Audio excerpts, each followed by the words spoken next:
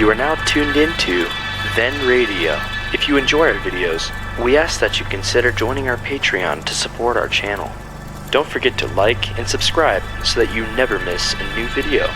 We hope you enjoyed today's episode, and as always, thank you for watching.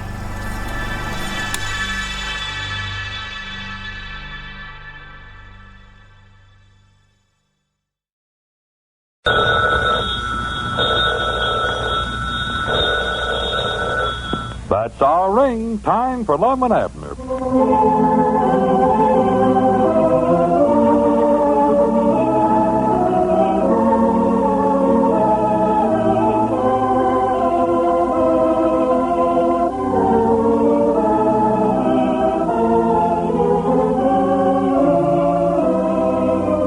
And now let's see what's going on down in Pine Ridge. Well, as we look in on the little community today, we find Cedric in the Jot 'em Down store washing the windows. Abner is talking on the telephone. Listen. No, Mom, we're plumb out of flour. What else for you? Well, no, we ain't got a potato in the house, just plumb out of them. No, Mom, we're out of sugar, too. Well, yeah, we are out of not everything we got, it looks like. Well, we're going to be rich in a few days, and that's the first thing we're aiming on doing is to stock up the store. Yeah, we're going to get rich off of that formula. The Hempstead formula. Oh, sure, we done got it mixed up, fixing to bottle it. Well, Lum says we're going to be rich. Oh, well, I'm glad you're washing them windows, Cedric. They sure need me. Yes, Mom. It's pretty dirty, all right. Well, thank you for calling. I'm sorry we ain't got nothing. Abner, did you... Oh, excuse me. I never noticed you was talking on the phone. Well, all right, just go down to Dick Huddleston's store. I don't care. We're running a store here. We're just out of some stuff, that's all. Abner, watch what you're saying. Well, I don't care if you do. We're going to be so rich in a few days we won't need your business. Yeah. Go on down there. Hey. Goodbye. Oh. Who was that? Oh, it's Miss Seastrong. Oh, her. Well, I'm glad you talked to her that way. That woman had rather argue than anybody I ever seen in my life. Called up for a list of stuff, and we got everything she's wanting, and she got mad about it. Threatened to go down to Dick Huddleston's store and trade. Well, I'm glad you told her what you did. I told her to just go down there and help herself. I'm tired of carrying them sea strunks on her books anyway. Well, I'm tired of arguing with her. And her man Ezra is just as bad as she is. Oh, he's worse than she is. That blamed Ezra stand there and argue with a stump on fire. I never seen such people in my life. Did you find any bottles? Oh, yeah, I got 7 or 8 of them back there. That's all I could find around here. Some old soda pop bottles and a ketchup bottle or two. Well, I got a whole batch of them here. You have? Yeah. We ought to start buying up bottles, you know it. Buying them? Yeah, we're going to need thousands of them. For the land's sake. Might could get Cedric to go around town buying them up for us. Yeah, well, don't bother him now, Lum. Let him finish washing them windows while I got him started at it. Well, we can get the youngins in town to gather them up and sell them. Give them some spending money. Well, that's better than getting Cedric to do it. Just let him get all these windows washed. Oh, yeah. They was needing it bad enough. Yeah, I've laid off to do that for a year and just ain't got around to it. Come on, we just may as well go on back in the feed room and fill up what bottles we've got. Yeah. Better tell Cedric to watch the front of the store here. Yeah, he can wait on any customers if they come in. Don't know for the life of me what he could sell them. We're out of everything. Cedric. Oh, yes, Mom? Me and Lum's going back to the feed room, bottle up some of that formula, so you watch the front of the store here for us, and if any... Hey, what are you doing? Washing the windows. Ain't that what you wanted? Yeah, but that ain't the tub, Cedric. Let me smell that stuff. Well, I was just noticing. I believe this water's got something in it. Smells sort of funny. Yeah, it looks funny, too. Oh, my goodness gracious alive. Here, don't put that rag back in there. Here, get out of the way. Just get plumb out of the way. Now you've did it. Oh, what's the matter, Mr. Lum? What's the matter? That's our formula in that tub there.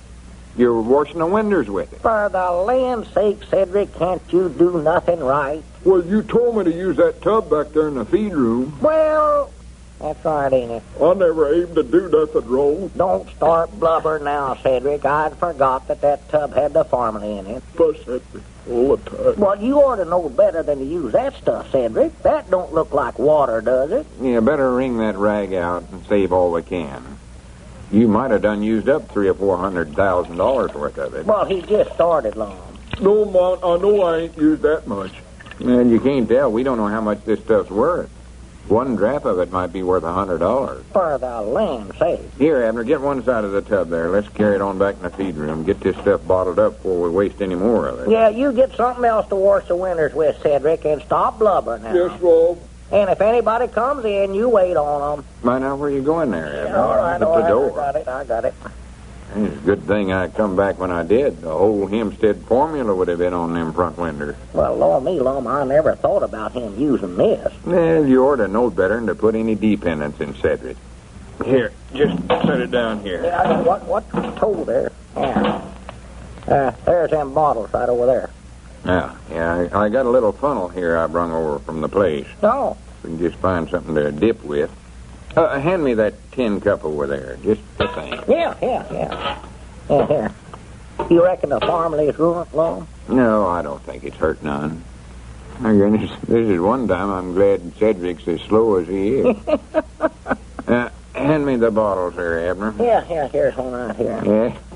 Yeah, sir, there ain't no telling how much money we're going to make out of this stuff. No, I hope so. Or, I mean, I hope we do. Yeah. But you hold it and I'll pour it. Oh. Set the funnel in it. Oh, yeah. Yeah, there she is. Wait a minute, hold it over the tub so as if I spill any, we won't lose it. Yeah, that's a good idea. One drop of that stuff may be worth $100. Bertie, wait. $200 maybe. Doggy's going up, ain't it? Hold it still, Abner. Oh, yeah. My full on. Yeah, that's enough. Right there. Never spill none. No. Well, there's the first bottle of the great Hempstead formula. Ain't that pretty? Doggies, look at that stuff. Let me hold it up here towards the window where you can see it in the sun there. Look at that. Ain't that a dandy? Sort of a purple color, ain't it? Violet. Yeah, looks about like grape soda pop, don't it? Old Lakewood ought to see that. He loves grape soda pop, so. Well, it sure does. In this bottle, it looks that way anyway. Yeah, we ought to have some corks. Yeah, that's right. We ought to. I doggies, wait a minute, Lum. There's some pop bottle caps up front there. Me and Grandpa's been using them to play checkers with. Well, get some of them. Yeah. We can use them till we can get something better. I reckon a fella can pound them back on there. Yeah, they'll go back on. We need 1, 2, 3, 4, 5, 6 of them. Yeah, here they are. Better bring them other bottles, too, while you're up there. Yeah, just fixing to. Just a fixing. Yeah, I'm afraid we ain't going to have enough bottles. Have to put it up from something, though. Keep Cedric from washing windows with it. Very ideas. So, as long we could use some of them fruit jars up there to pour it in, I reckon. Why, sure. Might have some customers that'll want to buy it in quarts and half-gallon sizes. Okay, that run pretty high if it's worth $200 a drop. Half a gallon of it'd be worth money, wouldn't it? It'd run into right smart of money, all right. More likely have to cut the price on them big bottles that way. Yeah, well, we could afford to cut it down a little bit. You want me to get them fruit jars? Well, let's go ahead and fill the rest of these. Oh. Get some idea how many we're going to need. Here, hold this bottle. Yeah. Where's that dad blame funnel at now? There it is, right there by your practical stand. Right on it. Been a snake that bit me, sure to work. Guess I'm getting all flustered or something, thinking about how much money we're going to make. Hold still. Now. Yeah. That's that time. Yeah, there's another bottle full. Yeah. Granny, we're going to be as rich as bottom land. Get another bottle there. Yeah. Yeah, sir, I just wish we knowed what this stuff was. That's what I believe. Wouldn't you have thought old man Hempstead would have said something about what that formula was good for as long as he was about it? Yeah, seems like he would. Don't worry, we'll find out what it is. How? Well, I ain't figured out just how yet, but there's bound to be some way to find out what we've got here. The worst part about it, we can't sell none of it till we can tell a fella what he's buying. Might be poison for all we know. Yeah, if anybody wants to buy some of it, I'll sell it to them. Hold it still, Abner. Oh, yeah, excuse me. Don't know where it's for the rheumatiz or some sort of a liniment or what it is. Look at there, got it all over my hand. Yes, sir. Gonna do that stuff won't wash off neither. Well, it might be some kind of a purple dye for all we know. It could be at that. We don't know. Cedric might have been right a while ago. This might be some kind of a cleaning formula. Yeah, set that bottle down and get another one. No, I know it ain't no cleaner. Look at my hand there. Looks like I've been handling pokeberries. Yeah, it does, sort of. This must be some kind of a dye, Abner. Well, I hope not. They've got every kind of dye there is colors, I reckon. Might try it out making some Easter eggs. Well, for goodness sakes, Lum, if it's worth as much as you say it is, we'd have to get about $10 an egg for it. It'd be pretty high for Easter eggs, wouldn't it? That's too high. Hold still. All right. You're nervous. I know it. That's full enough, I reckon. Well, there's 4 bottles we've did so far. No, it ain't but 3. That's 4. I counted them. Well, Lum, right there, they set now. They ain't but 3 of them. I know I can count that high. Look at there. I One, know 2, good and well I feel. Wait a minute. Where's that first one? That soda pop bottle? Well, where is that thing? Oh, I know. I must have left it up in the store when I went up there to get these caps. I know I had it with me, for I tried one of the caps on it. Just a minute, now I'll go get it. Wait a minute. We can get them fruit jars while we're up. Yeah, come ahead. Wait a minute. Granny, that legs went plumb to sleep on me. What's the matter? Well, look at Cedric laying right down there in the middle of the floor, sound asleep. Well, Swan, goodness. Fine partner we take him in. Yeah, now he is. Cedric, get up from there. Heidi's laying there in the middle of the floor. Somebody come in and carry off the whole store and you wouldn't know it. Cedric, come on, get up from there now.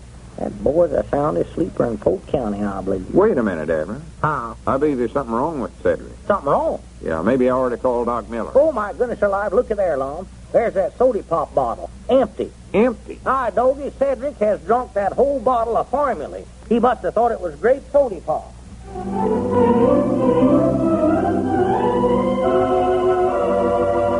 Well, this is one way of finding out what the Hempstead formula will do, but it's the hard way.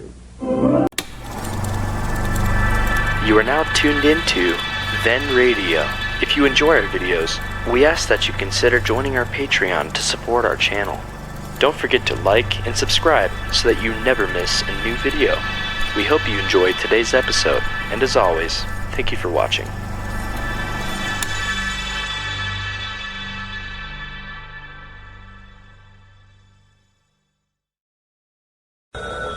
That's our ring. Time for Lum and Abner.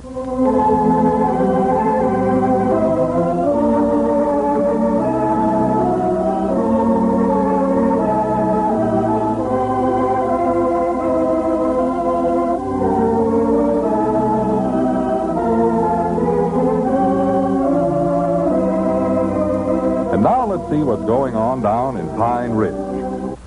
Well, as we look in on the little community today, we find Abner in the Jot 'em Down store telling Grandpappy Spears about Cedric's experience with the Hempstead formula. Listen. Yeah, Cedric thought it was grape soda pop and drunk a whole bottle full of it. Well, it's 1,000 wonders it never killed him dead. It is.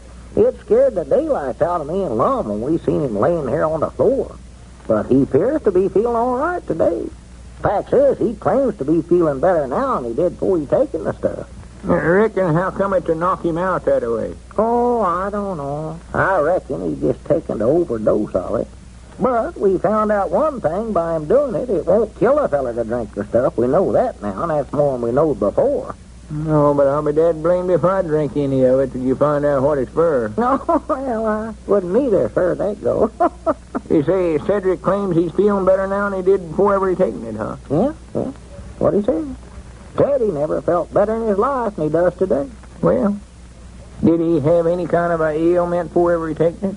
I don't know now, Grandpap, about that. I don't know. I just thinking if he did, drinking that formula must have helped him. Might have cured whatever he had. My dog, is that right? I hadn't thought about that. Sure. Might be a good thing Cedric drunk it. Well, I think so, too, now. But I'll tell you now, me and Lum were sure uneasy about him yesterday. We was back there in the feed room, come out here and see him sprawled out there in the middle of the floor. But it ought to learn him to leave stuff alone around here.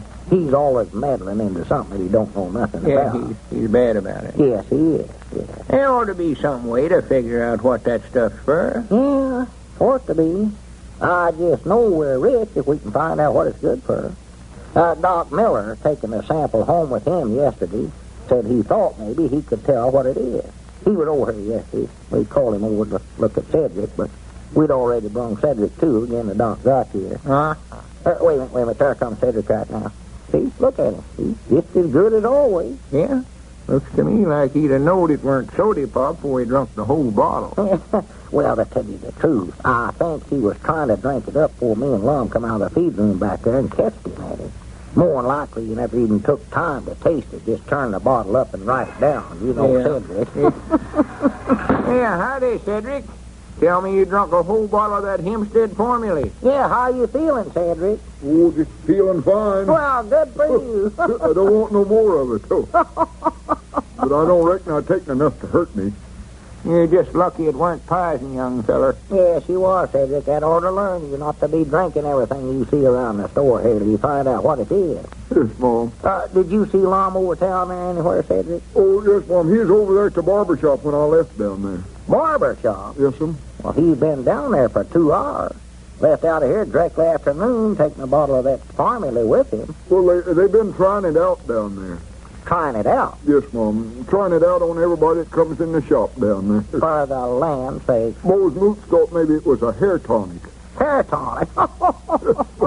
He tried it out on Mr. Uncle Henry Lunsford and turned his hair right purple. Well, natural. Naturally it would. I could have told him that. Wouldn't come out neither. It wouldn't? Oh, he was mad enough to bite. I bet he was. How about he catches it whenever he gets home, too? Oh. That woman of his will about run him off in the place. Oh, she will. She'll fist fight him. Mose tried it out on Mr. Luke Spears' face.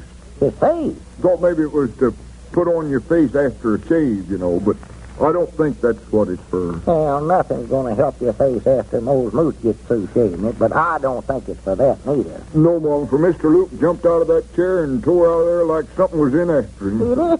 Face is purple as a turnip. Well, I sworn that nephew of mine will try anything. Try anything.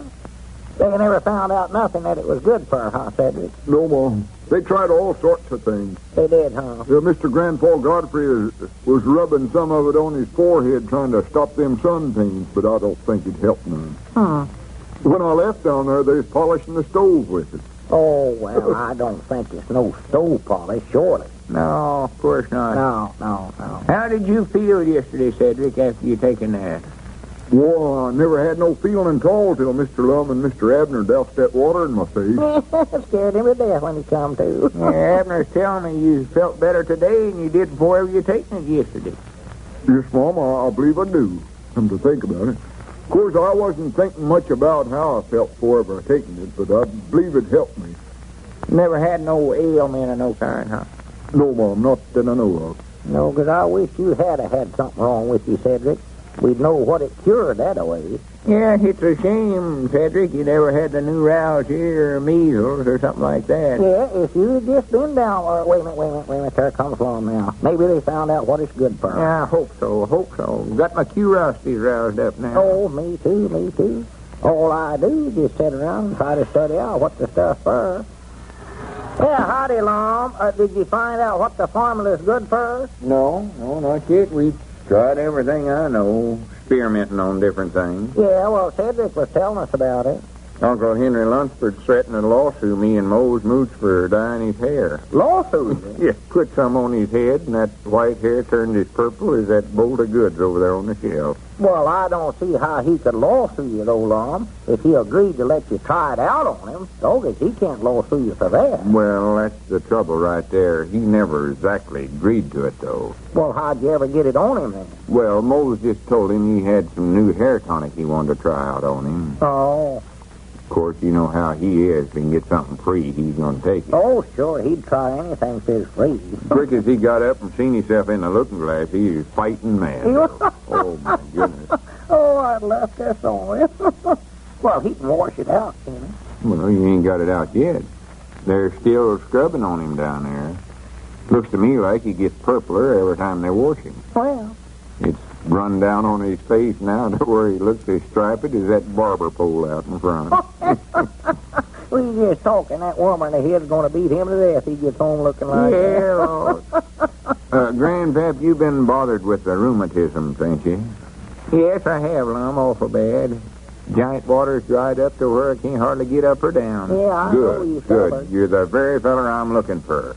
I believe about 3 tablespoonsful of that formula right there will make you just as good as new. Oh, no, you don't. No, sir. No, sir. You ain't trying nothing out on me. I ain't no guinea pig. Well, I just believe it'll do you some good, though. Of course, if you want to spend the rest of your life suffering, it's your business. My grandpap, you know it ain't gonna hurt you. Cedric taking a whole bottle full out of chest and look at him. He ain't hurt none. Yeah, but Cedric's a few years younger than I am, too.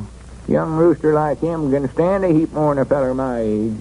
Well, I don't want to talk you into nothing, but I just got a sneaking notion that's what it's for. Well, why? Well, what makes you think so? Well, we've tried it out on everything else, and it ain't worked. It's bound to be good for something. Why, sure it is. You know, old man Hampstead wouldn't have left it wrote down if it hadn't been something. Go ahead, try a dose of it, Grandpa. Try it yourself if you want to try it. All right. I know that I'll take a dose if you'll take one. Yeah, what kind of a ailment have you got? Well, nothing in particular. I just figured that Grandpa might take it if I would. Yeah, let's you fellas try it. Well, would you take a dose too, Lum? Well, I'd be willing to, but I think one of us ought to not take none so as I can tell how it affects you fellas. Oh. Well, here, we can all take it, and you can watch us, and we can watch you that way. Now, I'll tell you what, you fellas take a dose and I'll rub some on me. That way we can try it out 2 different ways at once. No, sir, I won't do it. I'll take a dose of it if you will. Yeah, that's a good deal. That's a good deal right Oh, there. you want all 3 of us to be sick, huh? Sick? Oh, well, all right. Get a spoon over there, Cedric. Yeah, that's a time. There's one laying there on the counter where Jim Wilkins ate them pork and beans yesterday. No, it ain't. I washed it and put it up on the shelf over there, Cedric. And what about Cedric? We ought to make him take some. Yeah, that's a good idea. You can take some too, Cedric. No, Mama, I taken mine yesterday. I'm done cured. Cured? Well, if I had anything, I feel all right now. Oh. Here's the spoon, Mr. Moon. Yeah, thank you. I reckon we used up about half a bottle here today trying it. Yeah, let me see. So as you have, that bottle's half gone. You might have used $300 or $400 worth of it. Well, that's a fine way to do. Go down to Mose Moose's barber shop and throw away $300 or $400 dyeing fellas' hair and stuff. Well, we got to find out what it is. It costs $1 million. Well, we can't afford it, Lum. We ain't got that much money to be throwing $300 or $400 around that way. Dog. Here, there's a spoonful for you. Huh? That's for you, Grandpa.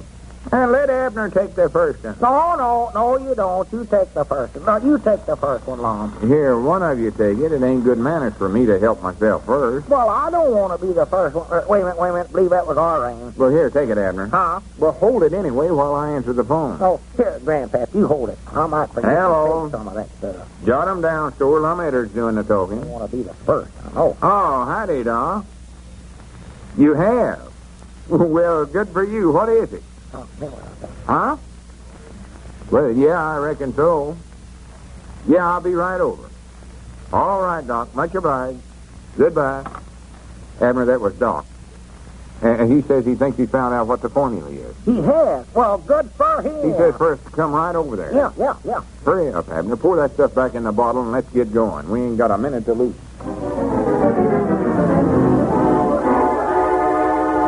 Well, a clue at last. And maybe just in the nick of time, too.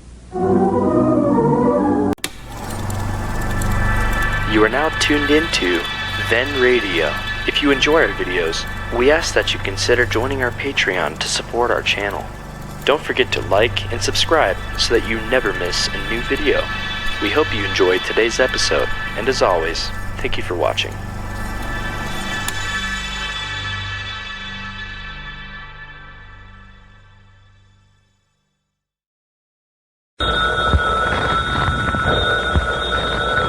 That's our ring. Time for Lum and Abner.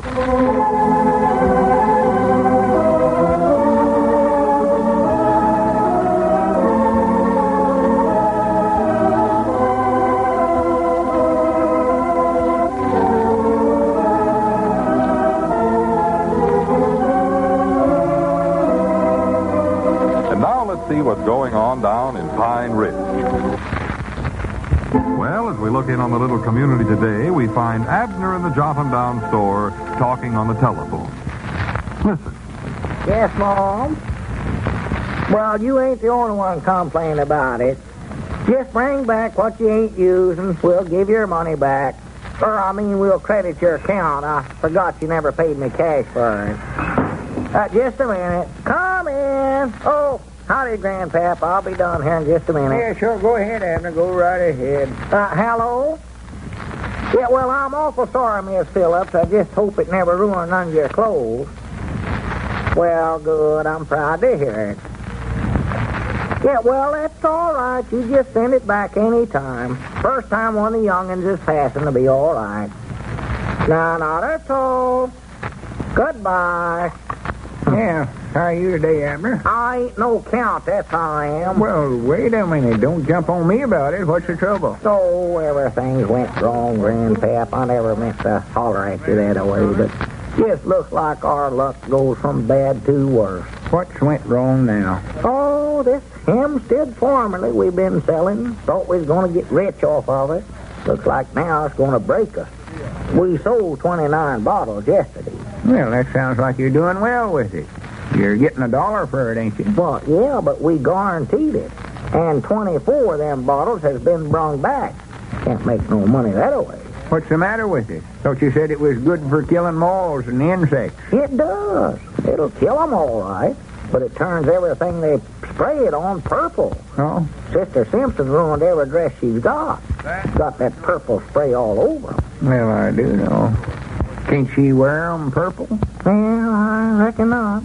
She claims that color ain't becoming to her complexion. Wanting me and Lum to pay her $50 damages. For the Lum, you say? Yes, sir. I wouldn't have thought she had that many clothes. Well, Lum's over there now trying to settle with her. They've been arguing about it ever since yesterday, trying to get her down on her price. That's a pigeon-toed shame. Yeah, well, the worst part of it is we ain't got the $50 to pay her. I just don't know what we will do. She's threatening to lawsuit us. Yeah, I'd settle with her if I could, for she's just aggravating enough to take it right to the court if you don't. Oh, I know it. She's a troublemaker if ever I seen one. She's the one that's causing all this to be brung back to us. Called up everybody she knowed and told them not to buy none. And if they'd already bought some, to send it back. Yeah, that sounds just like her. Yep. Elvira Seastrong come over there at the place at 9 o'clock last night. Got me out of bed to bawl me out about it. Brung the bottle back. Had she ruined some clothes, too? No, she hadn't even used none of it yet. She's just been talking to Sister Simpson. Set the bottle there on the front gallery and pressed off down the road swinging that lantern. Looks like she's trying to flag down a train. Yeah, there comes Lum yonder. Huh? Oh, yeah. Yeah, he must have come to some kind of understanding with Sister Simpson. I hope he never paid her no $50. I thought you said you never had that much. We ain't. Oh, tried he couldn't have paid her, could he? Best me settle with her on a credit, maybe. How'd you come out, Lum? Well, it's just like it was. I've argued and argued. Howdy, Grandpap. Howdy, Lum.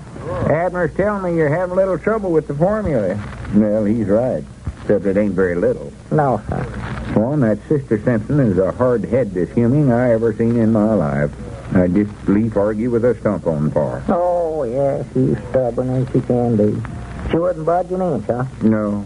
She says we'll either pay her $50 or she's carrying it to court. Well, I reckon she'll just have to take it to court then, for we ain't got no $50, I know that. No, we can't let it go to court, Abner. We just going to have to raise the money some way. We owe her something, ain't no doubt about that. I seen the dresses. Oh, they're sure enough purple at it. Yeah. Every dress she's got just as purple as grape juice. Well, She must have just poured that formula on them. If there'd have been any moles in them clothes, she'd have drowned them before that formula had a chance to kill them. yeah, well, it seems awful easy, I'll say that for it, Lum. Just look around here at these walls here in the store where I've been spraying. Yeah, I was noticing that a while ago, sort of a purplish feeling around here. Sorter, it's purple. Better quit spraying that stuff around here, Abner. Looks just like being on the inside of a grape. Yeah, get it all over that boat goods over there, and we won't have nothing but purple cloth to sell. That's just about all we got now. It's Polka a dot purple. shame purple ain't the style nowadays. Sister Simpson be tickled to death to have them dresses that color. Oh, yeah. She sets the style for the whole community, I reckon you'd say. Or to have some fun out of Sister Simpson. Huh? Call her up and tell her purple is the latest thing in women's clothes. Grannies, I'm a good mind to call her up and tell her I just read an article saying that purple is stylish this season. Oh, well, she wouldn't believe you, Lum. She just think you saying that to keep her from feeling bad over ruining so many dresses. Yeah, that's right. Sure. Grannies, I'd love to do that, though, just for a josh. Well, why don't we let Grandpap call her? She wouldn't station him. Yeah, that's a good idea. Call her up, Grandpap. Oh, no, Lum, I'd rather not get mixed up in it.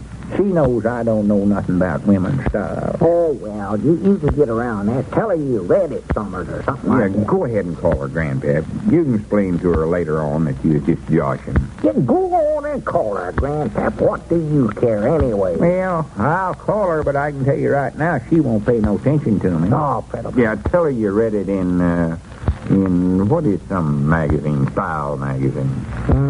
See. Well, me, I don't know, Hardy. Ladies' Home Journal, that's something, ain't it? Yeah, tell her you read it in that, Grandpap. What was that again, Lum? The Ladies' Home Journal. That sounds like that'd be a woman's magazine. Yeah, it does. Sorta. Yeah, go ahead, call her. Don't just stand there, Grandpap. Now ring that telephone. Well, if I get in any trouble, I'm going to tell her you fellers put me up to it. Well, you ain't going to get into no trouble, so don't worry about that. We just want to make her feel bad because she's acting so contrary about them dresses. Why, I never seen such a spirited cat as that Grandpap is. Wait a minute. Hello? Sister Simpson? This is Milford Spears. Why, tolerably well, I reckon. How's yourself? Uh-huh. Yes, it is uncommonly warm. Well, go ahead and tell her, Grandpap. Don't stand there and visit with her all day. Why, what I called up for, Sister Simpson, I just read an article I think you might be interested in. She just loves to use that telephone. Well, I know you sort of set the styles around Pine Ridge here, so that's the reason I called you. Oh, me, that'll tickle her to death, somebody. Oh, yes, you do. Everybody says so. All us look nice in your clothes. That's the time, Grandpap. He sure knows how to get along with her, I'll say that. Well, what it was, I read an article in the Ladies' Home Journal. The Ladies' Home Journal. Yes, an article about women's style, so natural I thought of you. She brought the first Battenberg coat to Pine Ridge. Oh, it just went on to tell what's going to be wore this season. Just the same. Yes, With an ostrich plume hat. He said now the only color they're going to wear is purple. Oh, Yes, nothing but purple. You have? Well, you must have done heard about it. Well, you're right in style then, according to that article. Well, I just thought I'd call you in and tell you I thought maybe you hadn't heard about it, you know. Well, that's all right. I'm just proud to do it. Not at all. Goodbye. What'd she say, Grandpa? Oh, she was just tickled plumb to death. She was? Yeah, said she already knowed it. Huh. Said every dress she had is purple now. Said she dyed them all yesterday. Well, Dyed them, huh? Yeah. Said she done read that article herself. well, she must take the Ladies' Home Journal, too. Well, that article weren't in there. Oh, thought that's where Grandpap said he seen it. I did, Abner, but I never sure enough seen it. We just sat here and made the whole thing up a while ago, don't you recollect? Oh, yeah, sure. What's the matter with me anyway? Sure. Wait a minute. That's Seastrump's ring. Huh? Let me listen in here a minute. Oh, I bound you that Sister Simpson calling Elvary I Seastrump. bet it is, too. Both of them just breaks their necks trying to outdo the other and in setting styles. Be quiet, Yeah. Granny, that's who it is. What's she saying? Be quiet. Oh, She's telling Elvira that she read where the latest styles in Paris is purple dresses, and she's done got every dress she's got dyed purple. well, she sure believes you all right, Grandpa. Oh, I know she was taking it in. Taking it hook, line, and sinker. Sure. Granny's, I'm going over there now and try to settle with her. Huh? I'll tell her we'll give her the $50, but we'll have to take the dresses. Yeah, that's a good idea. I bound she'll just tell us to forget about it, but I know she ain't going to want to give up them purple dresses. Why, no, she wouldn't. Wait a minute, I believe that was all right. Yeah, I'm getting it. Oh. Hello, jot 'em down, store. Lum Edder's doing the talking. Oh, that was that good stuff. Who? Oh, how are you, Elvira? Oh, good. Elvira, she's coming. Well, Martin. Why, yes, Mom, I think we've got a few bottles left. I thought you brung it back, said it weren't no count. He did. Aw. 2 bottles, huh? All right, I'll save 'em for you. All right, thank you, Mom. Goodbye. Granny, get them bottles sitting back on the counter, Abner. I can see right now we're going to have a wreck. That was a good idea you had a while ago, Grandpap. That Hempstead formula is going to start selling like hotcakes now.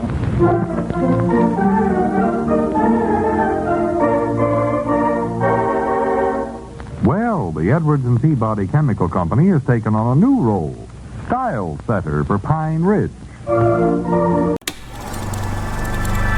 You are now tuned into Then Radio. If you enjoy our videos, we ask that you consider joining our Patreon to support our channel. Don't forget to like and subscribe so that you never miss a new video. We hope you enjoyed today's episode, and as always, thank you for watching.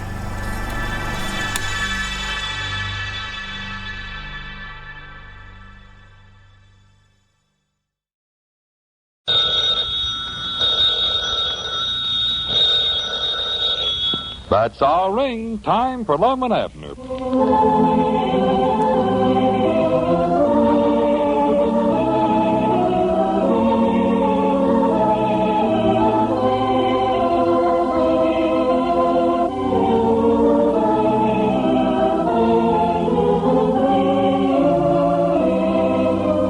And now let's see what's going on down in Pine Ridge. Well, as we look in on the little community today, we find Dick Huddleston in the Jot 'em Down store. Lum seems to be making a convincing sales talk on their new product. Listen. Not only that, but it's guaranteed to rid your place of all sorts of insects, moles, mosquitoes, ants, any kind of bug. And the nice part of it is we know it won't hurt humans at all, for Cedric Weehunt drunk a whole bottle full of it, thinking it was grape soda pop. And it never hurt him none. Oh, it'll sell like hotcakes. I tell you, Dick, you just can't afford to be without it. Everybody be calling for it in a few days. You need it in your store. Well, I don't think I need any of it right now, Lum. There's several good exterminators on the market, and I've got so much money tied up in that stuff now that I expect I better wait till my stock runs down a little. Well, you're going to be losing money, for there's going to be calls for it. You've got exterminators, yeah, but you ain't got no Hempstead formula. No.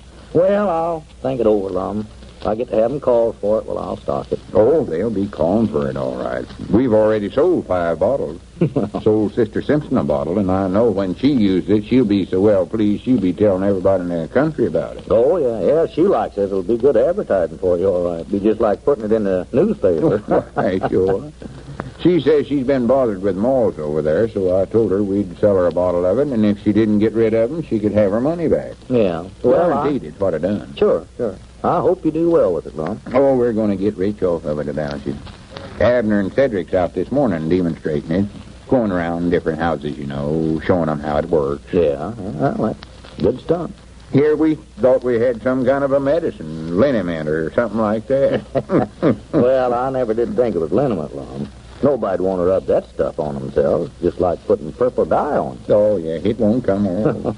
Uncle Henry Lunsford's hair's still purple where Mose Moose rubbed it on his head thinking it might be some kind of hair tonic. Yeah, I saw him at church yesterday. Thought he was going to break up the services when he walked down the aisle with that bright purple hair of his. Oh, his woman wouldn't even sit with him. She's disgusted to death. Yeah, I heard she was pretty mad about it. Yeah, he come in here Saturday morning mouthing about it. I told him to go jump on Mose Moose. He was the one that put it on there. He was just trying to find out what the stuff was, you know. Yeah. Mose. Had it all mixed up, never knowed what we had. Tried it on everything before we found out. By the way, how did you discover what it was good for anyway, Lum? Oh, Doc Miller finally figured it out. Oh, he did? Yeah, we called him over here right after Cedric drunk that bottle. We sort of uneasy for fear he might get hurt, you know. Yeah. And Doc got interested in it and taken a bottle home with him, and then he called the other day and told us he'd found out what it was. Well, I don't know how he went about doing it, but he sure studied it out. That Doc's a smart one. Yeah, Doc's pretty good. Well, if it's as good as you say it is, Lum, why, you ought to make a lot of money out of it, all right? Oh, yeah. We're going to build a big factory here in Pine Ridge to manufacture it quick as we get able. Well, Edwards and Peabody Chemicals Company, home of the famous Hempstead formula. How does that sound, Dick? sounds all right, I guess, Lum.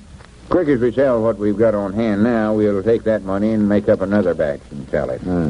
See, we're making enough profits on it to where we can make a little more every time. Sure, that's fine. Sure wish we could get you to handling it, though, Dick. Well, I might a little later, Lum.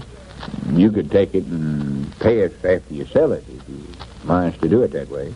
Well, I don't know. If you want to leave a few bottles over there at the store, why, I'll try to sell it for you. Well, good. Good for you.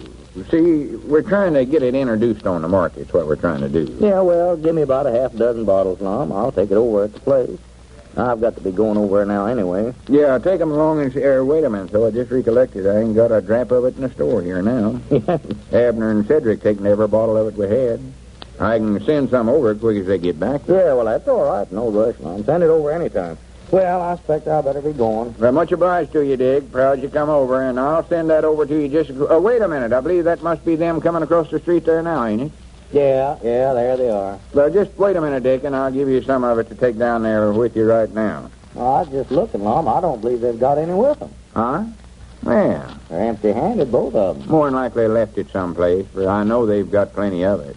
Had 23 bottles whenever they left out this morning. By Jack, now that's an energetic-looking pair, Lum. Yeah, ain't they, though? That's not the picture of ambition and exuberance. You've got a live sales force there, Lum. Climbing up those steps like it's all they could do to make it. Yeah, I guess they're pretty tired. They've been out all morning. Yeah, they look it. I'll tell you that. Well, what's he knocking for? Crazy idiot. Come on in. What you stand there knocking at the door for? Well, good morning, madam. Would you like to buy a bottle of the Hempstead formula? Guaranteed not to rip, ravel, or run down at the heel, all wool and yard wide. Take a bite of it. Try it. It'll make the old men young, the young men old. $1 bottle, money back guarantee. Abner, I told you that ain't the spiel you're supposed to use for this. Come on in here. Well, it's sure selling this stuff. Howdy, Dick. Hello, Abner. You actually been selling any of it? Every bottle we had. Sure enough? Yes. Well, for the land's sakes, good for you. Well, that's pretty good for your first day, Abner. Oh, we could have sold a heap more of it if we'd have had it. Oh, my, yes. We've got to get another batch of it made up right away, Lum. I can see right now this stuff's going to sell. Yeah, may as well start figuring out where we're going to build a factory right now. Just close this store up and go into it right. Well, you fellas want to talk business, Lum. I'll see you later. All right, Dick. Just quick as we get another batch made up, I'll send some over to you. Yeah, all right. So long. So long. So long. Dick's going to start handing over at his store, huh? Oh, yeah, he's all enthused about it. He is. Well. Granny's, I give him a sales talk to where he couldn't help from buying it. Never appeared to think much of it right at first, but when I got done with him, he was mighty nigh begging me for some of it. Well, you heard me. I told him about it, didn't I, Cedric? Oh, yes, oh. Mr. Abner get to telling them how good it was, and I'd get so interested I wanted to buy it myself. Yeah, Lum, Cedric wants a bottle of it when we get some more made up. Well, Cedric can wait for his. Don't want to make nobody mad because they can't get none of it. Well, let's see now, counting Cedric, that's 24 bottles I sold today. Well, I sold 5 here at the store. That's, let's see, 24 and 5, 4 and 5. 27. 29. 29 bottles we sold so far today. Doggies, we are doing it, ain't we? Yeah, I sold one where it's going to do us an awful lot of good, too, Abner. Sister Simpson. Sister Skimp? Oh, she'll tell everybody she knows about it. Oh, that old gossip of Freddy everywhere. Yes, she's a gooder. Oh, yeah. We might not afford to give her a bottle. She's going to spray all of her clothes with it and get shut of the moles. Well, is she having trouble with moles over at her place? Well, not particular, but I told her she might have. Oh. Told her we're getting into the moth season now. Is this the moth season? I think it is. Either now or later. Or maybe it's earlier. Come sometime during the year, I know. Yeah, well, that's close enough. I'll just use that the next time me and Cedric go out to sell some more of this. I'll tell my customers that. Don't forget, I got to order in for a bottle. No, well, I won't. Oh, wait. Well, howdy, Ben. Oh, hello. Yeah, how things down to the jailhouse, Constable? Yeah. Say, Ben, I was just thinking you ought to have a few bottles of Hempstead formula on hand down there at the jail. Yeah, the moth season is extra bad this year, Ben. Fine. How are you, Cedric? Oh, I'm pretty good, Mr. Ben. That's nice. How's the business going, Lum? Well, pretty good. We've sold every bottle of Hempstead formula we've made up so far. Yeah, me and Cedric's been out here in town this morning just selling it right and left. Might not everybody we called on bought a bottle of it. If you want some, you better get your order in now so you'll be sure and get some of it next batch. Yeah. Reckon how many want to be put down for? How's that? I say, how many bottles of Hempstead Exterminator do you want to order? Right. Well, Abner, how's Elizabeth? Oh, she's pretty good, Ben. Nice woman, Elizabeth. Well, I've got to get over to Dick Huddleston's store and get some kind of insect spray. I'm having trouble getting rid of flies and bugs down at the jail. See you all later. Yeah, so long. Well, wait a minute, Ben. We've got just the thing for insects and bugs. Insects and bugs, you say? Yeah, why, sure. Oh, well, if Dick's got anything good for him, I'll get you a bottle, too. So long. So, well, Ben... He's gone. No use trying to explain nothing to him. Did he order some Hempstead formula from us, or didn't he? I couldn't quite follow him. I don't know whether he did or not. I doubt it, though. Well, I believe that was our ring. No, I'll get it. Never mind. I'll answer it, Abner. You just sit and rest. I know you're tired. Yes, I am tired to death. Hello, jot 'em down, store. Lum Abner's talking. Like I've been oaring over a low board with a cold iron all day. Oh, I never hardly knowed you, Sister Sampson. Have you tried out the formula yet? Oh, that's Elizabeth. Well, good. Mom? Owe you $50 for what? Oh, my goodness. Well, can't you go ahead and wear 'em that color? Purple's nice. Well, I'll see what we can do about it. Yes, Mom, I'll be over there directly. Goodbye. What's the matter, Lum? We're into it now, sure enough. Into it? Sister Simpson said she sprayed all her clothes with that formula and turned every dress she's got purple. Says we owe her $50 for the stuff we run.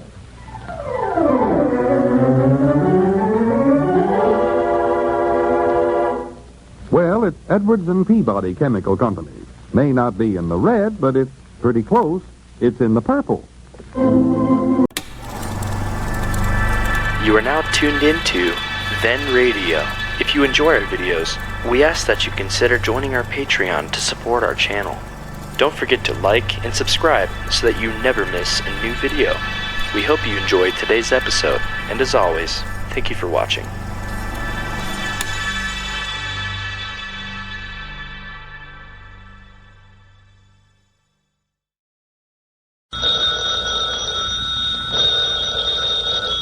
That's our ring. Time for Lum and Abner.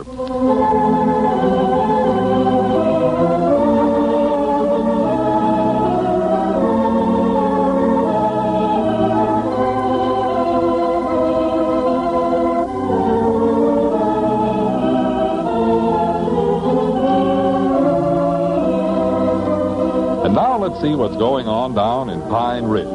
As we look in on the little community today, we find Lum and Abner in the Jot 'em Down store discussing the merits, or lack of them, of the Hempstead formula.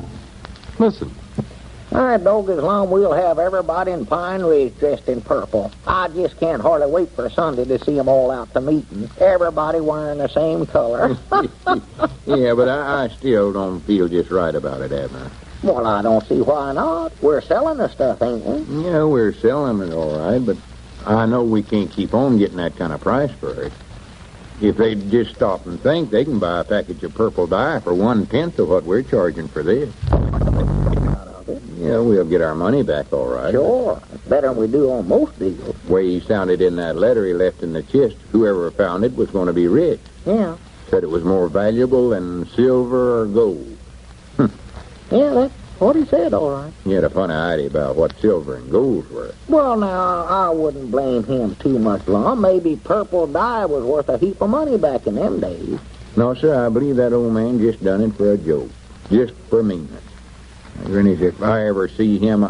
No, that's right, he ain't here no more, is he? Oh, no, he's been dead and gone for years. What makes me so mad, why didn't he say what the formula was for? Had us running around here trying our best to find out what we had after we got it made up. One minute we'd think we had the Edwards and Peabody Liniment Company, and the next minute we'd think it was the Edwards and Peabody Hair Tonic Company. Yeah, and the Edwards and Peabody Moth Terminator Company. Now then, you want to call it the Edwards and Peabody Dye Company. Yeah, that's what I wished it was. Wished it was a dye? Why, sure. You can study up so many good advertising sayings for a dye that-a-way. Me and Grandpappy Spears sat over here this morning for 2 hours figuring out slogans for the company. Slogans? Yeah. If you want to die easy, use the Hempstead formula.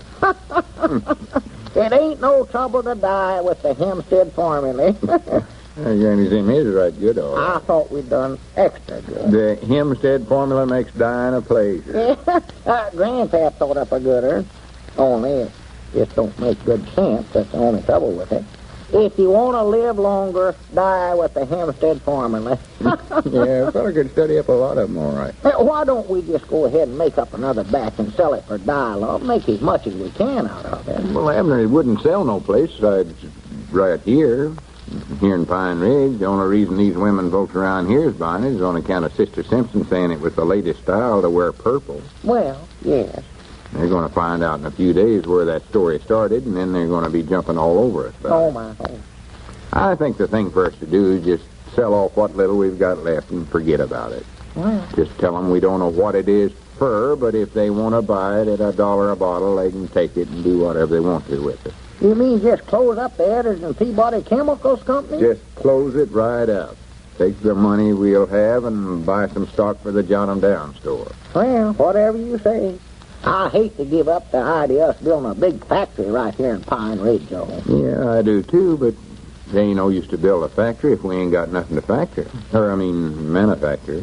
Fact is, we wouldn't have no money to build nothing with it. No, I reckon not. You've got to have money to make money, looks like. Yeah, you got... I say, you've got to have money to make money. Now, just what do you mean by that? Well, if you ain't got no money, you can't make none. You've got to have something to get started on. Make investments. How does a fella ever get started? Well, he takes $1,000 and invests it, and the first thing you know, he's got $10,000. And he invests that. Yeah, but where does he get that first $1,000? That's what he started with. Yeah, but where did he get it to start with? That's what I want to know. Well, you see, he had that. I know, but where did he get it? He never found it, did he?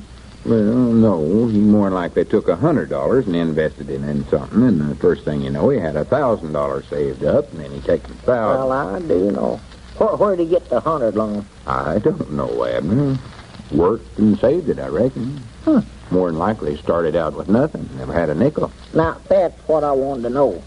You sure picked a poor fella to use for an example, I'll say that. Picked a poor fella. Yeah. He never had no money to start out with, never had a nickel, you said. First thing you know, he had $10,000. And here you were sitting there saying a minute ago that you had to have money to make money. Well, you've got to have some. Well, he didn't have none. Let to go in partner with that fella. What's the feller's name, Lum? Who? The feller that made all that money. Oh, I don't know. I just use him for example. Well, he ought to have a name of some kind, sure. All right. John Smith, then. You mean old man John Smith that lives down there on Briar Creek? Well, you could say it was him. You see... Well, I'll be a polka-dotted possum. That old man's owed me $4 for over a year, and he stood right out there on the front porch the other day and told me he never had a nickel to his name. If I don't tell him a thing or two, Wait a minute. What are you fixing to do? I'm going over there and collect that money or plow up that lower 40 with him on. Come back here and sit down. Huh? I don't know that it was him. I was just using that Well, name. now, it might have been Eli White, Lum. They look enough alike to be own blood brothers. Yeah, that's about who it was. Well, I hear that Eli is pretty well fixed. Well, we'll just say it was Eli then. $10,000. If that don't beat the bugs of fighting. I'm going to get old Eli to tell me how he made that. I wouldn't be asking him no questions about... Oh, wait a minute. There comes Squire Skimp. Why? Oh, we can sell that old horse thief a bottle of that dye. He didn't want to buy none of it. What would he want with it? If we'd have had any sense at all, we'd have sold him the whole Hempstead formula the other day when he offered us $50 for it. Yeah, we'd have sure give him a good skinning on that. Been good enough for him, too, as many times as he's beat us on deals. Yeah, it just looks like when we ought to trade with Squire, we don't do it. And when we ought not to, that's right when we make a deal with him. I was just thinking maybe we could sell it to Eli White, Lum. Him with all that money, $10,000. Howdy, Squire. Come in. Well, good afternoon, gentlemen. Good afternoon. Come on back and sit. Yeah, howdy, Squire. How are you today, Abner? Oh, all right, I reckon. Just wished I had as much money as Eli White, though. Well, why? Has Eli got a little money? No. Made $10,000 this flick of the whistle. Investing. Don't pay no attention to him, Squire.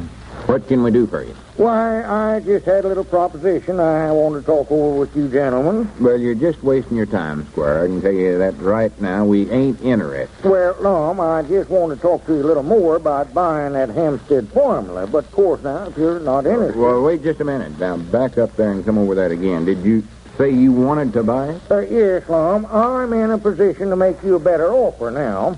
I've been thinking the proposition over, and I believe I'd be willing to raise my offer to an even $100 for it. Answer the phone there, Abner. Go ahead, Squire. Well, I couldn't pay all of it in cash right now, Lum, but I could give you $50 in cash and the balance in 30 days. Granny's, I'm feared you bought yourself something there. Hello? Got him down, store. Abner Peabody on this end. Wait till Abner gets done there, Squire. Who? No, ma'am. She's over at home. Huh? Oh, this is Elizabeth. I never knowed your voice, honey. How are You you? want to be sure it's satisfaction to him before we make a deal. You done what, honey? Wish Elizabeth wouldn't call up like that all the time, right when we're busy. It did. Well, I do know. How come you to try it out on them? Well, for the land sakes. So that's what it's for, huh? Hey, wait just a minute. Let me tell Lum. Lum, Elizabeth says the potato bugs are just ruining her garden over there, and she sprayed some of the Hempstead formula on them and killed every lasting bug on the place. Well, I'll fond to goodness. Hi, Granny's, that's what it's for. Why, sure it is. Elizabeth says it outdoes anything she ever seen in her life. Well, bless old man Hempstead's heart. Yeah, boy. Hi, Granny Squire, the deal's off. We'll keep the formula ourselves. From now on, it'll be known as the Edwards and Peabody Potato Bug Company.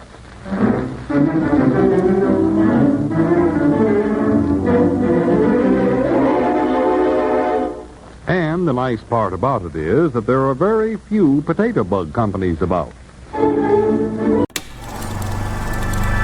You are now tuned into Then Radio.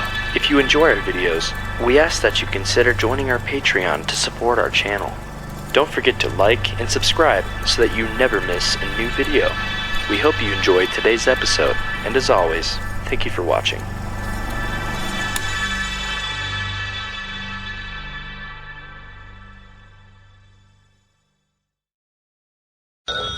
That's our ring. Time for Lum and Abner.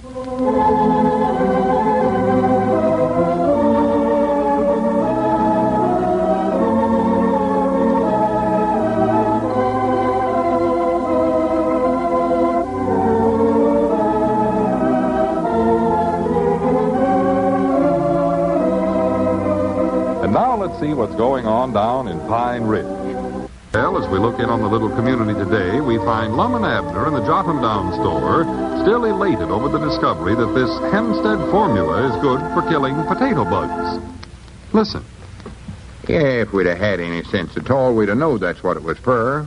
We found out it killed insects, but I never once thought about nothing but moths and mosquitoes and such as that. No, just 'cause it turned clothes purple weren't no sign that it weren't no count. I thought that all along.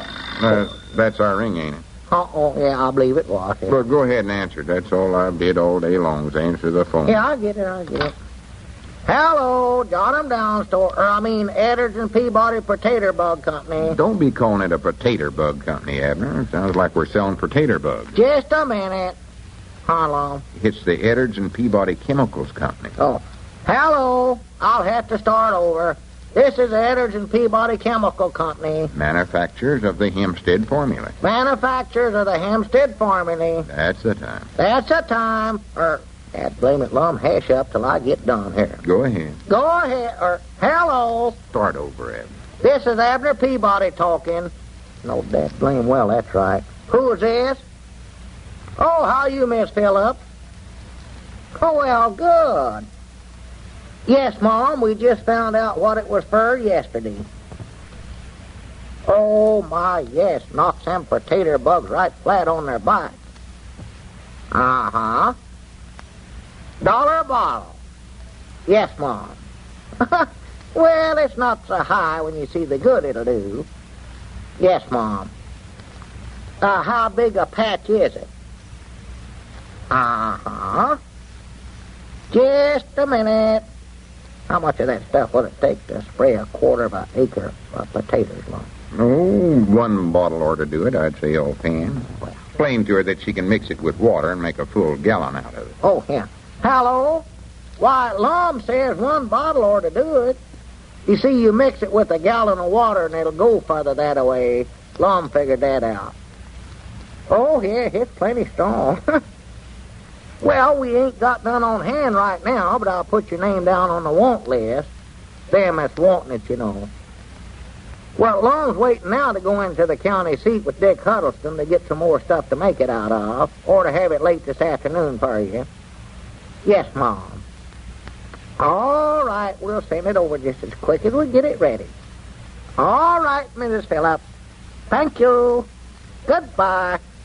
Oh, but you better get on in the county seat and get that stuff, Lum. That's 11 bottles that we got waiting now. Well, I can't go till Dick Huddleston comes by with the car. I ain't going to walk in there. Well, I'm just feared we're going to miss some sales. Yeah, we ain't going to miss no sales. They're either got to get it from us or not get it at all. Yeah, I guess you're right about that, yeah. Of course, that's right. We don't have to miss no sales. We can go right ahead taking orders for it.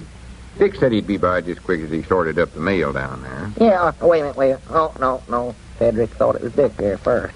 Now, where's he been all morning? He weren't even here when I come down. Well, he's been out taking orders for that formula, demonstrating it. Good for him. No telling how much of it he sold by now. Yeah, I wish we had the money. I'd just get that stuff by the barrel. All them ingredients we need to mix in the formula. Oh. Save running backwards and forwards to the county seats so dogs much. Yeah. See, right now, this stuff's going to sell. Yeah, how'd you make out, Cedric? Oh, I done fine. Done awful good. Well, everybody seemed to like it, huh? Oh, yes, Mom. Appeared to be awful well pleased with it. Well? It'll sure knock them potato bugs a-kicking, I'll say that for it. Yeah. Oh, my, yeah. Knock the living daylights out of them. That was a good idea you had, Cedric, going around demonstrating it that way. Proud to see you taking such an interest in the business. Me and Abner might make a junior partner out of you one of these days if you show the right altitude. Gosh, it'd be mighty fine, all right. Here, Cedric, give me a list of the names that you sold it to, and I'll put them down here with these other ones I got. Well, I ain't exactly sold none yet, for sure. Ain't sold none. No, Mom, I can't understand it. They all appeared to like it fine, but they wouldn't buy none. Said they never needed it. Never needed it? They had potato bugs in their garden, didn't they? Yes, Mom, they did have, but they ain't got none now. I cleaned them gardens out to where you couldn't find one nowhere. Well, I don't see why they never bought none if you showed them how to do the work. Wait a minute. How much of the potato patch did you spray when you done that demonstrating? Oh, I sprayed it all. I'd done a good job while I was at it. That's fine, Cedric. Fine, nothing. No wonder they never wanted to buy none. You've done sprayed their garden for 'em. Got shut all the potato bugs. Natural, they don't need it now. You're too good a demonstrator, Cedric. How many places have you been to? 2. Luke Spears and Walt Bates. That's all I had time for. Well, good. This is one time I'm glad you're as slow as you are. From now on, just spray one vine. Oh, yeah, I see now. Yeah, if I'd known you was going to spray that much, Cedric, I'd have sent you over to my place and let you work on our potato patch. Well, you already knowed it worked, though. Oh, yeah, that's right, I did. That's right. That means I believe you've given me a good idea, though, Cedric. Lots of folks' potatoes need spraying, and they're either too lazy or ain't got time to do it. I believe we could just hire you out at so much hour to spray the patch for 'em, and us furnish the formula. Yeah, that's a good idea, Lum. Or to be able to get anyway 50 cents an hour for you. Yeah, I'm slow as Cedric is, while we can make some good money Now, out of that. just a minute. I never bought no interest in the formula. Why, of course you never. Me and Lum own that by ourselves. No, you bought an interest in the Jot 'em Down store, Cedric. Yeah, You own $25 worth of stock in it. that's right. Well, that's what I thought. But you fellers wants me to spend all my time working for the chemicals company. What you ain't complaining about there, you Cedric? Well, no, Mom, but I ought to be getting something out of it, looks to me like. I ain't getting nothing out of the store here. Yeah, that's right, Abner. Cedric's got a point there. He has, huh? Yeah. Oh. We'll make you an officer in the chemicals company, too, Cedric. Make you the field representative. Field representative. Yeah, you can go out in the fields and spray the potatoes. Oh, that don't sound like no big office to me. Well, how would you like to be branch manager of the company? Well, now, that sounds a heap better. Yeah, that's a All good right. You can be branch manager. Your job is to spray the branches of the potato plant. Yeah, that's a good job, Cedric. And you can be the head of the research department, too. Search for places where they're needing their formula. Well, here, Lum, you're giving Cedric all the offices in the company. Oh, well, don't worry. I ain't going to take them. Huh? I'd rather stay here in the store and let you fellers look after the potato bug business yourselves. But we've got to have somebody to do the demonstrating, Cedric. Well, why don't you fellers do it then? Well, I ain't talked to Abner about it. I don't know where he'd want to do that or not. Huh? Natural, I couldn't do it. Wouldn't look right for the president of the company to be going around to folks' houses spraying potato bugs. The president. Well, yeah, president.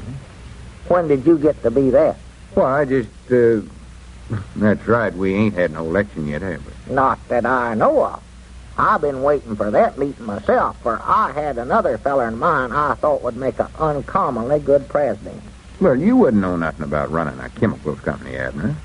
How did you know who I was talking about? I just had a notion. What I had in mind to do when I got to be president is to appoint you to the highest office in the company. I thought president was a high. Not in a chemicals company. Or this one, anyway. Oh, You know who you are? why, sure. I mean in the company. Oh, no. Who? Dr. Abner Peabody.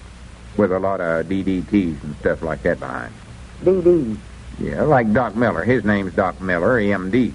Oh. You're Dr. Peabody with about half the alphabet strung out behind your name. Head chemist. Chemist. What are they?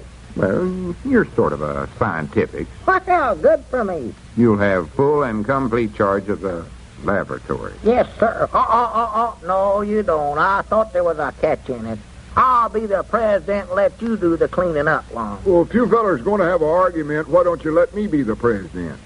For goodness sakes, another one wanting to be president. I'll tell you what let's do. What? I'll think of a number, and the one of us that comes closest to it can be president. And we'll all guess at it. No, you don't. No. What's wrong with that? Well, I catched on to that. You might change the number on us. We're all three going to guess at it. You just write it down on a hunk of paper to where none of us can't see it. Make it fair. Well, no, that wouldn't. Wait a minute. Yeah, all right. Yeah. Sure. Hand me that piece of paper there. Yes, sir, boy. You can't put nothing like that over on me, kid. I've been here just a little bit too long. There you are. I'll fold it right over so none of us can see it. That's embarrassed there. Now, I'll give you fellas a little hint. The number is twixt 1 and 100. Good. Go ahead. I'll let you fellas guess first. Well, you go ahead, Cedric. You guess. 54. All right. 54 for Cedric. You guess now, Abner. 6. 6. 16 for... I said 6, Lum. Oh, well, that's such a little old number, though. I don't care. That's what I'm guessing. Did you see what number I put down there? No, sir, I never seen it. Somebody's doing some cheating around here. That ain't going to work. I can see that right now. Can't two of us be president. That's the number I was going to get. Well, here, let's see what number you put down there. Wait a minute. I see Dick Huddleston driving up out there now. We'll have to have the election some other time. I'll see about it when I get back from the county seat.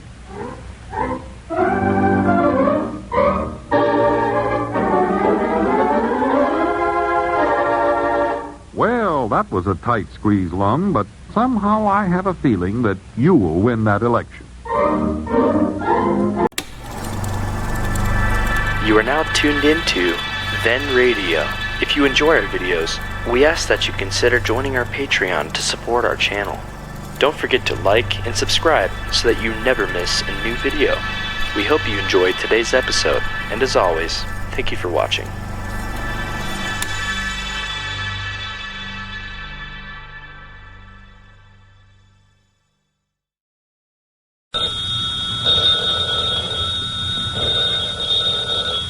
That's our ring. Time for Lum and Abner.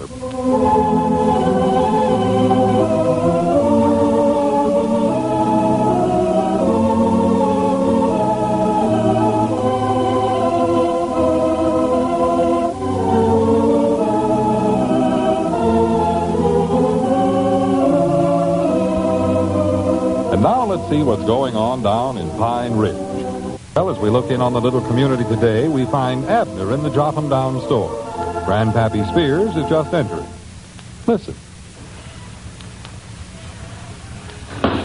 Come in. Yeah, howdy. Oh, well, howdy, Grandpa. Yeah, how are you this morning, Abner? All right. Don't call me Abner no more, though.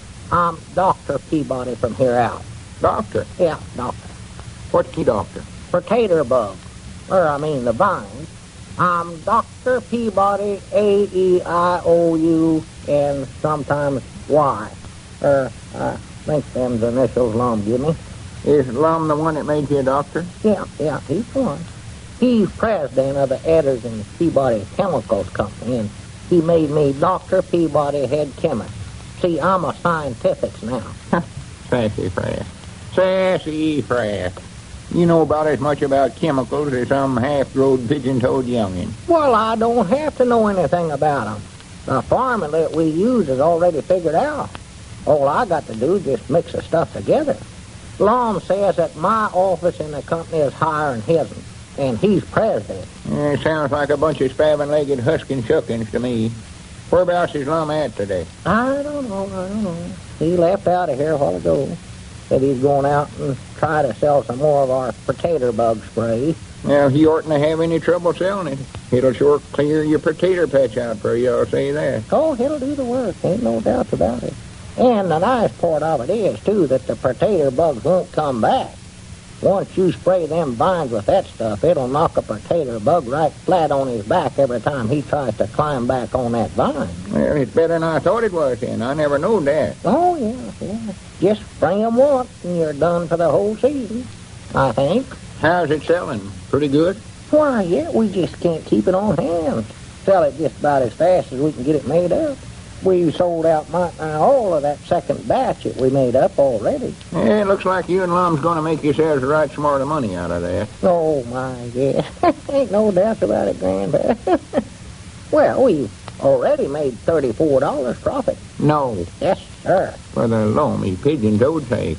Just in a few days, yes, sir. Well, I hope you don't forget your old friends whenever you get rich. Oh, well, I ain't. You don't have to worry about me. I'm going right ahead speaking to everybody just like I weren't no better than there. So many folks get terrible big-headed whenever they start getting rich that way. Yeah. Just hope you and Lum don't let it turn your head. Yeah, well, we ain't. Me and him's both going over to the picnic at Cherry Hill tomorrow and just mix and mingle with everybody just the same as we'd always did. Oh, you going over there for the annual butcher and grocerman's picnic? Yeah, wouldn't miss that for the world. No, I reckon not. We're just going to close the store up and spend the whole day over there. You're going too, ain't you? Well, I don't know. I was aiming on it, but Ben Withers sort of wants me to stick around here and play checkers or something. Ben Withers? Being the constable, he figures he ought to go away and leave the town without no police protection. Oh. Hi, Doggy's Grandpap, if you ain't going, can I borrow that hat band of yours that says, "Oh, you kid" on it? Well, sir, I don't know where that's at now. You do done it, too. I've got a button that says Chicken Inspector on it. Yeah, I want that one, too. I want that. I used to have one. It's a good one. Says, "I love my wife, but oh, you kid." That always got him. Oh, I couldn't wear that. That Elizabeth would be a bump on my head if she heard about that. I got a nice rubber return ball over at the house, but the rubber ain't no count on it no more. No, well, I don't want that. Them things will get you in fights. You pop somebody with one of them. Big old slew-footed boy like to beat me to death over there a couple of years ago with that. I recollect that. Well, I reckon, Grandpap, there won't be nobody left in town here for you to guard. You ought to go. They'll all be over at the picnic. You might as well be over there with them. Well, Ben's feared somebody will break into the jailhouse if he leaves. Oh. So I guess I won't go after all. That's the shame. That is going to be a fair class for the bully boys and sissy girls. Oh, yeah. Worst part of it, Charity wanted to go awful bad. The Seastrunks invited us to ride over in the wagon with them. Yeah, well, Elizabeth wanted to go, too, but Looks like she's just so fur behind with her crops that she can't get off. I told her this morning after that rain we had yesterday, she'd just better stay here and turn that ground while it's in good shape, you know. Well, now, she's wanting to go, Abner. Them crops will keep, you know. Oh, well, I doubt if there'd be room for her anyway. Me and Lum and Mose Moots and Caleb Wehunt riding over there in the car at Dick Huddleston. Won't be room for her inside, and Elizabeth's just getting too old to ride the running board anymore, Grandpa. Yeah, sure. She'll be all right. I'll bring her some little pretty knock-knick of some kind back from the picnic, and she'll be just as happy as she went herself. Yeah, maybe you're right. And then she'll be caught up on her work, too. Yeah. I'll bring her one of them Cupid dolls. I can figure out some way to win one. Generally, she wins them herself, throwing the cat rack. I can't hit them things at all, but Oh, I've seen her stand there chunk all afternoon. she brung back one of them big chalk bulldogs last year, taking both of us to carry it home. Just loves it. Sets it there in the house, barks at it, you know. And I might bring her a box of Cracker Jacks. She loves them things. Loves to get them little prizes in there. You know. Oh, yeah, I do, too. Yeah, them little frogs, she'll click-clack them things so she might now run you out of your mind with them. I know it. Fool a feller. She loves picnics. I'll bring her a cornucopia of that cotton candy, too, while I'm at it. She loves that stuff. Well, that's mighty thoughty of you to think of something like that, Abner. Well, I've always said a feller can't be too good to his women folks, you know. Elizabeth works hard. Works awful hard, bless her heart. Bless her little heart. I just hate to see her out there in the field this hot weather. But looks like she just ain't happy lessing she's got a plow handle in her hand. And you've got a field of corn over there to be proud of, Abner. I'll say that for you. I just noticed it yesterday. Well, thank you, Grandpap. I worked awful hard giving Elizabeth advice this year. I've sat there on the fence in the boiling sun many a day telling her how to plow that corn. And if her health holds up, I think I'm going to have a good year. Wait a minute. Yonder comes Lum right now if you want to see him. Well, I never wanted to see him particular. I just wondered where he was at. Ain't saw him in a couple of days. Yeah, well, we've been awful busy mixing up that formula and selling it. Cedric Wehunt's out demonstrating, you know. Yeah, Cedric was over at the place yesterday wanting to spray our potatoes, but of course I told him we'd done already had some. Yeah, well, he sold a lot of it, I'll say that for Gentlemen. Yeah, did you sell any more of the stuff, Lum? Well, no. Oh. How are you, Grandpap? Oh, tolerably, I reckon, Mom. How's yourself? Boy, just as fine as a E string on a fiddle. I'll let Lum get some more. Yeah, what's new? Not a thing. Abner is telling me you're aiming on going over to Cherry Hill tomorrow for the butchers and grocermen's picnic. Yeah, looks like I'll have to. Yeah, he's in the sack race, you know, and backstop for the fat men and the thin men's baseball game. Now, don't go telling everything you know, Abner. Did you get that union form from Cedric? Yeah. Don't. He had a rose pinned on the bill of the cap. I hate to see you in that outfit. Your legs look like two ropes with knots in them. Yeah, I know I don't look so good. I think they're going to call on me for a little speech, too. Uh-oh. Fact is, I've just been over to the place sort of brushing up on it a little. You going to give that same speech you always give all about you starting out as a barefooted boy? Well, no, I've changed it up some. Took some out here and put some in there, sort of like a woman making over old dress. You folks are aiming on being there, ain't you, Grandpap? I've got my doubts, Mom. Oh, you ought to go. Might not everybody's going to be there. Elizabeth says she's going, Abner. Going to the picnic? That's what she said. Just now talked to her. Well, I thought she was down there in the field. Ain't she working this afternoon? Yeah, she's working. That's where I seen her. Down at this end of the field. Stopped there at the end of the row in the shade to catch her breath just as I come by. Oh, she'll use any excuse. I insist on her going. Told her I'd let her have my place in the car. Luther Phillips told me I could ride over with him. Well, it's all right she wants to go, but, Lum, I wish you wouldn't encourage her and teach you that. Get her to where she won't be worth killing. Reckon it'll be all right with Dick for her to tag along with her. Well, he ain't for sure he's going. Huh? His woman's been asking him to drive over to Odin, spend the day with Ethel and the baby tomorrow, long as he's aiming on closing up the store for the day. Oh, well, if Dick ain't going, I reckon Elizabeth might as well go. I'll have to use the mules to drive over there with anyway. Yeah, I mean, well, there comes Ben. Oh. Wonder if he's going. Well, he thought he ought to stick around town, Grandpap. Well, howdy, Ben. Hello, Abner. Milford. How's everybody? Grannies, what are you looking so serious-headed about, Ben? Weevils. Huh? Things look bad, Lum. What are you talking about, anyway? How's that, Lum? I said, what are you talking Yes. I didn't realize it, but this morning I took a ride out in the country with Ezra Seastrunk on the feed wagon. Had a few deliveries to make. And as far as I can see, we're not going to have any cotton crop around here at all this year. Well, I thought they had a good stand of cotton. I did, too. Well, the stand is all right, Milford, coming along fine. But the boll weevil has set in. And everyone we talked to this morning said they won't make half a crop. Oh, I do know. Boll weevil, huh? The whole trouble, Lum, is the boll weevil. Yeah, that's what you said. Earl Pomeroy said if he could head him off some way, he's going to do well to get his seed back. Yeah, again, them things get started, they'll wade right through a cotton field like a thrashing machine. You know, that's going to affect business all over this whole pigeon-toed town. Why, of course it will. It always does. Yeah, we done an extra big credit amongst the cotton farmers this year, too. Doggy, that's right. We sure did. Well, as I see it, the whole trouble is the boll weevil. After thinking it over, that's the conclusion I come to. Hey, Grannies, wait a minute. I believe I've got an idea. Looks to me like anything that'll kill potato bugs will kill boll weevil. You've put your finger on the trouble right there, Lum.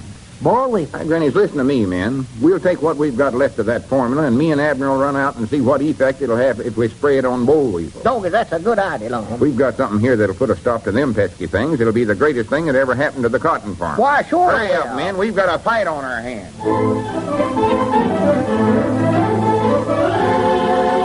Well, if the Hempstead formula will save the cotton crop, it might prove to be as valuable as its inventor indicated after all. You are now tuned into Then Radio. If you enjoy our videos, we ask that you consider joining our Patreon to support our channel. Don't forget to like and subscribe so that you never miss a new video. We hope you enjoyed today's episode, and as always, thank you for watching.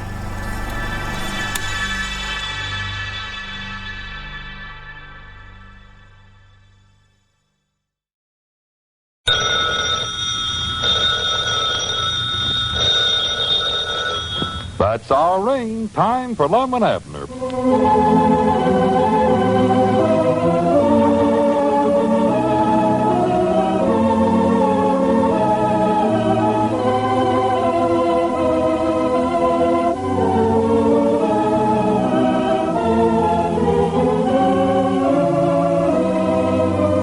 And now let's see what's going on down in Pine Ridge. Well, as we look in on the little community today, we find Grandpappy Spears in the Jotham Down store helping Lum and Abner mix up the famous Hempstead formula. Listen. Yeah, doggies, I wish Cedric hadn't went over to that butcher and grocer man's picnic today. We could sure use him here to help us mix up this junk. Well, we're doing pretty good. Well, I don't mind working long as we're helping the farmers around here getting shut of them boll weevils. No, if we can get shut of them boll, it would be the finest thing at all. It'll save the whole community. That's what it'll do. Us included. Of course it will. Oh, Look what I'm giving up, though. I don't even get to make my speech over there today. No, we're getting that sack race, neither one. How many gallons of this pigeon-toed formula have we stirred up so far today? Oh, I don't know, Grandpap. Ain't got the least ideas. We ain't keeping up with the order that's pouring in. I know that, though. How far behind are we on this stuff now, Lum? Well, let me check over this list here again. Oh, wait a minute. Wait just a minute. Weren't that our ring? Yeah, more than likely was. Believe it was. Phone's gonna ring itself right off on the wall before this day's over. Yeah, Hello, Jotham Down Store and Boll Weevil Company. Oh, yeah, Earl. Well, Earl must have stayed away from the picnic today, too. Why, we figure 4 gallons to acre, Earl. But you see, 1 gallon of the formula mixed with water will make 4 gallons of spray. Told me he's going over there and catch that greased pig you had advertised. 1 gallon of formula to 3 of water. Him and Sam Shell is going to go together. $2 a gallon. Well, 20 acres will run you right around $40. That Earl is catching, too. He bites them by the ear and holds on that way. Yeah, it comes pretty high, but it's worth it if it'll get shut of them boll weevils, and everybody says it does. All right. Well, now, it'll more than likely be tomorrow morning before we can get it over there, Earl. Never did catch a pig. He went around there for months. He couldn't understand it. We're so far behind here we can't get catched up, looks like. Oh, why, couldn't hear a word he was saying. Oh, yeah, we'll have it there just as early in the morning as we can. Finally got Kayla Weasel to make him some out of orange. All right, Earl. Much obliged. Goodbye. Put down 20 gallons for Earl Pomeroy. 20 gallons? Yeah. Doggers, we're going to be stirring this junk all night long. Yeah, we see some way we could speed up productions on it. Huh? We ought to have 10 times as much as we've got there. Well, now, Lum, I'm working just as fast as I can. Well, I don't mean that. Look there. Got blisters on my hand. What more do you want me to do? Well, I ain't kicking about your word. Just look at that blister there. Well, I guess it ain't quite a blister, but I doggers it will be before long. Well, I never meant it was your fault. It was slowing us down. No, sir, I'm working my best. Holding us back is that bottleneck at the wholesale house. Bottleneck? Yeah. You mean that old man, Frawley, that works there? No. Come to think about it, he does sort of look like he's got a bottleneck. Yeah, that's a good one. Yeah, that is. That's funny. Oh, that Lum's a wit. He gets them all. Yeah, you're right, Abner. But by a bottleneck, I just meant they was holding us back because they ain't sending some of the stuff we need for the formula fast enough. Oh. I called them again about an hour ago when they said they was doing the best they could. Well, Lum, I still don't see why you don't just get all the stuff from that drug outfit in there at the county seat. They deliver a lot faster than that wholesale place does. Yeah, but if we get all the junk for the formula at one place, they'll know the secret of how we make it.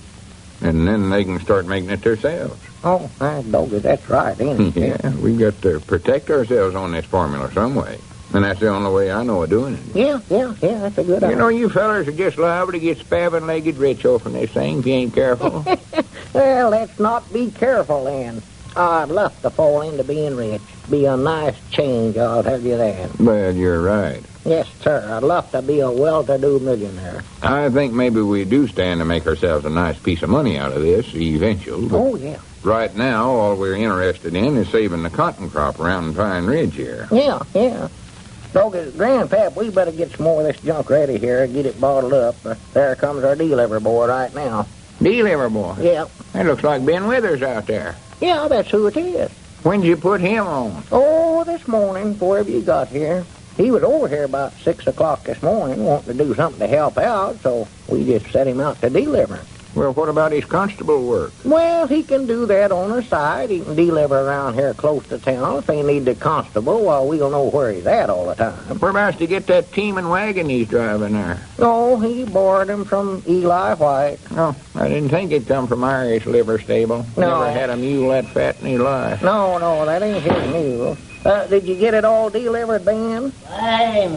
Got a whole lot of new orders for you, too. Well, Good. Yes. I don't know how soon we can take care of them, though. I brought back more orders than I delivered.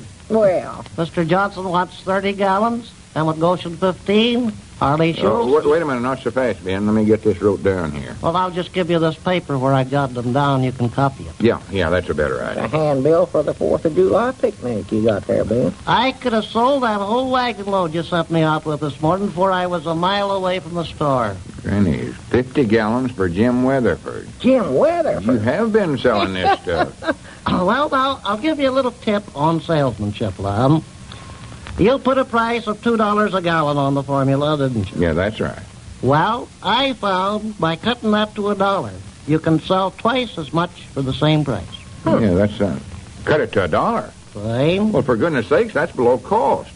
We can't afford to sell it for a price like that. Lose money on every gallon. Yes. What you do, Lum, is just slice that price right in half. Oh, me. I find, too, that's creating a lot of goodwill for the product.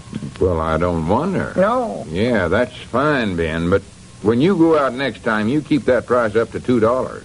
We've got to make a little off of this. Why, of course we do. Dogged, I know I ain't going to stand around here stirring that stuff and get these blisters on my hands for nothing. Creating a lot of goodwill for the product. Yeah, somebody's going to have to create a couple of goodwill baskets for me and Lum, too, if we keep on selling it for that price below cost. Look, Ben, you better call up all these people here and tell them you've made a mistake on the price. Yes, sir. Tell them it's supposed to be $2. How's that, The Lum? way you sold it, we'll be losing about 70 cents a gallon. And with the size of these orders you bring in, we'd go broke. Yes. You better get on the phone there. Yeah, get on there. Call them up right now, Ben. Call them up, you say? Yeah, here's your list. You can just follow that.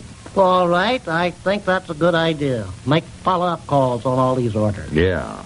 Let's see here. Well, looks like Mr. Johnson's the first on our list.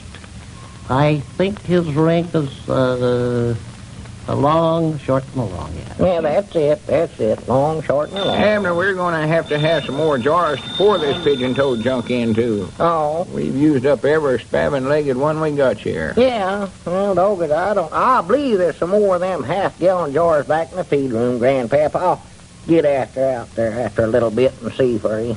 Hello, Mrs. Johnson? Well, this is Ben Withers. I'd like to speak with Mr. Johnson, if you don't mind, please. All right, he's selling that. Yeah. Bring it.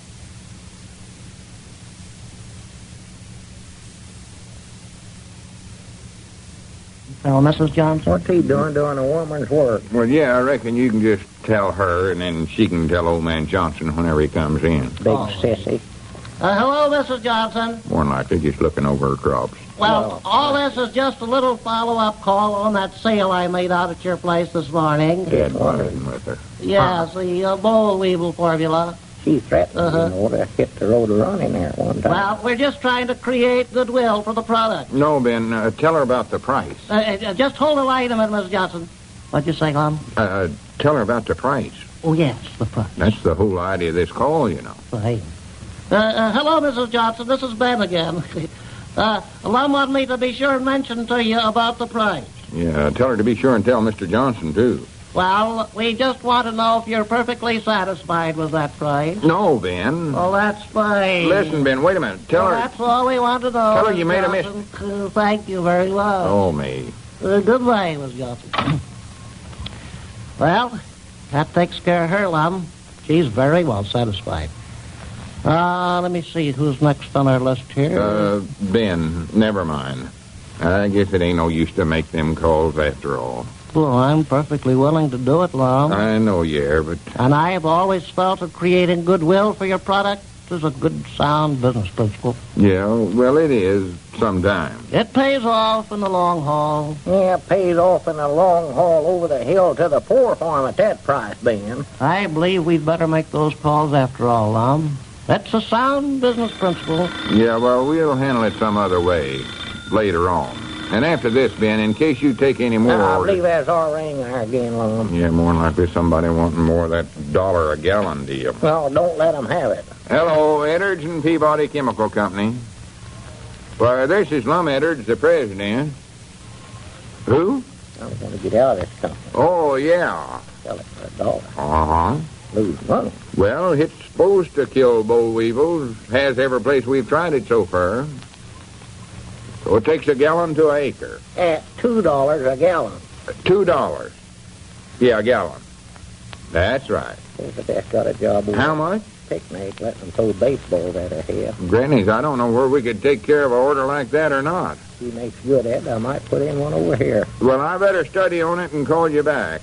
Get Yeah. into that business if it don't pan out. Yeah, quick as we can. I can learn her not to dodge. You betcha.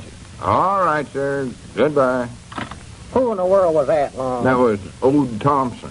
Old Thompson? Yes, the head of the Polk County Cotton Growers Association. Oh, him, yeah. He says if that formula will do what we claim it will, he'll take 6,000 gallons. 6,000? Yes, sir. Oh, neat. Granny's Abner, we're rich. Don't you understand? Rich is bottom land.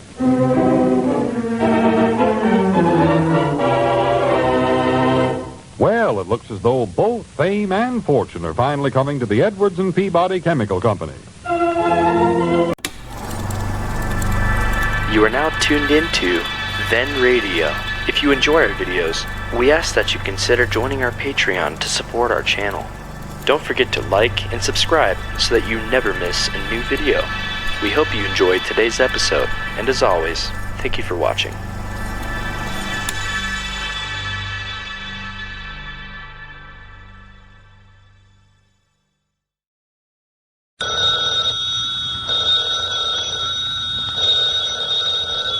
That's our ring. Time for Lum and Abner.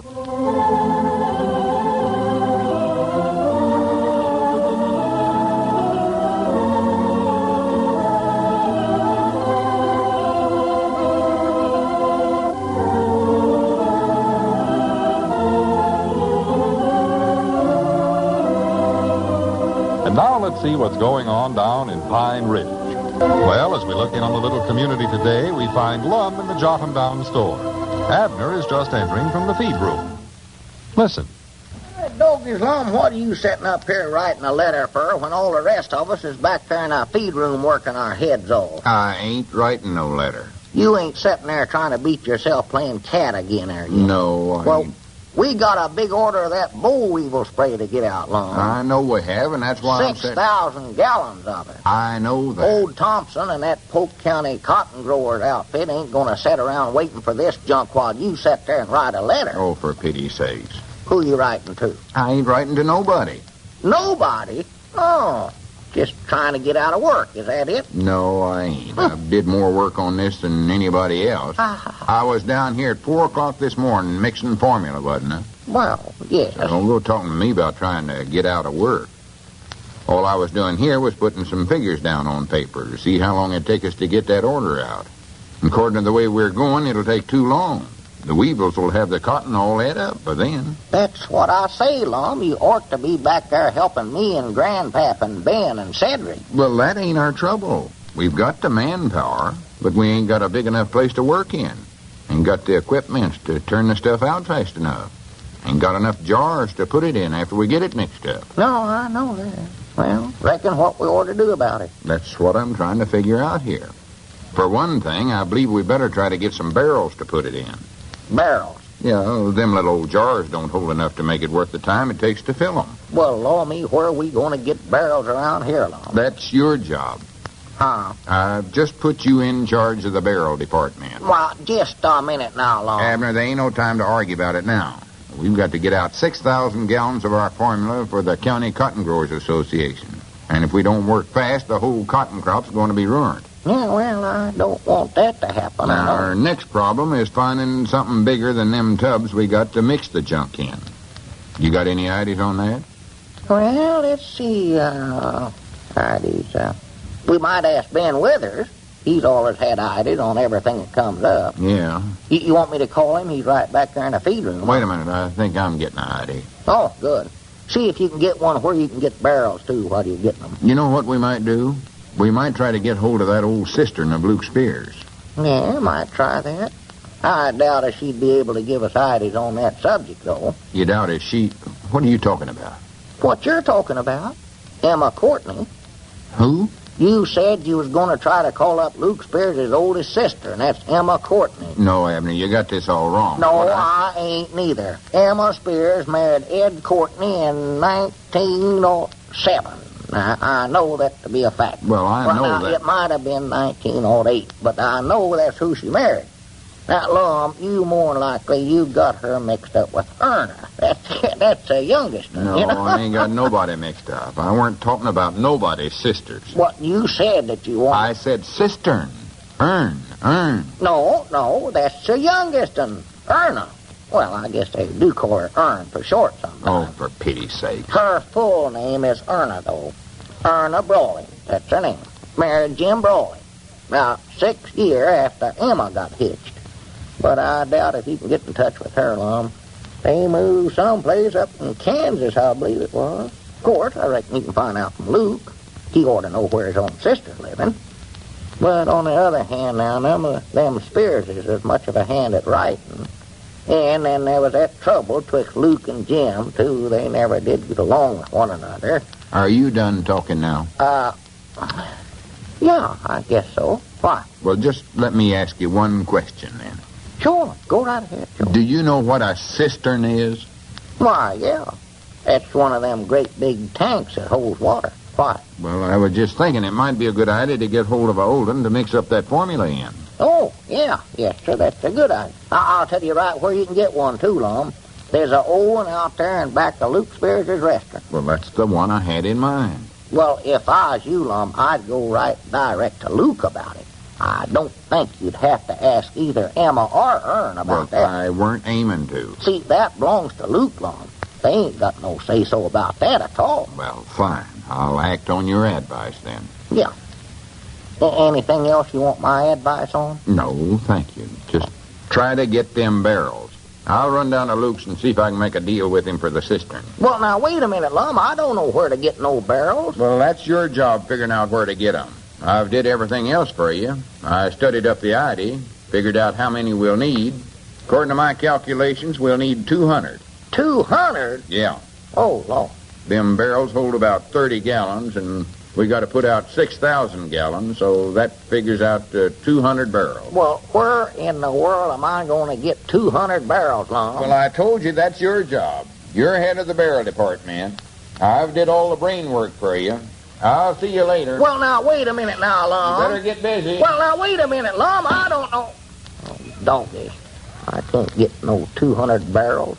Bet I couldn't get 199 of them things. Hey, Lum. He just left, Ben. Went down to Luke Spears' to see about a cistern. Oh, well, I wanted to ask him if he's got some more fruit jars. We're going to run out pretty soon. Yeah, well, Lum says we ain't going to use them fruit jars no more. How's that? See, Lum just give me a new job. From now on, I'm the barrel head. Yes.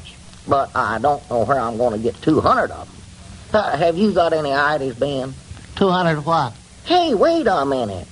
Weren't you telling me about some friend of yours that had this warehouse full of thousands of barrels? You mean Hugo Schultz? I believe it was some feller with a name like that, yes. Nice fellow, Hugo. Former Mount Ida resident. He's in the sauerkraut game. Yeah, that's the one. He started out in Mount Ida in a small way raising cabbages. Soon branched out and finally located in Fort Smith, where he is now known as the Sauerkraut King.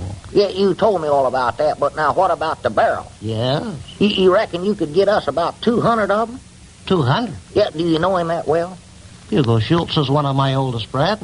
Well, you reckon you could write him a letter or send him a telegram or something and find out if he could, Ben? We've got to have him right away. I'll do better than that. I'll get him on the long-distance telephone. Well, I don't know. We got to have him right away, and them long-distance telephone calls of yours takes all day long. Well, I'll cut it short. Hugo's a man that comes right to the point. He'll give me an answer right away. I'll jump right on the phone. Well, I don't know now. A letter might be quicker, Ben. I haven't talked to Hugo in, must be 6 years. Well, now, don't get up there and start talking over old times with him now, Ben. Hello, Mamie. I got a rush call for you to put through. I want you to get me the Schultz Sauerkraut Company in Fort Smith. That's right. Well, I'll just hang on here and wait. Fine. She's rushing the call right through. Good.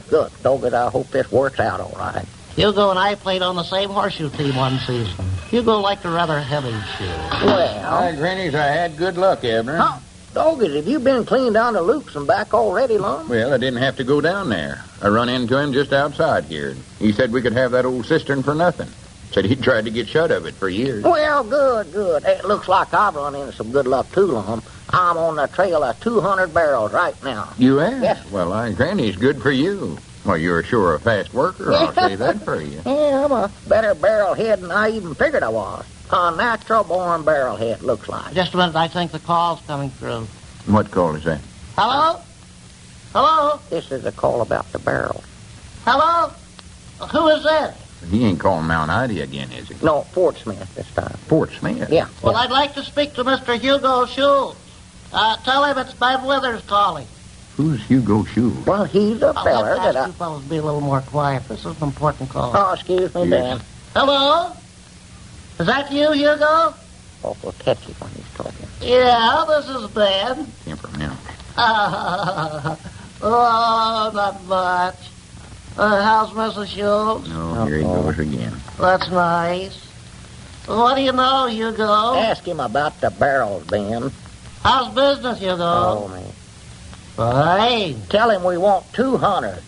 Say, Hugo, I'm calling for the Jot 'em Down store here in Pine Ridge. It's run by a couple of friends of mine, and they'd like to get 200 barrels. That's right, 200. Tell him we need them as quick as we can get them, Ben. Well, they'd like them right away, Hugo. I see. Just a minute. Will early tomorrow morning be quick enough? Yeah, if they can do it. Sure. Well, he has all his own trucks.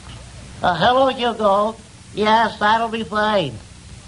Yes, 200. Send the bill to Mr. Lum Edwards. That's right. Well, not at all, Hugo. Glad to throw a little business your way. Well, say hello to Mrs. Schultz. All right. Goodbye, Hugo. Well, there you are. You're all fixed up. Dog, did you hear that, Lum? We got 'em. Well, wait a minute. You forgot to find out about the price, Ben. Oh, you don't need to worry about that. Hugo's price is right. Yes, huh? He'll probably knock off a little on account of you being a friend of mine, too. That's nice. Well, I'd still like to have an idea about how much it's going to cost us. Well, I don't think that's your big worry, Lum. What I want to know is, what are you going to do with all that sauerkraut? Sauerkraut? I thought we was buying barrels. That's right, and you'll never regret it. You're getting 200 barrels of the finest sauerkraut you ever taste.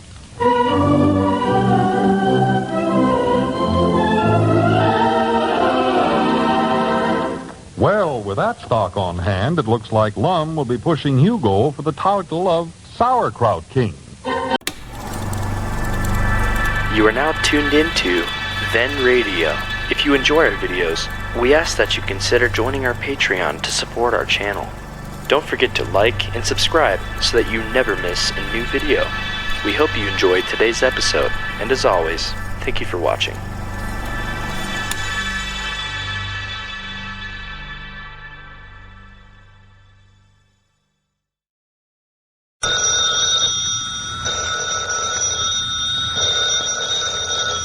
That's our ring. Time for Lum and Abner.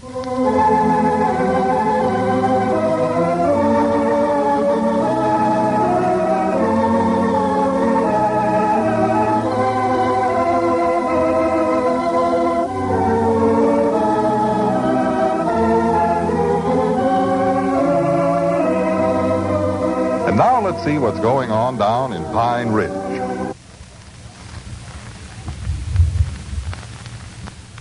Well, as we look in on the little community today, we find Abner in the Jotham Down store. Grandpappy Spears has just entered. Listen. Wait just a minute now, Grandpapa. Hold up there a minute. Before you go back in the feed room and get to work, why, I want to sell you some sauerkraut. No, I better get back there, Abner. Lum told me to be here at 7 o'clock sharp, and I'm 2 minutes late already. Yeah, I know that, but this... Sauerkraut? Did you say you want to sell me some sauerkraut? Yeah. We're having sort of a big special on it today here. Oh, for the law me sakes. I never knowed you fellers handle sauerkraut here in the store. Well, we never did before, but we sure are handling it now. I'll make you off a good price on, say a barrel of it. Barrel? Yeah, that's just 30 gallons. Now, what in the world would I do with 30 pigeon-toed gallons of spaven-legged sauerkraut? I don't know. That's your problem. I've got 50 barrels I've got to get shut of. 50? Yep. Lum said I had to get shut of them as quick as I could, too. Now, wait just a minute here. What bow-legged idiot put a stock of sauerkraut like that in the first place? Well, Lum claims it was my fault, but it was sort of Ben Withers' fault, too.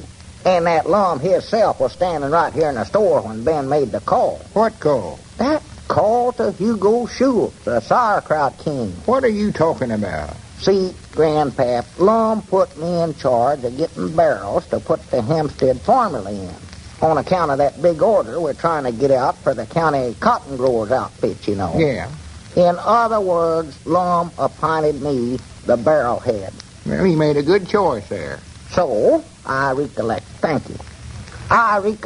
that one time Ben Withers was telling me about some friend of his that had a whole warehouse full of barrels. So I asked Ben if he could get us some. Well, where does the sauerkraut come in? Well, I'm coming to it. Just hold on. So Ben, he jumped on a long-distance telephone, called his friend, and ordered 200 barrels. 200? Yeah. That's how many Lum figured we'd need.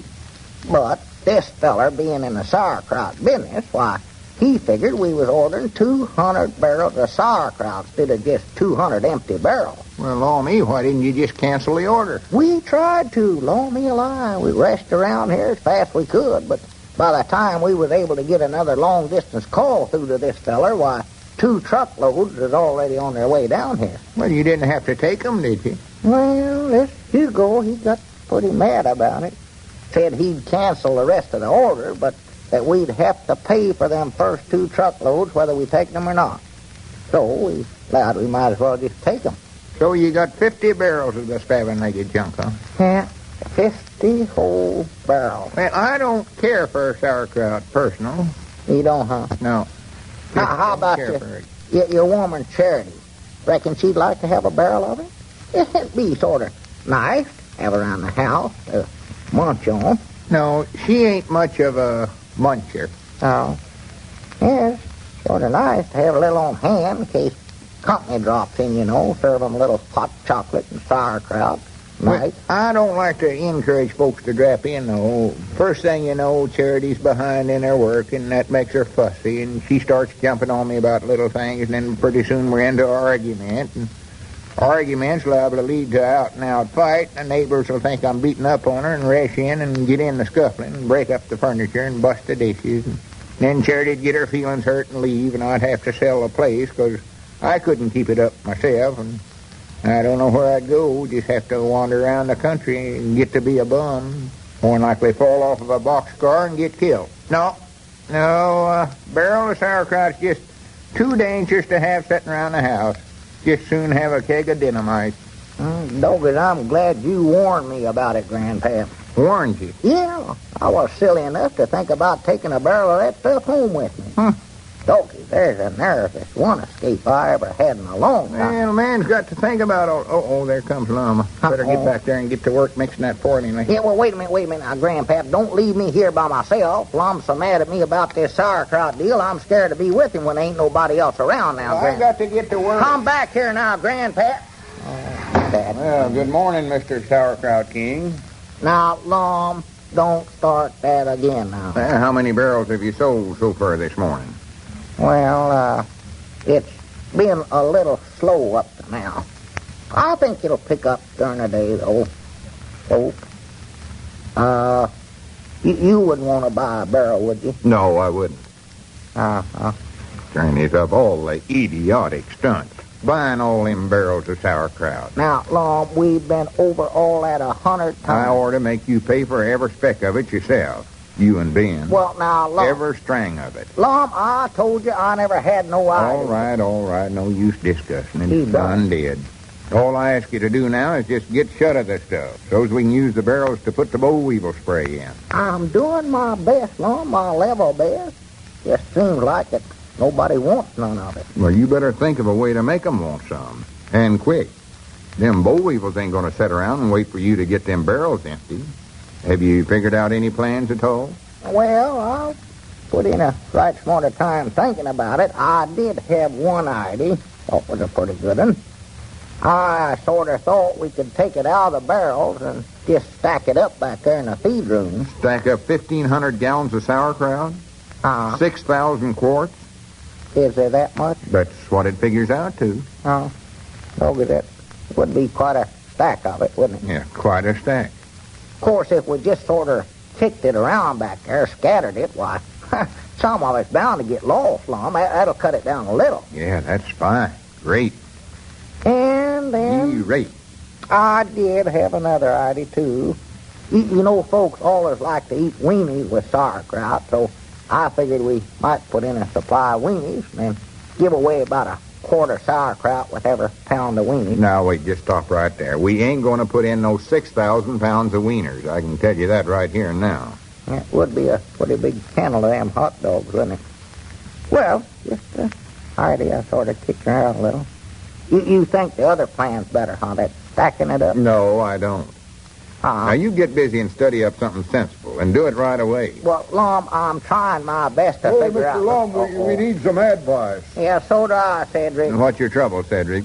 Well, me and Mr. Ben and Mr. Grandpap's got that cistern all full of the formula, and now we don't know what to put it in. Well, check with Abner about that. He's the barrel head. Oh, yeah. Well, how about it, Mr. Barrelhead? What am I going to put it in? Well, That cotton growers outfit said they're sending their trucks over today to pick up another load, so we got to have something to put the junk in. You hear that, Abner? Yeah, I hear it. Let's see, 50 barrels. Uh-oh. I just opened up a barrel of that sauerkraut, and you know what I think? No, what is it, Ben? Have you got an idea? Here's what I think. I think Hugo's slipping. That sauerkraut's not up to Hugo's old standard. I'm afraid he lost something when he decided to commercialize his talent. Turning the stuff out too fast, looks like. He's turning it out too fast for us, I'll tell you that, but that don't help us none. Yes, I think I'd better write Hugo a letter. But we ain't got time to stand around here discussing Hugo. Abner, you know what you've got to do. Now, get busy and do it. I'm giving you just 3 hours to get that sauerkraut out of them barrels so we can fill them up with the Hempstead formula. I figured you might have something over at your sawmill I might could use, Walt. Well, it don't matter just so they'll hold sauerkraut. All right, goodbye.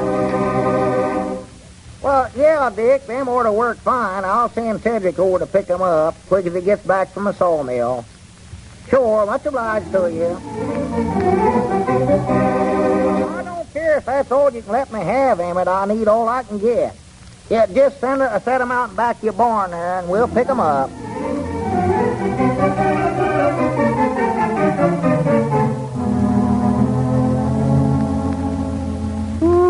Oh, me alive, what a job that was. Oh, let me sit down. I don't believe I worked this hard in 20 years. Well, it's all done, though. Yeah. I never knowed there was that much sauerkraut in the whole world. No, yeah, it was a mess of it, all right. I don't believe I much like it. Well, Cedric, I told you to stop eating so much of it. No wonder you don't like it no more. You sampled every barrel we opened. Yes, Mom. Well, what do we do now, Mr. Abner? Well, now, the next thing to do is to take all these empty barrels and start filling with that... Doggies, wait a minute, there comes Lum. I just can't hardly wait to show him what I did here. I bound you he won't make any more of them smart remarks about me. What in the world's going on back here? Well, Sir Lum, old boy, we did it. Did what? Just what you told me to do. See all them barrels there? I got every speck of sauerkraut out of every dad blame one of them. Well, good for you. Good for you, Abner. What'd you do with all of it? Well, sir, I just used this little old tiny head of mine. That's what I done. Made a few phone calls, rounded up all the barrels in this town. And me and Cedric bring them over here, and for the last 3 hours, we've been putting sauerkraut in them. Wait a minute. You mean you spent all that time taking that sauerkraut out of one set of barrels and putting them in another? Yes, sir. Yes, sir. I guess now you can see you pinted the right man for Barrelhead. Yeah, Grannies, I sure did. Barrelhead Peabody.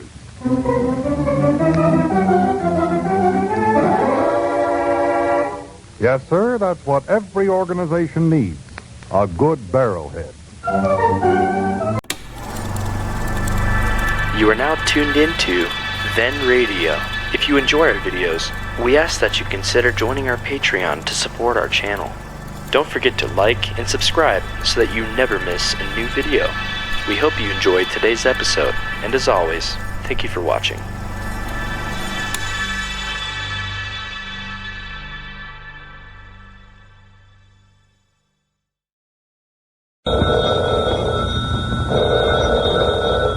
That's our ring. Time for Lum and Abner.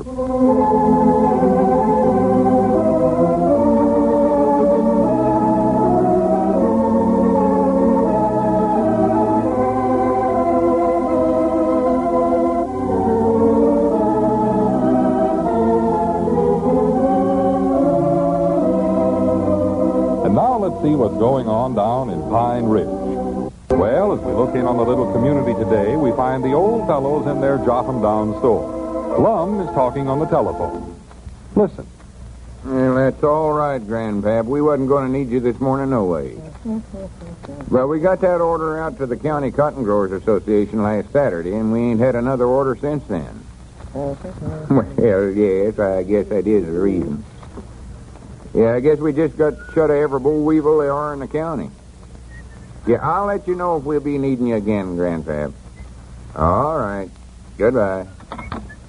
I doggies, that's right, Lum. We ain't had no more calls for that boll weevil spray, have we? No, that proves right there how good it is. Yeah. Ain't no doubts about it. There's the wonderfulest junk we ever got a hold of. Oh, yeah. Must be all right. When I said to Grandpap we got shut of every weevil in this whole county, I bound you I was telling the truth, too. Yeah, I'm on it. Doggies, wait a minute. That's kind of bad, ain't it? Bad? What do you mean? We've proved what a great product we've got. and saved everybody's cotton crop around here. Yeah, we done that all right. Well, what's bad about that? Well, I don't mean that part of it's bad, Lum, but it just looks to me like we've just run ourselves right out of business. Well, I don't see how you... Huh? Our business is killing boll weevils, ain't it?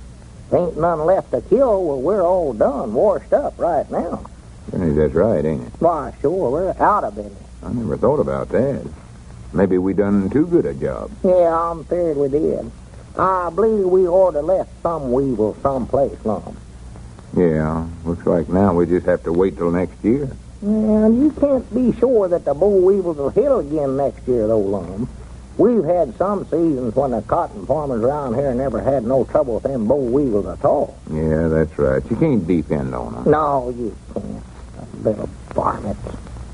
Wish we'd have picked out something else to kill. Something you could put more dependence in. You know, I just never thought about this angle of the business before. I can tell you another thing, too. When the weevils in some of the other counties around here finds out what's been going on over here in our county, they'll never show their little old faces around here again, neither. Well, it just looks like we're going to have to find some other use for that Hempstead formula. Yeah, we better forget the boll weevils. Them smart little rascals, they won't come here. Of course, now, I'll tell you what we could do now, Lum. Yeah. I believe I've got a pretty good idea. We might round up a batch of out-of-county weevils that don't know nothing about this and slip them over the line at night so they wouldn't know where they're at. Fool them. Yeah. Wait a minute, though. No, we couldn't do that. Why not? It'd be easy. Send Cedric out some night with a flashlight and a tow sack, send him over in Charles County. First place, that'd be a fine profession for some growed men shanghaiing boll weevils. And in the second place, the whole idea was to get shut of them little pests. Now you want to start them up again. Lum, I was just thinking about the business. That's all I've done. Well, if it comes down to that, we just got to forget about the business. Well, I thought you said we was going to get rich off of this. I did think so, but now I see we got to look on this as a sort of a public service. Public service? Yeah. We've helped save a lot of farmers around here from ruination, and that ought to be reward enough for us. Yeah. Would be nice to get rich along with that, though. Abner, I'm ashamed of you for talking that way. Well, I'll just... Besides, we made some money out of this thing. Don't forget, we sold 6,000 gallons to the County Cotton Growers Association. Yeah. Have they paid us yet? Yeah. Old Thompson brought a check over here late Saturday evening after you went home. Well, I doggies, I never knowed that. Let's get to divide it up right now, then. Well, you can't divide up a check. You got to turn it into cash first. Well, let's turn it in. How much was it first? $12,000. Well, $12,000? Yes, sir. What am I kicking about here? That's what I say. Lovey, I don't care if the boll weevil season is over. We're rich, Lum. Why didn't you tell me about that? Let's see now. Half of $12,000. Well, Abner, there's a few little... No, that's $600 apiece. $6,000. I left one of my O's off there. Well, Abner... Hooray for us. How quick can I get my half of it, Well, Lum? Abner, it don't come out quite that high. Didn't I figure that right? Let's see. 2 goes into 12. Oh, 8,000 apiece. Oh, you figured it all right. 6,000 was right the way you figured it, but you just forgot about the expenses. Expenses? What do I care about little expenses? It's all the money I've got. You ain't got it, though. You ain't got it. Let me explain a few things to you. Mom, I don't want nothing explained. I'm happy just the way it is. Well, Leave me alone. you're going to have to hear it whether you want to or not. $6,000. Hooray. First place, that's our gross, not our net. Call it anything you want to. I don't care. Just so it comes out $6,000. Well, to begin with, even though we was selling it for $2 a gallon, we was only making 25 cents a gallon on it. Who put that rule in there? Well, that's just the way it worked out. That's what the ingredients cost us. You ought to see the bills we got from them drug companies. On them 6,000 gallons, the ingredients alone cost around $10,000. 10,000? Okay, them ingredients sure went up, ain't they? Yeah, you can see that cuts down our profits quite a bit. Oh, that chops it right down. And then on top of that, we got to pay wages to Grandpap and Ben and Cedric. Oh, them varmints. They worked a full week for us. Long hours, too. Yeah. Wish now I'd been one of them. Believe I could have made more money working for me than I am me. And then barrels and fruit jars cost us around $50. And then there's that other little item. What do you mean? That little deal you figured out. Oh, sauerkraut? Yeah, the sauerkraut. Yeah. There's a $900 loss right there. Lord. And I ought to hit you right on top Now, of the head. don't look at me like that now. We went over that before, Lum. That's what we owe Hugo Schultz for all that sauerkraut you bought in order to get that first setup of barrels. Well, Lum, I don't see how you can figure that's a loss. We still got the sauerkraut, ain't we? Yeah, and from the looks of it, we're going to have it all the rest of our lives, too. Well, I don't know. Ben Withers bought a barrel of it to take down to the jailhouse to serve to the prisoners. That just leaves 49 barrels left. Yeah, but he bring it back because he claimed it weren't up to Hugo's old standards. Oh, yeah, that's right. I forgot about 50 barrels left. Anyway, when you make all them deducts I've been telling you about, our total profit comes out $485. A piece? No, for the both of us. Oh, I figured it out this morning. you sure you never made no mistakes there? I double-checked it and redouble-checked it. Well, he's awful rich for a few minutes there. Leastways, I got that to look back on my old age. I had her one time, boy.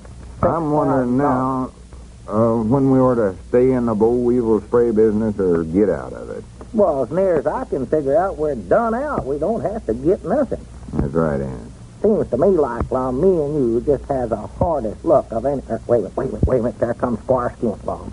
Maybe we could sell him the boll weevil spray business. Sell Squire the business? Why, sure. He'd always want to buy stuff like that. Don't you recollect how anxious he was to get a hold of that Hempstead farmland when we first found it? That's right, Ann. Why, sure. Of course, I doubt he'd be interested in it now, especially long as the boll weevil season's over. Well, we don't have to tell him that, do we? Oh, we'd have to be fair about it, Why? I think.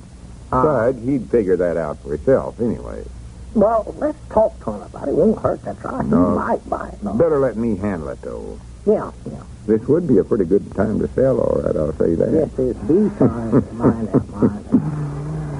Well, howdy, Squire. Well, gentlemen, how are my old friends today? Oh, just only tolerably, Squire. How's yourself? Oh, pretty good, I guess, Lum. Pretty good. A little warm today. It is. It's hot today. Yes, it is. Yes, it is. I brought this palm leaf fan along with me. I noticed that. Seems like I can't get a breath of air hardly today.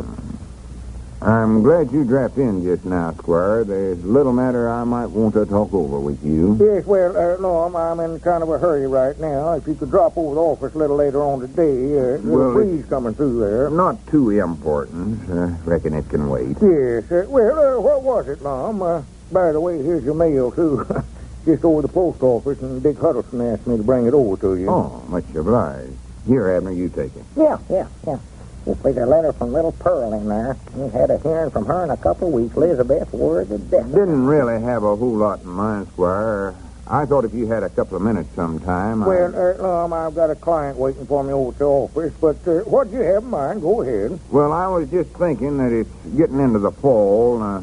Man usually gets ideas about settling down to making himself some money. And... Uh-oh, there's another bill from Hugo Schultz, Lum. He wants his money for that sauerkraut. Abner, will you stop interrupting me? Lum, if you've got something to say, I wish you'd come to the point. I'm a busy man. Yeah, well, what I had in mind, Squire, was... Well, I know that you're a man that's always looking for good business opportunities. A feller that likes to branch out, so... I thought maybe you might be interested Well, in for buying... the land's sake. Abner, I told you to hush up. What do you know about this, Lum? Here's some big chemicals company in Little Rock that's interested in buying the formula for our boll weevil spray. Huh? Wait a minute. Let me see that. Said they heard about it through the Polk County Cotton Growers Association. Well, let me see the letter. Yeah. Said they'd send a fella out here to see if he ought to be here in a day or two. Well, Lum, what was you want to talk to me about? I can't stand around here while you read your mail. Oh, well, it weren't nothing important at all, Squire. Just forget it. Forget it. Well, that's a fine way to do business. Keep me standing around here for nothing. Make me stand around here and lose some valuable time. Good day, gentlemen. So long, Squire. Well, but I believe you've hurt his feelings, Lum. What else could I do? There's the nearest one escape we ever had. If you'd have read that letter just 2 minutes later, he'd have walked out of here with a fortune.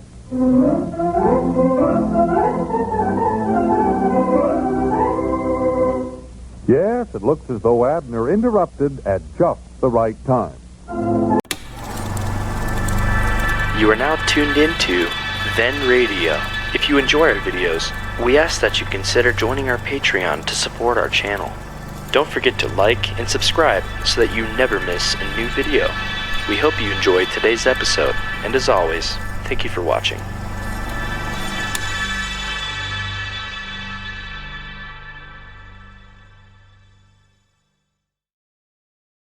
That's our ring. Time for Lum and Abner.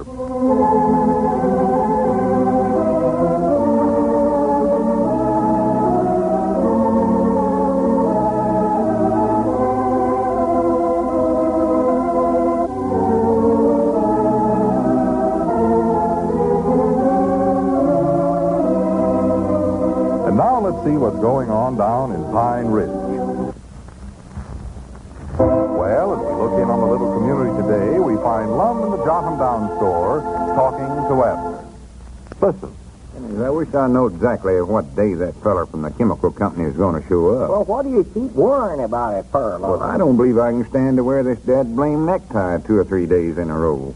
Choke myself to death. Well, why do you have to wear the necktie? 'Cause I want to make a good impression on him, natural. Oh. Don't want him to think he's dealing with no little old 2-bit businessman. No, let him find that out for himself. Yeah, what'd that letter say? He was going to show up in a day or two? Yeah, something like that. You got the letter, I ain't got it. Yeah, I think that's what it said. Our representative will be in your city within the next 2 days. I'm pretty sure that's what it is.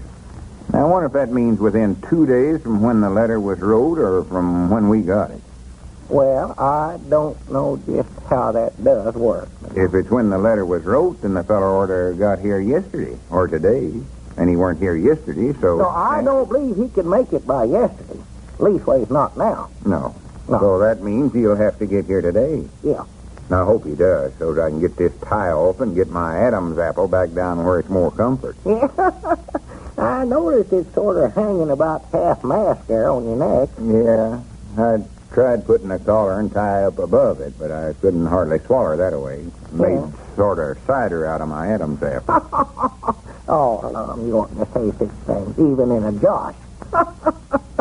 It's a problem, I know that. Why don't you just untie your tie till he gets here, Lum? No, I don't want him to catch me off my guard. Well, now, doggies, Lum, you better. You're red in the face there. You could be. Look like a youngin's been eating pokeberries. Lum, you think he'll actually buy that Hempstead formula? Well, the letter said the company was interested in it. And if they're sending a man clean over here from Little Rock, they must be pretty serious about it. Yeah. And when a big company like that's serious, they're general willing to pay out pretty good money for something. Well, I hope so. 'Cause there's one thing that's in this, Lum, that we got to be careful about. What's one thing? Well, we've got to keep it from him about finding out that the boll weevil season is over. Ain't a one left in Polk County. Oh, well, that don't matter with a big company like that. It don't, huh? Of course not. Well, what do they do, raise their own boll weevils? No, silly. Well, what good is our boll weevil spray going to do them then? But, see, they'll sell it to cotton farmers all over the country, not just here in Polk County. Oh? That boll weevil spray will kill any kind of boll weevils, not just Polk County ones. Ah? And besides that, they've got a whole lot of other chemical products they handle. They don't have to depend on the boll weevil spray alone. Oh, well, we better let them have it then. That's a good outfit. Yeah. Good morning. Oh, well, morning, Ben. How are you today, Constable? Yes. I hear you're going to sell your boll weevil company. Where'd you hear that, Ben? Fine. What kind of a price you getting for it? Well, we don't know yet. See, they're sending a feller out here to talk to us about it. You ought to get a pretty good price for that. You ought to try for a royalty, too. Royalty? Yes. Oh, well, now, we won't go in for that no matter how rich we get off on it. We're just going to keep right on having the same old friends that we've always had. Well, Abner, he never meant kings and all that. I know that, Lum. About the best we could ever expect to be counts and countesses and dukes and duchesses. Well, what Ben means by royalties is taking a little profit off in each gallon of formula they sell. Well, now, we don't want nobody else taking a cut out of this, Lum. I don't care how high up in the castle they are. Let them have their own boll weevil spray. You know, I got an idea for you fellas. Well, if it ain't no better than that about the royalties, I don't want to hear it, Ben. Just keep it to yourself. I think you ought to get into the root beer game. Root beer? You're all set up for it. You've got the equipment.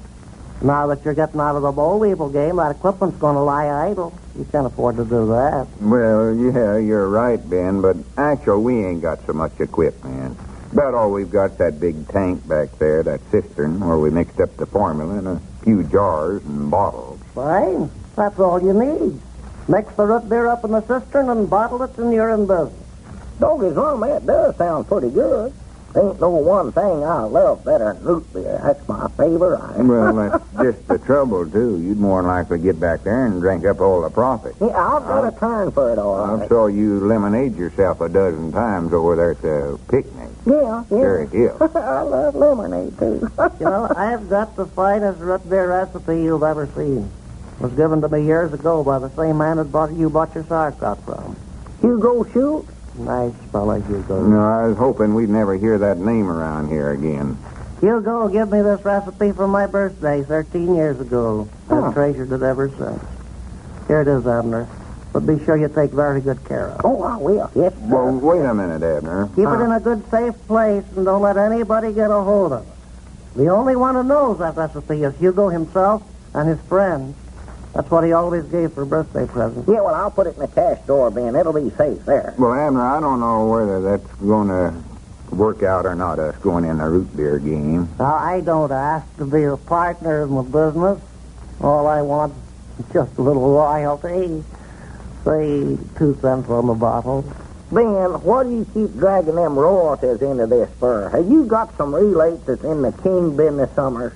I feel that you fellas should make the bulk of the profit because you'll be doing all the work. I won't be able to help out very much. I'm going to be tied up down at the jailhouse. Looks like it's going to be a busy season, too. Of course, I will put it on the menu for the prisoners. That'll be nice, yeah. Bread and root beer. Be a nice change for them. How soon do you think you can get into production, Lum? No, I don't know, Ben. I doubt if we'll even go into it. Right. See, if we can make as good a deal as I think we can with that chemicals outfit, me and Abner might be able to retar ourselves. You ought to think up a good, catchy name for the root beer. Something the public can pick up and remember, like, High Standard Root Beer. Granny, wait a minute. Oh, you like that name? No, I just noticed some stranger coming up out there. Reckon that can be our man, Abner? Well, it ain't nobody I ever saw before, I'll say that. You can have that name if you want to use it, Lum. High Standard Root Beer. Well, howdy do, sir. Come right on in. Thank you very much. I'm looking for Mr. Edwards. Well, you're looking right at him. Oh, fine. I'm from the chemical company. Granny, I thought that's who you were. Yeah, we got your letter yesterday, or at least was the letter your company sent out to us. Yes. Well, now, my name is Brewster. I understand you have a formula for a boll weevil spray. Well, we think we have.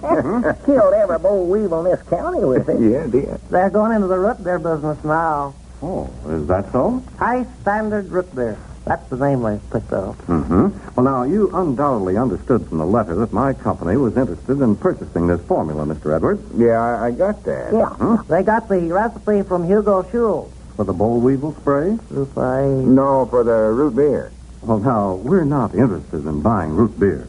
You'll never taste any finer, Mr. Brewster. Hugo developed it from an old formula used by the Iroquois Indians. He did.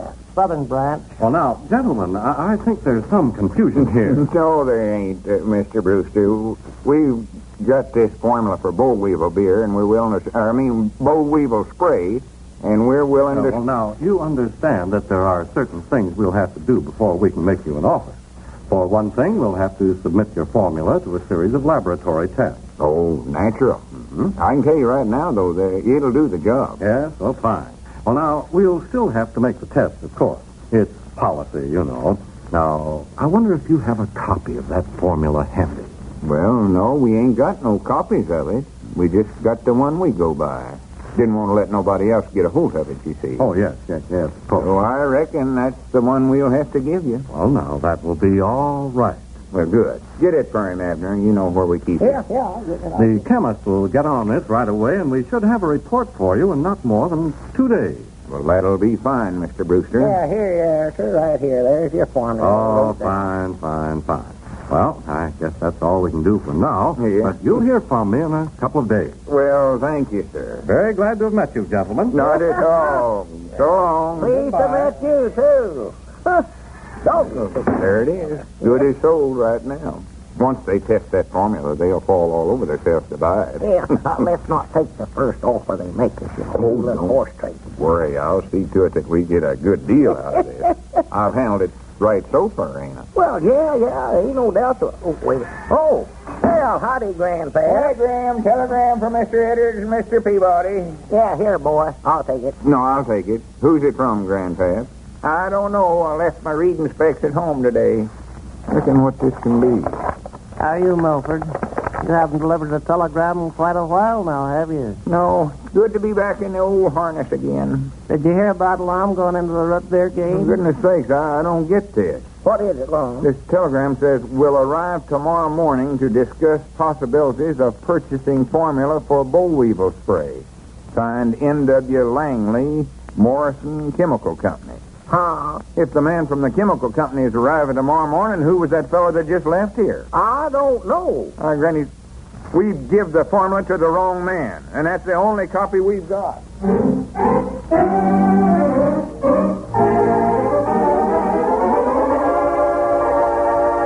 And right when the old fellows were on the verge of riches, too. You are now tuned into Then Radio. If you enjoy our videos, we ask that you consider joining our Patreon to support our channel. Don't forget to like and subscribe so that you never miss a new video. We hope you enjoyed today's episode, and as always, thank you for watching.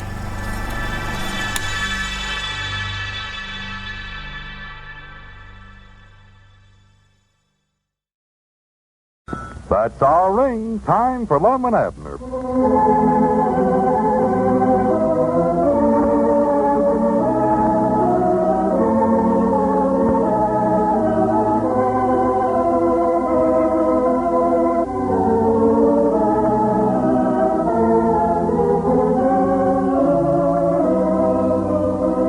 Let's see what's going on down in Pine Ridge. Well, as we look in on the little community today, we find Lum and Abner in the Jotham Down store, looking at a telegram from the chemical company. Listen.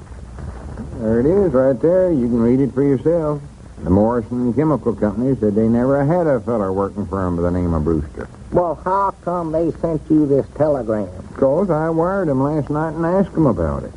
Well, I still just can't get it through my head, Lum, how they could send a man out here by the name of Brewster if he never worked for them. Well, they never sent him out. Huh? The man they're supposed to send out is named Langley, and he's the one that's supposed to show up this morning. Well, who is this fella Brewster, then? He's just a crook, an out-and-out crook of some kind. He is? Yeah, he found out some way that we had this formula, then we was expecting a man from a chemical company to come out here and see it. How'd he find that out? I don't know. The worst part of it is he's got the only copy we had. Yeah. I recollect I wanted to write it down somewhere else one day, and you wouldn't let me. Well, I thought it'd be safer that way. Figured there'd be less chance of it slipping out of our hands. I can see now that was a mistake. Yeah. Well, what we better do now is to find that varmint Brewster and get the formula back from him. Yeah, sure.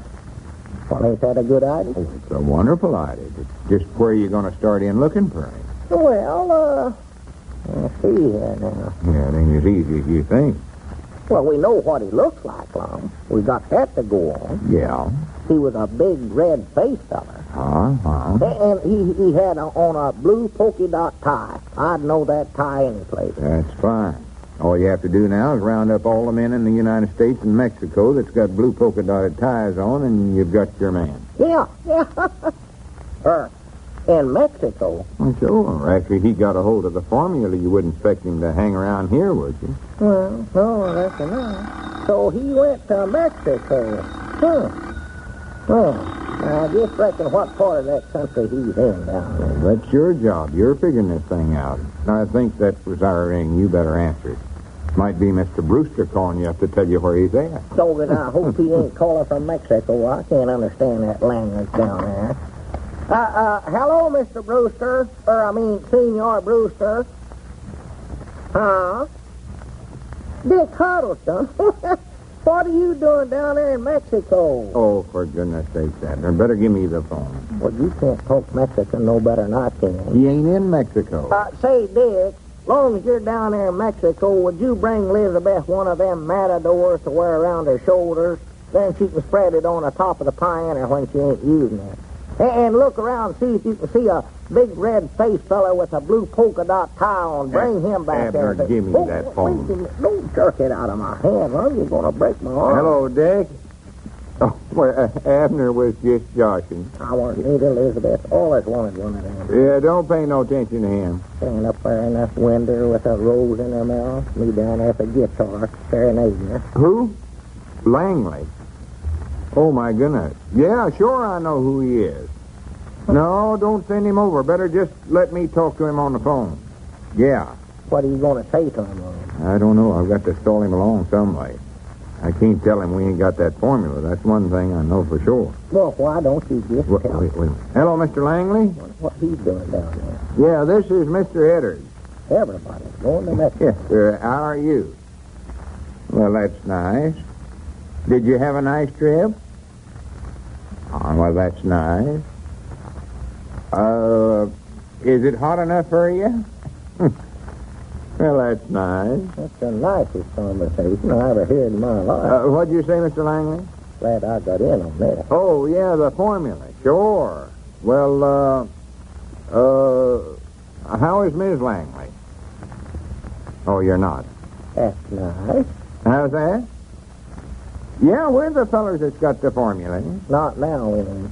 Yeah, I know that's why you come out here, and I want to have a talk with you at my earliest convenience.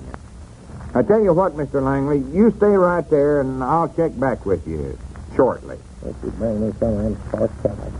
Yeah, just make yourself comfort over there and get yourself something to read, and I'll see you later. That's thin cornbread. Tell him to get a good, long, continued story long. Well, don't worry, Mr. Langley. We'll get right to it. Yeah, I'll check back. Goodbye. Dang, he's a hard man to get shut up. Well, now, just what you think you're going to tell him when you do check back. I don't know. I'm just hoping I can think of something twitch now and then. Well, I just hope you don't make him mad, Lum. You don't want to lose out on selling a formula to that chemical out there. Well, we can't sell him what we ain't got. No, Well, that's come on, get busy. Start thinking. What you want me to think about? Anything. I just don't know where to start trying to track down that Brewster fella. Oh, well, let's see now. Thinking here, if I was a big red-faced feller with a blue polka dot tie that had stole a formally, where would I go? What I can't figure out is how he knowed we was expecting somebody to show up here to buy that formula. I know where I'd go. I'd go where to my place and hide in that old potato cellar of ours. Nobody'd ever find you there. The letter from the chemical company was sealed up when I got it, so I know nobody could have read it and found out that way. That cellar ain't been used for 10 years. The weeds growed up to where you can't hardly see where it's at no more. That'd be the place to hide right there. I believe I'll call up Elizabeth and tell her to take a look in that potato cellar, Lum. Potato salad? Yeah. Why, what do you expect her to find there? Mr. Brewster. Mr. Brewster? Why, he's got his nerve, I'll say that for him. Stealing our formula and then hiding right in my own potato cellar. I'd dog his way till Elizabeth gets through with him. He'll wish he'd never set foot on our place. Well, Abner, I don't And much him think... all the time trying to make us think he'd went to Mexico. Dog as if that ain't... Oh, wait a minute. There comes the constable. I'll get him to go over and slap the handcuffs on him when Elizabeth gets done with him. Well, now, Abner, you don't know that he's hiding out there. Hey, Ben, come in here right quick. We got a job for you. Is it hot enough for you, Lum? Well, to be honest, things are a little too hot for me right now, Ben. Right. Listen, Ben. Did you hear about Miss Emmeline, Lum? No, what about her? She's not coming back to teach the scholars this year. She ain't?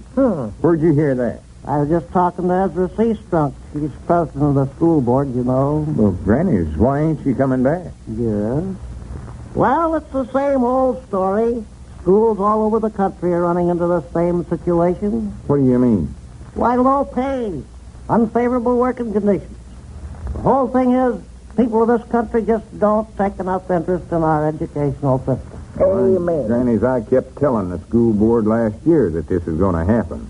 I said we was going to have to start paying her some decent wages and get some better equipment for them to work with. But I don't know. Nobody seemed to think it was very important. Well, I know somebody else is going to be disappointed about this. Sister Simpson, old Maud Toops. Now they won't have nobody to gossip about all the time. Yeah, there's another thing. For some reason, folks always think a schoolmarm ain't supposed to have no private life. Them old busybodies always watching this Emmeline like a hawk. Knowed every little thing she done.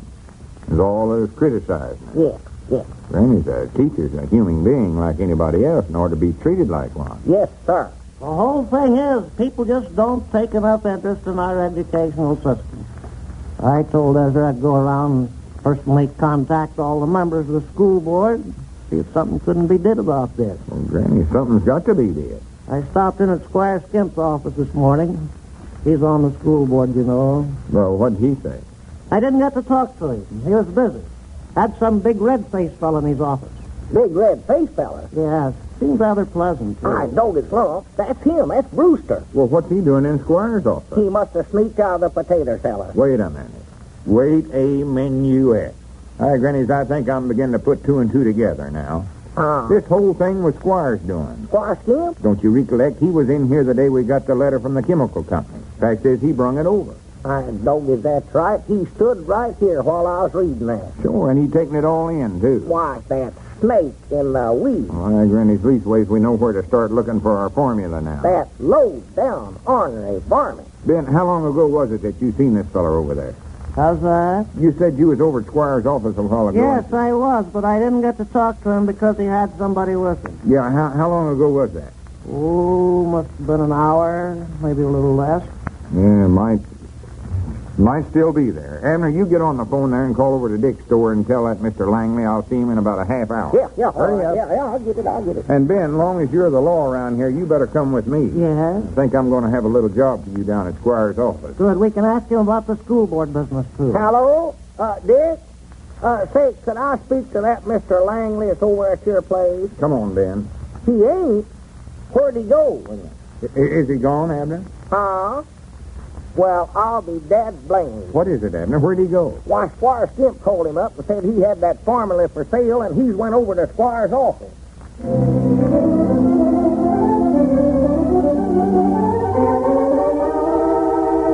Well, it looks as though Squire's office is going to be quite a busy place.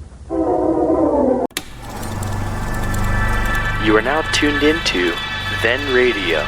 If you enjoy our videos, we ask that you consider joining our Patreon to support our channel. Don't forget to like and subscribe so that you never miss a new video. We hope you enjoyed today's episode, and as always, thank you for watching.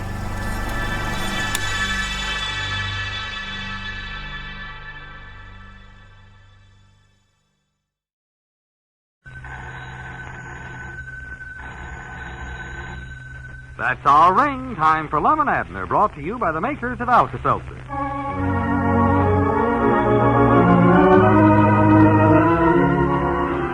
Friends, if you or some member of your family is bothered with a headache right now, or if an annoying headache occasionally threatens to ruin your day, remember reliable Alka-Seltzer. Yes, Alka-Seltzer for really fast relief from that headache. Just drop an Alka-Seltzer tablet or two into a glass of water, listen to it fizz, then drink it, and see how quickly it brings you the headache relief you want. Because Alka-Seltzer is already in solution when you drink it, it's ready to go right to work to bring relief from that headache. Now don't forget, there's nothing quite like Alka-Seltzer for fast relief from a headache. So the next time you or some member of your family has a headache, try Alka-Seltzer. Be sure to get some from your druggist and have it on hand. Buy 2 packages of Alka-Seltzer instead of 1. Remember, an extra package on the side keeps a home well supplied.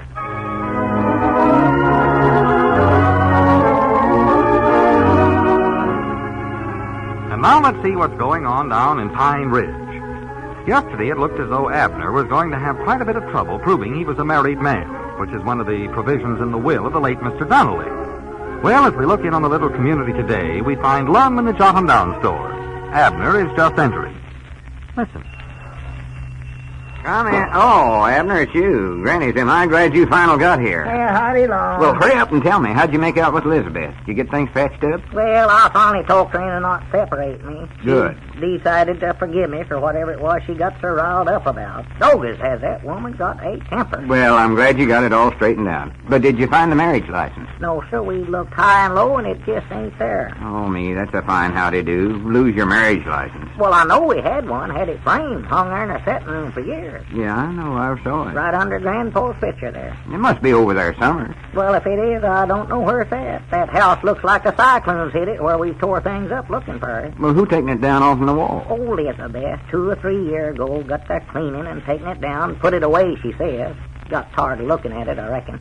You don't reckon she throwed it away, do you? No, she says she recollects hiding it somewhere. She can't think where, though. Doggy, she's worse than a pet coon about hiding stuff, and then never can recollect where she puts it. Well, it's just worth $100,000 to you, though.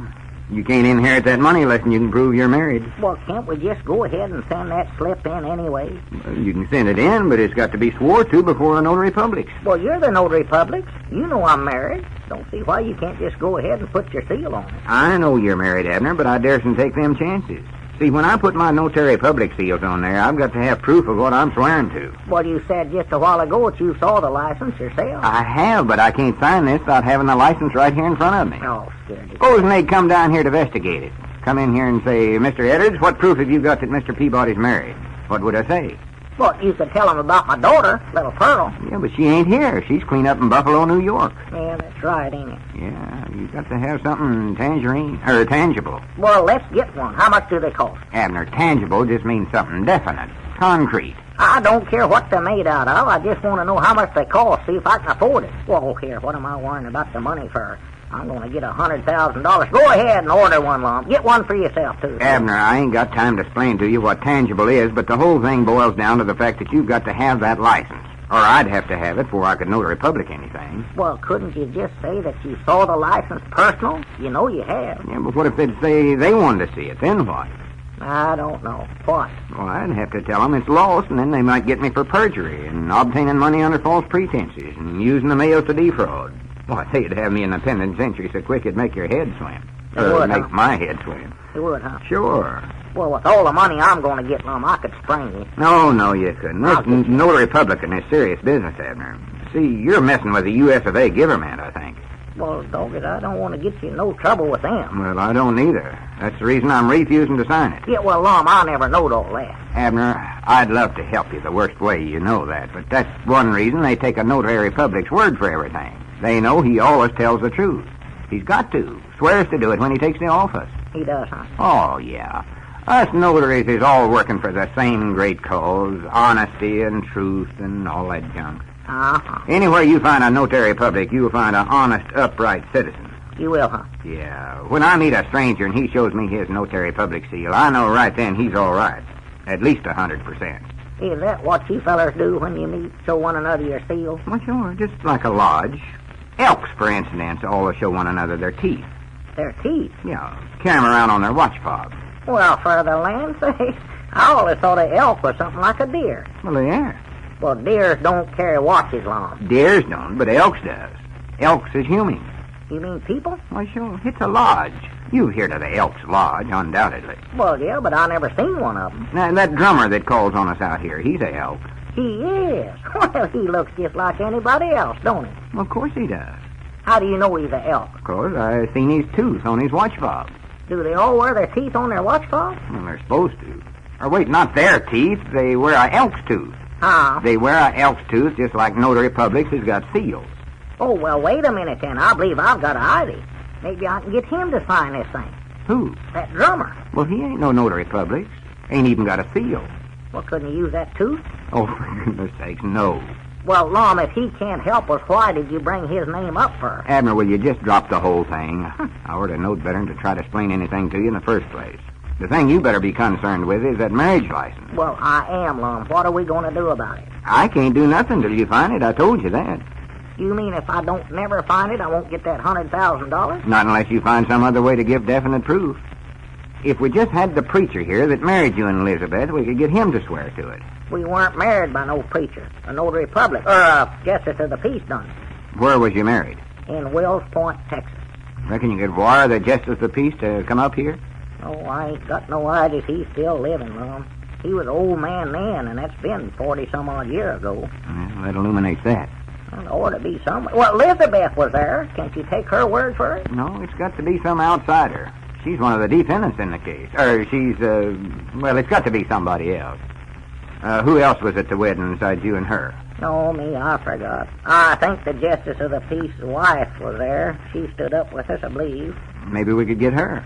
Oh, me, no, I don't recollect their names or nothing, Lum. Besides, they'd both be over 100 years old. Weren't nobody else there, huh? None of your folks? No. See, we loped. Loped? Yeah, Elizabeth brung the ladder over to my place there, and we loped. Elizabeth brung the ladder over to your place? Yeah, well, the first night I'd taken it over to her place, and I wasn't strong enough to raise the thing up, so the next night she brung it over to our place. That's just dandy. See, we lived in a one-story house. You didn't have to lift it. Oh, I see. Got the Justice of the Peace out of the bed in the middle of the night and got him to tie the knot. Surprised everybody. Well, if you'd just knowed all the trouble it was going to cause. Next time you get married, Abner, be sure and have a bunch of witnesses and stuff. I ain't going to get married no more. Wait a minute. Hi, Grannies, I believe you give me an idea there. Huh? Yes, sir, I believe that'll fix things up, Abner. Now, wait just a minute, Lum. What'll fix things up? You and Elizabeth get married. Well, we're done married. Yeah, but you can get married over again, and then we'll have proof of it. Well, Lum, I don't... Why, sure, Grannies, why didn't I think of this before? I'm Justice of the Peace, and you can get the license, and I can perform the ceremony myself. I'll give you the short one I know.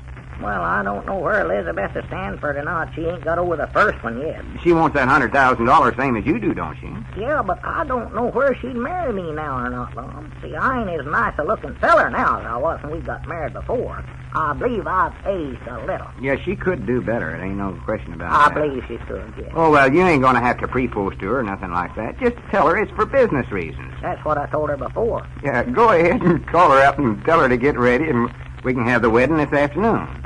Get that affidavit on to them lawyers right today. Well, don't you think you better talk to her, Lum, sort of explain it? No, I ain't going to do it.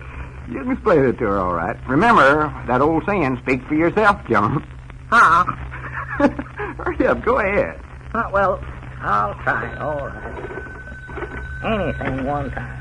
Yeah, just tell her that we've got to have a marriage license before we can make out this affidavit that you're married, so you'll have to have a little ceremony over here at the store. Or over at the house, if she'd rather. Yeah, and tell her I'm John, huh? No, don't tell her that. Oh, hello? Elizabeth? Have you found a marriage license yet? Uh-huh.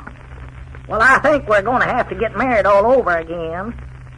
Lum said so. Oh, don't tell her I said. Tell him what? Why, Elizabeth Peabody. I don't want to hear it. Now, wait a minute. You're talking so fast I can't hear you. Oh, he don't mean nothing like that. No, he says he's got to have a marriage license so we can prove we're married and get that $100,000. Well, it ain't going to hurt us to get married twice, Elizabeth. No ladder this time. No, it never done you any good the first time. Well, it just ties the knot that much tighter. Oh, this afternoon. Well, you won't have to fix up none. Oh, she ought to put on some shoes, Abner. Well, yeah. Tell her to half-sole them, too. Them look like spats she's wearing. Yeah, we'll put a little flour on your face, some vanilla extract or something. Artificial flavoring and coloring. Yeah, I'll run into the county seat and get the license, and then Lum and me'll come over there and he can tie the knot. She can rosy up her cheeks with pokeberries. I'll buy the license this time. You want it dead right. Well, he's a justice of the peace. Oh. Well, I don't think we'd have to go to all that bother, Elizabeth. You do, huh? Yeah, I know you said if you had it to do over again. Yeah, where? Oh, my goodness. Now, Elizabeth, I don't... Yeah, but Elizabeth, yes, but, Oh, I smell trouble. Yes. All right, Elizabeth, anything you say. Yes, honey. Goodbye. Is she going to do it? She sure is. Well, good. But she says it ain't going to be dead by no justice of the peace. She's going to have a big church wedding, send out invites, have flower girls, and I don't know what all. Oh, me, there went my $3 fee. And what's more, I've got to take her to Niagara Falls on a honeymoon.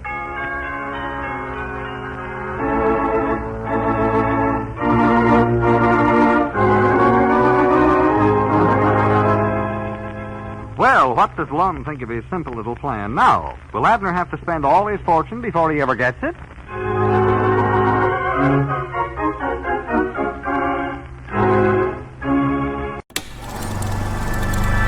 You are now tuned into Then Radio.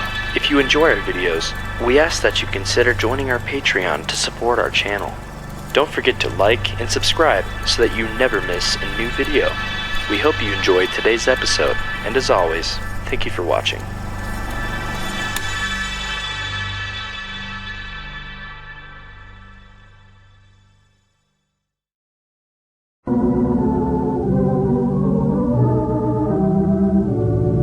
And now let's see what's going on down in Pine Ridge. Well, as we look in on the little community today, we find Lum in the Jotham Down store explaining some new business principle to Abner. Listen. Yeah, now, wait just a minute now, Lum. Wrap them up and break again. Now, let me get this straight. You say we're going to run down our merchandise? Yeah, that's right. Well, doggies, we ain't going to sell nothing that away, Lum. Oh, yes, we will. Well, it's hard enough telling us stuff, telling them how good it is, much less run it down. But now, that's just where we're wrong. That shows we're old-timey. We ain't keeping up with the new ideas in advertising. Well, Tell us all about it in this article I've been reading. that's the silliest article I ever heard tell of. Says if you want to sell something nowadays, you got to kid your product.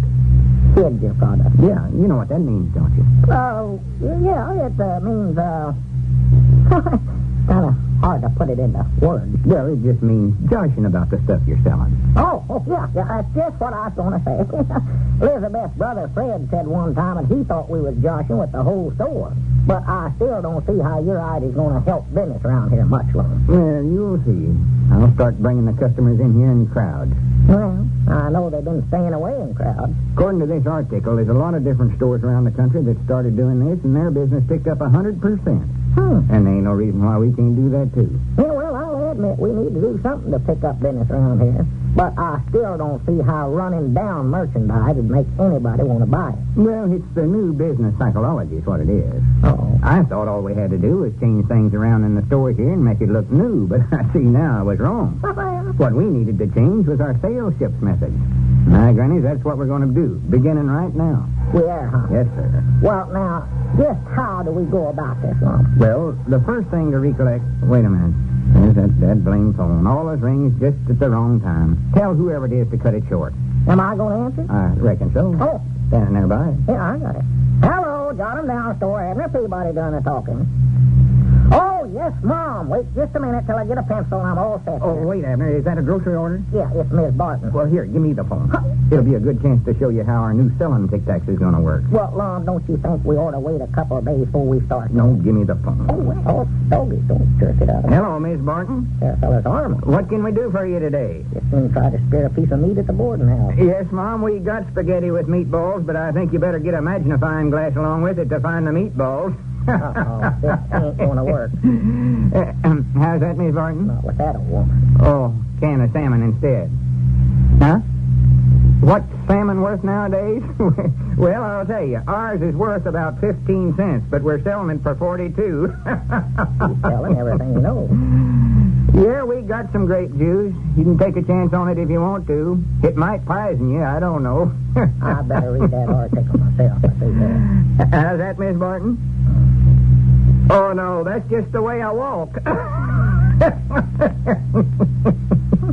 I wish you could have heard that in Abner. Me too, but that's funny. She says, have you got pig's feet? And I said, no, that's just the way I walk. Is that part of the new psychology? Oh, yeah, throw in jokes.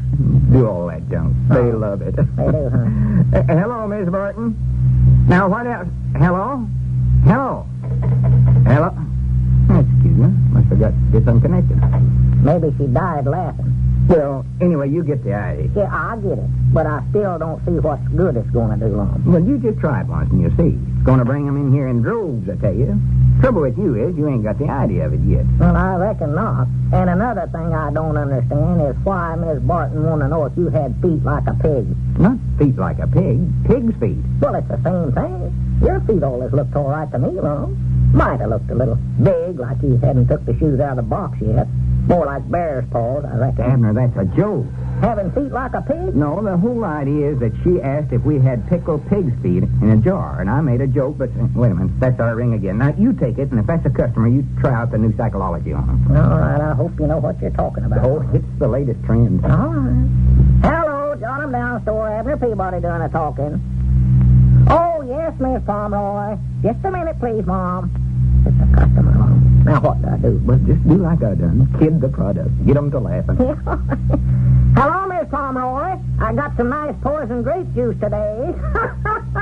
Well, Abner, that ain't quite the idea. Yeah, you don't want none, huh? Good. Well, wait till she tells you what she wants, then run it down. Yeah, we got a lot of cornmeal around here, but it ain't fit to use. That's the time. Now you're talking. Well, I don't blame you. I wouldn't get it neither. Huh? Olives? Yes, Mom, we got a few jars of them, but honestly, Miss Pomeroy, we've had them things sitting around on the shelves so long, I doubt if they're any good at all. We got a couple of jars of them sold. They've turned black. Well, them's ripe olives, silly. Yeah, you better try Dick Huddleston's store. Anybody's merchandise bound to be better than this junk we're handling. Just a minute, Abner. I better talk to her. Hey, hold the phone a minute, Miss Pomeroy. What's the matter? Ain't I doing all right? Well, yeah, but it don't sound so good when you do it. You don't need to say the junk's that bad. Just try to make jokes about it. Reckon I ought to throw in that joke about Miss Barton thinking you got feet like a hog. I think maybe you better listen to me some more and see if you can catch on to it. Give me the receiver. Yeah. You take it. I don't understand this. Hello, Miss Pomeroy. Hello. Hello. I had feet like a hog. Hello. That's cute. Well, we seem to be getting bad connections here today. Maybe they're just hanging up, Lum. Oh, no, it couldn't be that. Lum, we might as well give up this silly idea. We've tried it on 2 customers and ain't sold a dead blame thing. Well, natural. You can't expect something like this to be a big success right off the bat. Takes a little time for it to catch on. Doesn't? Why, sure. Folks just ain't used to them business tic-tacs yet. It's easy to see that, yeah. Now, you think them first 2 phone calls wasn't successes, huh? Think it? I know good and well they weren't. I showed you right there where you're wrong. Them 2 women's going to tell their friends about it, and right away all of their friends is going to start calling up here to listen to these good uns we're getting off, and others will start coming in the store to see what we look like. I don't doubt that at all. Before you know it, they'll be streaming in here in big droves. The bill collectors will be streaming in here in big droves after we go bankrupt doing this. I mean, you've just got to have more confidence in these new ideas.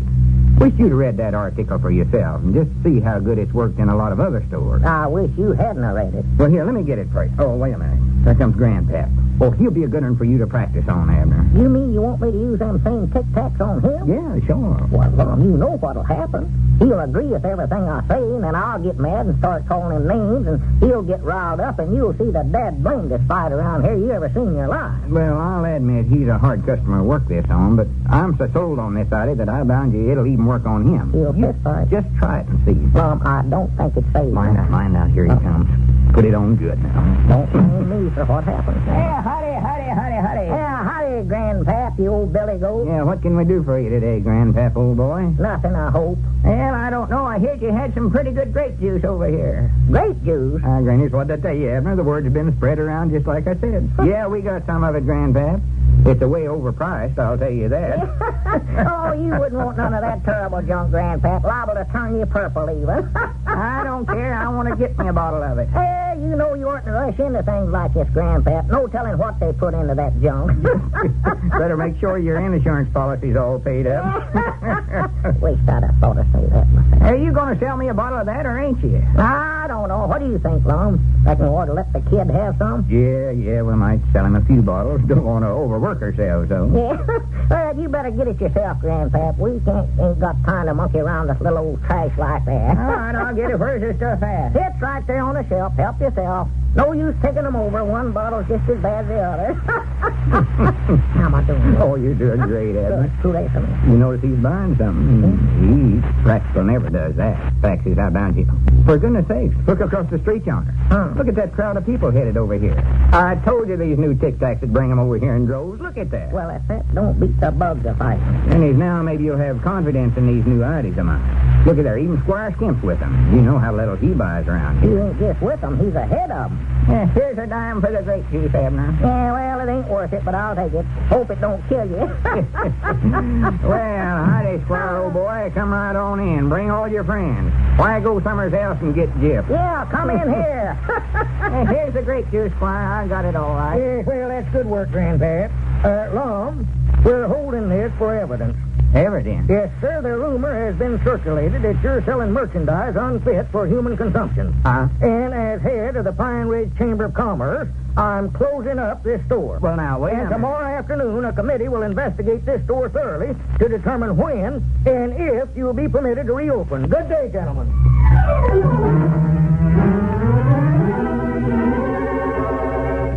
Well, let's see now. Just how does that new psychology work?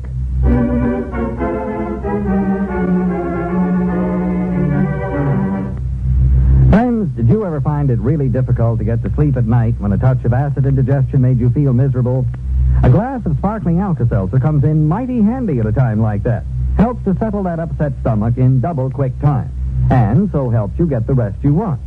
So be sure to keep plenty of Alka-Seltzer handy. Don't run the risk of finding that package of Alka-Seltzer empty when it's too late to get to the drugstore. So do this next time. Ask your druggist for 2 packages. That extra package tucked away may come in handy night or day.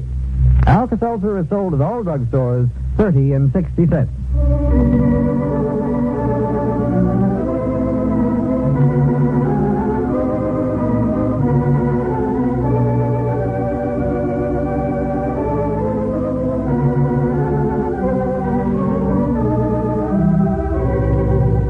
Vitamin insurance costs less than a postage stamp. That's right. You can insure your vitamin supply for less than 3 cents a day when you buy the large package of one-a-day brand multiple vitamins. Now, making sure of your vitamins can be highly important to you because without enough in your diet, your nerves, digestion, and energy can be impaired, and you may feel generally run down. Remember that a vitamin deficiency is easier to prevent than to cure. So ask your druggist for the blue package with the big 1, Today's Sure. Start every day with one-a-day brand multiple vitamins.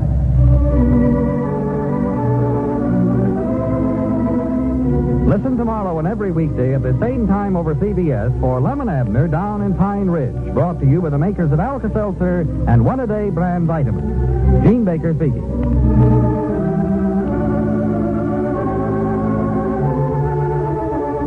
This is CBS, the Columbia Broadcasting Company. You are now tuned into Then Radio. If you enjoy our videos, we ask that you consider joining our Patreon to support our channel. Don't forget to like and subscribe so that you never miss a new video. We hope you enjoyed today's episode, and as always, thank you for watching.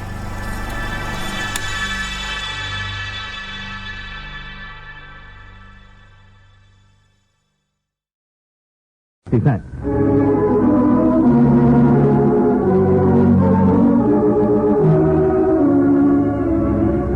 And now let's see what's going on down in Pine Ridge. Well, as we look in on the little community today, we find Lum in the Jotham Down store talking to Constable Ben Withers. Listen. I don't want to get out there on that monkey stand they built out there and introduce Abner. Well, the Abner Peabody Day Committee selected you for that job, Lum. Well, what'd they select me for? I ain't been mixed up in this Abner Peabody Day junk. Fact is, I ain't sure they can declare a legal holiday like they done. Yes. Well, the committee thought that you'd like to have the opportunity to be the one to introduce the town hero. Town hero. It'll be good publicity for you, Lum. For me? Right. What do I need with publicity? I'm an admiral. Leastways, I'm going to be if folks around here will ever simmer down long enough for me to get the Pine Ridge Navy started. And I want you to keep your remarks as brief as possible. Just make a few complimentary remarks about Abner. Tell how you look up to him, what a wonderful partner he's been for so many years. Oh, how he's pulled you through a lot of rough spots and helped you get where you are today. Pull me through? Just keep it short, Lum. It's Abner the crowd wants to hear from. Well, let them hear from him then. Let him introduce himself. That'll be better. You just have about 10 minutes to prepare your remarks, Lum. They're just about ready to start out there. I think they're waiting for the Macmillan boys and Mother to show up with their string trio. They're going to furnish the music, you know. Dad Crockett has written a little song about Abner. Would you like to hear it, Lum? No, I wouldn't like to hear it, Lum. Fine. I'm not quite sure about the tune, but the words go something like this. Now, look, Stan, I don't... Off your hat and shout hooray, for this is Abner Peabody Day. Oh, for goodness sake. Raise your voice and sing his praises. Without him, we'd been blue to blazes. Blue to blazes. Yes, Dad got a lot of nice sentiment into this song. Get him. Horseback and mule, he rode to the scene to prevent his wife from busting the nitroglycerine. Yes, that ain't the worst thing I ever heard. I'll put in with you. Oh, how he wrestled that woman for the bottle. Ben, will you cut it out? I can't stand no more of that junk. Yes, you'll hear the whole thing in a few minutes. No use in my spoiling it. Mother Macmillan does it much better. She's going to change the vocals. I just can't hardly wait. Well, you'll enjoy it. The song tells the whole story. Ballad type thing. Huh? Well, I'd better call Clarabelle Seastrunk about the plaque. About the plaque? Fine. The Older Girls Woodcraft and Leather Tooling Club has made up a rather attractive wooden plaque honoring Abner for his heroic deeds. Well, ain't that just damn? Mrs. Peabody is going to present it for him. I hope the girls took the plaque over to her. I don't know how he'd get along without a wooden plaque. I hope Abner doesn't see it because it's supposed to be a surprise. Well, if he's expecting me to get up there and introduce him today, he's in for another surprise, too. Yeah. I suppose you want to get to work on your remarks. Just remember to keep it short. Don't worry, I will. I see the crowd gathering out there. Oh, this is going to be a big affair. I hope it is. Excuse me a minute. Hello, Jot 'em Down store. Admiral Edwards talking. Oh, what do you want, hero? Mrs. Abner? Would I do what? Talk to Elizabeth. What would I want to talk to her for? Well, why should I tell her that? She knows how that happened. Oh, all right. Anything wrong, Lum? No, I don't know what the idea of all this is. Abner wants me to tell Elizabeth. Wait a minute. Hello? Yes, this is Lum. Well, Elizabeth, I don't know what this is about, but the way that nitroglycerine got in the bottle you was going to use for christening the boat is just the way Abner told you. Yeah, I'd got hold of a bottle of it to use in blasting out the mill pond to make it deeper for my boat, and somehow or other Ben and Grandpap got it mixed up, and they wropped up the wrong bottle. That's all they are to it. And Sam will make a little mistake once in a while. No, it was just Ben and Grandpap. There weren't nobody else in on it. Yes, Mom. All right. Goodbye. Are they on their way over here to the celebration? Well, they didn't say. Just don't understand what that phone call was all about. Elizabeth sounded kind of peculiar there. Well, they'd better hurry. We're about ready to start the festivities. I see the string trio has arrived out there. See them getting up on the platform, Bob? I just can't figure out what that phone call was for. Must be something behind it, but I don't know what it could be. Yes. Well, I guess there ain't no accounting for what goes on inside a woman's head. Feller's crazy to try to figure that out. Lum, I think you'd better go out and sit on the platform. The crowd seems to be getting a little restless out there. You can think up your remarks there. Just remember to keep them short. Ben, I told you I ain't going to make no remarks of no kind, long or short. Yes, keep them short. Remember to throw that in about how you've always looked up to Abner. What a privilege it has been to have been associated with Abner all these years. Privilege? Ben, maybe you don't know it, but when I taken Abner over and let him go into business with me, he was a nothing, a nobody. If you want my opinion, he ain't changed a bit. Yes. Well, the story of Abner's success parallels that of Ralph Selmer. That's an interesting story. Yeah, you told it to me. Ralph was a brother of Presley Selmer. They were identical twins. And had it not been for their difference of appearance, you couldn't have told them apart. Well, they couldn't have been identicals then. Yes. Presley was smarter, but Ralph was lighter on his feet. Jumped around a good deal. Ben, you told me all about Ralph one day. The story is that Ralph could jump 9 feet in the air straight up. I still don't believe that part of it, though. They say he learned to jump that high at the Mount Ida barber shop, where the boys were always giving him a hot foot. Ben, will you excuse me? That's our ring, thank goodness. Hello, Jot 'em Down store, the Admiral talking. Ben? Yeah, he's here. How's that? Yeah, you tell me about Ralph Selmer. I'll be glad to let you talk to him. Here, Ben, for you. It's Elizabeth. Elizabeth Peabody? Yeah. Oh, I hope nothing has happened to that wooden plaque. I hope she throwed it in the stove where it belongs. Hello, Mrs. Peabody. Or busted it over Abner's head. How's that? Yes, that's right. It was Milford and myself that made the error on that bottle of nitroglycerin. Why, certainly I'm sure. What's the matter with that woman? Abner? Why, no, he wasn't even in the store. Of course I'm sure he wasn't. No, he doesn't know a thing about it. What's she driving at anyway? Keeping something from you. What? Why, no, Mrs. Peabody. Yes? All right, Mrs. Peabody. Goodbye. Oh, say, did you get the wooden plaque all right? Good. You and Abner better hurry over here. The crowd's all assembled. Bye, Mrs. Peabody. Goodbye. What all was she asking you, Ben? I don't know. She seems to be a little confused about how the nitroglycerin got in the bottle she was supposed to christen the boat with. Confused? Sounds to me like she's getting suspicious about it. Yes. Well, you were asking about Ralph Selmer. Just what's going through that woman's mind, reckon? Well, sir, you were right a lot. Huh? Ralph's success story was a good deal like that of Abner. He started out as a nobody and wound up the town hero. And all he had to go on was the ability to jump up in the air. Ben, when you was talking to Elizabeth just now, did she sound mad or anything? How's that, well? I said, when you was talking... Yes, 9 feet in the air. Well, sir, on April 18, 1894, the town of Mount Ida put on a big exposition. Called it the Mount Ida Exposition. There's an original name for it. I personally wired President Grover Cleveland to appear at the exposition. Ben, you told me all of that 100 times. At the last moment, Grover wired back that he would be unable to make it. I still have the telegram he sent. Just to me, personally. I know. I saw it. Well, you can imagine how Mount Ida felt. The exposition doomed to failure. What could we do, everyone asked. Lum, would you like to have me show you that telegram I got from Grover Cleveland? No, Ben, I've told you I've seen it 1,000 times. I don't have it with me, but the next time you're down to the jailhouse, remind me and I'll show it to you. Fine. Well, sir, with Grover out, it looked like they were going to have to fold up the exposition. And that's when Ralph Selmer stepped forward and saved the day. He put on the most spectacular 2-hour jumping exhibition you ever saw. Yeah, Ben, will you hash up? That was our ring again. Right. Hello, John down. What? Well, I'll be dead blamed. I see. Yeah, all right, I'll do that. All right. Goodbye. Hey, Lum, we'd better get out there and start the festivities. We're late already. Yeah, let's go. Have you got your remarks all prepared? I know exactly what I'm going to say now. Who was that phone call about, Lum? No, it was about our hero. Near as I can figure out, Elizabeth got it worked around in her mind to where she thinks Abner's the one that put the nitroglycerine in that bottle. And then at the last minute got cold feet and was scared to go through with it. Right. You better get up there on the platform, Lum, and remember to keep all your remarks about Abner and make it brief. Now, don't worry. That's exactly what I'm going to do. Ladies and gentlemen, will you all please simmer down? Thank you.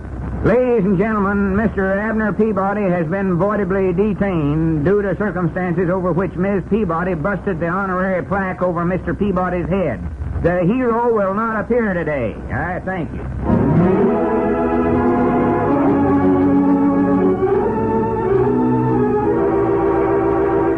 Well, will the hero revive? And will Ralph Selmer have to save Abner Peabody Day by putting on a jumping exhibition?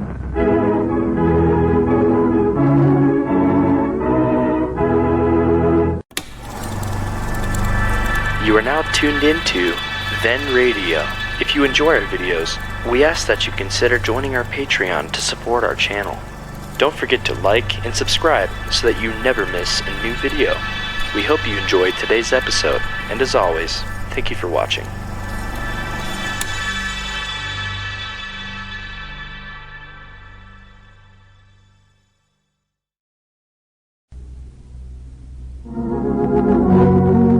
And now from November 14th, 1947, the Lum and Abner Show. Here's announcer Gene Baker. And now let's see what's going on down in Pine Ridge. Well, as we look in on the little community today, we find Lum in the Jot 'em Down store talking on the telephone. Listen. Mose, I know you'd like it in the Pine Ridge Navy. It'd just be a part-time job, of course. Sunday afternoon, mostly. Yeah, that's when we'd go for a cruise on the mill pond, yes. do maneuvers and all that Navy stuff. Well, no, it don't pay nothing, but you might be able to pick up some extra change giving crew haircuts. Admiral. Oh, no, you can't start in at that. You got to work up to that.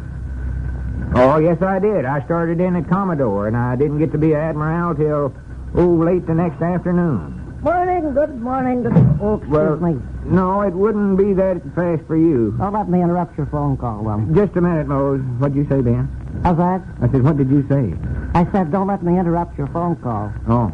Well, now, look, Mose, I think we could start you in at a pretty good rank, though, and if you show any boat talents in no time at all, you...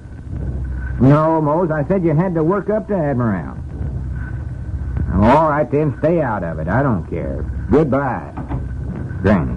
How do you like that? Mose Moot's thinking he can jump from barber to Admiral. Fine. How would that sound, Admiral Moot? Lum, I think the correct pronunciation is Admiral. Admiral? Yeah. When did they change that? By the way, how are you coming with assembling a crew for your Navy, Lum? Well, no good at all. Everybody wants to be a admiral. And you'd think it'd be at least one lieutenant captain in a town of this size. Maybe you're going to have to put on a recruiting campaign, Admiral. No, that's what I thought I was doing. Well, the Admiral doesn't generally function as a recruiting officer. You should get somebody else for that job. Well, maybe you're right. They're probably just awestruck when they talk to me personal. Reckon who'd be a good one to get for that? Hey, how about you, Ben? Well, I don't know. Jail work keeps me pretty busy these days. Why don't you put Abner on that job? Well, he ain't exactly available right now.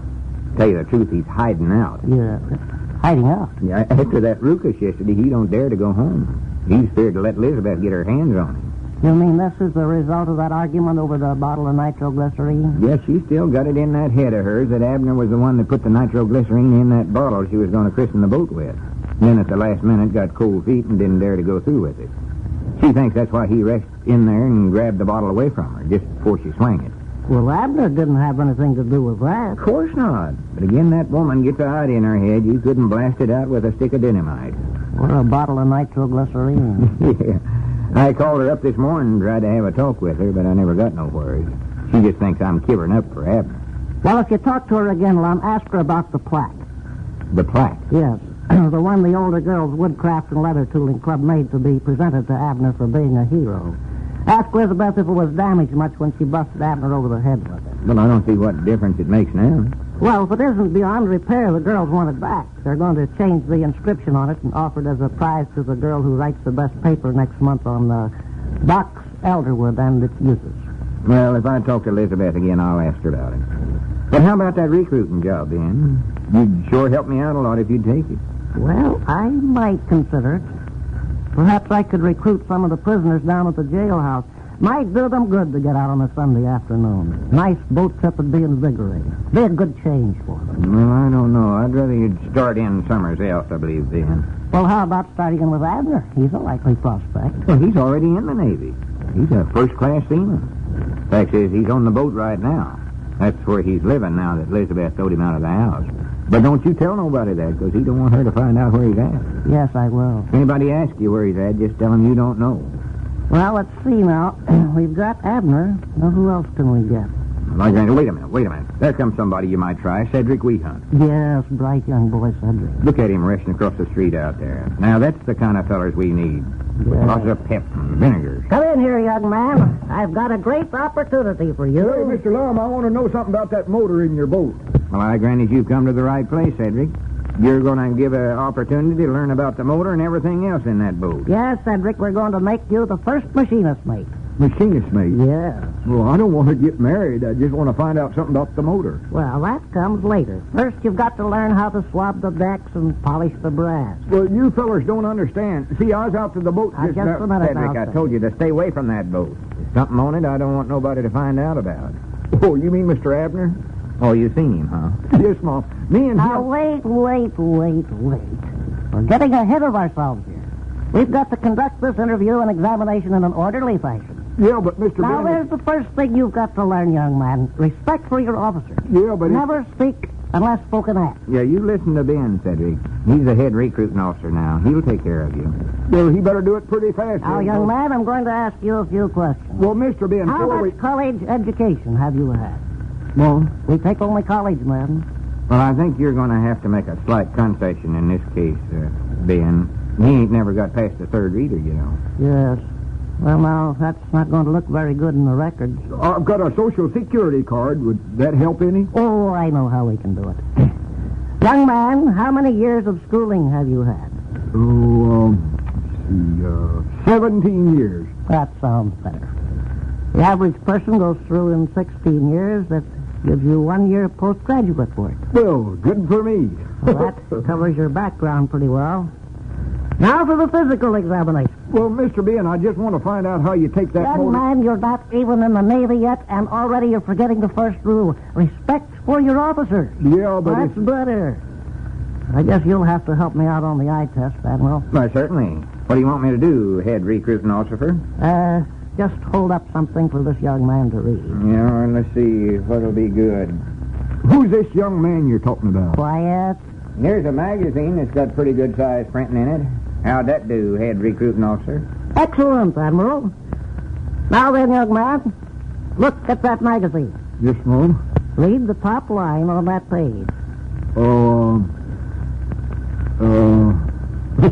Don't believe I can get it. Sorry, you won't do. Well, wait a minute. We can't be this particular. We've got to have some new members. Move him up a little closer. All right. Up a little closer there, young man. Yes, Mom. Now, can you read the top line?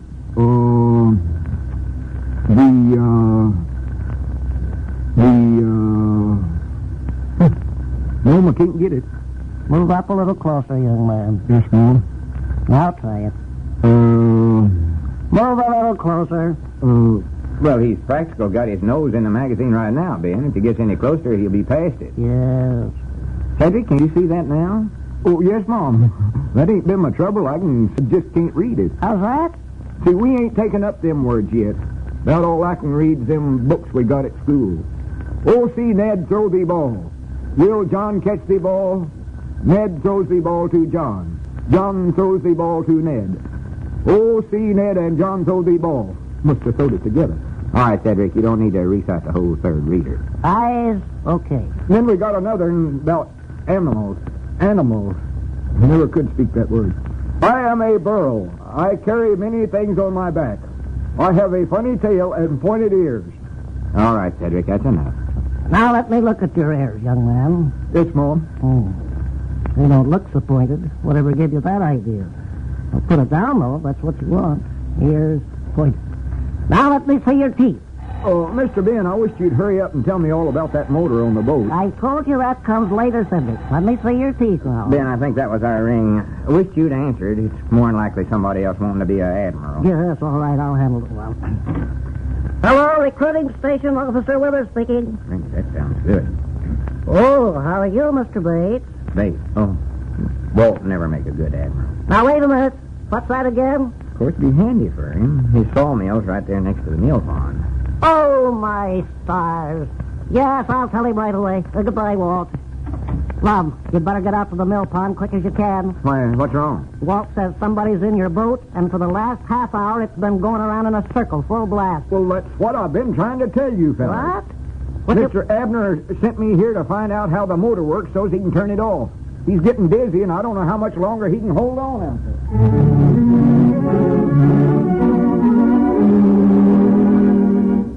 Well, will Seaman Peabody be able to stand up under these maneuvers? Will the boat be able to stand up? If the Admiral doesn't hurry, the Pine Ridge Navy won't need a crew.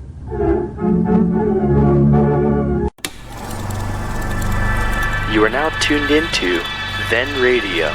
If you enjoy our videos, we ask that you consider joining our Patreon to support our channel. Don't forget to like and subscribe so that you never miss a new video. We hope you enjoyed today's episode, and as always, thank you for watching.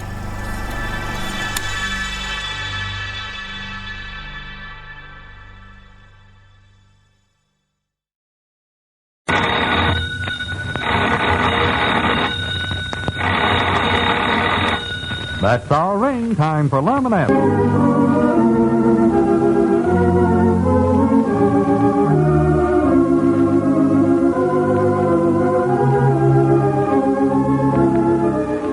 And now let's see what's going on down in Pine Ridge. Well, as we look in on the little community today, we find Lum in the Jotham Down store. Squire Skimp is just entering. Listen.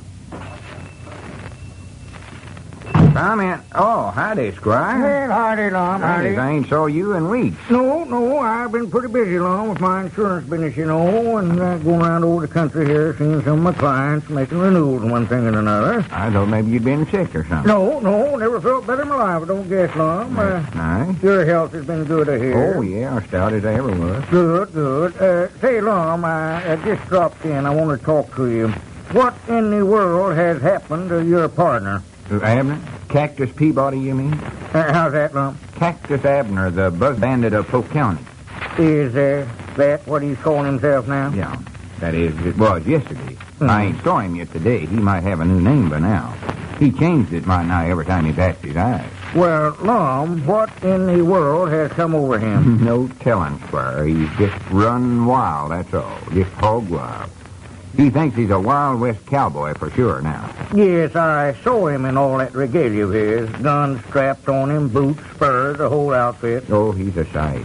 Ain't none of it that fits him neither. No. That hat comes clean down over his eyes. I don't know how he can tell where he's going. Of course, with him, it don't matter. He don't know where he's going no way. Well, I'll tell you one thing, Lum. He'd better be careful with those guns. He ain't got no real bullets in him, I don't think. Well, real bullets or not, I don't like to be a target. He took a shot at me this morning when he rode by my place. Rode by? Yes. Whose car was he in? Well, he wasn't in anybody's car. He was on a horse.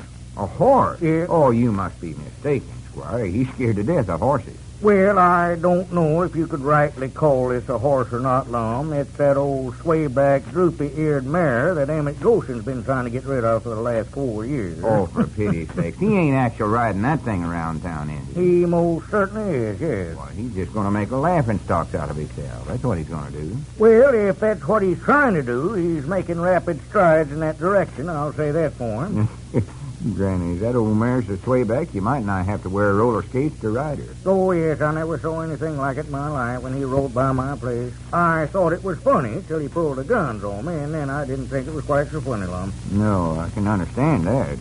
That's crazy. Lum, how did all this get started anyway? Abner's been acting peculiar for about a week now. Well, it all started one day when I was trying to get him to help me work on my boat out at the mill pond, and he couldn't do it because Elizabeth wanted him to do some housework for her. Mm-hmm. So me and Ben tried a little psychology on him, sort of build up his ego to where he'd assert himself around the home. But we done too good a job. Yes, you've got him overtrained, Lum. Oh, he got complete out of hand. And I ain't been able to control him since. But, Lum, how did he get onto this cowboy mania that he's got now?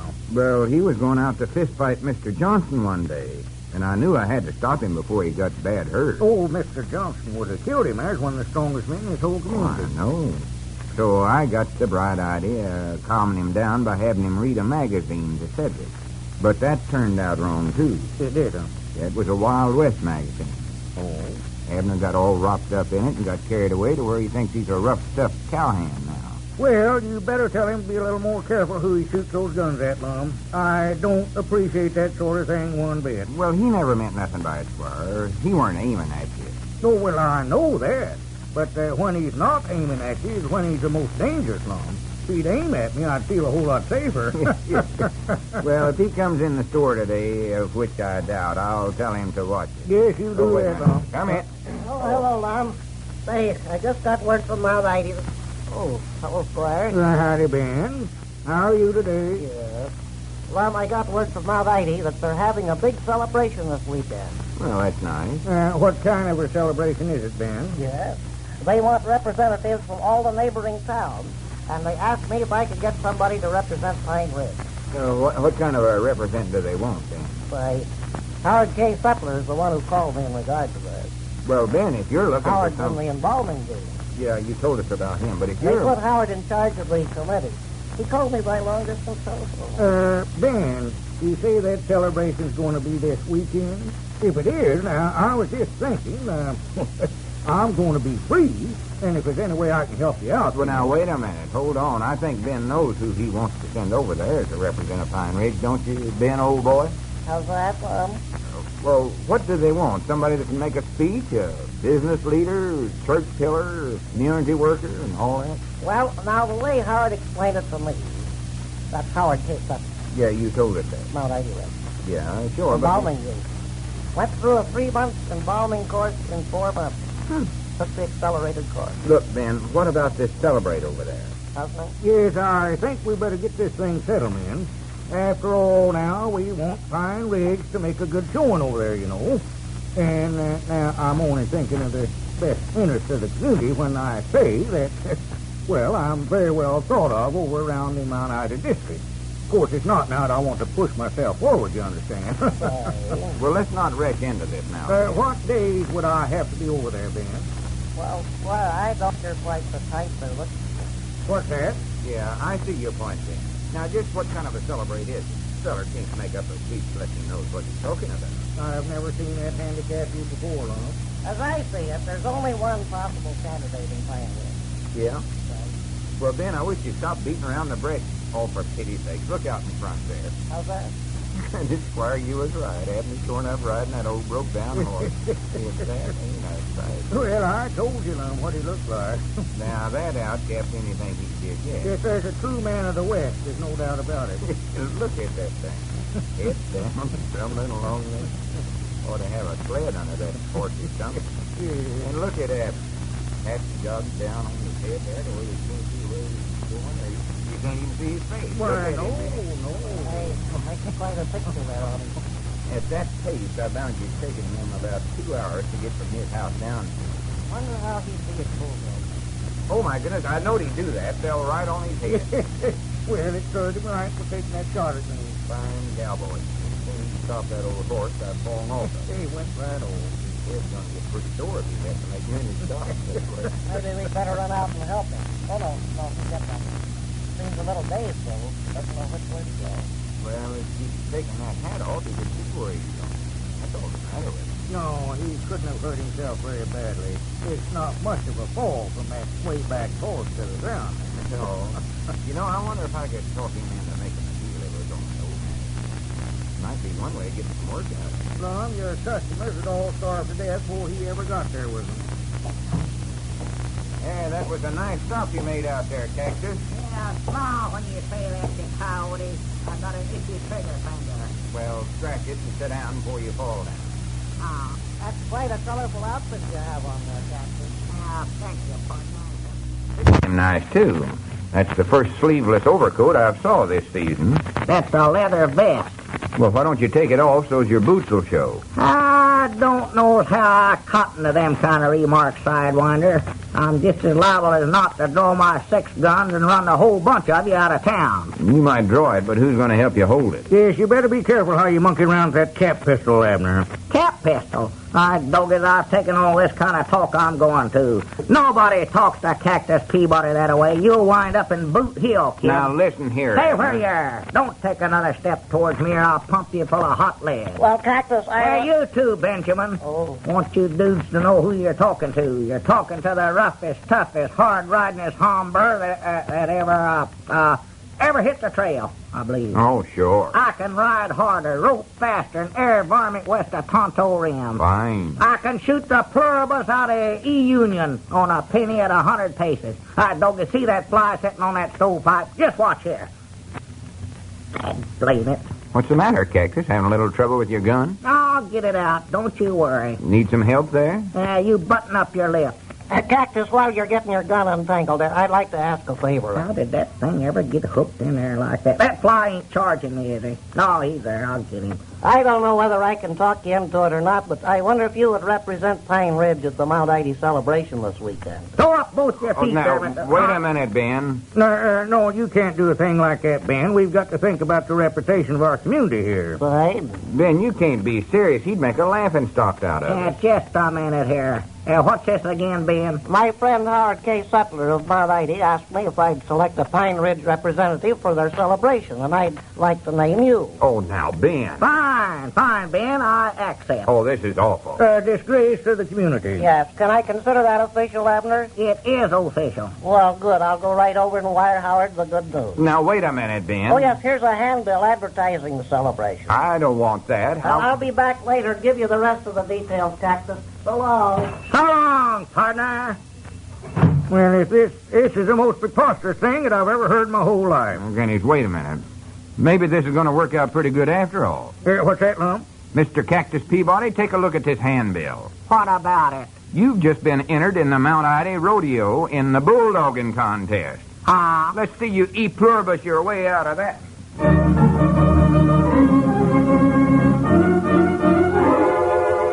Well, what has Cactus Peabody gotten himself into now? Will he be forced to enter the bulldogging contest? Only a bum steer can save him now. You are now tuned into Then Radio. If you enjoy our videos, we ask that you consider joining our Patreon to support our channel. Don't forget to like and subscribe so that you never miss a new video. We hope you enjoyed today's episode, and as always, thank you for watching.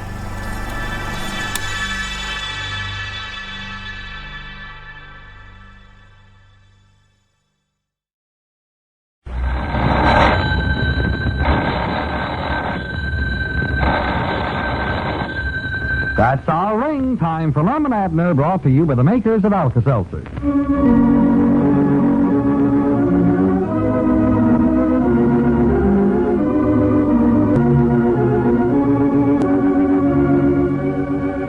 Friends, these are busy days for everyone. Christmas shopping, wrapping, mailing, and a big list of other important things you must get done. And you certainly don't want anything to slow you down. A nagging headache or an unexpected spell of acid indigestion wouldn't be welcome. So why not be prepared with reliable Alka-Seltzer and the dependable relief it can bring for just such upset? You know from experience how annoying the combination of a nervous headache and an acid-upset stomach can be. And you should know how quickly Alka-Seltzer can bring you welcome relief. With plenty of Alka-Seltzer on hand, you're prepared with relief in reserve. Ask your druggist for 2 packages of Alka-Seltzer next time. The extra package on the side keeps the fellow well supplied. Alka-Seltzer comes in 2 generous-sized packages, the Handy Get Acquainted package for 30 cents, and the large economy package containing more than 3 times as many tablets for only 60 cents.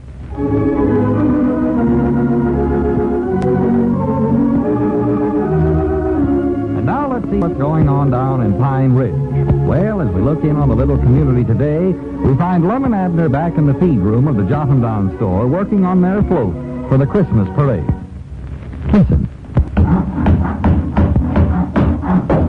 Wait a minute, Abner.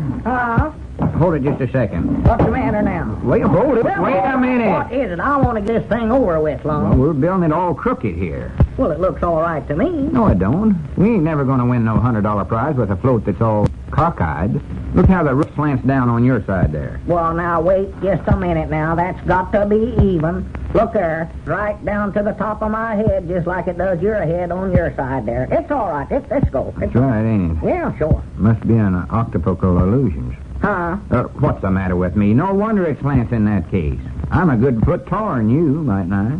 Oh, sure. What's the matter with me? Yeah, that's the cause of it. Of course, everything else looks a little off, too. Are you sure you're following the plans I drawed up for this float? Yes, sir. I'm following them just exactly the way you drawed them. Maybe that's the trouble.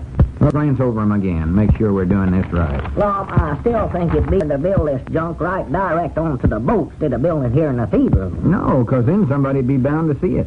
Then Mose Moose would find out about it, and then he'd steal the ID from us. Oh. And win the prize. Yeah, maybe so. Let's see here. According to the plans we have, this little roof up here with the chimney on it ought to be... Yeah, we got the framework for the roof did already, Lum. You know, we want to be sure to make that chimney tall enough so as when I'm in it with the bag of toys, my feet won't hang down into the little room below. Well, I don't want you kicking me in the head neither. If I'm going to be the little boy standing there with my head up that chimney looking for Santa Claus. Well, we'll take care of that. Lum, I still think you ought to get somebody else for that little boy. No, it'll be a lot easier with you. I'm too old for him. But we can get up to where nobody can tell how old you are. Am I still going to have to wear them pajamas with the feet in them? Yeah, that's best. Dog it, I'll freeze to death running around around that way. Well, you'll be holding a candle in your hand. Mom, a candle ain't going to keep me warm with just a pair of pajamas on out there in the main street of town in freezing weather. Well, you can wear a couple of pairs of long underwear and a sweater under it. I'd rather wear an overcoat over it. A good long one, too. Abner, you ain't getting the right Christmas spirit for this. Look, Lump, why don't we just have Cedric for that little boy? He don't know He's no too better. big, I tell you. Oh, We big. can't afford enough lumber to build a float that high. Besides, he's going to drive the tractor that pulls the float. I thought he was going to one of Santa Claus's goblins and Mose Moose's float. I talked him out of that. You did? But it weren't easy. Had to give him a month's supply of peanut butter. Chunk style? Yeah. And with him, a month's supply runs pretty high. So this float's going to break us up in business before we get done with him. Yeah, but don't forget, this float's going to win us $100. Ah, well, I hope so. Wait a minute, was that somebody coming up in front? I don't know. Well, never you better paid- look. We don't want nobody barging back here finding out what our float idea is. Might be spies sent out by Mose Moose. Might be somebody up there stealing something, too. Let me take a look. Oh, no, just Ben Withers. He done knows about the idea. Dunn knows about it. How does he know about it? Oh, I don't know. He was in the store yesterday, and it come up in the conversation. Grannies, I hope he ain't told nobody. Well, I told him it was a secret. Hey, we're back here, Ben. Anybody here? Yeah, I said we're back here in the feed room, Ben. Come on back here. Oh, way back there in the feed. Oh, here you are. Yeah? Oh, my stars. What are you building? Abbott Hutch? No, this is going to be part of our float in the parade. Oh, that's a nice idea. Rabbits are attractive. We ain't having rabbits. Fine. I would say, however, that they possibly fit in better in an Easter parade, though. Yeah, but Ben, this... Rabbits are more symbolic of the Eastertide than a Christmas, I think. Colored eggs, Easter baskets, one thing and another. I recall attending an egg roll on the Zinkerfoos lawn in Mount Ida one year. At Christmas? No, it was for the children. Huh? It was quite a traditional thing with the Zinkerfoos family. I recall this one particularly well. There were the two Zinkerfoos boys, Herbert and Kenneth, all dressed up in their sailor suits and straw hats with pipes just alike. Pipes? Yes, they promised their father they wouldn't smoke until they were 21. Oh. Ben, I wonder if you'll excuse us. Me and Abner's got an awful lot of work to do on this float, and the parade's just a couple of days off, you know. Fine. Well, the egg roll started off in the traditional fashion with Kenneth rolling the egg to Herbert, and then Herbert rolling it back to Kenneth. That sounds like fun. And then the old Mr. Zinkerfoos joined the festivities. He caught up the egg and rolled it first to Kenneth, and then once to Herbert. What'd they do, just have one egg? Fine.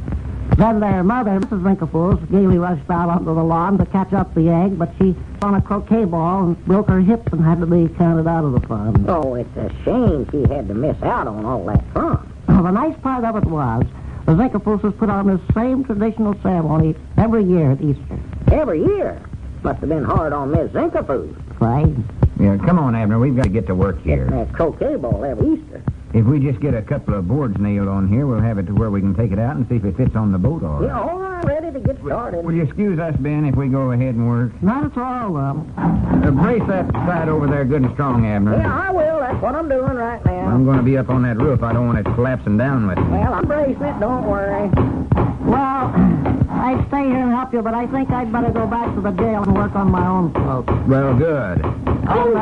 Don't get a hip that thumb again. I'm giving up that idea of having a sleigh drawn by 8 tiny bloodhounds. Oh, that's a shame. That sounded like a good idea to me, Ben. Well, I couldn't find any way to fasten anchors on the bloodhound. Even the Scotch tape wouldn't work. And on top of that, 7 of the hounds ran away. 7? Why didn't the other one run away?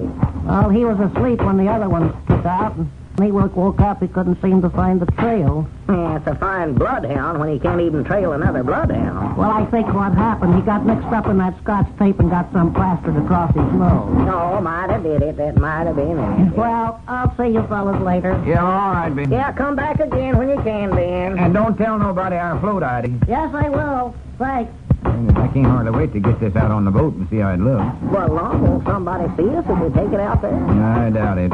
We just have it out there long enough to check the measurements and then bring it right back in the field. Oh, yeah. Going to have somebody help us get this thing out of here, too. This is going to be pretty heavy. Hey, everybody. Oh, my goodness. Doggy, you scared me. Scared me, too. I never heard you come in there. Well, I come in just when Mr. Ben went out. Oh, well, I'm glad you're here, Cedric. You can help us take this contraption we're building here and take it out there and set it on the boat. Yeah, we'll need you, Cedric. By the way, did you make arrangements with Earl Pomeroy to borrow his tractor to pull our boat with?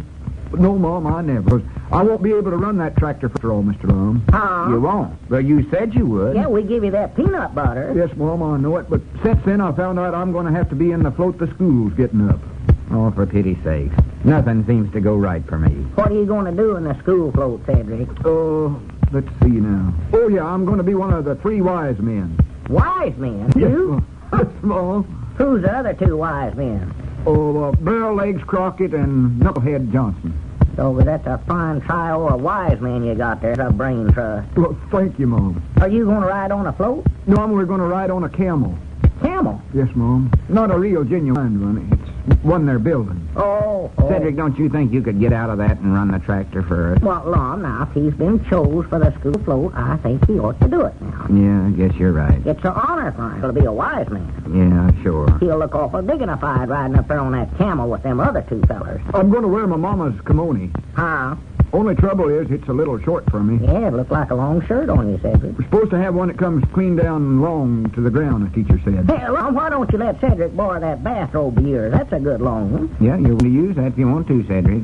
Well, much obliged. Of course, I guess it won't matter too much if I'm the middle wise man and ride twixt them humps on the camel's back. I wouldn't show much no way. Oh, is that where you're going to ride? I don't know. I better check with my teacher and find out just what I am supposed to do. Yeah, you better do that, Cedric. Can I go in there and use your telephone? Yeah, sure. Go right ahead, Cedric. But hurry right back, Cedric. We're ready to take this thing out here and try it on the boat. Yeah, he's done gone up the front lawn. Is it all ready now? It's ready enough to see if it fits. We've got all the hard work did on it. Yeah, I'm glad to get that over. Just need to put the trimmings on it. I Yeah. thought we'd get some of that tissue paper that's got pictures of bricks on it to wrap around the chimney. Well, sir, I had that same idea. I laid a roll back first. Let's see now. I reckon if you and Cedric get on each side of it, and I can hold the door. You can hold the door. Wait a minute. We'll have to tip it over sideways in order to get...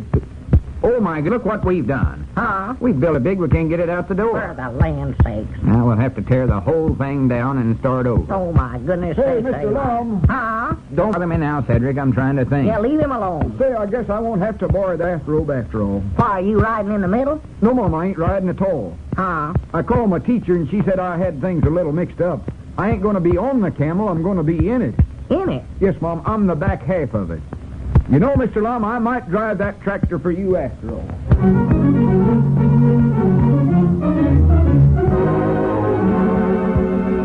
Well, is Cedric going to leave the front end of the camel without a hind leg to stand on? As the day of the parade nears, the rivalry between the merchants rises to fever pitch.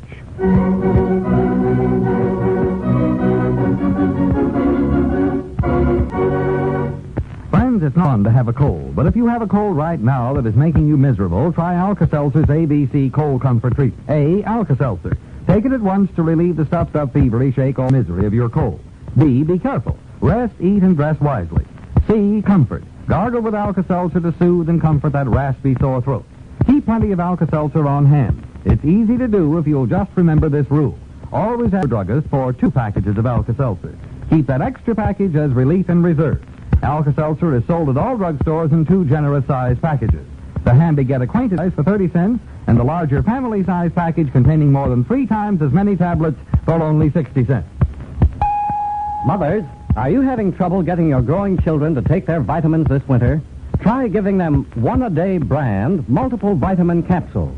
Each One-A-Day brand multiple capsule contains all the vitamins for which the amount needed for grown-ups and children has been established.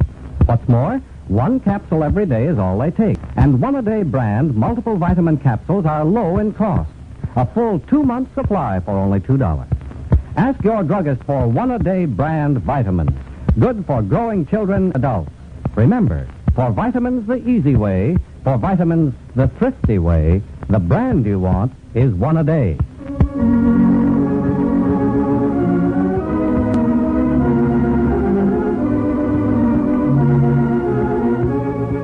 Listen again tomorrow and every weekday at this time for Lum and Abner down in Pine Ridge, brought to you by the makers of Alka-Seltzer and One-A-Day brand vitamins. Gene Baker speaking.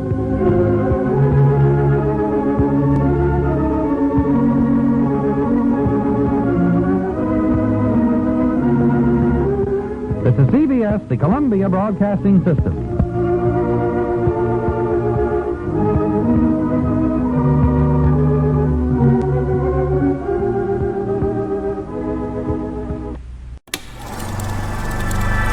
You are now tuned into Then Radio.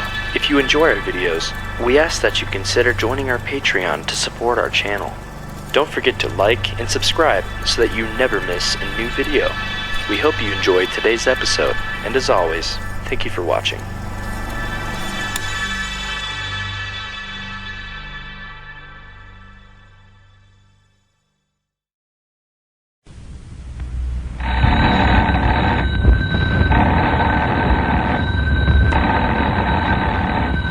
That's our ring. Time for Lum and Abner, brought to you by the makers of Alka-Seltzer.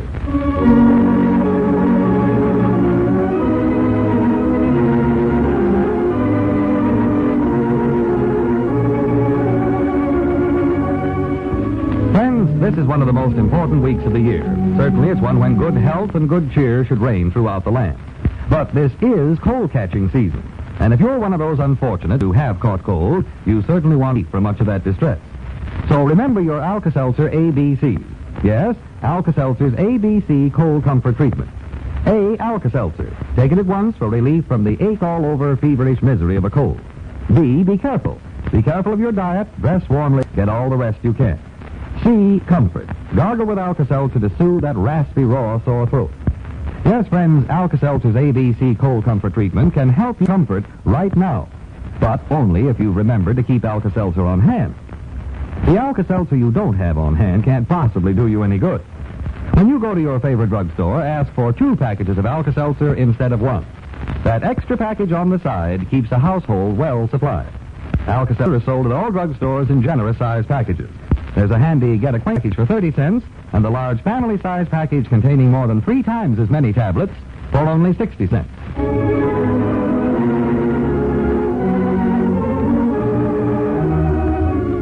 And now let's see what's going on down in Pine Ridge. Well, as we look in on the little community today, we find Lum and Abner in their Jot-'em-Down store. Lum is talking on the phone. Listen. Yeah, Dick, I believe we got a few extra buckets of that Christmas candy. If you're running short, I'll be glad to send a few over. No, we won't need 'em. Abner done the ordering this year, so natural we got too many. I just done what he told me to do. That's all right, Dick. Proud to do it. Makes everything. Oh, by the way, don't get me no present this year, Dick. Oh, here he goes. I said, don't get me no present this year. Well, I just telling you in case you was. Yeah. All right, you bet, Dick. Goodbye. He always used to give me something. What'd you say, Lum? Nothing. We're going to send a couple of them buckets of Christmas candy over there. Oh. If Cedric drops in, you better get him to help you tote 'em. Ain't Dick going to give you a present this year? I told him not to, didn't I? Yeah. It's just the way I wanted to. Oh. I'm planning on getting Christmas to where it ought to be. Oh, howdy, Ulysses. How are you? Yeah, I'm okay, Lum. What can we do for you? Okay. Your Christmas shopping done yet, Ulysses? Yeah, I got it just about all okay. Well, that's good. Be sure and don't get Lum nothing. Okay. He says he don't want nothing this Christmas. Ain't that right, Lum? Yeah, sure. So be sure you recollect that, Ulysses. Okay. Now, what else can we do for you? Well, I got to get my woman Carrie something. Well, what do you think your woman would like, Ulysses? We got some nice plastic salt and pepper shakers in, different colors. How would that be? Okay. Or we got some new non-rust scrub boards with an extra deep compartment to hold the soap. How about that? Okay. Which do you want, the salt and pepper shakers or the scrub board? That'd be okay, Lum. Why don't you give her both? Okay. Would you like them gift wrapped up? Okay. What is it? Well, it's just the regular wrapping paper, but at Christmas time we give you your choice of red or green string. Okay. Do you want red? Okay. Well, you can have the green if you want it. Okay. Better put them both on, Lum. Okay. Will it be all right if I pick them up later? Okay. Sure, that'd be fine. Now, see you later, Ulysses. Okay. So long. And recollect, Ulysses, don't get Lum nothing. Okay. Abner, I wish you'd start letting me handle my own affairs. What do you mean by that? Nothing. Just forget it. You mean what I told you, Ulysses, about not getting you a present? I told you just to forget it. Lum, that was your own idea. That ain't mine. I never studied that up. You was the one. Uh-oh. Yeah, howdy, Grandpa. Howdy. Come on back. How are you today? Oh, just only tolerably. sort of like water in a barrel, just slung around here and yonder. Have I got any cheese left here? Well, I don't know, Grandpap. Let me take a look at your sack over here. Set it up on a shelf here with your name on it. Yeah, I ate some of it last time I was in here playing checkers.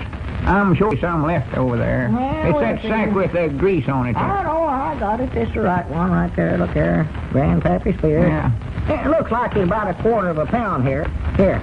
You want to nibble on it? No, I want to take it along with me. Take it with you? You mad again? No, I'm going into the county seat on the mail hack, and I want something to munch on. Oh. Better give me a nickel's worth of them sody crackers, too. Yeah, all right. What you going into the county seat for, Grandpap? Oh, Christmas shopping. Got to pick up something for charity. Well, what are you going to clean in there for? We got stuff right here. This is a store, you know. Yeah, but I want to get her something nice this year. Huh? Thought I might get her some stockings. Well, we've got lady stockings. Yeah, but she said you ain't got nothing to choose from down here. We got both black and white. I don't know what else she could want. No, she's hankering for some of them thin jobs. Uh-oh. You know how a woman gets them whims. Oh, Lord, yeah. Don't likely take the pneumonias with them. Why, sure. Flimsy things around. It's dangerous, plumb dangerous. And she won't like them, I'll tell you that right now. Elizabeth got that same notion in her head a year or so ago. Nothing would do, but I had to get her a pair of them. Never liked them, huh? Oh, she liked them all right, I guess, but they just weren't practical. Her long underwear showed right through them. Tell right where she had them folded over. She had 2 broke legs. Yeah. Well, ain't no use telling Charity that, though. She'll just have to find out for herself. Yeah, live and learn. Have you got the wish book around here? Well, Grandpap, it's too late to send for anything. I'm going to send for them. I'm going after the pigeon-toed things. Just want to get an idea about the prices on such as that. Oh, yeah, I'll get it. The book's right here. I'll tell you right now, though, them things runs pretty high. Oh, yeah. Good pair of them stockings will cost you might nigh $1. I don't care. This is Christmas. Shoot the works. Can't take it with you, you know. Let's see now. Where's the stocking section? Huh. Now, how do you ever get them things laced up? Let's see. Allow me, say. Pigeon-toed women. What will they think of next? Is that the new look? As far as I'm concerned, it is, yes. Wait a minute. Don't turn the pages so fast. That's interesting. Well, I'm just trying to find the right section here. Stocking.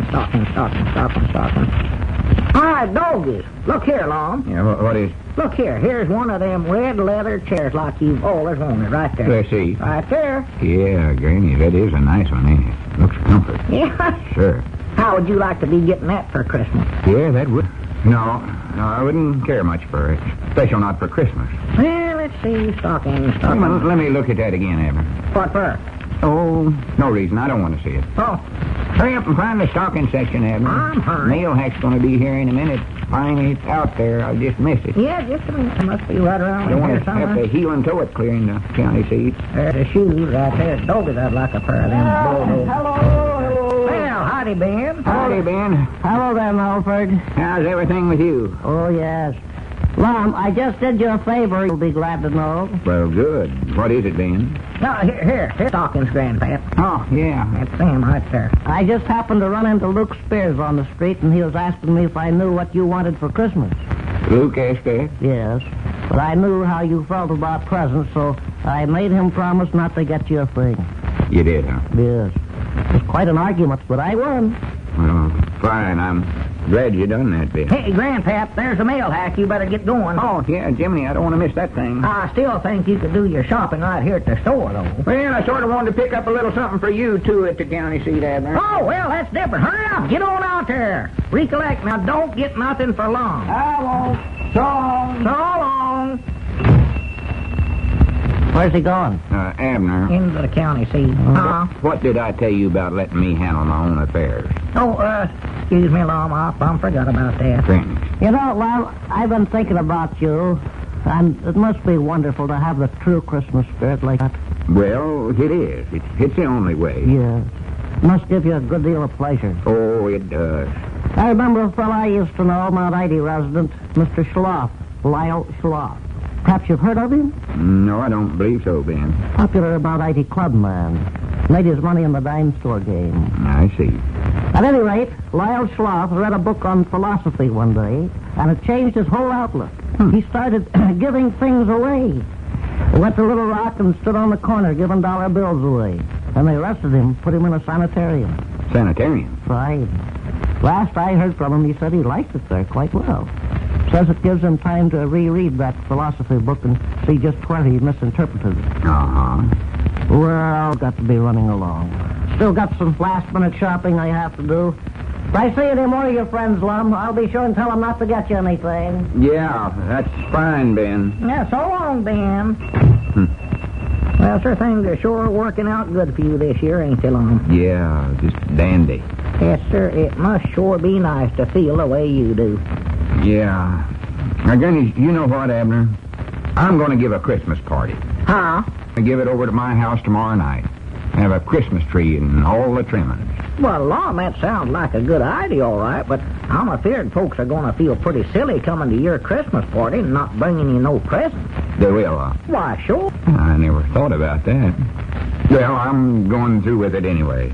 I'm going to start inviting them right now. Yeah, but now, Lum, that's liable to ruin your idea for Christmas. Abner, how many times do I have to tell you to let me run my own affairs?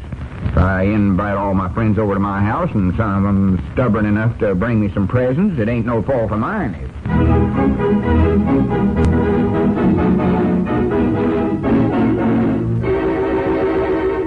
Well, will Lum's party be a success? Will his friends comply with his request?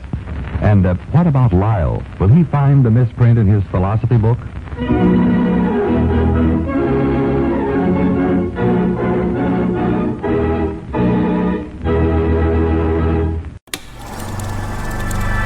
You are now tuned into Then Radio. If you enjoy our videos, we ask that you consider joining our Patreon to support our channel. Don't forget to like and subscribe so that you never miss a new video. We hope you enjoyed today's episode, and as always, thank you for watching.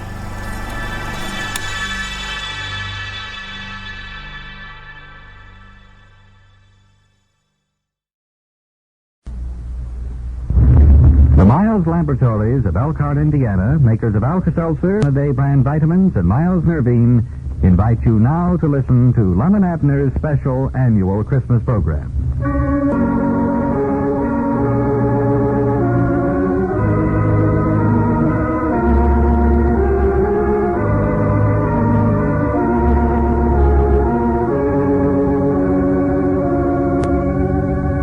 This being the Christmas season, Lum and Abner and their sponsors wish that they might do something for you, their radio listeners, that would add still more pleasure and enjoyment to the occasion.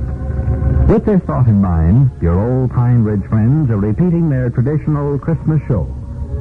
Like the narrative of the Nativity itself, Lum and Abner's Christmas story has become more beautiful and meaningful with the passing of the years. It was in 1933 that they first told the simple legend of a humble event that took place here in America in Pine Ridge, a tale which reflects Bethlehem's wondrous miracle. And now, once more, we invite you to listen to Lum and Abner's Christmas story.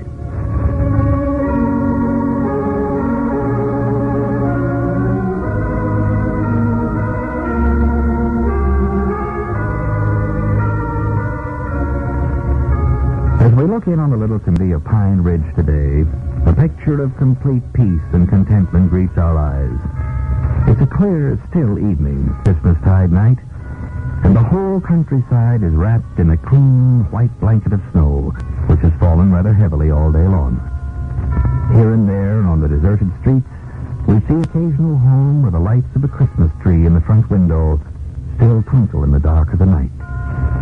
And as we pass through town and come to the outskirts, we catch up with three old fellows trudging along through the snow on the road which leads from Pine Ridge out into the countryside.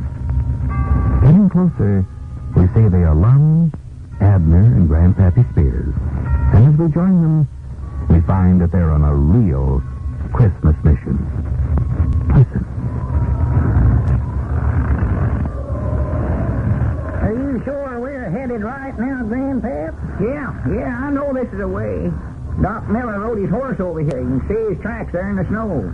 Well, it must be over there about the old Gaddis place then. Yes, sir, that's just about where it's at. But now here, there ain't nothing left but the barn over there. That house burnt down 2 or 3 years ago. Well, Doc said it's due east from that road where we turned off. Due east? Yeah, which way is east? I ain't paid no attention to the directions here. Wait a minute. Whereabouts is the east bar? There it is, right ahead of us. We're going right, men. Don't worry about that.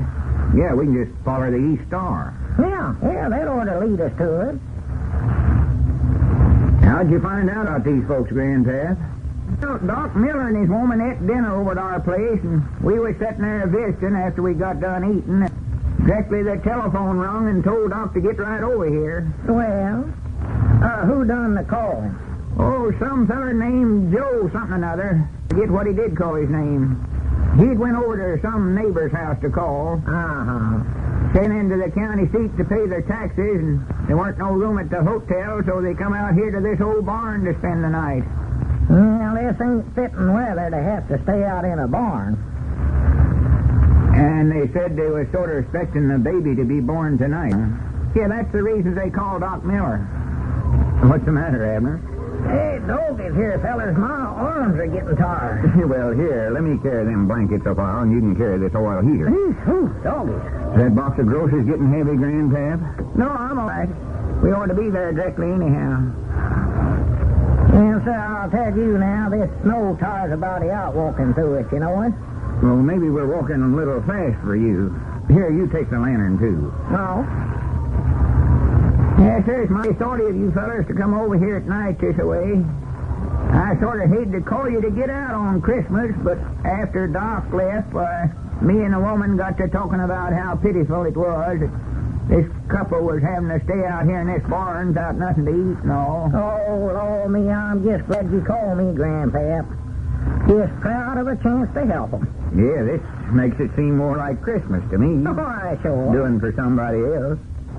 You know, you just can't do things to make others happy without making yourself happy at the same time. No. Trouble with a lot of us, we sort of lose the Christmas idea altogether. Think too much about ourselves. The real Christmas spirit is the happiness we get out of making others happy. Why, sure. Well, now there we was, sitting there at home, thought we was enjoying ourselves, and these folks was out here spending Christmas in a cold barn away.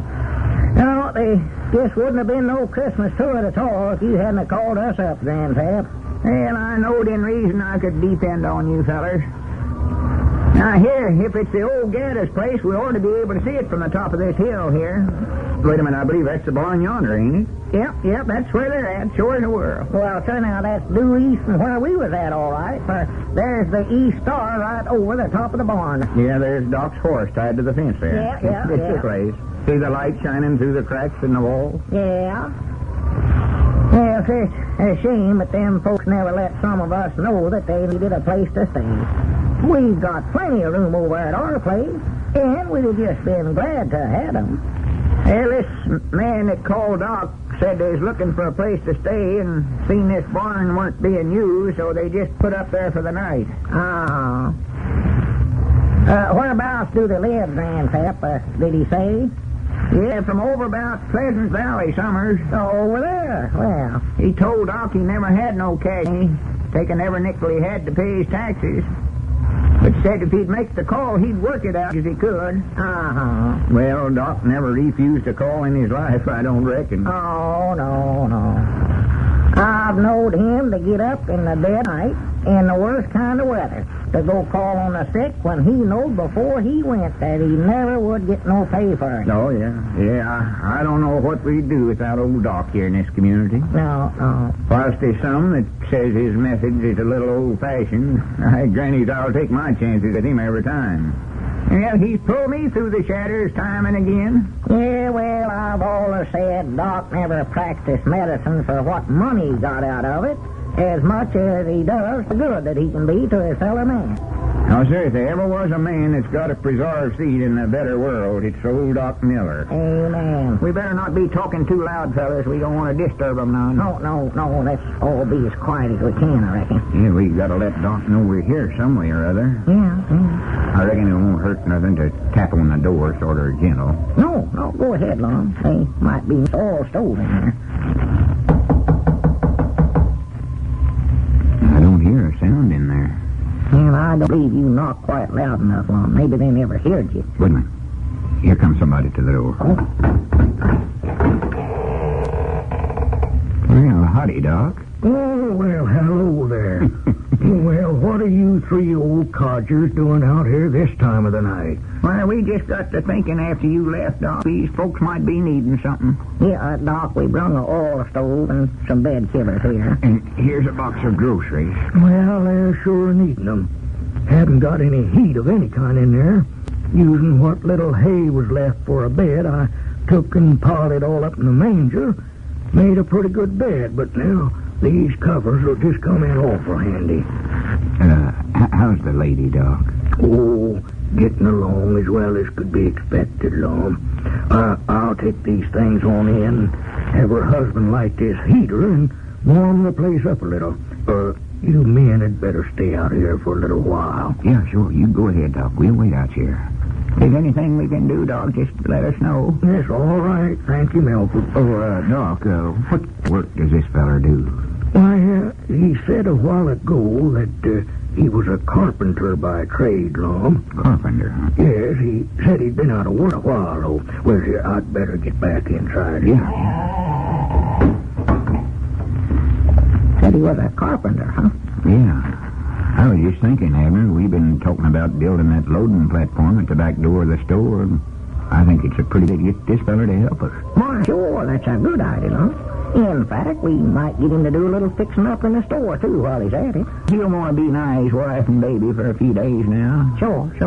Quick as Doc thinks it's safer to be moved, I'm going to insist on him coming right over there at our place and staying. Well, that's the best place in the world for him, Grandpap. Aunt Cherry could take better care of him than anybody I know. Yeah, she'd get a sight of enjoyment out of looking after the baby. Just loves children. Oh, no, that woman of yours, Grandpap, has mothered every young'un in the community, might I? Yes, sir. I was just thinking here. Here we are, three old codgers getting along in years, standing out here waiting for a little baby to be born. It's sort of like as if we was waiting for somebody to take our place. Yeah, well, of course, we like to talk about such things, but we've about served our time, I reckon. Yeah, won't be long before we'll have to move on. Be somebody else here. Take her place. Yeah. They'll soon forget about us. It's sort of like the years. Here the old years almost gone. There's been a lot of things happen this past year, but they'll soon be forgot. There's been lots of joys and lots of happiness. But on the other hand, there's been lots of heartaches and lots of blasted hopes. But there's a new year coming, bringing new hope and new courage. And we're sort of like the year, just three old fellers. We're sort of like the old year going out, and we're waiting a new year. The little baby in yonder. Well, it's just like I've always... Wait a minute. Be somebody's coming to the door. Oh, maybe it's Doc. Any news yet, Doc? Well, men, it's a fine baby boy. Christ the Savior is born. Silent night, holy night, Son of God, lost to light, radiant gift from thy holy face, with the dawn of redeeming grace. Jesus, Lord, at thy birth.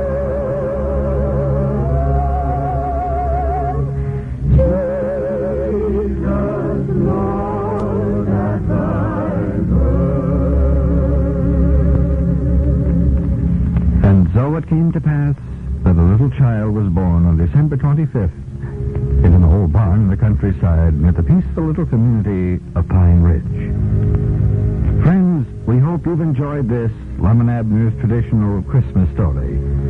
May the spirit of peace and goodwill which it brings remain with you through the years to come. This is the Christmas wish for you and yours from Lum and Abner and their sponsors, the makers of Alka-Seltzer, One-A-Day brand vitamins, and Miles Nervine. A very Merry Christmas to you all, always.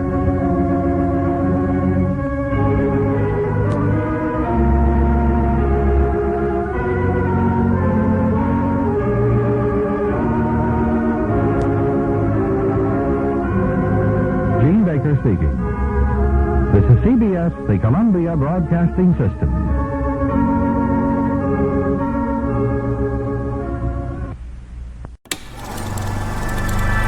You are now tuned into Then Radio. If you enjoy our videos, we ask that you consider joining our Patreon to support our channel. Don't forget to like and subscribe so that you never miss a new video.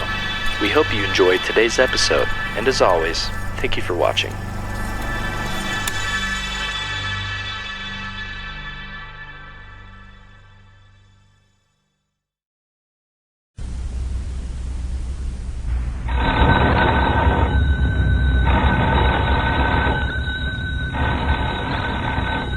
That's our ring. Time for Lum and Abner, brought to you by the makers of Alka-Seltzer.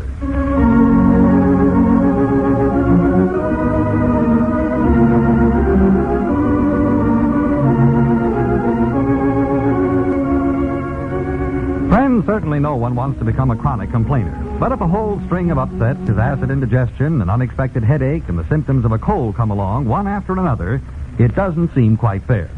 But rather than complain, why not do like thousands of others? Rely on dependable Alka-Seltzer for relief from these common ailments. You see, Alka-Seltzer contains an effective alkalizer that helps reduce the gastric acidity that so often causes stomach distress. And that same Alka-Seltzer tablet contains a dependable pain-relieving analgesic that helps soothe the discomfort of a headache or muscular aches and pains, or the feverish ache-all-over feeling of a cold. Every one of Alka-Seltzer's helpful ingredients is already dissolved when you... Therefore, Alka-Seltzer can bring double relief in double quick. Because Alka-Seltzer is such a reliable family friend, it's wise to keep an ample supply on hand. A good rule is to ask your druggist for 2 packages instead of 1. Keep that extra package as relief in reserve. Alka-Seltzer is sold in 2 convenient-sized packages. The handy Get Acquainted package sells for 30 cents. The large economy package containing more than 3 times as many tablets, 60 cents at all drugstores.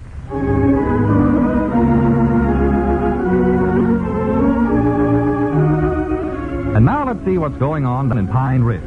Well, as we look in on the little community today, we find Lum and Abner in the feed room of the Jot 'em Down store, deep in a business conference.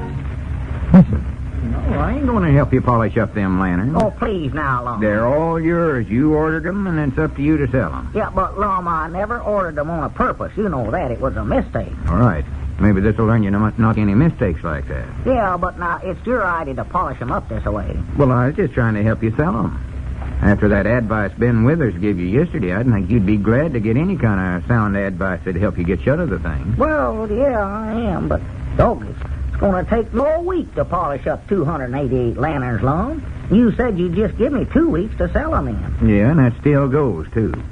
What happens if I don't sell them? You pay for every last one of them yourself. Ah. Well, I better get up to the front of the store there and get busy. Somebody has to take care of the business. Yeah, well, now, wait just a minute, Lum. Dad, blame it all anyway. I sure wish I had somebody to help me shine up. Howdy, Mr. Abner. Can I give you a hand there? Oh, doggone, Cedric, you scared me to death. Oh, excuse me. I never meant to scare you, Mr. Abner. Ooh. The pinball machine down at the lunchroom's broke, so I ain't got nothing to do today, so I thought I might help you. Well, doggone, you sure can, Cedric. You come in just at the right time. I've got to polish up every one of these lanterns you see down here. I sure would appreciate it if you'd get one of them rags there and help me polish them. Yes, Mom. What are you polishing them up for? Oh, it was Lum's idea. He thinks if I polish them up nice, why, somebody will come in and buy them, maybe. Right now, I'm willing to do anything that'll help me get shut of them. Yes, Mom. You know, Cedric, it's sure cute of you coming in here just now, asking if you could help me. I was just sitting here wishing that somebody'd come along and give me a hand with these things. Well, how do you do this? Just rub the cloth on them? I'll use some of that there metal polish there. It makes them shine a little better. Yes, Mom. You know, rubbing these lanterns this way reminds me of a story in my school book. It's called Alan Ladd and His Magic Lamp. Oh, yeah. I believe you got the name a little wrong there, though, Cedric. It ain't Alan Ladd. It's Alan Aladdin. Yes, Mom. It was something like that. Alan Aladdin's lamp. Yeah, I've read that thing 1,100 times. Used to read it to little Pearl when she was just a young'un. Quite a interesting story is the way I recollect it. Well, would you tell it to me, Mr. Abner, would you, huh, please? Oh, no, of course not, Cedric. Please, Mr. Abner, pretty please. That's one of my favorite stories, I think. Please tell it to me. Oh, now, Cedric, I ain't gonna do it. I'd feel silly sitting here telling a bedtime story to a big growed-up boy like you. Besides, we got work to do here. Well, we can work while we're telling it, can't we? I'll work extra fast. No. Come on, Mr. Abner, tell it to me. Well, now, Cedric, I ain't sure I recollect it so for good. Let's see, how did that thing go? I know there was this young feller, Alan Aladdin, and him and this other feller was playing baseball, I believe it was, or playing golf or something like that, when along come this other feller that Alan Aladdin thought was his uncle. Now, I recollect that much of it, I know. Oh, I just love this. Yeah. Whose uncle was it? Alan Aladdin. Oh, I just love and admire this whole story. Wonderful than anything. Yeah, well, here now, polishing them lanterns, you expect me to tell it to you. Yes, Mom. So, this uncle feller, he says to Alan, he says, you come along with me, Alan. Who'd he say that to? Alan. Oh. So, Alan picked up his golfing bat. No, wait a minute. Who said that to Alan? Said what? I don't know. What did he say? Oh, for the land. Well, better start over, Mr. Adams. I ain't gonna do it, and you get busy on them lanterns, too. Yes, Mom. Let's see, where was I now? Alan had just picked up a golfing bat, I think. Oh, yeah.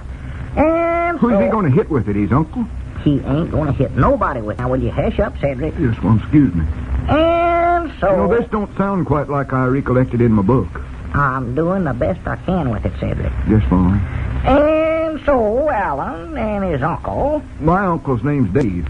He lives in Fort Smith. Yeah, I know that, Cedric. He's my Uncle Dave. All right, Cedric, that's all. Doggies, I'm done telling you any part of that story. You just interrupted me one too many times. Oh, gosh, Mr. Abner, don't say that. Just tell me a little bit more. No, sirree, no, sir. Just tell me that part where the uncle throws that magic powder down on the ground, opens up and makes a big hole, and the uncle tells Alan Aladdin to go down into the hole and bring up the magic lantern to him, so Alan Aladdin goes down and gets the lamp, but then he wouldn't bring it up to the uncle, so the uncle gets mad and throws some more powder down and closes up the hole and leaves Alan Aladdin down in there. Just tell me that part, Mr. Adams.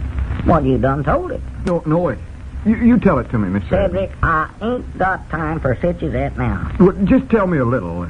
Please, Mr. Adams. No, I've got lanterns to sell here. Tell me that part where Alan Aladdin's trapped down in that hole and he rubs the lamp and wishes for a table of food, and lo and behold, and there's right in front of him a whole table laden with beautiful food. Tell me that part, Mr. Adams. Well, I don't even recollect that part of it myself. Is that in there? Yes, Mom. Tell it to me, will you? Well, what happens after that? Oh, then he rubs the lamp again and wishes his mama was there, and lo and behold, and there was his mama. Well, I'll be a polka-dotted possum. How'd she get down there? Magic. Sure enough? Yes, Mom. It's all magic stuff in the whole story. Boy. Well, what happened after that, Cedric? Tell me the part where the genie comes in there. Well, let's see now. Better keep polishing them lanterns if you expect me to tell you this. Oh, yeah. Go on, Cedric. Well, so Alan rubbed the lamp and a batch of smoke raised up out of it. Rubbed it too hard, huh? And out of this smoke come the genie. Oh, that's the part I love. And Alan said, I want to get out of this hole. Yeah? So the genie picks him up by the neck. Who, Alan? Yes, Mom. And he zooms along through this hole in the ground. Sort of like Superman, huh? I wished you'd stop interrupting, Mr. Abner. I'm sorry, Cedric. And finally he comes to an open place and zooms up out of the ground, and Alan sees this princess. What princess? I don't know, just a princess. Just a regular one, I reckon. Yeah. I don't believe I ever knowed about her. What's her name? I don't know. Just Miss Princess, I reckon. Yeah, more than likely. Anyway, Alan Aladdin fell in love with her, something wonderful, and loved and admired. Oh, my. And that's where he made his big mistake. He did? Yes, Mom. He married her. Oh, he did make a mistake there. Yeah, he rubbed the magic lamp and said, I wished I was married to the lady princess. And lo and behold, he was. Oh, what a shame. Well, wait, you ain't heard nothing yet.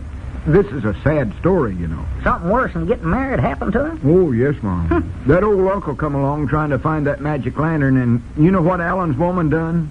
She taken the magic lamp and sold it to the old varmint. Oh, for the goodness sakes, like they'll do it every time. You just can't put no dependence in a woman. Sure wished I'd have had that Aladdin's lamp. Oh.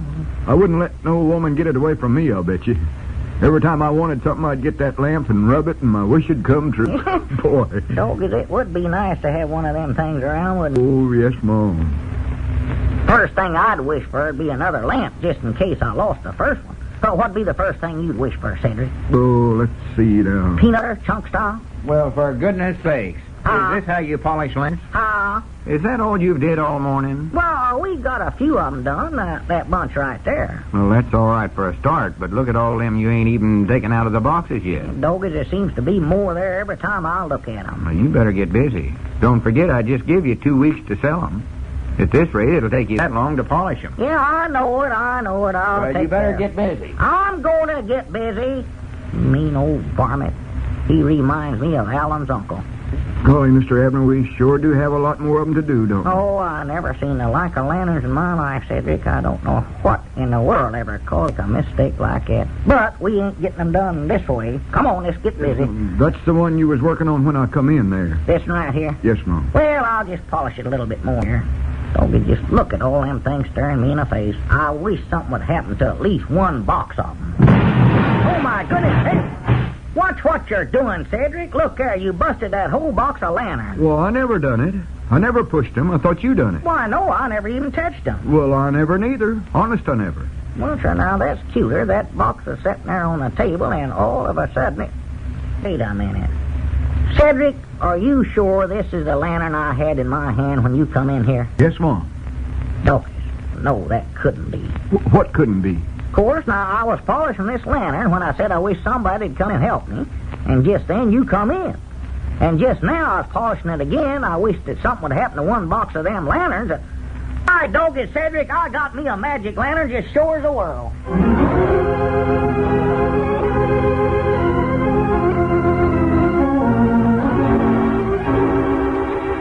Well, has Abner discovered another Aladdin's lamp? And if he has, how will he use its power?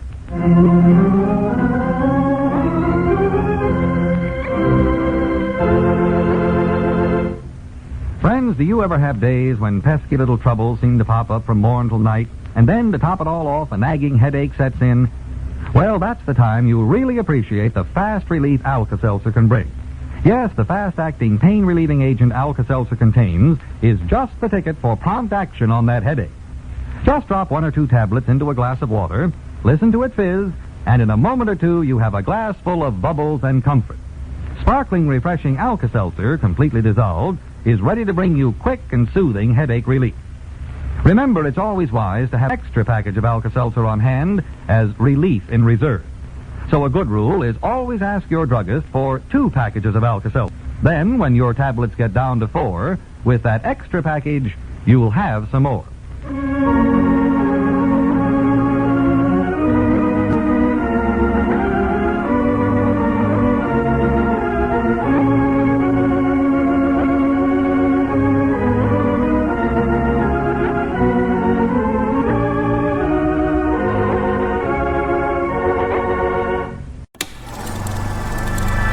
You are now tuned into Then Radio. If you enjoy our videos, we ask that you consider joining our Patreon to support our channel. Don't forget to like and subscribe so that you never miss a new video. We hope you enjoyed today's episode, and as always, thank you for watching.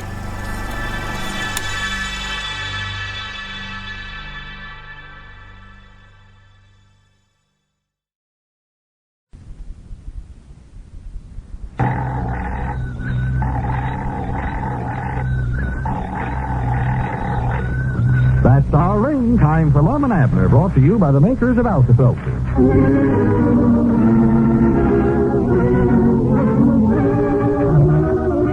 And now let's see what's going on down in Pine Ridge. Well, as we look in on the little community today, we find Lum in the Jot 'em Down store. Constable Ben Withers is just entering. Listen. Come in. Oh, come in, Ben. Say, Lum, Isn't there some law prohibiting gambling and games of chance at the jailhouse? Granny's, I don't know, Ben. Why? Is there gambling going on down there? They've had a continuous game of cards running down there for the last 3 days. Well, I wouldn't worry about it too much. Gives them something to do to pass the time. They ain't hurting nobody. Not hurting nobody. Lum, what is the accepted number of aces in a deck of playing cards? Oh, I don't know. 4, I reckon. That's what I thought. But the way they play it, 7 appeared in one hand. 7? Trying. I strongly suspect fraud has been practiced on me. On you? Have you been playing cards, too? Well, I sat in for a hand or two, merely to keep up the morale of the prisoners. I can't understand it. I used to be very adept at rook, whist, somerset, flinch, old maid, one thing and another. Oh, well, I can make up the $4 some way. Ben, you ought to have had more sense than to play with that bunch down there. Well, we had to do something. Nobody could get a wink of sleep. Milford Spears created a terrible disturbance all night long, singing the prisoner's song, beating on the bars with a tin cup. But I strongly suspect that he's gone stir-crazy. Well, why didn't you put him in a cell by himself? I did. But the way he's hollering and carrying on, you can hear him all over the jail and a half a block away. I tell you, Lum, it's disgraceful. He's ruining the reputation of my jail. Why, Willie the Boodler and some of my other regulars have already given me notice that this sort of thing keeps up. They'll be forced to pack up and leave. I really think we made a mistake in ever locking him up at all. Oh, we had to, Ben. Had to do it. The way he's arresting everybody, he'd have had the whole town locked up down there by this time. Well, that wouldn't have been as bad as having Grandpap in there, I'll tell you. Oh, it wouldn't do no good to let him out of there now. He'd go on the warpath sure enough then. Before we made our mistake was ever appointing him deputy constable in the first place. Well, we accomplished what we set out to do. Milford was in the doldrums, you know. He lost confidence, was despondent, felt useless. Yeah, but Granny's, this is ridiculous. He swung from one extreme to the other, digging up all them old outdated ordinances. Besides, he's going into my house to try to find something to arrest me on. Well, he found that old shotgun in your parlor, and the statutes plainly state that it's against the law to have firearms in your home within the reach of visitors. Yeah, but he went in my place over there without no searching warrant. That's where he made his mistake. I knowed he'd go too far. He just got what was coming to him, so that's the same as burglary. I don't care if he is a deputy constable. Well, he's not my deputy anymore. I made him turn in his badge and handcuffs. Well, you better get down there before he tears that jail up. Fine. But first I have a list of groceries here. Groceries? Yeah. Well, now, I want to talk to you about that, Ben. I don't know how far we can let that account run on the books. We're going to have to figure out some way to turn them fellers down there loose. We're going to have to find them first, though, to raise enough money to pay for what they've had. That's an excellent idea, Lum. Well, they've done nothing but complain about the food ever since they've been down there. Well, I don't blame them. You can't expect them to eat pork and beans and canned salmon 3 times a day and like it. Well, I don't know. I tried some, found it very tasty. Yeah, but that was just once. Try it 3 times a day and see how you like it. No, that bill is up to $146, Ben. I was running up the figures on it this morning. Yes, they're a group of hearty eaters, I'll say that. Well, if I can ever get them in court, I can find them enough to pay the $146. 146.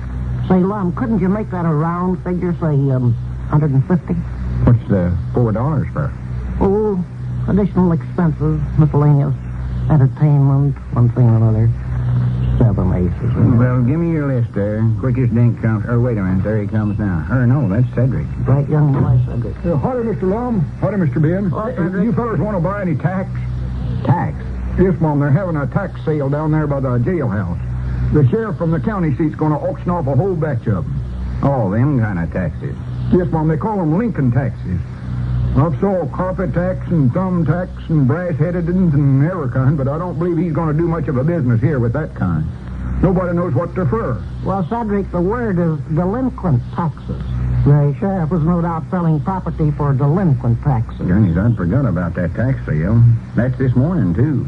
Yes, Mom, but I still think he'd do better selling blueing or potato peelers or something like that. Did you say they're going to hold a sale down by the jailhouse, Cedric? Yes, Mom. There's right smart of a crowd gathering down there now. Oh, my stars. I'd better get over there and try to quiet Milford down. Most people think I have no control over my prisoners at all. No discipline. I'll see you later, Lum. Well, wait a minute, Ben. I believe I'll walk up and go down there with you. I might want to do a little bidding on that stuff myself. Well, wait for me. If they don't run them up too high, I might bid on a box of them myself.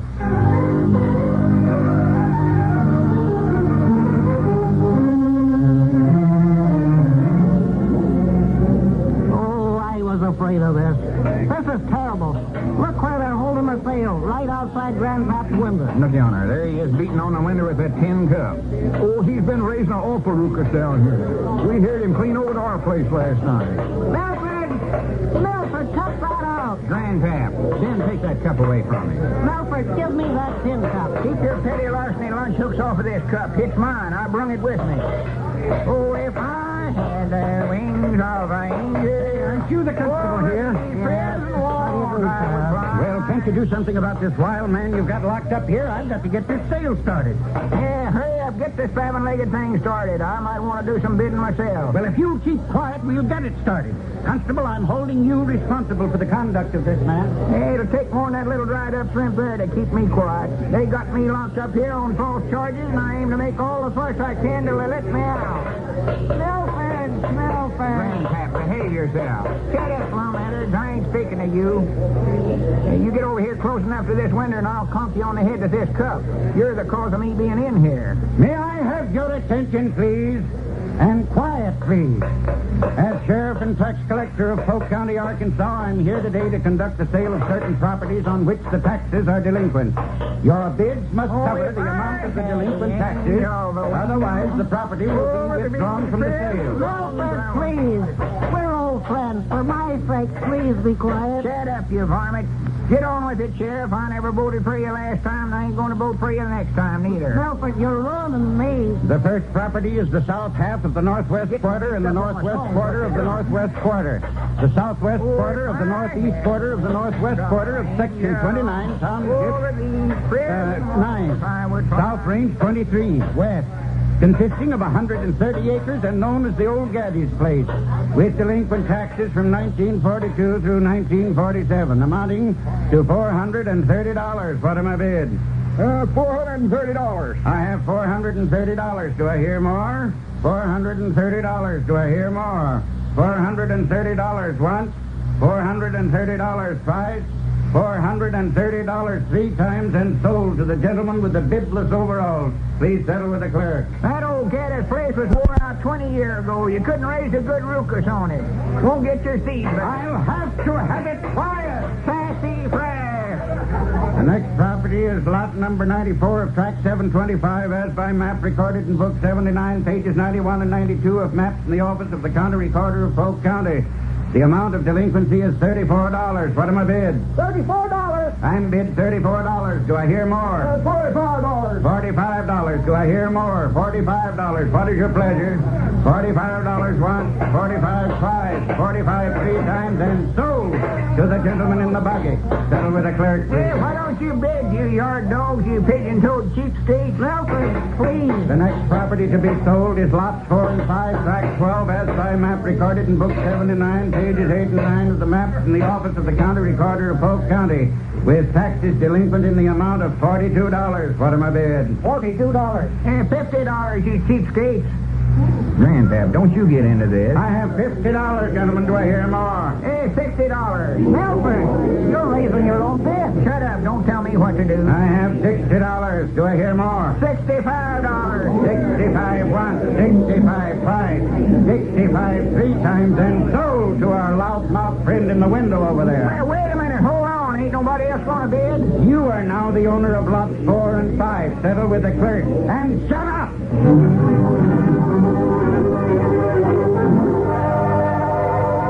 Well, some of Pine Ridge's largest property owners reside in the city jail.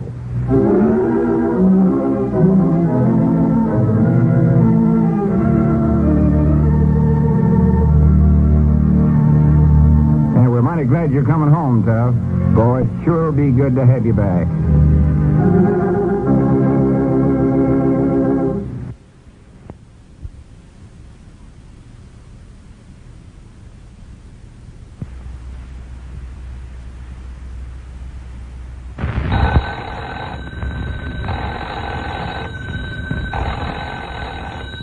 That's our ring. Time for Lum and Abner, brought to you by the makers of Alka-Seltzer.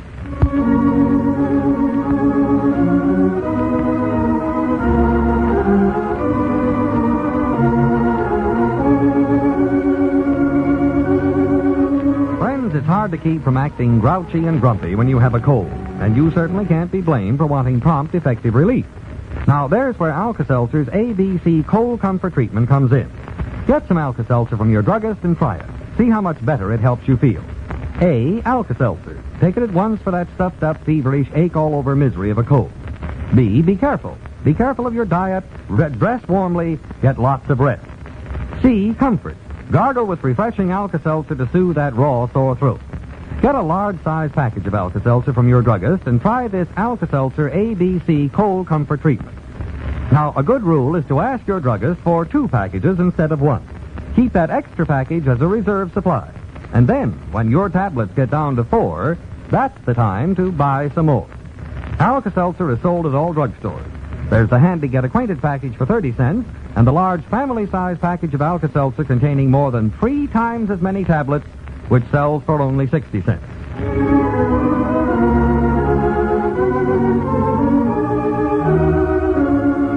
And now let's see what's going on down in Pine Ridge. Well, as we look in on the little community today, we find Lum in the Jot 'em Down store talking to Ben Withers. Listen. Ben, I can't pay that money to Grandpap now. You simply got to pay it. If I don't get the prisoners back in the jailhouse by tonight, they're walking out.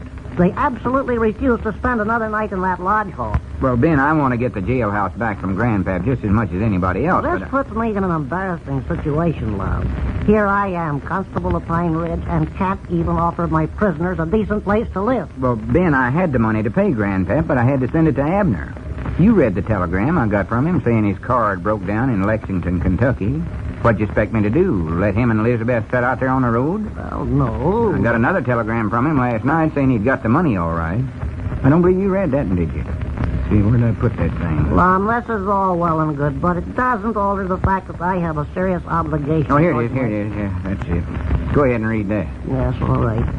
Is this from Lexington, Kentucky? Yeah, I got it about 9 o'clock last night. Right. Dear Lum, thanks for money. Car fixed. Hope to make Memphis, Tennessee by tomorrow night. Abner.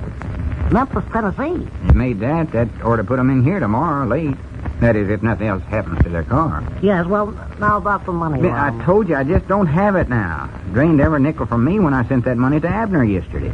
You got some in the bank, haven't you? Well, yeah, a little.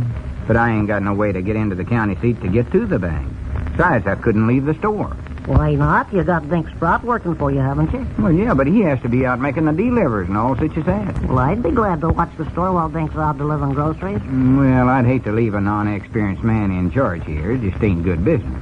Would you say Dick Huddleston was an experienced storeman? Oh, yeah, sure. He's the best in town. Except me, of course. All right. I'll get him. Huh? I'll watch his store, and he can watch yours. You can't ask for a better deal than that. No way to get into the county seat. It's a way on or too late to catch the mail hack. How about getting Cedric to drive you in? I doubt if Cedric's car'd make the trip. Besides, it bounces you around so much, it gives you a broke back before you went 3 miles. Last time I rode with Cedric, I vibrated for 2 days afterwards. Well, there's no need of you riding with him, then. Well, that's out. Just couldn't make the trip that way.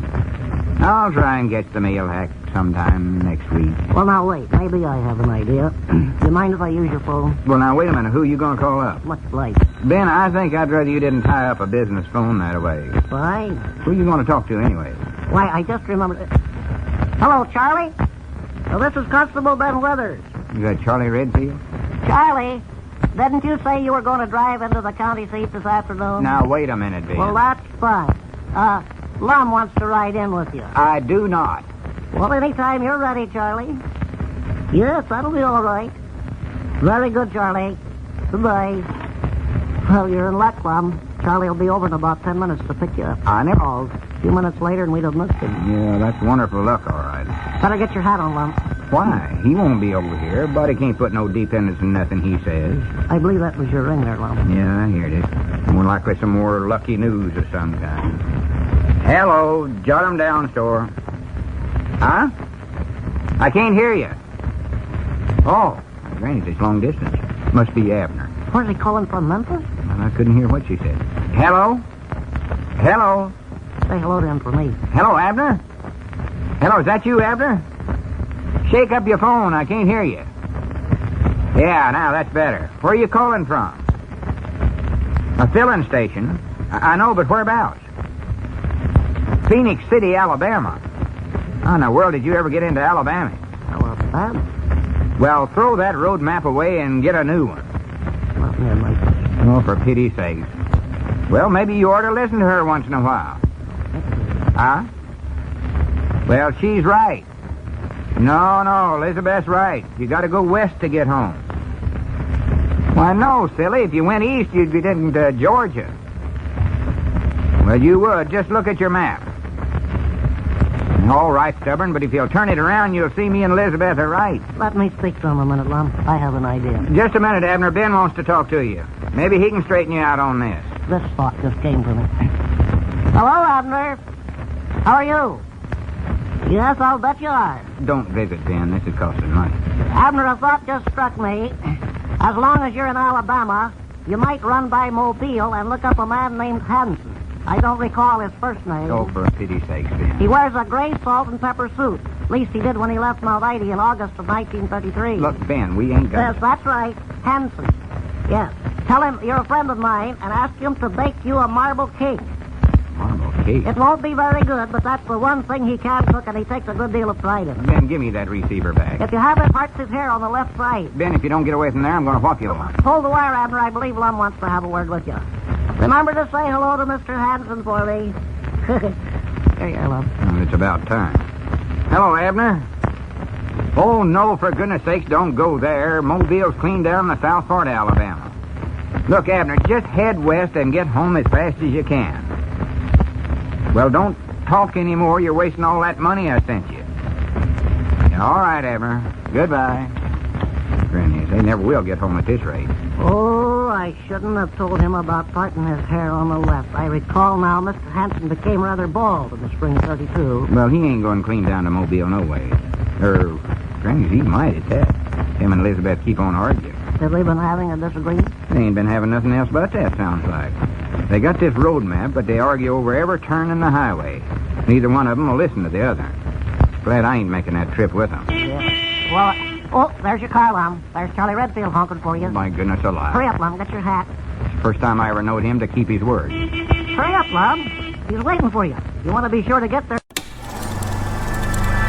You are now tuned into Then Radio. If you enjoy our videos, we ask that you consider joining our Patreon to support our channel. Don't forget to like and subscribe so that you never miss a new video. We hope you enjoyed today's episode, and as always, thank you for watching.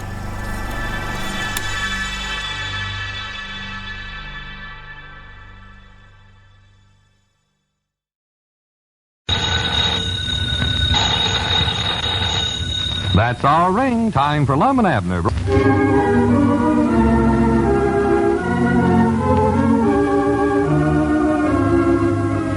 And now let's see what's going on down in Pine Ridge.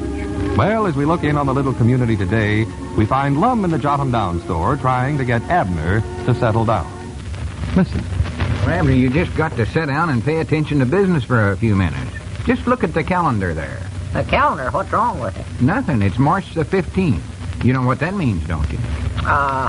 Is it your birthday? No. My birthday? No, it ain't mine today. I've had one this year. I'll give up. Whose birthday is it? It's the last day you can get your income tax in. Oh, Dogie, that's a shame it has to fall on your friend's birthday. What's his name, Lum? Abner, this ain't nobody's birthday. Or at leastways nobody that I know of. Well, if you don't even know him, what are you celebrating it for? Oh, for pity's sake. I wouldn't spend a whole lot of money on a present for him now, as long as you ain't hardly even acquainted with him. Granny, there's times when I wish you'd have stayed in Buffalo. Now, Lum, don't say that. I'll head right back for old Henry Knight's place there in Kentucky. Henry Knight, who's he? The Nicholasville Flash.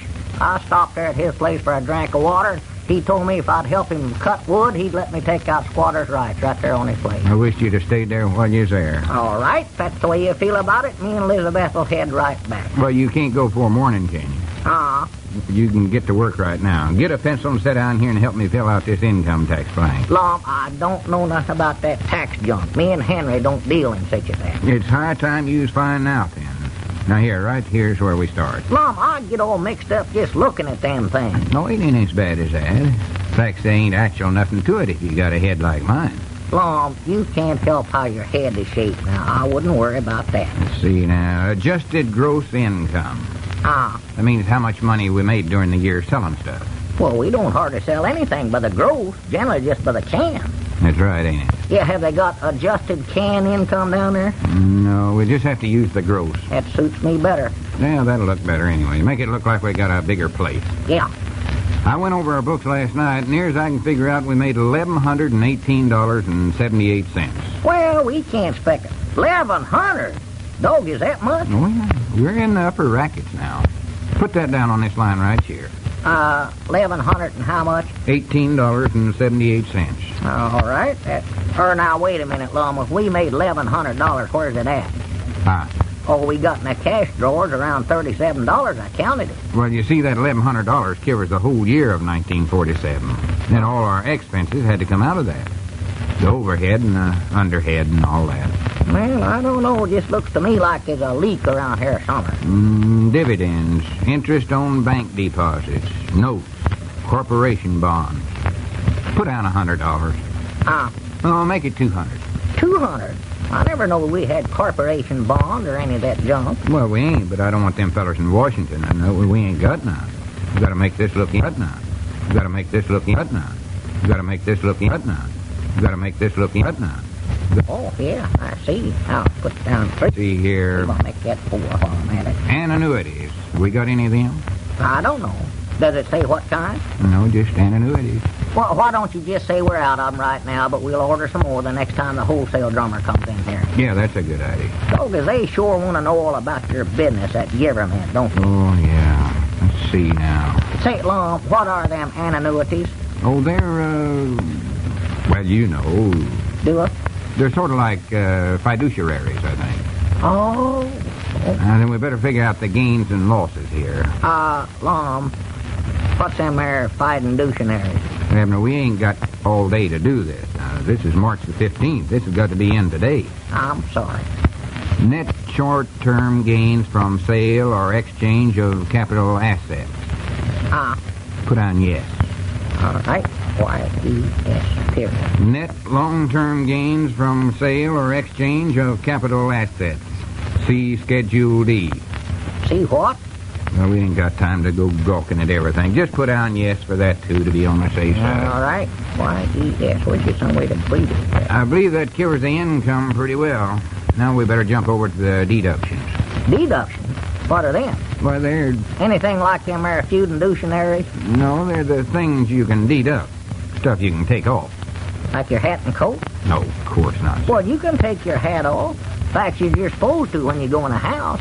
I reckon the government just put that in there to learn everybody to be polite. No, it ain't got nothing to do with being polite. It is polite to take off your hat. I know it is, but this just means stuff you can subtract from your income. You can't subtract a hat or coat from my income. I don't know nothing about it. This is for stuff such as, well, they're all written down there. Contributions, interest, taxes, miscellaneous.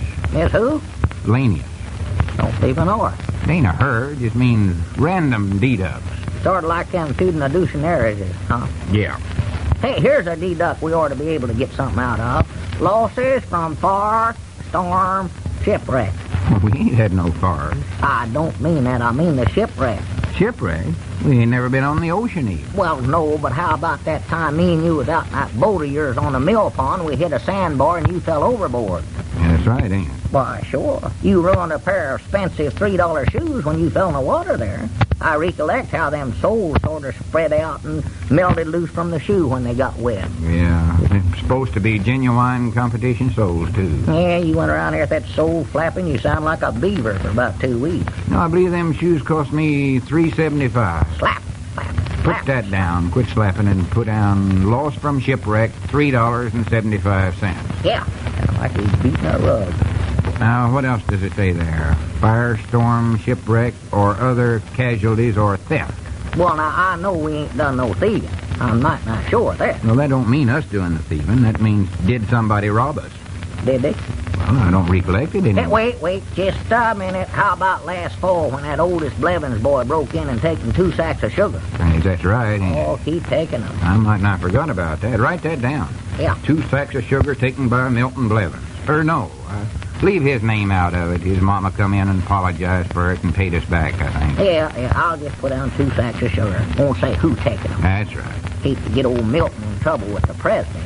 Well, the president don't sit there and check all these himself. He don't. Of course not. Well, silly. he can't just play the pioneer all the time. Well, he's got some helpers. Uh-huh. Let's see, what's next there? Bad debts. Well, that's easy. Yep. Just put down Squire Skimp in big, heavy letters. Yeah, too. I'll do that. Put some underlines under that, too. That's the time. Wait till all them friends he claims he's got in Washington sees that. Yeah. Oh, here's something we want to figure. Dependence. Well, what do we put down for that? Well, I reckon me and you, we both depend on one another for a living, you might say. Yeah. So put us down for $500 apiece. 500? Yeah, that's how much you get for dependence now. Well, Doggers, let's get some more of them then. How about Elizabeth? She depends on me. Why, sorta. sure. And little Pearl. No, she's married now. That's right. Not till half the year was over, though. You can put down half of her. Good. Half of Pearl. Let's see, 3 of us plus a half, that makes $1,750. That's pretty good. Say, Grandpappy Spears worked for us off and on during 1947. How about taking half of him, Lum? Why, sure. And his woman, Charity, depends on him. And if he depends on us... That's right. She ain't got no other income, so we can take a full deduct on her. Good for Charity. Yeah, there's another $750 for us. This is the best income tax we've ever had, I believe. Well, good for us. Yeah, figure that up now and see what it comes to. Just add up all the deducts and then subtract it from our income. Oh, let's see here. 3, 4 is... Then we percent that, and that tells us what we have to pay. 4 is 14. You know, a lot of folks get to worrying, fretting over having to figure out their income tax and get all mixed up and nervous about it. I don't know. I sort of enjoy it myself. Of course, I reckon stuff like that just comes natural to me. Let's see, 32... Have you got it yet, Abner? And just a minute. Yeah. I got to answer. It don't sound just right, but I've got it. Well, what is it? 10,820 sacks of sugar. Sugar? Yeah, where are we going to stack all that? No, wait a minute. That's supposed to be dollars. Let's see that. I done just what you told me, I think. Well, here, you forgot the decimals point. You put that in, it makes $108.20. Oh, well, that's better. Don't get I was worried there for a minute. Or wait a minute. We don't owe that. We don't? Why, no. According to this, that's how much the government owes us. See there, our deducts was way over our income. Well, Dog, it's good for us. Hooray. Let's have them send it to us right away, Lum. I need it. Yeah, or wait a minute. Let's just write them a letter and tell them to forget it. Forget it? Yeah, we're getting along all right. Maybe they can take that money and help some of the folks in the world that ain't as lucky as we are. Far as I'm concerned, we're getting plenty just to be able to live in a country like this. Well, yeah, but how do we figure out our books, then, Lum? We're supposed to get $108 that we ain't got. Well, just put it down as an investment. An investment in freedom. $108.20. Well, the fact that we're investing in freedom might be consoling to a lot of us in paying our income tax. There's got to be... You are now tuned into Then Radio. If you enjoy our videos, we ask that you consider joining our Patreon to support our channel. Don't forget to like and subscribe so that you never miss a new video. We hope you enjoyed today's episode, and as always, thank you for watching.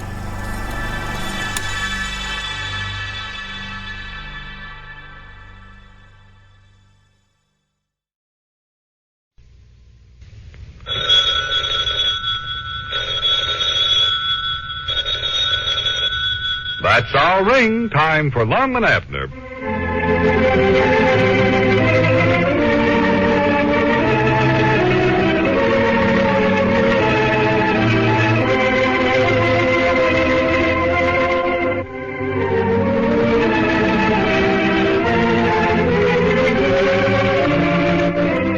And now let's see what's going on down at Pine Ridge. Well, as far as the calendar is concerned, this is the first day of spring.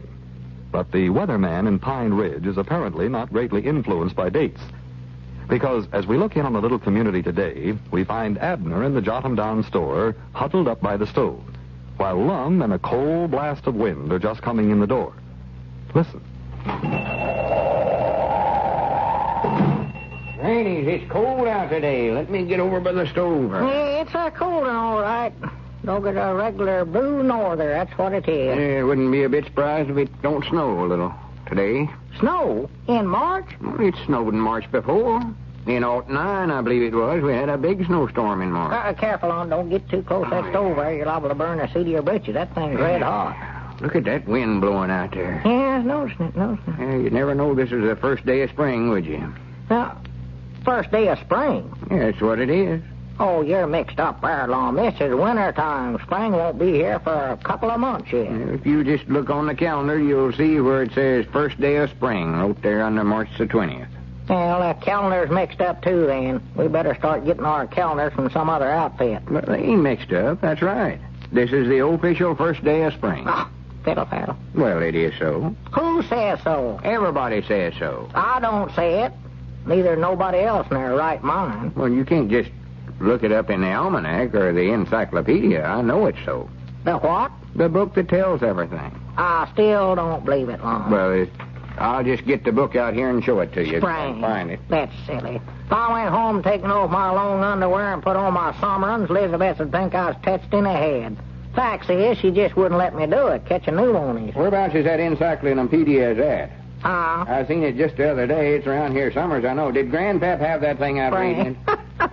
Postmaster still got the ear flaps down on his cap even. Now everybody in town goes by him. He turns them flaps up while you know spring is here, Lum. Well, I know I'm right, because I heard Miss Emmeline tell the young'uns over at the schoolhouse yesterday, and she's never wrong about nothing. Well, maybe she ain't, but I still... Oh, here it is. Here's the book. Huh? I just proved to you I know what I'm talking about. I'm bound you won't find it in there. Spring don't come till spring. Well, you'll see, Smarty. Wait a minute. Go ahead. Prove it. Yeah, here it is right here. Spring. Yeah, pretty. Popular name given to vernal season, which begins with the vernal equinox about March the 21st and ends with the summer solstice, June the 21st.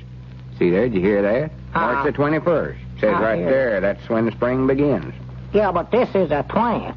All right, it comes a day early this year. Besides, it says in here about March the 21st, it says.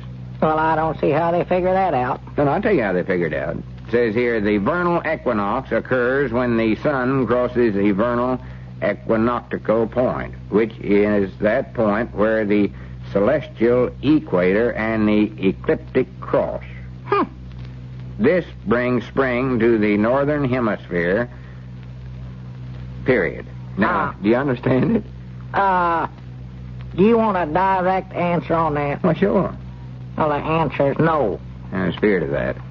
Do you understand it, Lum, all them big words you was reading? Well, natural. It's all wrote down here in black and ink. Yeah, I know it's wrote there. I know you couldn't make that up, but do you know what it means? Well, yeah, sure.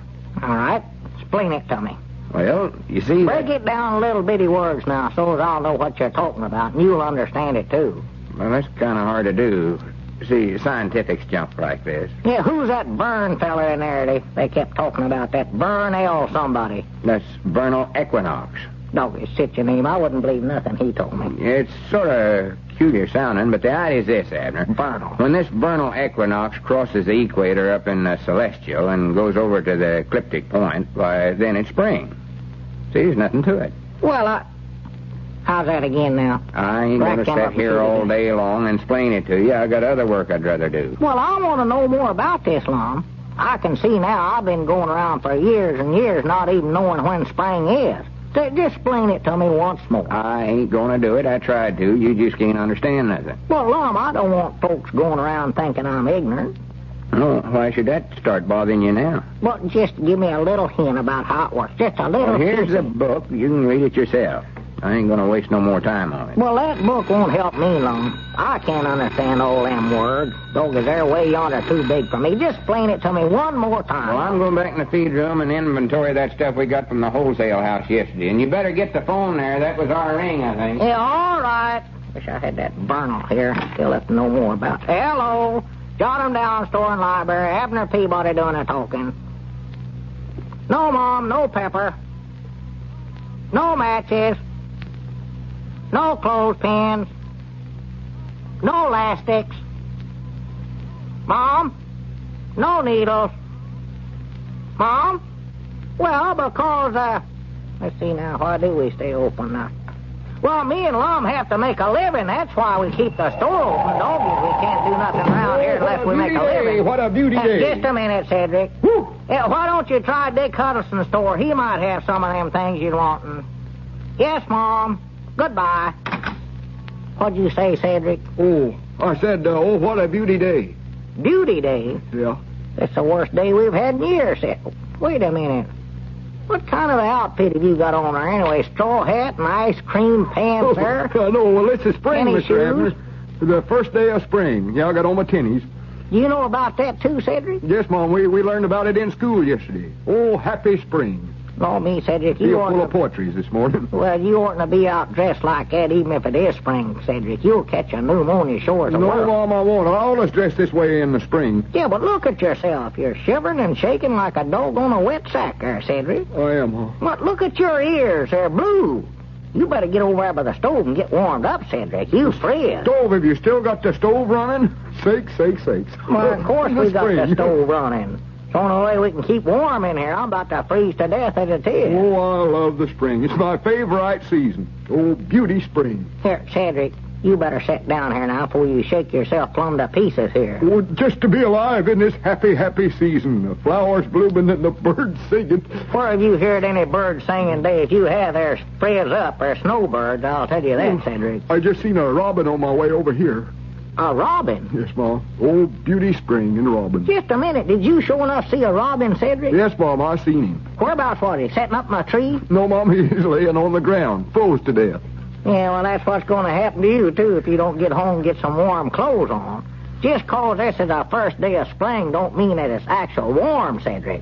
I don't believe you know what spring is even, Cedric. Yes, Mom, I do done it. Spring is when a little elf with pointed green shoes comes tiptoeing out of the forest and touches all the leafy plants and trees with a magic wand, and they lift up their little heads to the warm sun and burst forth in a symphony of color. And then the elf... Wait just a minute, Cedric. Now, I don't know where you heard that or not, but you can stop right there, 'cause that's all wrong. All wrong. Why, sure, it's all wrong. Bad? Yeah, them little elks coming out. Lum explained the whole thing to me this morning. He got it direct from the Velocipedia. That's a book, knows everything.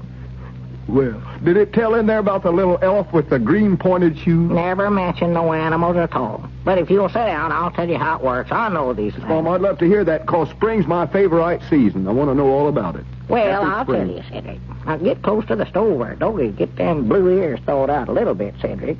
Looks like a horse with the blind bridles on. Now, near as I can get the story, Cedric, every year along about... What's the matter, Cedric? Backed up too close. Oh, don't to the get too stove. close there. Every year along about March the 21st, there's a feller named Vern Quinox. That's his name. Middle initials L. Vern L. Quinox is his name. Don't believe I know him. Well, I don't either, to be honest. Does he wear green pointed shoes? No, of course not. Of course not. Anyway, along about March the 20th or 21st, this here Mr. Quinox, he goes down to the equators, you know. Sure he wasn't wearing green shoes? No, or at least I don't think so. I never have saw him myself, Cedric. He's a scientifics of some kind, I think. Oh. So then this here celestial solist crosses Nakatos points and backs up to the ecliptics. That's what I done, only it was the stove. Yeah, well, he backs up to the ecliptics, Cedric. Of course, that's just for the northern atmosphere, though. Oh. And, well, that's all there is to it, I reckon. You mean that's what spring is? According to the book, Cedric, yes. No elves in it, huh? Not a elf. Doggone it.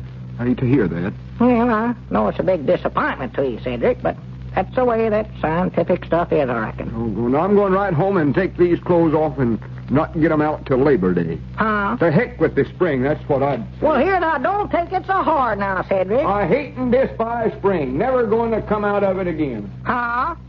That's one too good, and that's too I reckon that's a shame. I ruined everything for him. Wonder if I done... Hey, Lum! Hey, Lum! Come here a minute. Come here, I want to ask you something. Well, I'm busy. Make it short. What is it? Well, you know Mr. Quinox. Mr. Quintox. You know that feller that's in charge of spring? Tell me, does he wear green pointed shoes?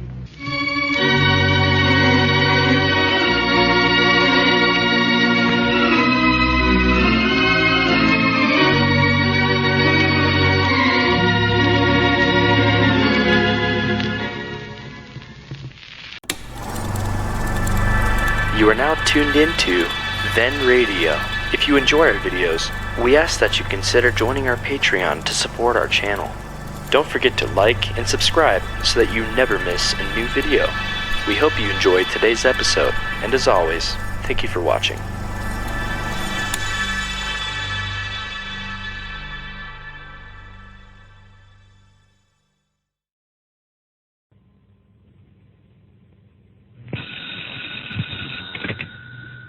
Hello?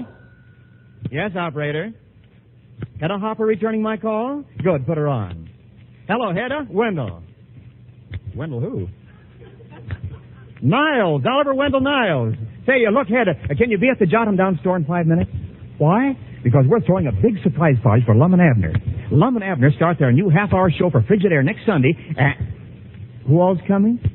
Well, you, I hope, and Red Skelton, Margaret Whiting, the Modernaires, Felix Mills and his orchestra, and I placed a call to Bob Hope in New York. Collect, that is. And I understand that one of the Crosbys will be here. Which one, Hedda? Well, Brother Everett wouldn't commit himself. He said he'd send us a Crosby, but I don't know whether it'll be Bing, Bob, Dixie, or Lindsay. You say you'll be right over, Hedda. Oh, great. I got to run now. We're going on the air.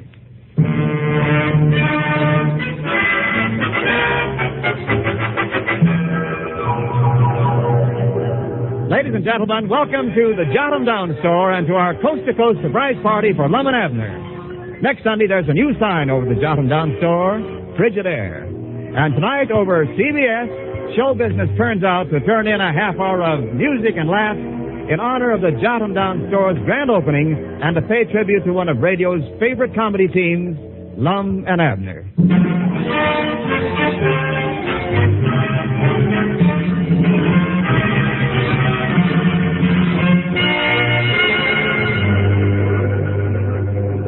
It's a gay, exciting night here at the Jot 'em Down store, every bit as dazzling as a Hollywood world premiere. Out front, dozens of giant searchlights are sweeping the sky, and brother, with this smog, the sky should be swept. Right now, I'm pushing my way through the crowd. Excuse me, madam. In order that I can bring our microphone, some of these wonderful people that are on hand for this big Lum and Abner surprise party. Hedda Hopper just walked in. Red Skelton's coming over soon, and well, look what Brother Everett sent us. Folks, it's Bob Crosby.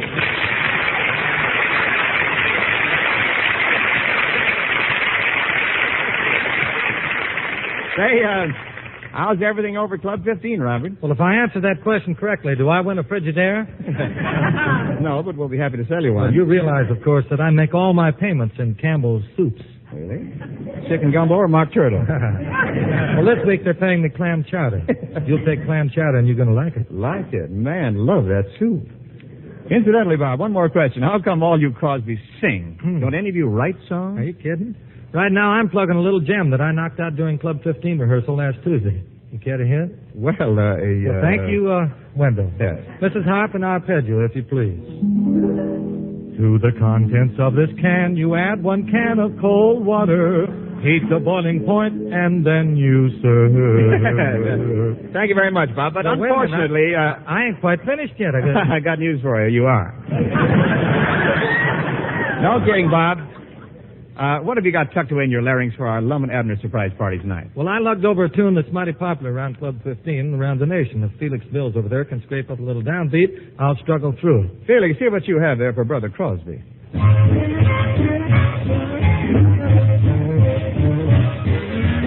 You were only fooling, but I was falling in love. It's a story as old as Adam and Eve. I was making love, but you were making believe. You lied to me with kisses. I've tried to stop dreaming of, but you were only fooling me while I was falling in love. You were only fooling me, but I was falling in love. It's a story as old as Adam and Eve. I was making love, but you were making me. your kisses that I've tried to stop dreaming of, but you were only fooling while I was falling in love.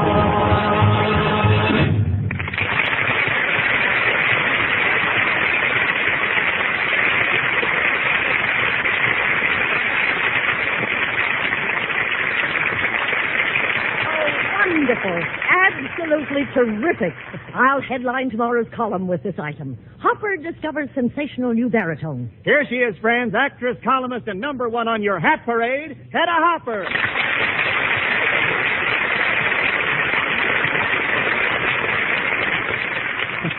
Hedda, I hate to throw you a curve, but the sensational new baritone you referred to is Bob Crosby. He's been singing for years, and you did not discover him. Please, Mr. Niles, I am a columnist. I have no time for facts. Don't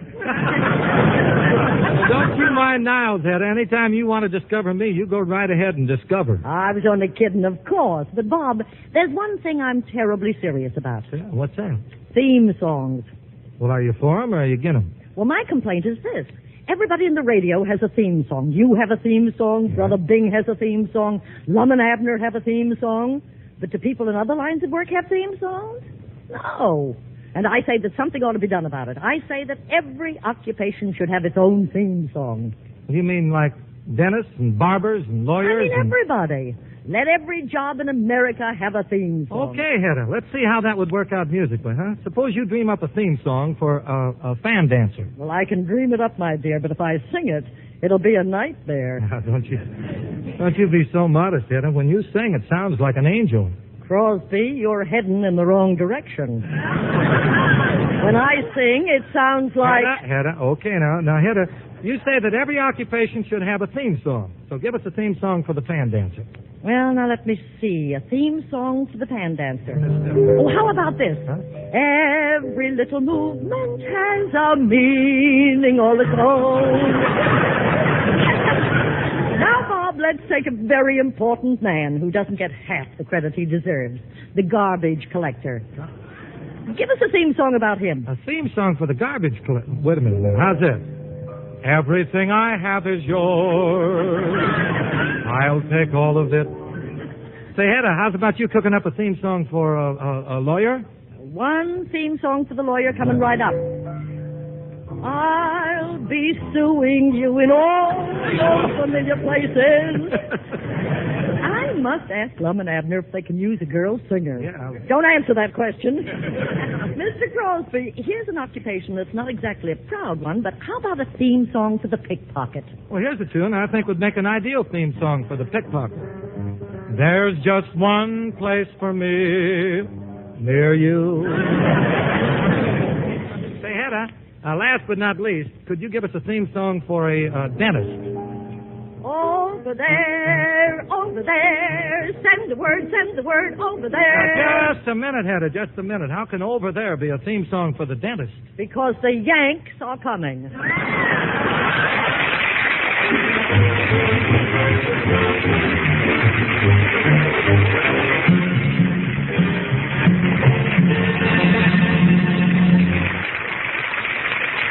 Thank you, Hedda Hopper and Bob Crosby. That last gag of yours will set corn back 500 years. Say, Bob, that terrific singing combo that backed you up in You Were Only Foolin', I hope they didn't do a Fate O'Reilly. Fate O'Reilly? You'll care for that? Mm-hmm. Do you see them anywhere in the crowd? Well, when? They're right over there yonder. They're over there in the punch bowl. Mm-hmm. Yes, I wonder how they came to look so sad. Probably just discovered that the stuff in the punch bowl is punch. Hey, Martinez, come on out here for a minute to the mic, will you? Yeah, give out with one of those Club 15 delis you're famous for. Felix Mills, help and give, will you, boy?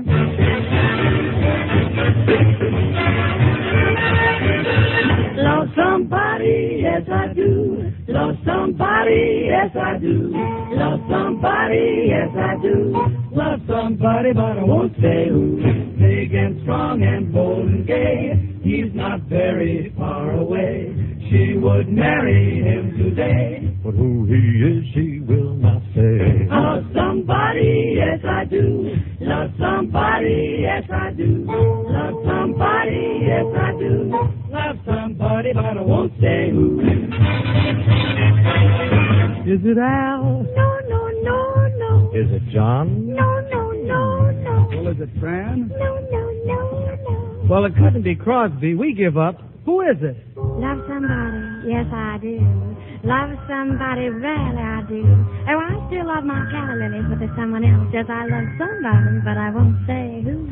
Don't know why she acts so shy. Nah, really, baby, I'm a harmless guy. Hope she doesn't pass me by. Fall for one of you, I'd rather die. Love somebody, yes I do. Love somebody, yes I do. Love somebody, yes I do. She loves somebody, but she won't say who.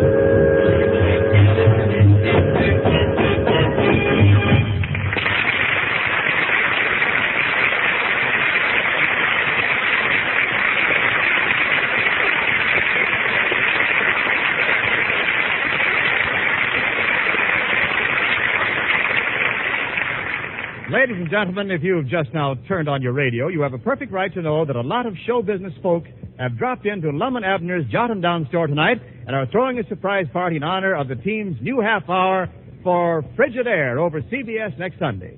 Right here, I'd like to tell you the amazing story of how Lum and Abner got their first commercial radio show. Let's see. It was back... Point killer. Hello. Long distance? See, how are you doing on that call to Bob Hope in New York? He is? Okay. We'll expect to hear from Hope within the next 10 minutes. Thanks. Hope's on the stage at a banquet accepting the Air Forces Association Award to show business for overseas entertainment during the war. We'll switch to New York and the moment Bob gets off. Now to get back to that story about Lum and Abner. Wendell, stop the presses. Hopper has an exclusive. Hedda, we've all seen your hat and we love it. When I say exclusive, I mean newsflash. I just peeked out the front door, and guess who's ambling down the street heading for the Jot 'em Down store? That character from the Red Skelton show, that loon goon with mental rigor mortis, Clem Kiddle-Doodle Hopper.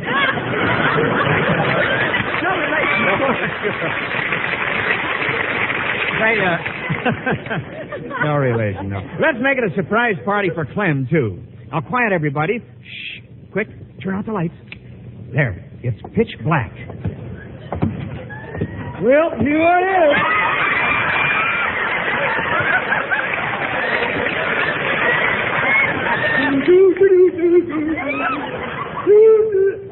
Who's the doodle hopper? That's what I want to know.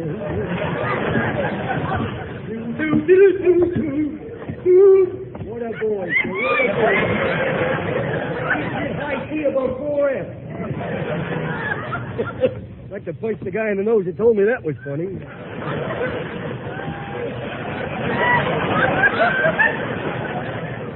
Yes, sir, time sure flies. Here it is Sunday, and it seems like only yesterday it was Saturday. Yes, sir, but I love Sunday. Nobody works, and I don't look so conspicuous that way. Well, here's where Lum and Abner's surprise party's going to be. I hope it ain't one of them We Are affairs. I was out last night after 2. Of course, I didn't catch even one.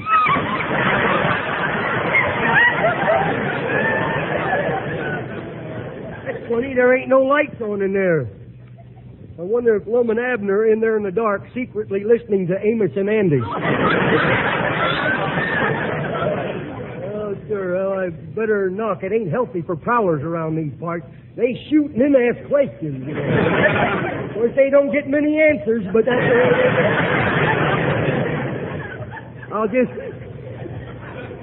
I'll just tiptoe over and I'll tell you in just a minute. Hold on.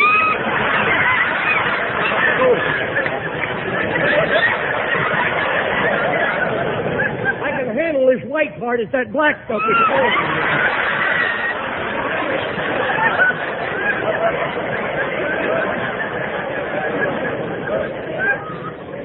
I'll just tiptoe over so I don't disturb them if they're asleep in there.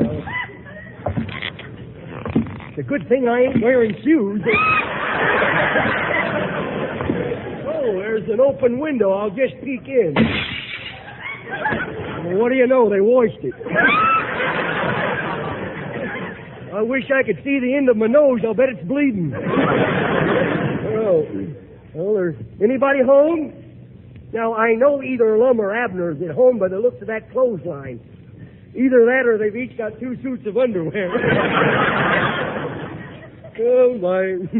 I'll just crawl through the window here. Whoop. Stepped on my ear and ripped it. It's dark in here. I can't see where I'm going. Oh. Well, a fine place to leave the piano. Somebody turn on the lights.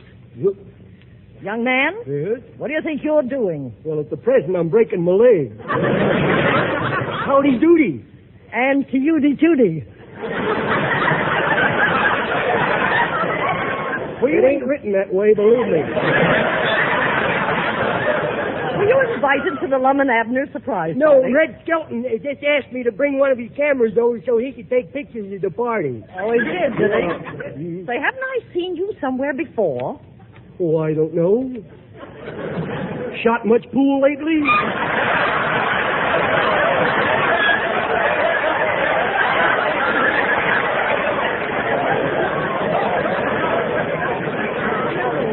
Did anyone ever tell you you were an idiot? Well, why should they? After all, I'm just an apprentice moron.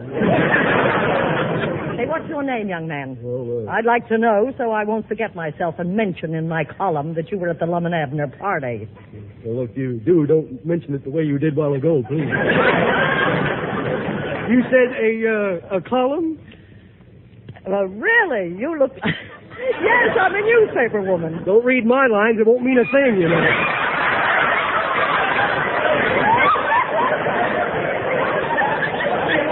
She went to school, too. You say you're a newspaper woman? Well, it looks like skin to me. That's too fast for her. She didn't get it. Is this a broadcasting studio or the corn exchange? $10, you show me where it says that.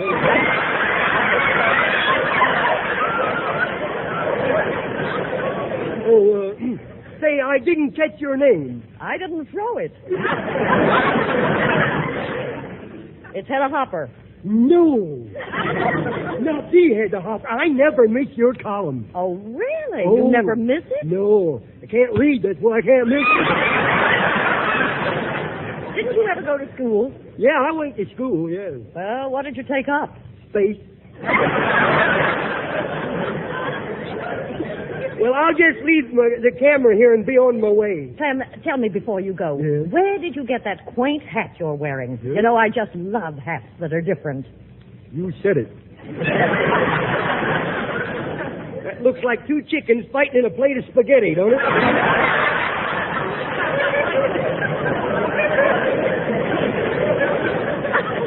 I ain't wearing a hat. Well, what's that on your head? I don't... Well, what do you know? My pet skunk didn't run away after all. Well, good night, everybody.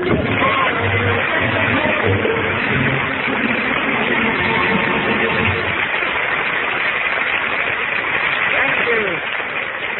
Thanks to Red Skelton. Folks, back in the days when commercial radio was cutting its baby teeth, Lum and Abner were just old enough to vote. And here's that amazing story of how Lum and Abner landed their first commercial radio show. Hi there, Wendell. As I was saying, here's that amazing First Lady of Club 15, Margaret Whiting. Pardon me, Len. I want to ask Felix Mills something. Oh, Felix, Yes, Margaret. did Bob Crosby give you a big manila envelope? Yes, he did. Oh, good. My orchestration of Tree in the Meadow is supposed to be in there. I'll open it up, Maggie. Uh-oh. So what's wrong, Felix? What's in the envelope? A little pamphlet entitled How to Save Money. Eat nothing but Campbell's soup and never bet on Brother Bing's horses. Maggie, don't worry about the orchestration. Just ad-lib it. Folks, one of America's #1 tunes and one of America's #1 gal singers.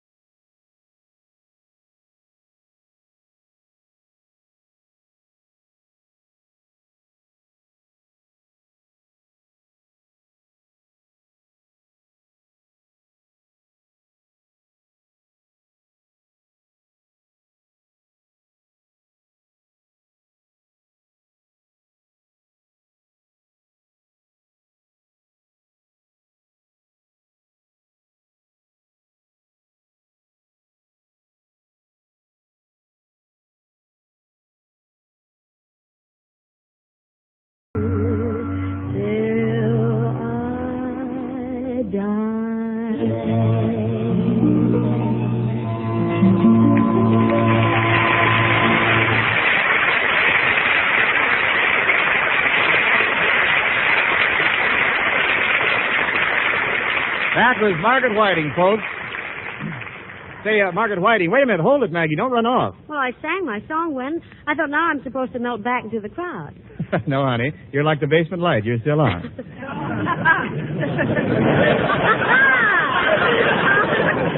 Joke. You see, we have one of the world's great singers here tonight, and you're going to do a duet with him. Me? Sing a duet with one of the world's greatest singers? Well, gee, Wen, who is it? I'll give you 3 guesses. Lawrence Melchior? No. India Pinta? No. Carmen Lombardo? No, honey, it's the old pepper pot himself, Bob Crosby. Hiya, Mag. Say, what do you say we go dancing in the dark, huh? Hold me close, Robert. Watch your grammar, kid. Okay, Robert, if you won't hold me close, hold me closely.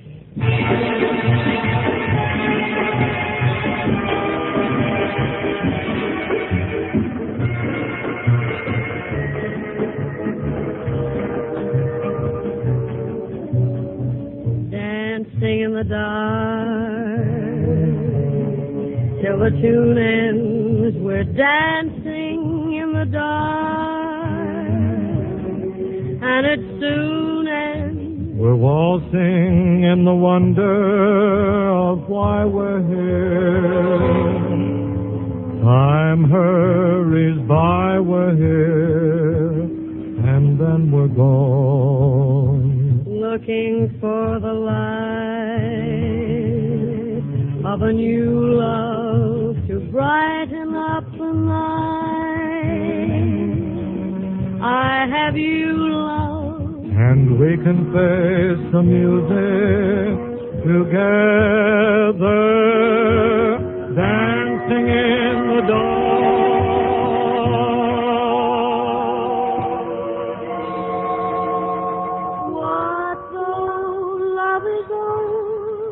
What though song is old, through them we can be young. Hear this heart of mine, make yours part of mine, dear one. Tell me that we're one. Dancing in the dark. Tune and we're dancing in the dark, and it soon ends. We're waltzing in the wonder of why we're here. Time hurries by, we're here, and then we're gone. Looking for the light of a new love to brighten up the night. I have you, love, And we can face the music together, dancing in the dark.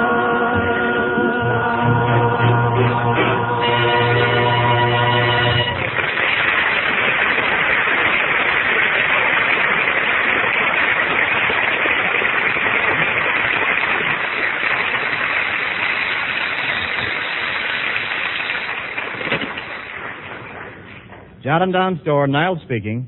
Oh, yes, operator. Well, you got New York on the line? Bob Hope just got off the stage at the Air Force Association banquet, and he's coming to the phone. Hello. Hello, Bob? All set, Bob? Great. Ladies and gentlemen, our Lum and Abner surprise party switches to New York and Bob Hope.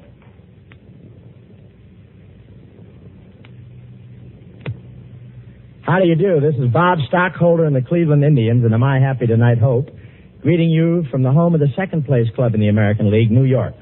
You know, I happened to be in Central Park this morning. It's so difficult to get a room. And I ran into the native sons and daughter of Pine Ridge, Arkansas, now living in New York, picnic. Both members were there.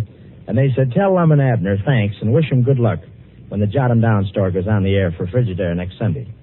Millions of us Americans feel the same way about Lum and Abner. In my case, the feeling goes back some 17 years, 1931 to be exact. In 1931, I was in vaudeville. That was the year of the big tomato crop. One night after my act, I went back to my one-room suite at the Chicago Y, turned on my two-tube Atwater Kent, and caught Lum and Abner in their first commercial broadcast for Quaker Oats. Well, I was so excited I almost dropped my earphones. But since 1931, Lum and Abner have done probably 3,000 air shows, and I swear I haven't missed a one. I admit I tuned in late a couple of times, but I always made it up the next time by tuning in early. In other words, I'm a loyal fan of the radio team that has a wonderful record of loyalty to the radio public. And there's a lot of other fellows feel the same way, and one of them is Jerry Colonna, who's right here with me. You remember Lum and Abner, Jerry? Oh, sure. What do they do? Well, they run a general store. They sell things. Over or under the counter? Well, it all depends on their hooper, but they're real nice fellows, and they operate out of a little town in Arkansas. Little town? What's the name of the town? Pine Ridge, Arkansas. Pine Ridge, Arkansas? Mm-hmm. Well, we all got to go sometime. Mm-hmm. I guess. Well, anyway, next Sunday night, when Lum and Abner start their new show, I'll have my nose pressed up against the window of the Jot 'em Down store. And while I'm looking in, you'll be listening in to radio's All-Americans, Lum and Abner. Good luck, boys. So long, folks.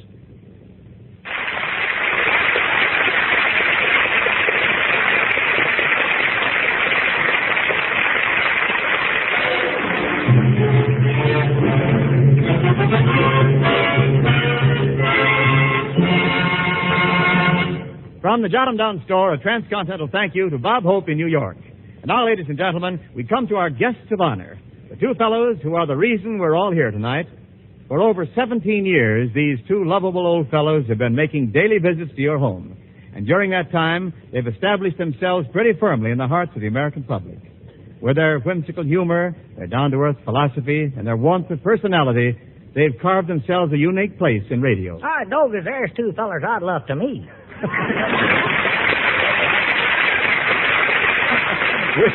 Well, we were talking about you.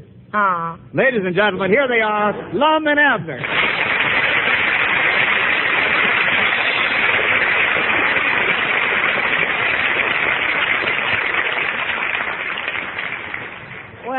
Well, Dogus, Lum, don't just stand there. Say something. I'm having a little trouble with a lump in my throat right now, Abner. Well, You know, this really ain't no surprise, folks, because we know about it all the time. But the way I feel right now, it might just as well have been a surprise. I don't know, it just sort of does something to you inside when you see these folks in radio that's busy with their own shows take the time to come down here tonight to welcome me and Abner to our new show. We're sort of branching out here now, you know. We're a little nervous about it. You don't know what it means to get a send-off like this from our old friends. Oh, amen that. Me and Abner feels... Well, Granny's, I don't think there's any words that says what we do feel right now, but Granny's, with all the encouragement you folks have given us, we sure ain't going to let you down. Thanks, folks. Thanks. Thanks for listening. This is CBS, the Columbia Broadcasting System.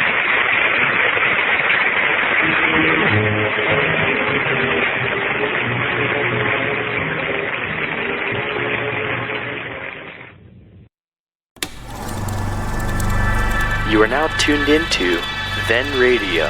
If you enjoy our videos, we ask that you consider joining our Patreon to support our channel.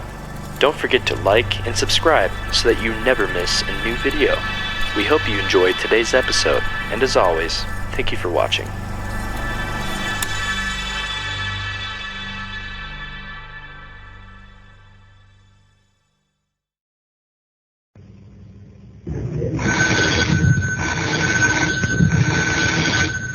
Granny, is Abner? I believe that's our ring.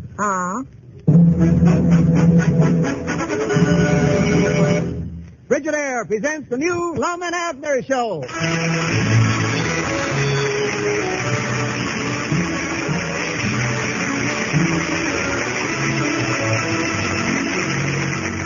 Tonight, Frigidaire, a division of General Motors, brings you a brand new kind of visit with those old characters down in Pine Ridge. Featuring Clarence Hartsell as Ben Withers, Vivian Laswell as Sister Simpson, with Herbert Rollinson, the music of Phenix Mills, and starring your old favorite, Lum and Abner.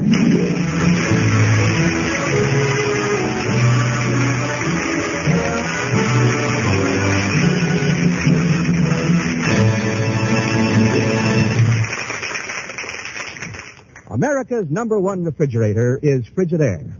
Yes, any way you look at it, America's #1 refrigerator is Frigidaire. #1 in popularity, for more Frigidaire refrigerators serve in more American homes than any other make. #1 in thrilling new advantages, as you can see for yourself at any Frigidaire dealers. And #1 in dependability, for Frigidaire refrigerators are made only by General Motors. And this association of experience with experience, of skill with skill, is your guarantee of lasting satisfaction. So when it comes to a new refrigerator for your home, remember this. The first name you think of is the right one to buy. Frigidaire, America's #1 refrigerator.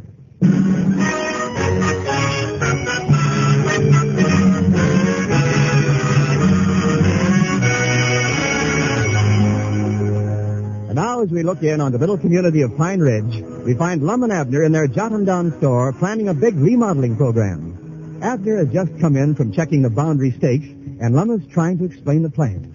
Listen. Abner, will you stop interrupting me and concentrate on these blueprints? Do you understand them so far? Well, that's better. Now then, right here, we're going to extend the north wall about 10... Lum, I tell you, we can't do that. Listen, Abner, Lum Edwards don't know the meaning of the word can't. Oh, you do, too. No, I don't. You ain't that ignorant. Yes, I... Now,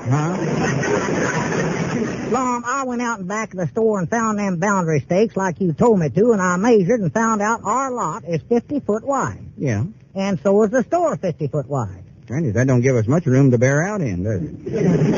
No. The fact is, we're a little overbearing right now.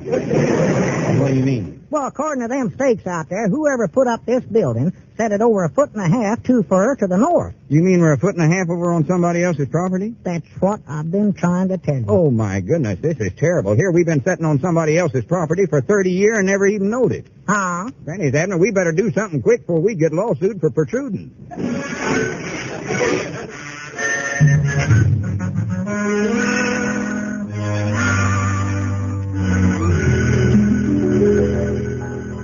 Oh, here, Ben Withers, you know a lot of people. Don't you know a good, cheap house mover? Why? I talked to a feller at the county seat, but he wanted $900 to move our store. Lum, did you tell him we just want it moved 1.5 feet downhill? Yeah, but he said it costs as much to move it 1.5 feet as it does to move it a mile. Well, let's take the mile, then. That's a better deal. But we don't want it moved a mile. Oh, well, maybe they could drive it around the block a few times till they run up a mile.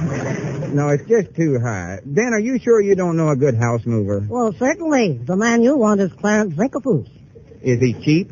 Cheapest man in Mount 80. You know him, don't you, Abner? I don't believe I do, no. Father of Kenneth and Herbert Zinkerfoos. Kenneth and Herbert are identical twins. Well, you wouldn't be able to tell them apart if it weren't for their difference in appearance. I'll jump on the long-distance phone and call him right now. Well, wait a minute, Ben. How much do you reckon he'll charge us? Fine. Oh, you'll like Clarence. He has 2 heads. Hello, operator? Huh? Lum, did you hear what he said? Operator, I want to call Mount 80. Ben, maybe we better just skip this. The party's name is Clarence Zinkerfoos. Ben, let's just forget it. On second thought, Lum, I'd love to see that. Thank you, operator. Yes, as I was saying, Lum, Clarence has 2 heads mounted on the parlor wall over the fireplace. Oh. Dad, blame it. One of them is a small moose. The other is a goat. The goat has a nice pair of antlers. Clarence is a hunter, huh? No, poor driver. Hello? Hello, who is this? Well, my stars alive, how are you, Grandma? Grandma's Zinkerfoos, Lum. I don't care. Get Clarence on the phone. This costs money. How's Grandpa, Grandma? Don't visit with him. Certainly put him on. Ben, we ain't got enough time for that. Or enough money. Hello, Grandpa. How's that? Oh, yes, they look very good. Now put Grandma back on. We don't want Grandma. Grandpa was showing me his new teeth. Over the phone? Yes. Grandpa Zinkerfoos has never quite understood the principle of the telephone. Hello, Grandma. Whoa. Well, how are you, Mrs. Burgess? Miss Burgess? How'd she get in there? Just fine. How's Harold? Ask if Clarence is there. Certainly. Love to say hello to the little tyke. Oh. My stars, the Burgesses are temporarily staying with the Zinkafuses. It seems that Clarence moved their house for them, but can't remember where he moved it.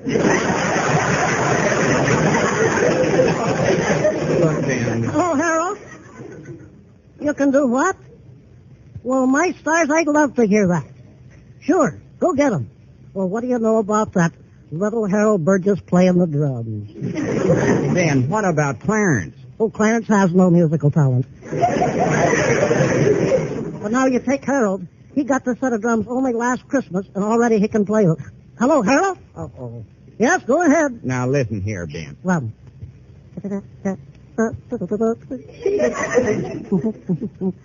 Very good, Harold. Was that the bass drum? Oh, the snare. Now play the bass. Ben.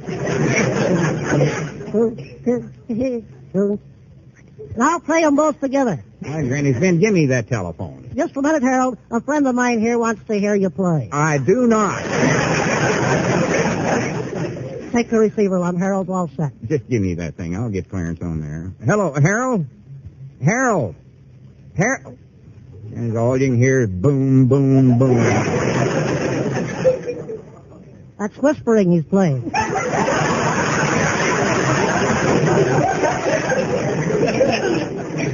When he gets through, tell him it's fine.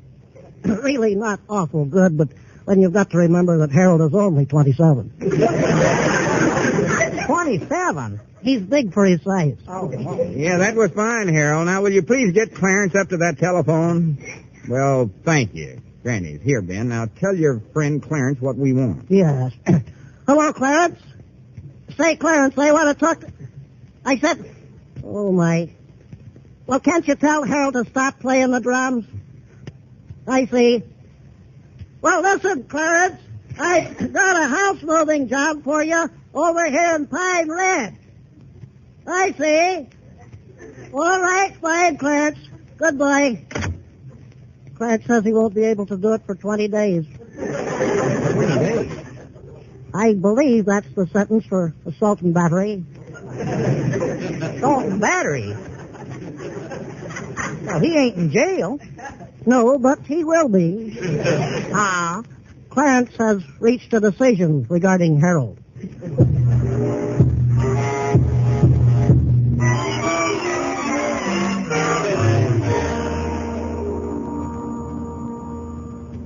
Well, Squire, here's our problem. Yes, sir, sit down, Lum. Make yourself comfortable. You smoke cigars? Well, yeah. Bad habit. Just what's your problem, Lum? Well, we're having trouble over the property next to our store, and I wondered if you knowed who owns it. Why, I haven't... You want to buy it. Doubt who owns it. I do. You do? Yes, sir, just let me step into my other office, Lum. There's one little detail I want to check here. I'm looking over an old pushover. Miss Seastrong, Squire Skimp, I'll give you $500 for that lot of yours next to the Jot 'em Down store. Fine. Goodbye. That little detail's ironed out. I can sacrifice you that lot for $1,300, Lum. $1,300? Yes, I'm going to let you have it. Granny, I've done had it. Now, so just sign this paper here, Lum. But, Squire, we don't want to buy the whole lot. You don't? No, we just want a 1.5 strip of it next to our property. Great balls of fire. We just found out our store's 1.5 over on the next lot, and it costs too much to move it, so we figured the cheapest thing to do was buy that little strip. Yes, sir. Lum, that is very unfortunate. Unfortunate? Yes, you see, business property sells for so much a front foot. Well, this ought to be cheap then. We just want 1.5 of front feet. Well, yes, Lum, but, see, that lot was laid out a little peculiarly, Lum. Well, to be honest, the front runs along the side. And inasmuch as the lot is deeper than it is wide, why, that little strip there'd cost you more than a whole lot, Lum. Well, I don't understand that. I don't either. Now, Lum, of course, if you don't want to put out that much cash, you can take a 99-year lease on that little strip and just pay rent, you know. Well, how much would that be? Oh, well, for you say, $20 a year. Is that all? Granny's will take that. Good. Of course, now, you know how these leases work, Lum. Why, sure. You pay the first and the last 40 years rent in advance. That comes to $820. Well, now, wait a minute. Why do I have to pay the last 40 years on it? Lum, you don't expect to live 99 years, do you? Of course not. Well, all right. You can't make the payments after you're dead. Never thought of that. Yeah. Let me write up this lease here now. That'll be one parcel of land, a foot and a half wide by 60 feet, running adjacent to the south side of the Jotham Down Strip. South side? Wait a minute. We don't want that. What? We want the strip on the north side. Great balls of fire getting where you can't trust anybody.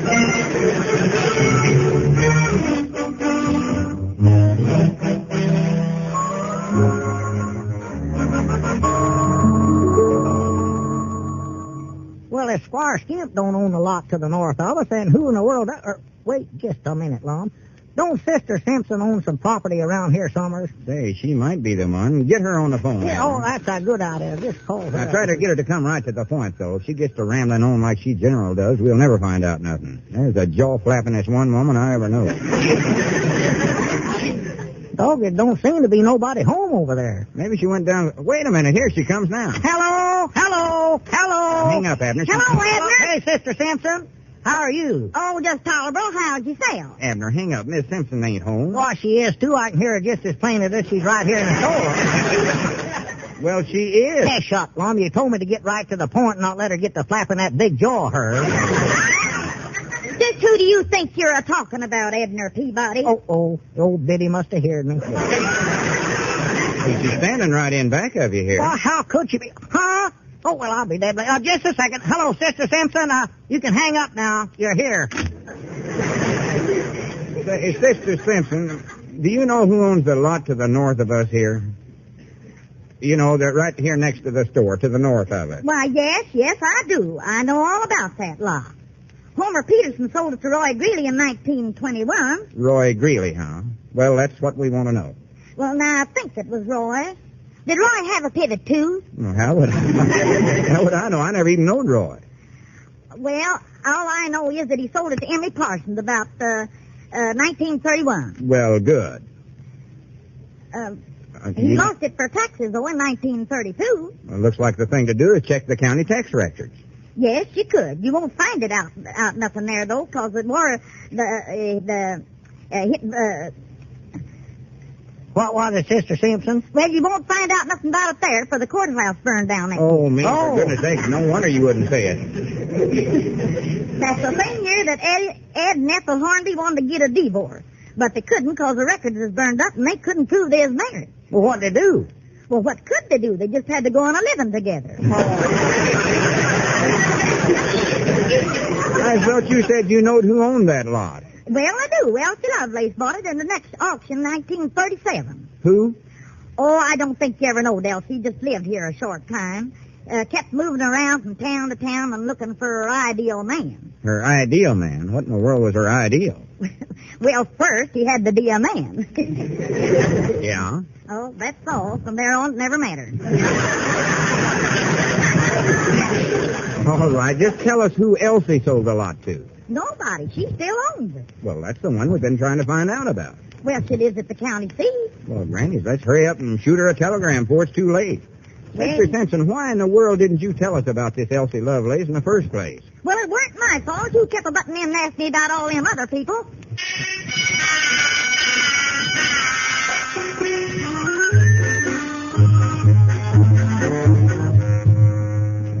Wait a minute, Abner. Read that telegram again. Says Mr. Lum, Edders, Pine Ridge, Arkansas, period.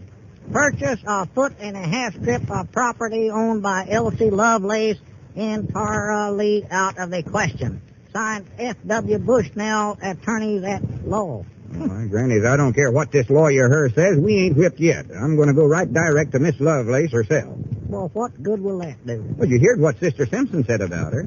Said she was looking for her ideal man. Well, what about it? Well, look at me. Look at my profile. Do what? I say, look at my profile. Well, I can't see it with your head turned to one side that way.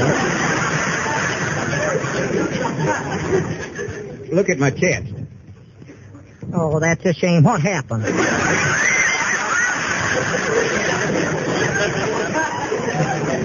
Look, Abner, when Elsie Lovelace gets one look at me, she'll... Well, what else can she think? Well, maybe she'd be polite enough not to say it, Lum. All right, Marnie, how do you propose we get it then? Well, go direct to that lawyer, that Bushnell, and just make him sell it to us. All right, you go and make him sell it to us. Me? Now, wait just a minute now, Lum. I don't know what to say to no lawyer. I don't know a Habers from a Carpus, hardly. I don't care. You've made your bed. Now crawl out. Now, Lum, we're leaving for the county seat right now. You go to Bushnell, and I'll go to Elsie Lovelace. All right, Grannies, we'll just see who gets that property.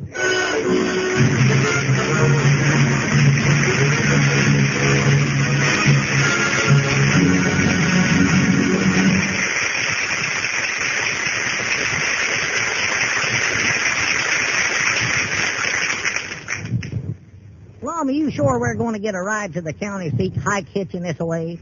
Sure. All you do is just hold out your thumb, look wistful. How do you make your thumb look wishful? Wait a minute, there comes a car. Huh? Oh, Granny's he's stopping, too. Come on, Abner, climb in. Hey, how far are you going, mister? Why, I'm stopping here. Huh? Say, can you tell me where I can find the owners of the Jot 'em Down store? Yeah? Sure. Well, where? You're looking at us. Oh, well, then, you must be Mr. Edwards and Mr. Peabody. Why didn't you tell me who you were? You never asked us.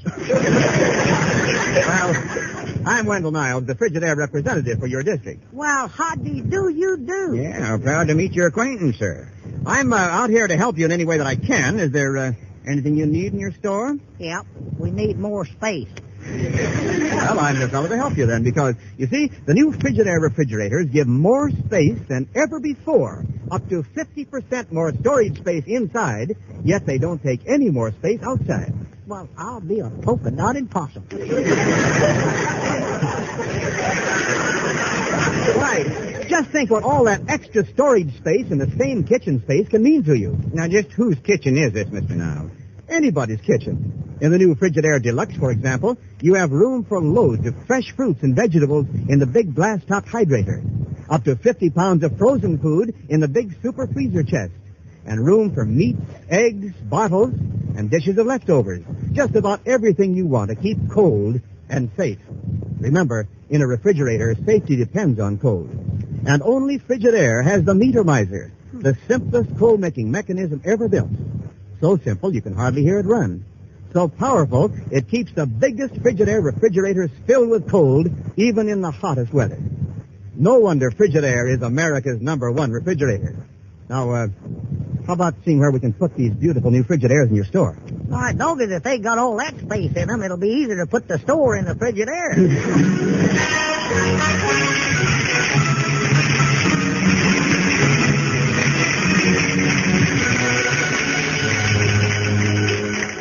Now, back to our story. Abner discovered some boundary stakes which indicate that the Jot 'em Down store is a 1.5 feet over on the next property. Unable to afford to move the building, Lum has decided to use his romantic personality to induce the owner, Elsie Lovelace, to sell him that 1.5 foot strip. But Abner is going to see her lawyer, Mr. Bushnell, to accomplish the same thing. While Lum is at Miss Lovelace's, we find Abner entering Attorney Bushnell's office, where he receives a warm welcome. Get out of here. But your secretary said that... All right, sit down. You'll be there just a minute. I have a few papers here to sign. Yes, sir. What is that noise? Care for a hazelnut? No, I don't want any hazelnuts. They're right tasty. Yes, Miss Clark, what is it? Oh, good grief. How can people get themselves in such idiotic trouble? Oh, all right, tell him to wait. I don't know where all these lunatics come from. I'm from Pine Ridge.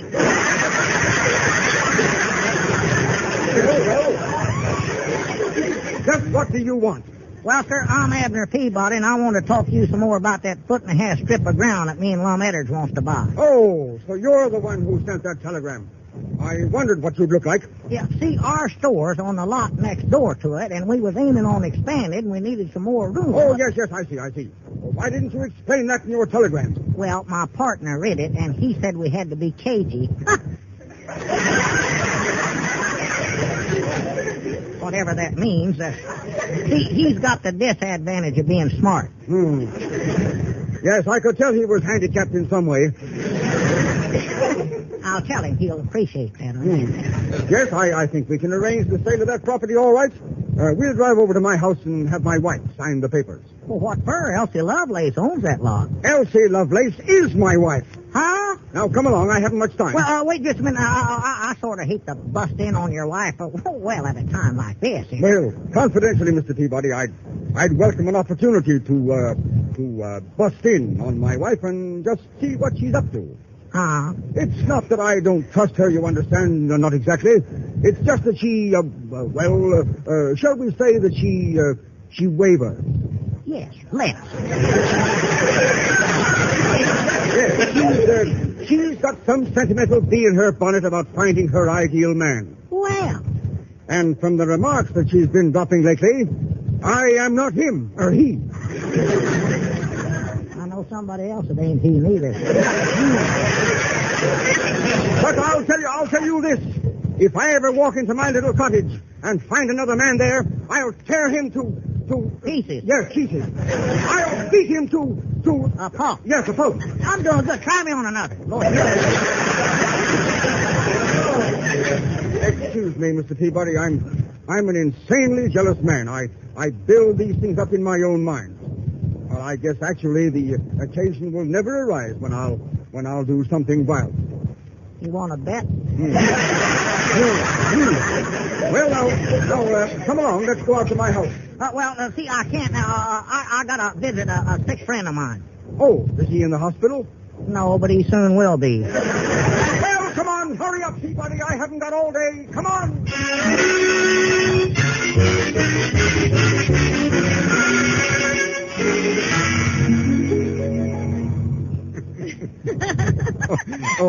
I do get off some good ones now and then, Miss Lovelace. Why do you keep calling me Miss Lovelace? Well, may I call you Elsie? Well, that is my name. Elsie, would you care for another hazelnut? No, thanks. I got a whole bag full of them. Have all you want. They're cheap. Yes, well, tell me some more about Pine Ridge, Mr. Edwards. It's been so long since I've been there. Yeah, well... I still hope that you forgive me for mistaking you for the interior decorator when you came in. I'm having the whole place redecorated. I might try Renaissance. Yes, he's a good man. Mr. Edwards, wouldn't you be more comfortable sitting over here on the divan by me? No, I'm comfort here. Would like to loosen my shoes, though. The top button sort of pinch me there. Mr. Edwards, are you interested in palm reading? Well, what with the store and all, I don't have much time for reading. Oh, now, you sit right down here. That's a good boy. Now, take my hand and look at my palm. Yeah? And look at the lines in it. Oh, well, I wouldn't worry about that. None of us is as young as we was. No, I mean, look at the lines and see... Well! Oh! Well! Oh! Anybody care for a hazelnut?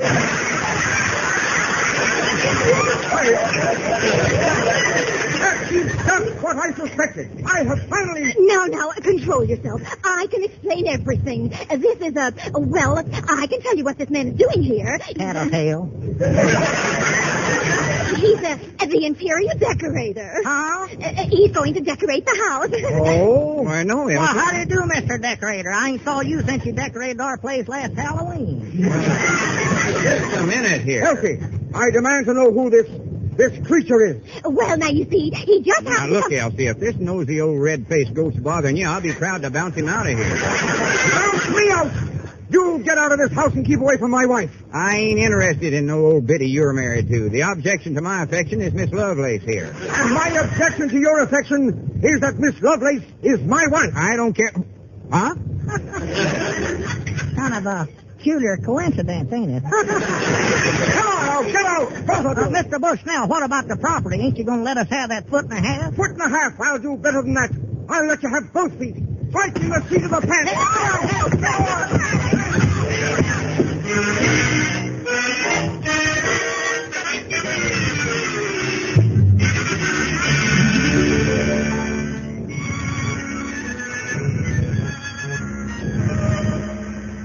Here's Mr. Zincapoose. I never knowed before it was such a hard job moving a building over just a foot and a half. Well, sir, Mr. Edwards, that there is one of the hardest jobs I ever tackled. Yes, sirree, Bob. That'll be $1,100. $1,100? Why, we could have got it moved for $900. Ben Withers said you'd do it cheaper. Well, sir, we had to pour a whole new cement foundation for it. Yes, sir, whole new. But I'll say one thing, though. You got a building there now that you couldn't move with one of them there atomizer bombs. Yep, $1,100. Yeah, well, I reckon we'll have to pay it. Yes, sirree, Bob, sir.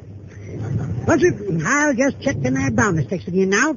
Make sure we got the store exactly on your lot. Yeah, that's a good idea. Hey, Abner, where's them stakes you found the other day? Well, one of them's right back of you there, and the other one... Wait a minute. Are these the stakes you went by? Why, sure. Oh, you crazy idiot. Them ain't boundary stakes. Them some old horseshoe stakes. Huh? We was right smack on our own lot in the first place. Oh, there you are, Lum. What are you trying to pull here, anyway? Trying to pull? What are you talking about, Squire? Poking about? You just moved that store of yours a foot and a half over on my property. Now, either give me a check for $1,300 or move that shack right back where it belongs.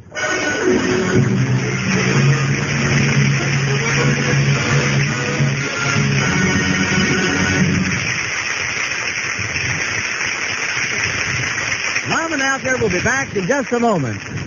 But first, here is a question and an answer. Why is the Frigidaire automatic washer different from all others? Here's why. Because it has live water action that washes and rinses clothes so clean they sparkle. Rapid dry spin that gets them so light and dry that they're a joy to handle. And all you do is just touch a dial. That's all. Your hands need never be in water. Learn about the wonderful Frigidaire automatic washer tomorrow at your Frigidaire dealers. And now speaking of the CBS, the Columbia Broadcasting System.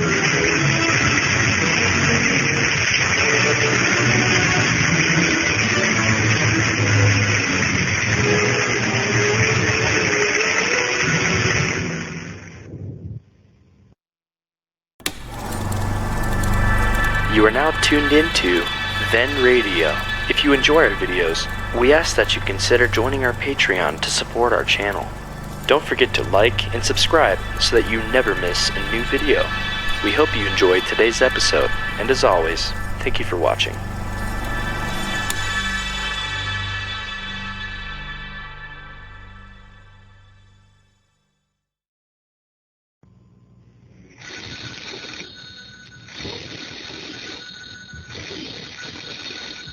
Granny, is Abner. I believe that's our ring.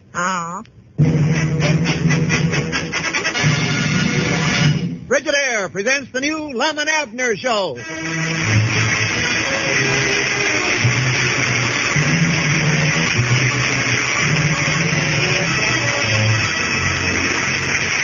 Tonight, Frigidaire, a division of General Motors, brings you a brand new kind of visit with those old characters down in Pine Ridge. Featuring Clarence Hartzell as Ben Withers, the music of Felix Mills, and starring your old favorites, Lum and Abner.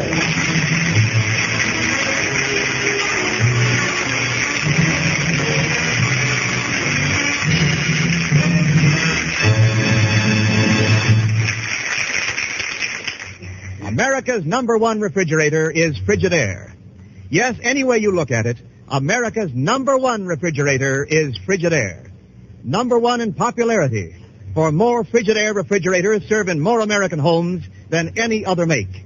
#1 in thrilling new advantages, as you can see for yourself at any Frigidaire dealers. And #1 in dependability, for Frigidaire refrigerators are made only by General Motors.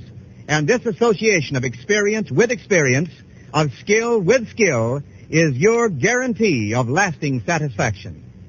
So when it comes to a new refrigerator for your home, remember this. The first name you think of is the right one to buy. Frigidaire, America's #1 refrigerator.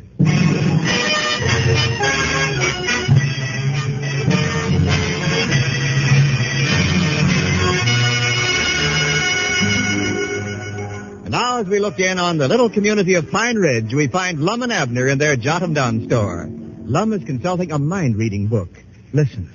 Abner, how can I ever learn to read your mind if you keep acting like you ain't got one? Now, concentrate and shoot me a brainwave. Lum, what in the world do you want to learn how to be a mind reader for anyway? Well, listen. You know that radio program called Take It and Beat It has got a jackpot question so hard that nobody's been able to answer it for 16 months. But if I can get on the show and read the mind of the fellow that's asking the question, I've got the answer and $21,000. Doggers, Lum, you have got an idea there. Why, sure I have. Now, help me learn this mind reading. Yeah, all right. What you want me to do? Well, close your eyes and imagine you're writing a number on a blackboard. All right. I just hope you can read my handwriting, though. Have you got one yet? Well, not quite. Oh. What are you rubbing the back of your head for? I'm erasing that first number I put down there. Well, hurry up, Abner. Get a number. All right, I got one. 7. Well, don't tell me what it is. Oh. Now, let's try again. Are you ready? I'm ready. Are you concentrating? I'm concentrating. 394. No, 7. And let's try it once more. Yes, let's. Have you got one? Yep. 7. No, 394. I don't understand this. I never had this trouble when I worked it on myself. I reckon my brain vibrates too much. Rattle brain, huh? So the book says you're supposed to make your mind a complete blank. Well, if that's what it takes to be a mind reader, here comes the world's champion, Cedric Weehon. Oh, howdy. Hey, Cedric, stop right there. What number am I thinking of? 4. I Doggers, that's right. Did you hear that, Lum? No, that was just a wild coincidence. I bet it wasn't. Cedric, how come you to pick out that number 4? You mean there's other numbers? Doggers, Lum, we might have a genius here. Well, now, wait a minute. Let's try him on something harder. Now, here's an old grocer order on the floor. Cedric, tell us what's wrote on this paper without looking at it. Yeah. 5 pounds of potatoes, a bucket of lard, and a can of cool oil. Doggers, Cedric, you done it. Why, that's exactly right. Well, if that don't beat the bugs a fighting. Well, you're a genius, Cedric. A genius if I ever seen one. Cedric, the radio show Take It and Beat It's going to broadcast from Little Rock this week. If I can get you on that show, will you go over there with me? Yeah, we can split $21,000. Well, sure, I'd love to be on the show. I'll go home and get my bird whistle right now. Well, we don't want you to play your bird whistle on this show. Well, why don't you tell me what you want me to do then? What do you think I am, a mind reader?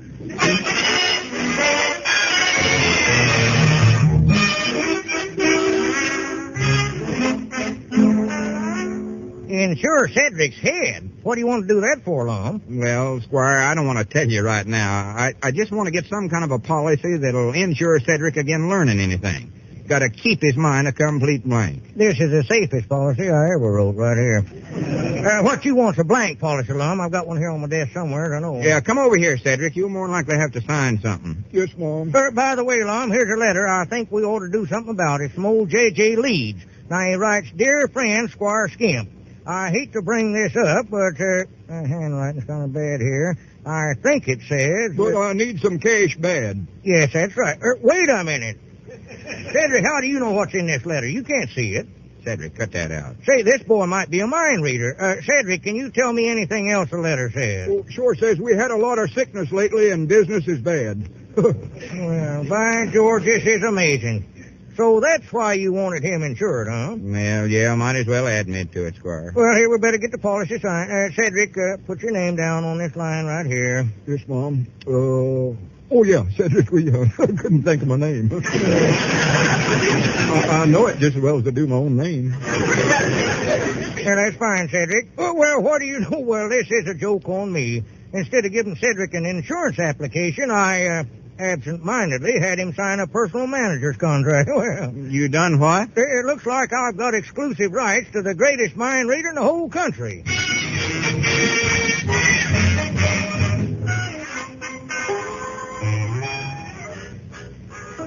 Granny's, Abner, this is terrible. We lose Cedric to that varmint Squire Skimp, and now we get this telegram telling us to have Cedric in Little Rock tomorrow afternoon for that quiz show. Oh, my goodness, look who's coming in. Well, howdy, Ben Withers. Just fine, thank you. Look, Ben, I hate to rush you out of here, but we've got to figure out how to break Cedric's contract, so... Well, certainly, I'll be glad to help you, Lum. What you want is a good lawyer, and the man to get is Russell Altmeyer. Now, listen here, You've Ben. heard me mention George Bernbald, haven't you, Abner? No, I don't believe I have. Well, Russell Altmeyer is George Bernbalt's cousin-in-law by marriage. Well, Evelyn married Ed Housen. We don't care who was married to who. Neither did Ed. That's the reason they broke up. So then Evelyn married the youngest Bernbalt boy, whose Uncle Cecil married Pauline Hagg, spelled H-A-G-G. I don't care how it's spelled. So you see, Uncle Cecil's mother was an Altmeyer. Yes, his mother-in-law was a Hagg.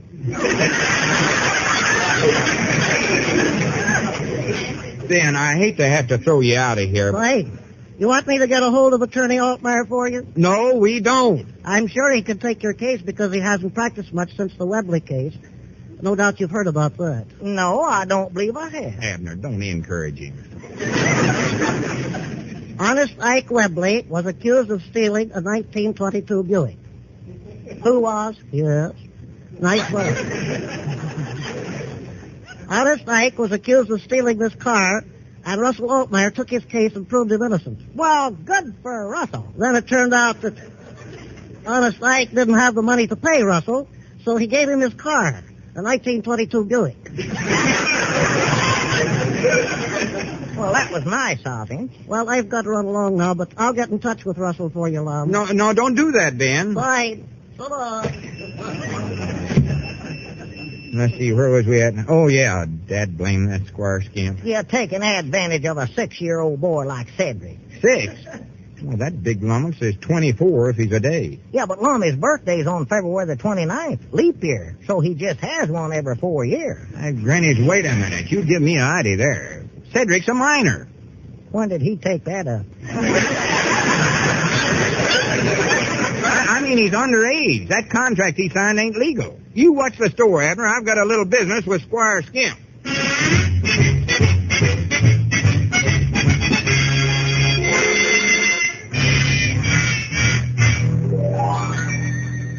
You see, Cedric, you'll be the headliner of this vaudeville tour I'm planning, but first I've got to find some other acts to go along with, you know. Build a big show around you. Yes, Mom. Now, here's an act that's at Liberty right here. Cato and his 7 singing coyotes.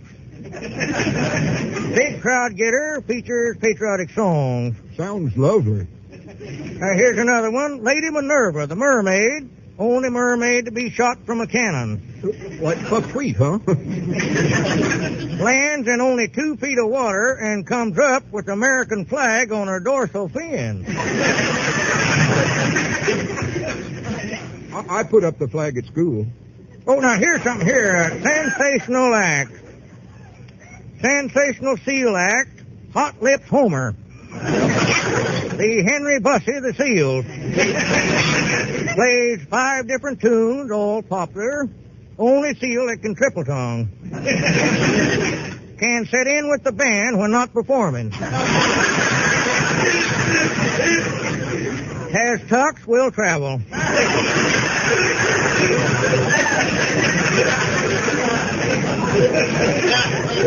Say, Mr. Squire. Yeah. In this show we're going to put on, just what is it I'm supposed to do?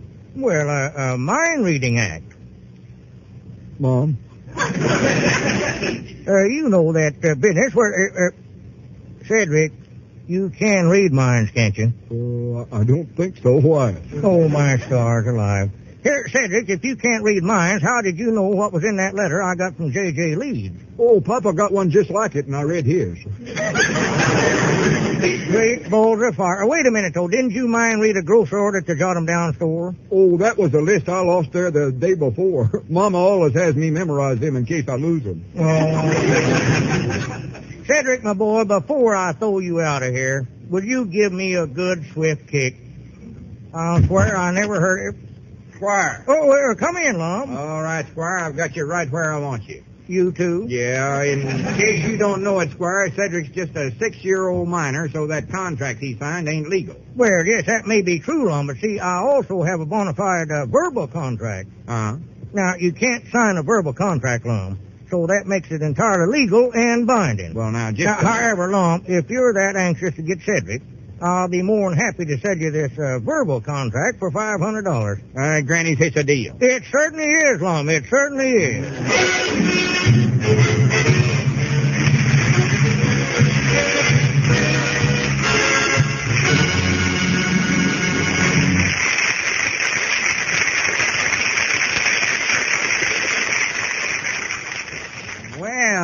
in, Mr. Niles. How's the old Frigidaire representative? Well, fine. How you fellas today? Hi, Dogas, you just catched us in time. We was just fixing to take the bus to Little Rock. Little Rock? Well, I'm on my way to Little Rock myself. Why don't you just ride with me?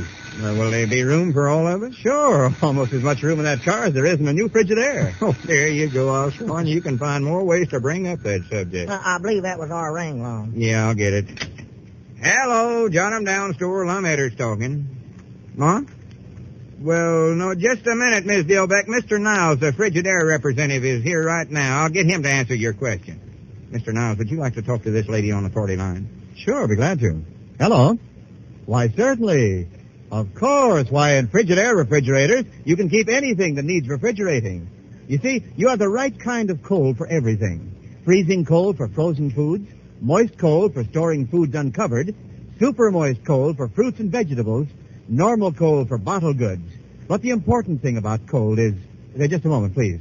Say, Lum, I can hear phone receivers clicking all up and down the line. What's going on? Oh, nothing. You're on the party line. They're just listening in. Go ahead and tell a whole bunch about it. Oh. Well, folks, the important thing about cold in a refrigerator is that you always have plenty of it when you need it and at low cost. That's why it's so important to choose a Frigidaire refrigerator. For Frigidaire and only Frigidaire has the Meter Miser, the simplest cold maker ever built. The Meter Miser is the heart of Frigidaire, the powerful heart that keeps pumping cold every hour of the day, year after year. Yes, the Meter Miser is so powerful, it can keep even the biggest Frigidaire refrigerators filled with cold, even in the hottest weather. Yet the Meter Miser is so economical, it cuts current cost to the bone. No wonder Frigidaire with a Meter Miser is America's #1 refrigerator. Well, thank you for calling. Granny, Mr. Niles, they ought to call you old Meter Miser. Yeah. I bound you if a body could peek inside that head of yours, all he'd find's an ice cube.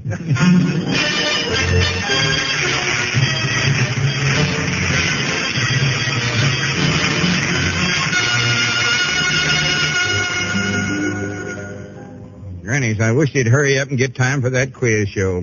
I'm anxious to get that money. Yeah. I'm getting on easy sitting here in this hotel room. Yeah, Cedric, maybe you better lay down and take a nap.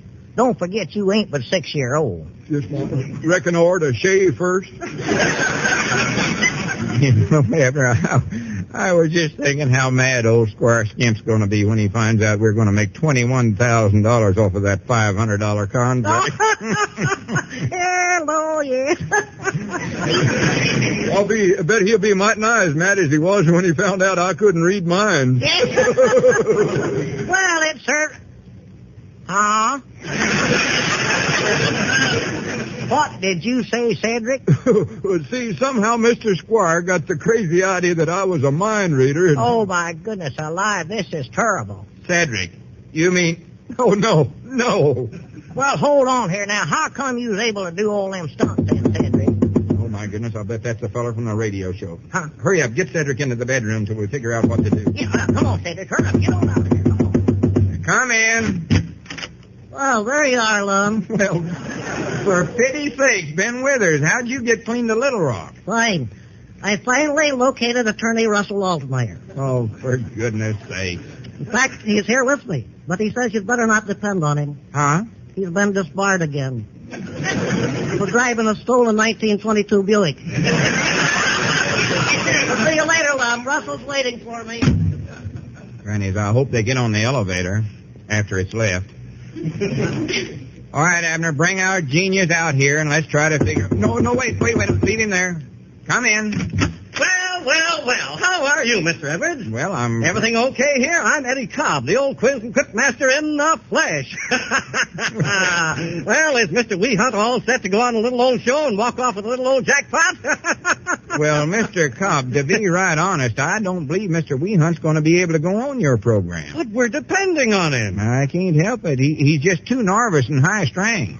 After all, he ain't but 6-year-old. Oh, yes, I know. 6? Just a baby.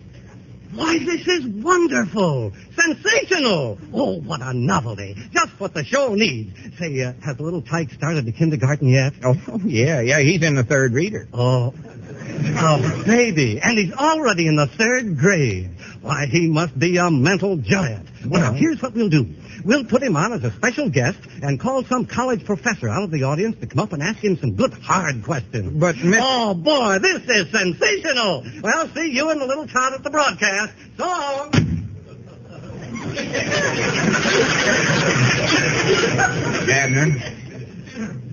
Abner, did you hear any of that? Every single miserable word of it. Oh, me. Oh, my. Wait a minute. Do you think you could go out and buy encyclopedia and a large pair of rompers?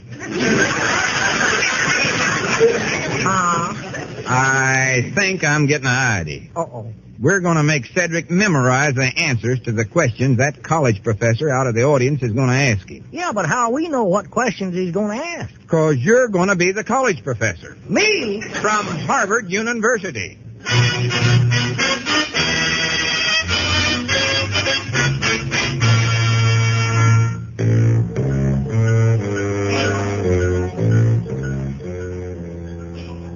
Cedric, pull up your romper leg and pay attention to him. The radio show's already on the air, and they'll be coming to get you any minute now. Yeah, now listen, Cedric. Boulder Dam is 727 feet high. Cedric, we ain't working on that now. Who invented the hydraulics turbine? Lump, this ain't gonna work. All Cedric said for the last 2 hours is, oh, wow. Why do you keep saying that, Cedric? See there, Lum, we better just give this up. Hey, hurry up. It's time for baby Cedric. Oh, yes, sir. We'll be right there. Now, come on, let's go. Get out in the audience, Abner. And Cedric, pull up your rompers.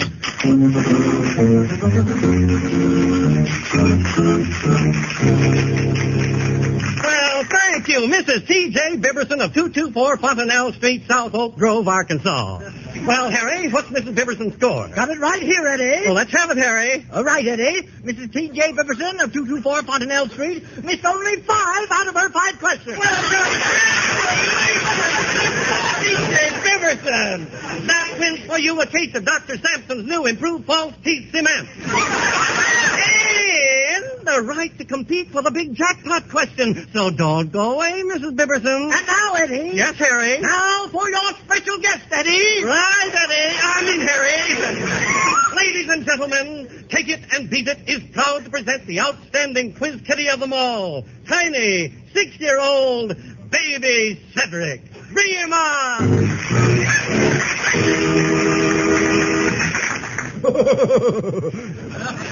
Hello. Hey, wait a minute. Not you. Get out of here. Where's the baby? I'm him. You? Aren't you a little large? Oh, not for my height, no. Cedric, I understand you're in the 3rd grade already. Is that true? Oh, why, Yes. Are you a pretty outstanding student there? Yes, Mom. I'm the only boy in the 3rd reader with a Social Security card.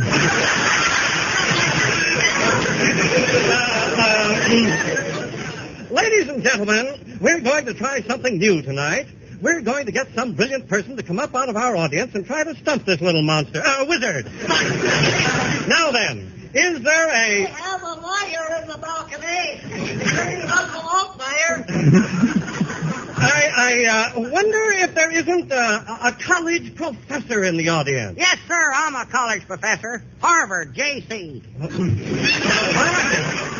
Fine. Come right up here, Professor. That's not. Watch the steps now when you're coming up on the stage. Yes. That's the idea. Now, come right over here to the microphone, please. That's it, Professor. Now, could we have your name, please?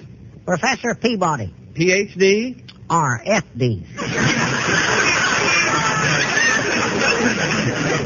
Old Harvard, you say, huh? And what do you teach there? Oh, spelling, numbers, deportment, geography, stuff like that. Good.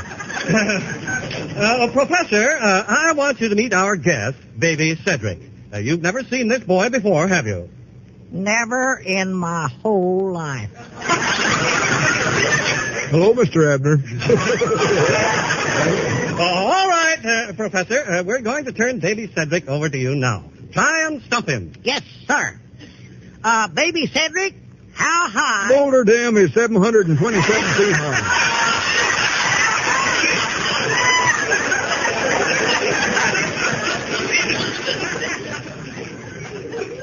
is Boulder Dam.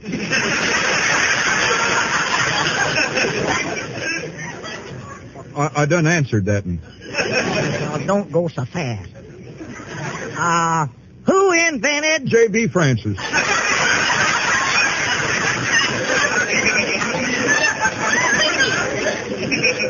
The hydraulic turbine. See, that's a hard one, ain't it? Oh, why, You done got it, Cedric. Now, don't answer till after I'll give you the question. Now then, what year will Halley's Comet return? Can I answer now? Sure. The kangaroo. Right. Now, name an animal that carries its young in a pouch. Sweet Rosie O'Grady.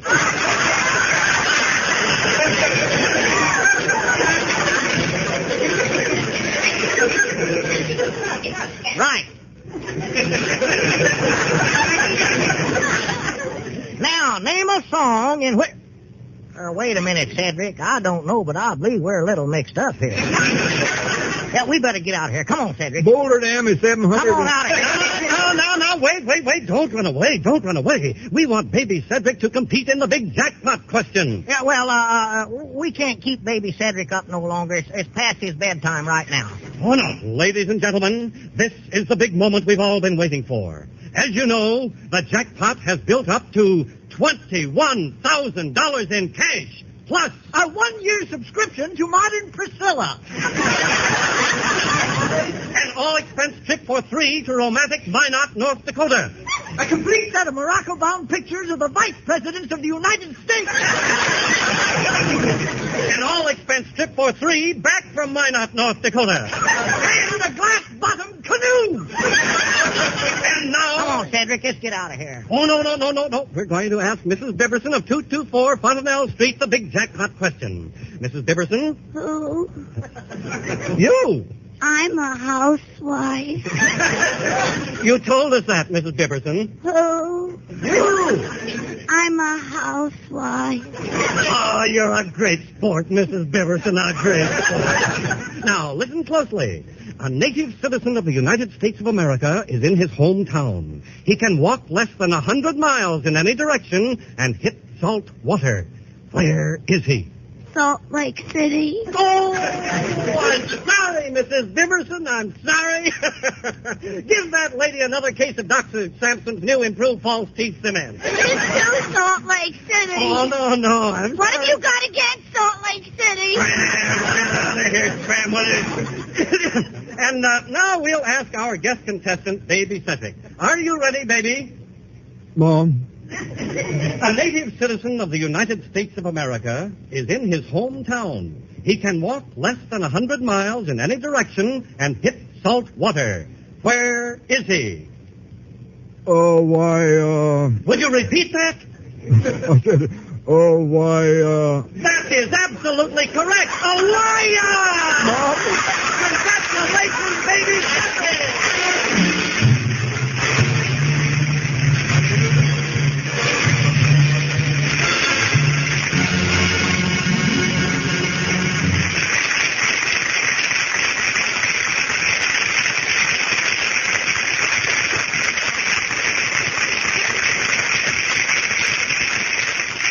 Lum and Abner will be back in just a moment. But first, here is an important question.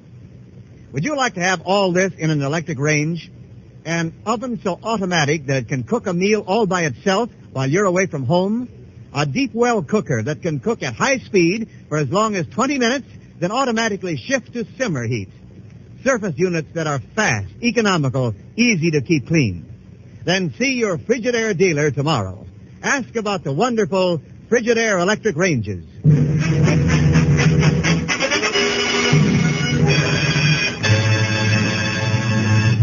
Well, here's the figures on our winnings. After deducting the taxes, all we owe the government is $3 apiece. But if we can sell the glass-bottom canoe, we ought to break even. Yeah. But it's been a good experience. Cedric, ain't you learned something from it? Yes, Mom. Boulder Dam is 727 feet high.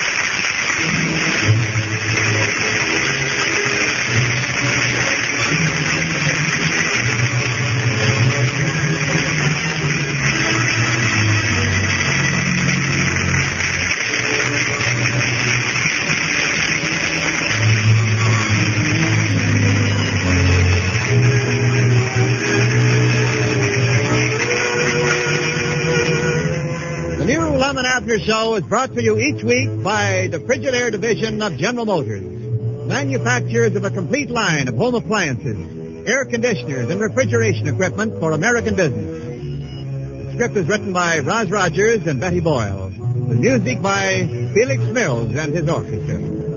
So until next Sunday night, same time, same station, this is Wendell Niles saying good night for Frigidaire, America's #1 refrigerator.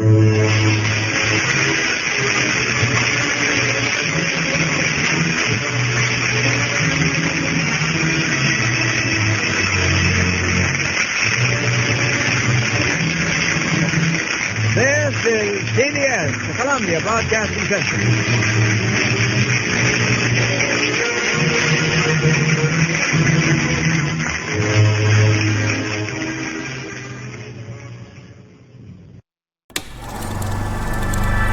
You are now tuned into Then Radio. If you enjoy our videos, we ask that you consider joining our Patreon to support our channel. Don't forget to like and subscribe so that you never miss a new video. We hope you enjoyed today's episode, and as always, thank you for watching.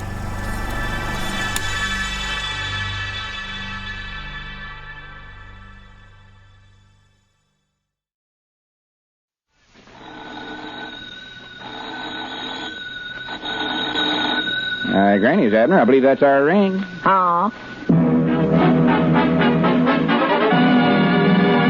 Frigidaire presents the new Lum and Abner Show.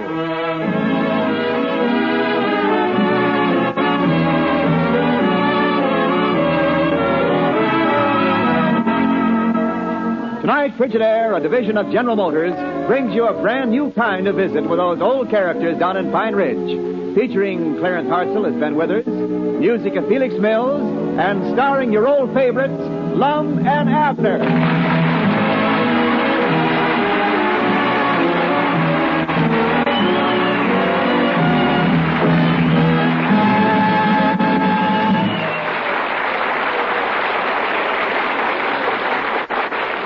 America's #1 refrigerator is Frigidaire. Yes, any way you look at it, America's #1 refrigerator is Frigidaire. #1 in popularity. For more Frigidaire refrigerators serve in more American homes than any other make. #1 in thrilling new advantages, as you can see for yourself at any Frigidaire dealers. And #1 in dependability. For Frigidaire refrigerators are made only by General Motors. And this association of experience with experience, of skill with skill, is your guarantee of lasting satisfaction. So when it comes to a new refrigerator for your home, remember this. The first name you think of is the right one to buy. Frigidaire, America's #1 refrigerator.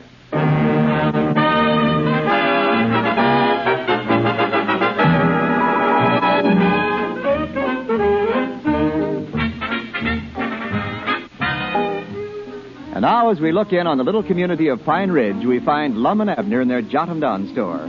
Abner is talking on the telephone. Listen. Oh, I just know Lum would enjoy that. Something wonderful, Miss Abernathy. Just hold the phone and I'll ask him. Lum. No. Well, wait till I tell you what I'm supposed to. If it's got anything to do with the widow Abernathy, the answer is no.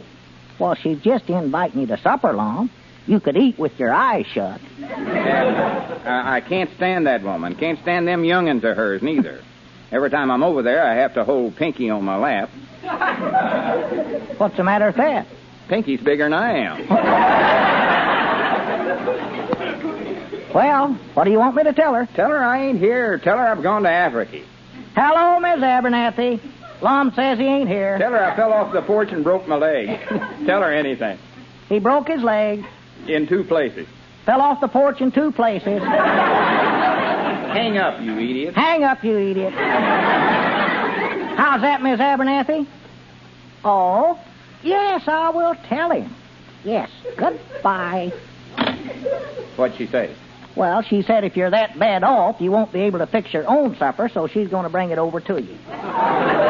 Bring it over to me? Why, you little varmint, I ought to whop you right on top of the head. Now, wait a minute. Now, Lum, it was your own idea. Well, you ought to have more sense than to listen to me. Of all that stupid, idiotic, half-witted stunts I ever heard of, that's the worst. Well, don't just stand there. Say something. Care for hazelnut? No, I don't. Now, listen, you was the one that got me into this, so I'm just going to let you be the one to get me out of it. Oh, Lum, I don't want to hog everything. Well, come on, there ain't but one thing to do. I've got to be in bed with a broke leg when the widder gets there, so I want you to get a couple of stout boards. And break your leg? No. Dadgummit. Use them for splints and bandage it up. Hurry up now, or there'll be a double fracture around this joint.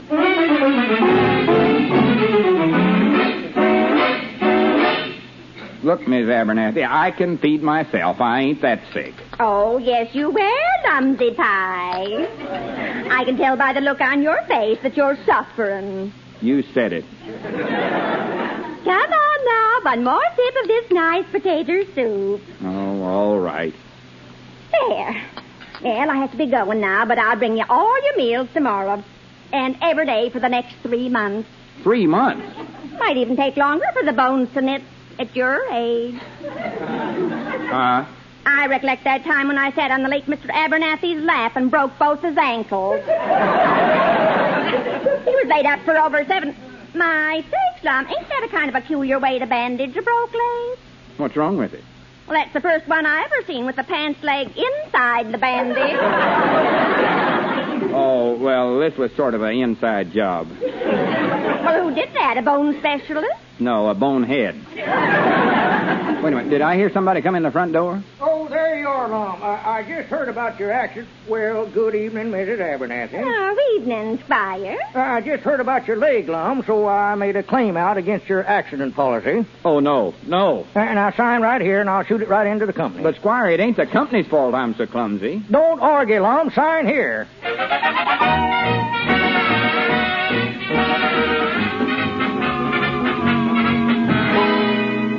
Lum, what in the world did you ever sign the claim for? Well, what else could I do? The widow Abernathy was right there, and I couldn't let her know my leg weren't broke. Yeah, but now you're guilty of defrauding an insurance company. Will you stop saying that? You know, I got enough trouble with the widow Abernathy feeding me potato soup 3 times a day, and half the town dropping by to sympathize with me and bringing me presents. I feel like a hypocrite. How many years in a penitentiary do you get for frauding? Abner, will you get out of here? Well, don't you want me to bandage up your leg again before I go? No, not just yet. It feels too good having that junk off for a while. Them sure some fine splints you put on there. Well, what's wrong with them? I just cut some branches off of that oak tree you got out there. Yeah, but you could have cut the acorns off first. I got holes in my leg the size... Oh, my goodness, there's Ben Withers crossing the road. Ben Withers? Hurry up and get the bandage back on. Yeah, well, here, lay back down on the bed there. Yeah. You know, Abner, this just seems unhonest. Mightn't I wish my leg was broke. Wouldn't be so conscience struck. Well, Lum, if it'll make you feel any better, I'd be happy to break it for you. Well, that's awful thoughty of you, but... Just as a friendly gesture, you understand. Oh, I wouldn't think of putting you to all that bother. Why, it's no bother at all, as brittle as your bones are. Well, that's awful sweet of you, but... Let's see, now, what would be a good, quick Abner, way... would you hush up before I whop you one? Lum, I'm just trying to help you. Well, cut it out. It's too dangerous. And hurry up with that bandage. It's all did. You're set right now. Granny, you can cause me more trouble than Harry... Oh, for pity's sakes. Now, look, you've wrapped up the wrong leg. Are you in the bedroom, Lum? Well, it's too late to do anything about it now. Maybe he won't notice it. Yeah, come on back, Ben. Hello, Lum. How's your fractured tibia today? Don't tell me I got that, too. Ben, all he done was break his leg. Excellent. Lum, I don't like to be the kind of a person who goes around suggesting doctors to people because I'm sure you're perfectly satisfied with the care you're getting. But... Yeah, well, look, Ben. I know the finest bone man in the country, Osbert Van Shreve. You've heard of him, haven't you, Abner? I don't believe I have, no. Mount Ida resident, popular club man, and retired air raid warden? I thought he was a doctor. Well, now, there's where you're wrong, Abner. Osbert Van Shreve never spent one single day in any medical school, and yet he has no doctor's certificate. Fine. Osbert Van Shreve got his idea for mending broken bones while he was still in the acetylene torch welding game. Ben, as far as I'm concerned, you can stop right there. I know I don't want my leg welded. Now, I know that Osbert would be glad to run over here to Pine Ridge and work on you free of charge. Well, that's nice of It him, would but be good experience for Osbert. And goodness knows he needs it. Yeah, well, maybe the next time I break a bone, I'll give him and his blowtorch a call. Now, Lum, before you rush into this, I want you to be satisfied in your own mind that he's your man. So I suggest that you call and talk directly to Mrs. Zinkafoos. Mrs. Zinkafoos? She's his other patient. Oh. She's been under his care ever since 1932, when she met with a slight accident at the annual egg roll on the Zinkafoos lawn in Mount Ivy. Well, what happened? Yes. I recall this egg roll particularly well. The two Zinkafoos boys, Herbert and Kenneth, dressed cutely in their sailor suits, which they wore in the First World War, started off the traditional ceremony. Kenneth rolled the egg to Herbert, and then Herbert rolled the egg back to Kenneth. Oh, yeah, sounds like fun.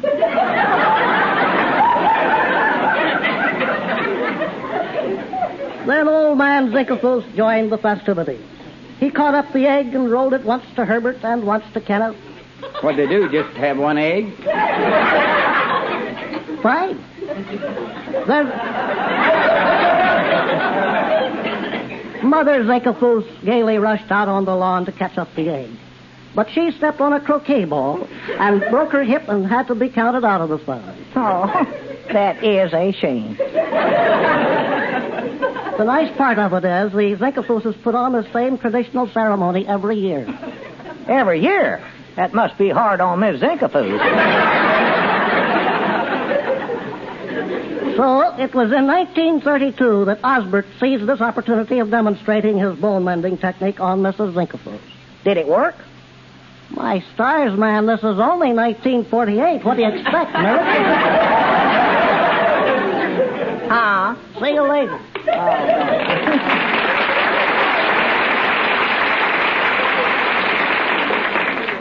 Miracles. Grannies, that's what it'd take to get me out of the mess I'm in right now.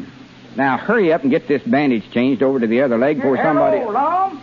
Can I come in? Oh, my goodness, it's Squire. Help me get shut of him before he notices this leg. Yeah, come in, Squire. Well, I have good news for you, Lum. I just received notification that the company doctor will be here in a few days to check your leg. Doctor? Uh-oh. Well, just a routine matter, you know. It's silly, but once in a while they run into somebody who tries to defraud the insurance company. What fool would do a thing like that? How many guesses do I get? Well, I've got to get back. Oh, wait just a minute. Here, Lum, let me look at your leg there. Uh-oh. I could have sworn I wrote down left leg in your insurance claim. I'm certain it was the other leg. All right, Squire, you got me. I'll confess. My leg ain't broke. Ain't broke? I just used that as an excuse to get out of taking supper with the widow Abernathy. Great balls of fire, Lum. This is the worst thing you ever done your whole life. Why, do you realize you can go to the penitentiary for this? Ain't there some way I can get out of it, Squire? Couldn't we say I was healed overnight by a miracle or something? No, never. Nobody'd ever believe that, Lum. Or wait just a minute, miracle. I might be getting an idea here. Lum, have you ever heard of Hindu bone healers? Yeah, I've heard of them, but I don't know where we'd ever get a hold of one of them. Now, don't worry, I'll dig one up. In fact, it just so happens, Lum, that I do know one. Yeah, but would that insurance doctor ever believe us? Well, we put on a big public demonstration where everybody can see you get healed, and then we've got 400 or 500 witnesses. Why, he'll have to believe it. Well, let's get him then. Well, the only trouble is, Lum, his fee is a little high. How much cash have you got? Oh, I've got around $500 in the bank. Now, that is funny. His fee comes to exactly $500. That's awful high, ain't it?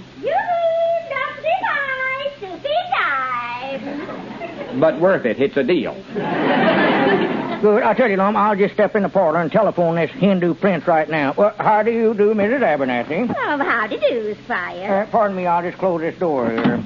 I love that money, yes I do. Gonna stick somebody... hello? Mamie? Why, I want you to connect me with the Bombay Chili Bowl in Kansas City, Missouri. Yes, I'll wait. Oh, Squire, are you hungry? I'm taking down some potatoes, too. No, thanks. I'm taking along for a few potatoes myself. Excuse me, here's my party. This is a private conversation, if you don't mind. Hello? Muggsy? This is Squire Skimp. Yeah? Say, do you still have that costume you used to wear in that Hindu act in the Sneed and Reedy Carnival? Well, good. Pack it and come down to Pine Ridge, Arkansas. Yeah, I've got a little job here that'll pay you, $50. Oh, no, it's nothing that will affect your parole. That'll be fine, Muggsy. I'll see you then. Goodbye. Gonna stick somebody, and I know who. Laura, that little knitting bee we were discussing is all set. And I finally talked him down to $500.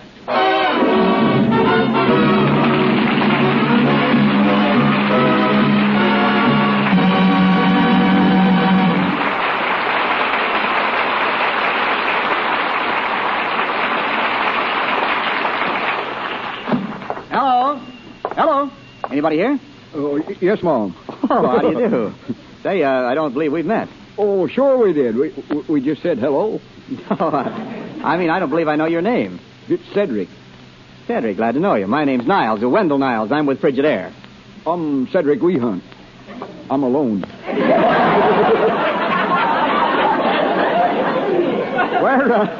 Where is everybody? Where's Mr. Edwards and Mr. Peabody? Oh, Mr. Lum's broke his legs. Oh, I'm sorry to hear about that.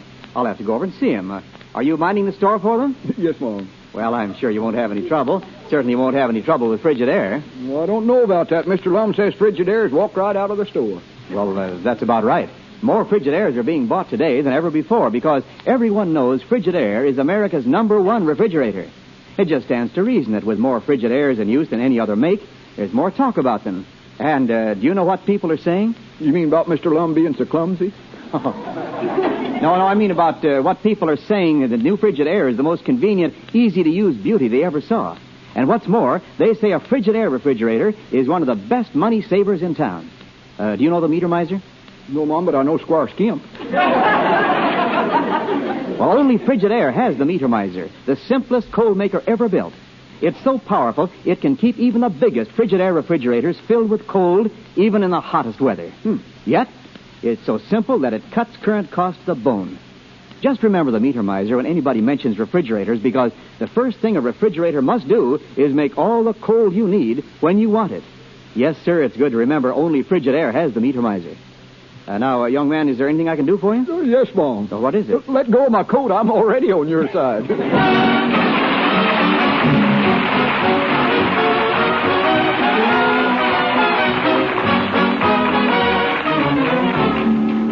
Now, listen, Muggsy. Now, when we get inside of Lum's house here, for goodness sakes, try and remember that you are a Hindu prince. But, Squire, I don't know nothing about princing. And besides, I promised my parole for it. Muggsy, just leave everything to me. And throw away that racing form. And don't pick any pockets tonight. Okay. Until after the performance, anyway. Oh, howdy, Squire. Come on in. Yes, thank you, Lum. Lum, you shouldn't be walking around on that broken leg of yours. Oh, that's right. I keep forgetting. I guess we ain't got no secrets from one another. No, you're right about that. Lum, I want you to meet His Hindu Highness, the Nawab of Lower Shishkabab, Prince Boulabez a la carte. Your Royal Majesty, I'm overcame to meet your friendship. Likewise. Yeah, watch it.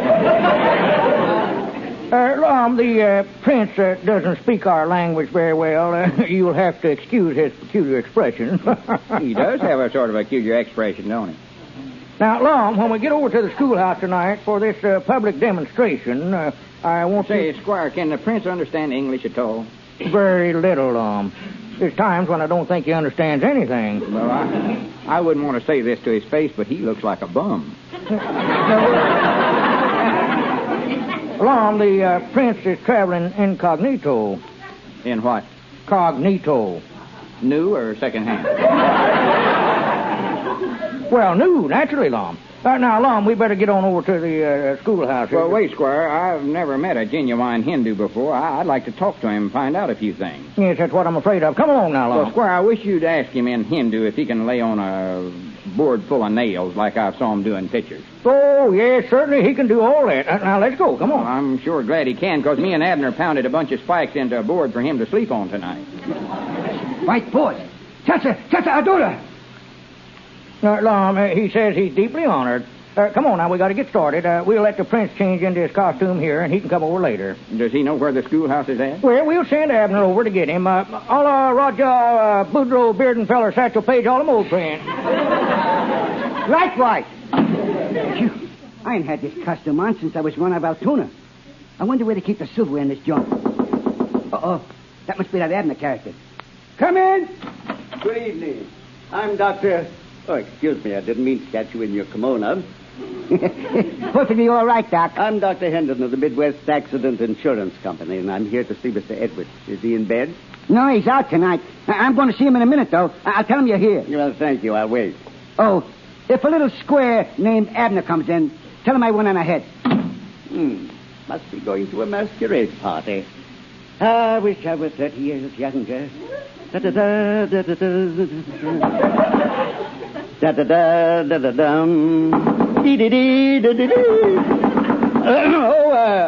in. Well, howdy do, Mr. Hindu. Hendon. Oh, well, however you pronounce it. I ain't much on them foreign words. You speak 'em English? Why, certainly I speak 'em English. I speak English. Well, Lum Edwards is wrong about you then. He's wrong about your looks, too. He said you look like a bum. A bum? Yeah. I don't think you do, though. Much. You sure look a lot different I expected, though, after what Squire Skimp told us about you. And just what did Mr. Skimp say? Well, he said you generally worked in a green and yellow suit with a towel wrapped around your head, barefooted. He said that? Yeah. Say, Mr. Hindu, or just twixt me and you, all this healing stuff that you do, that's just a fake, ain't it? I beg your pardon. I've been practicing for over 30 years. Well, just can't catch on to it, huh? What's that? Of course, it won't matter tonight whether you can do it or not, because Lum's leg ain't actual broke. Well, I don't know. Isn't broken. Why, of course not. Didn't Squire Skimp tell you that? See, they're just doing this to fool the insurance company. Aha! So that's it. Yeah. See, this company is sending out some old doctor to examine Lum's leg. And when the old fuddy-duddy gets here, well, they'll tell him it's all been healed up by this Hindu junk that you're going to do. That I'm going... Wait a minute. Just who do you think I am, anyway? Why, no, you're the Hindu bone healer that Squire sent for. And Squire Lum's already over at the schoolhouse waiting for you to get there and put on a big public demonstration. Mm-hmm. I think I'm beginning to catch on. Well, it's about time. Just a good thing that I told you all of this. Yes, it is. A very good thing. Yeah. Well, come on, let's go. Just a moment. Exactly what makes our friends over at the schoolhouse, those two, shall we say, connivers? Yes, let's.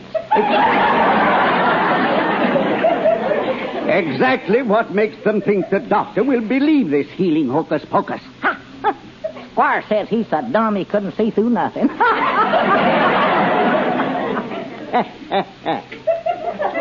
Mr. Skimp said that, eh? Yeah. Well, come on, let's get over to the demonstration. Yes, let's. This is going to be interesting. You have no idea just how interesting it's going to be.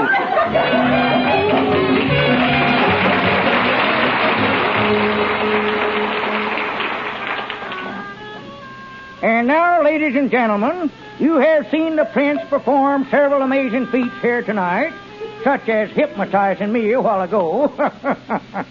Now, he will demonstrate his rare powers of healing. But in order to do this, I'll need the assistance of someone in the audience. Will someone please step up here on the platform? Just anyone with a broken bone. I have a broke leg in the front row. Who said that? Oh, yes, Mr. Lum Edward. Well, come right up here, sir. Yes, sir. Now, ladies and gentlemen, Lum, you're forgetting your crutches. Oh, yes.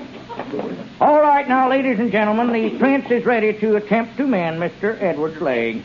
And I will try to interpret what the prince says in his native tongue. All right, Prince, proceed. Chicory chick chalar chalar. He's asking Mr. Edwards to raise the fractured limb. No, Lum, the other one. Chekala romaine bananaca. This is part of the ancient Hindu chant. Balaka walaka, can't you see? Chicory chick is me. The prince says it's a success. Lum, throw away those crutches. Now show them how you can walk on that leg. Grannies, I can't. Hey, Lum, watch out where you're walking there. You're going to fall. Hey, look out, Lum, watch out.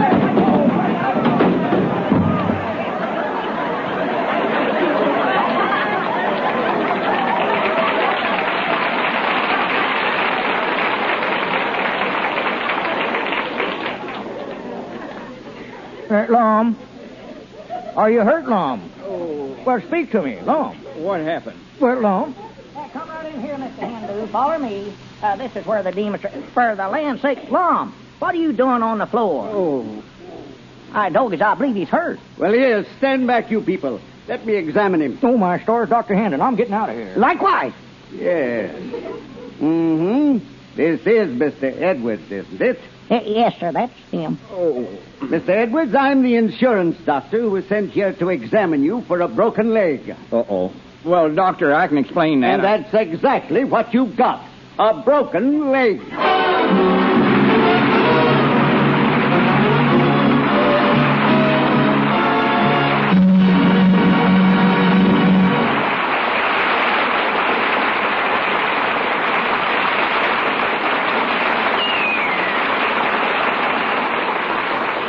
Lum and Abner will be back in just a moment. But first, here is an important question. Would you like an automatic washer that gets clothes so clean they sparkle, leaves them so dry and light that they're a joy to handle?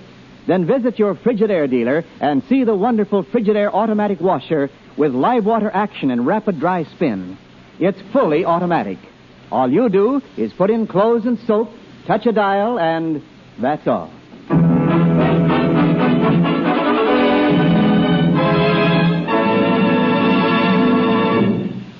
Yes, sir, that's a shame, Lum, about your legs. No, it ain't so bad. I got out of that mess with the insurance company. It's the luckiest break I ever had.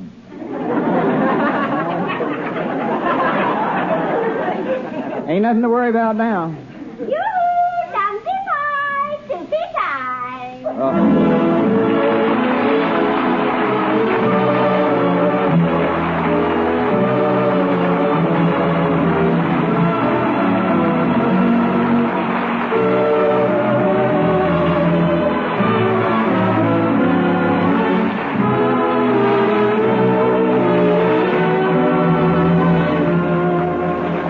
The new Lum and Abner show is brought to you each week by Frigidaire Division of General Motors, manufacturers of a complete line of home appliances, air conditioners, and refrigeration equipment for American business. The script is written by Roz Rogers and Betty Boyle.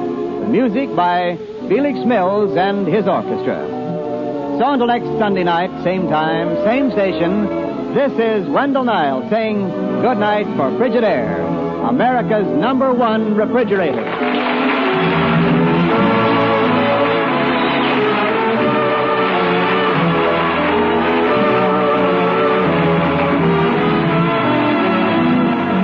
This is CBS, the Columbia Broadcasting System.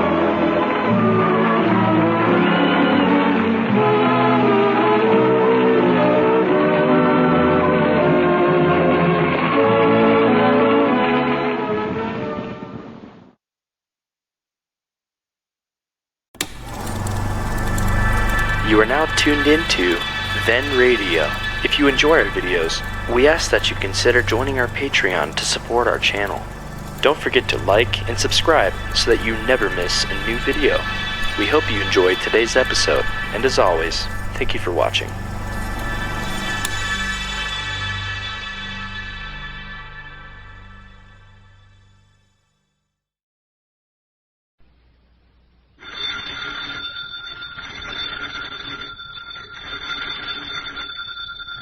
please. I believe that's our ring, Abner.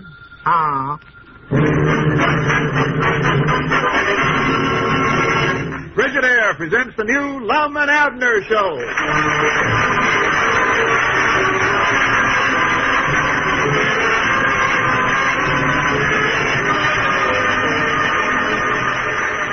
Frigidaire, a division of General Motors, brings you a brand new kind of visit with those old characters down in Pine Ridge.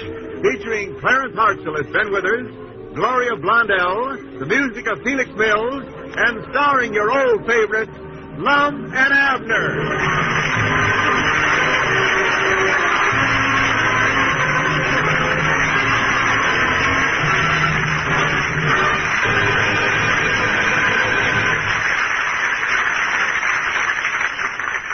America's #1 refrigerator is Frigidaire. Yes, any way you look at it, America's #1 refrigerator is Frigidaire. #1 in popularity.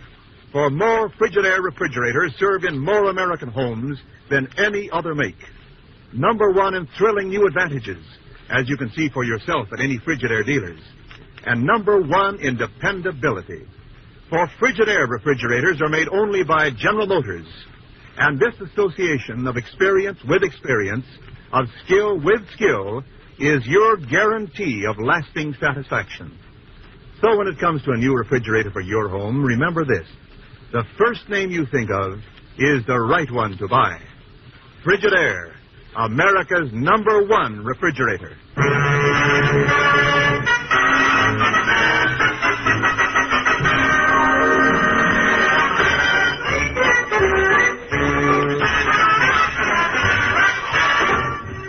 Now, as we look in on the little community of Pine Ridge, we find Lum in the Jot-'em-Down store blocking Abner's path to the door. Listen. Now, wait a minute, Abner. Where do you think you're going? Lum, I've got to mail this letter for Ed Stoddard. Now, just why would Ed Stoddard want you to mail a letter for him? He's the postmaster. Well, not for a while, he ain't. See, this letter is to the post office department telling them to send out a substitute to take his place. What? What's wrong with Ed? Well, you know how absent-minded he's been getting here late. Oh, I know it. Just the other day I seen him sauntering along in the rain, holding his hand out in front of him like he's carrying an umbrella. He told me later he didn't realize he'd forgot it till the rain stopped and he reached up to close it. Well, you just wait till you hear this. He drove home last night, drove in the driveway, got out, opened the garage door, and when he seen the garage was empty, he yelled, "Help! Somebody stole my car."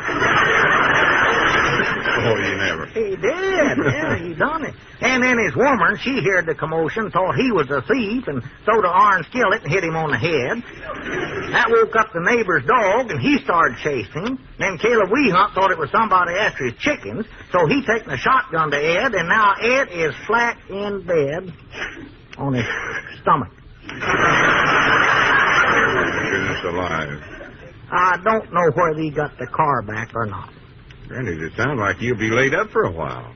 Well, that's why he writ this letter, to get a substitute. Yeah, you better get that in the mail quick. Or wait a minute. Wait here. Hold on. Give me that letter. You going to mail it?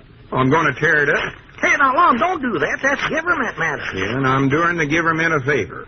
Ain't no use in spending all that money to send a substitute out to Pine Ridge when we got a man right here that can handle the job. Yeah, but he's full of buckshot. I don't mean Ed.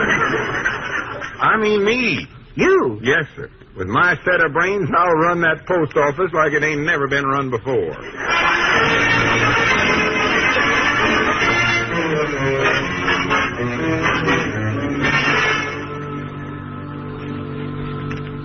Dear Ella, hope this finds you well. Abner, cut out reading them postcards. You ain't the postmaster. I am. Ruby is having trouble with George again. Abner, I'm going to have to throw you right out of the post office. Because George keeps falling off of the wagon. Abner. Doggy, I hope he didn't hurt himself. Abner, you... I don't know George, but he must not be very smart, Lum. Keeps falling off. Doggy, you'd think he'd learn how to sit in a wagon and hang on after 2 Abner, Abner, that mail is U.S. government property. Tampering with it is a federal offense. And on top of that, if Ella Simpson ever caught you reading her postcard, she'd massacre you. Ruby says next time she sees George, she is going to shoot... Abner, give me that card. Well, this is serious. Ruby's going to... I don't care what she's going to do. Here comes Ella Simpson, and she'll do worse than that to you. Oh, my goodness. Now. Well, morning, Miss Simpson. Why, Lum, are you running the post office now? Yeah, I'm the new letterhead. How about some nice fresh stamps today? No, thank you. Say, you got any mail for me? Why, yeah, I believe there is a postcard. Just happen to have it in my hand. Here you are. Who's it from? Well, I ain't got the least idea. I ain't neither. But you better get in touch with Ruby right away. Hey, shut up, Abner. That George is going to get it. What'd you say, Abner? He said that's a gorgeous bonnet. Where'd you get it? Well, I got it over to the county seat. I only paid $1.98 for it. It sure don't look like it. Lord. But everything costs twice what it ought to nowadays. Anyway. Well, good luck to you on your new job here, Lum. Thank you, Sister Simpson. Come in again. Lum, how could you stand there talking about hats when there's a murder going on? Listen, Abner, you ought to be ashamed of yourself for reading somebody else's mail. That's the lowest, sneakingest one thing a human can do. But, Lum, Ruby's going to shoot George. No, she ain't. All it said was the next time Ruby sees George, she's going to shoot him a game of snooker.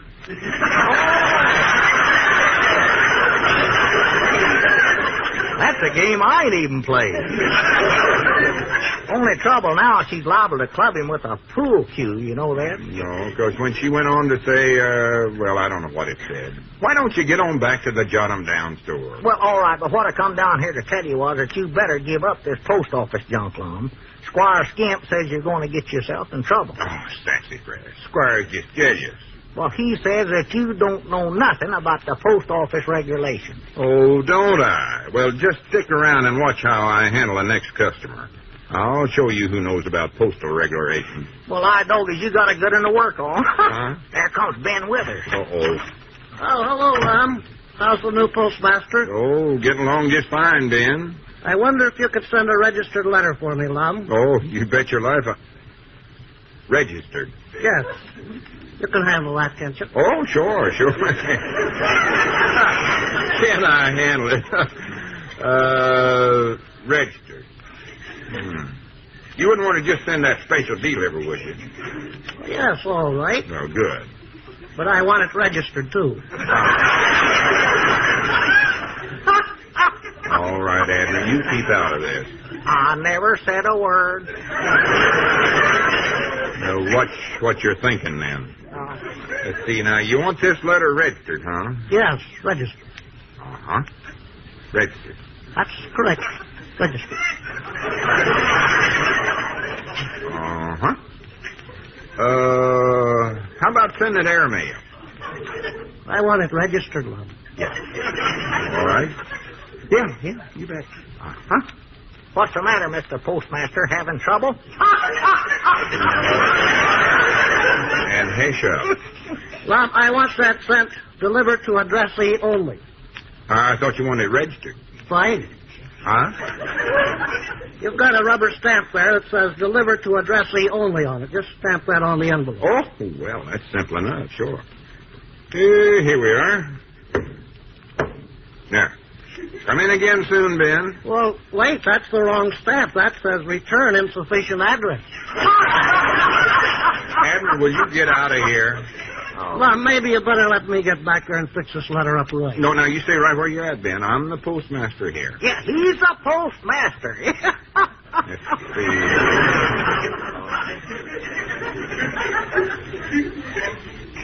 Let's see now. Well, what you're supposed to do next is take the postmark stamp and cancel it.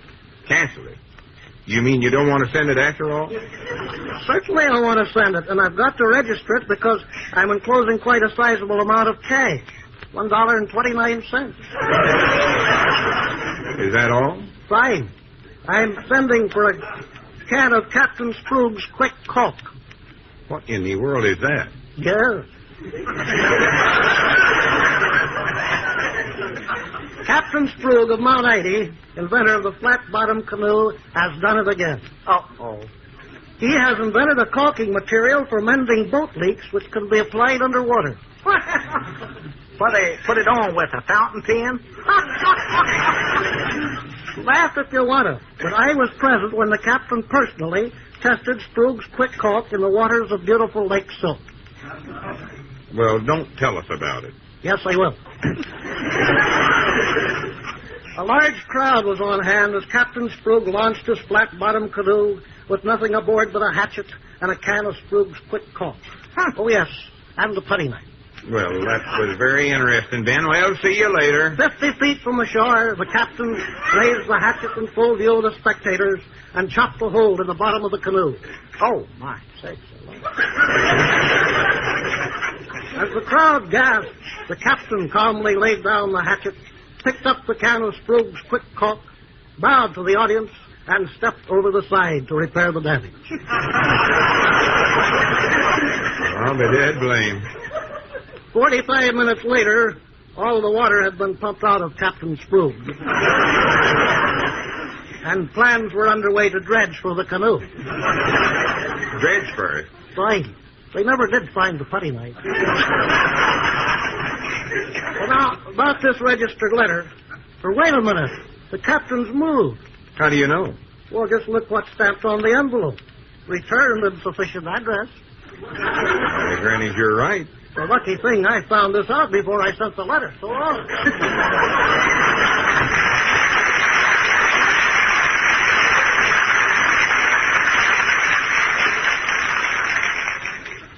Well, Mr. Postmaster, you sure handled that something wonderful. Well, leastways I never lost no money on the transaction.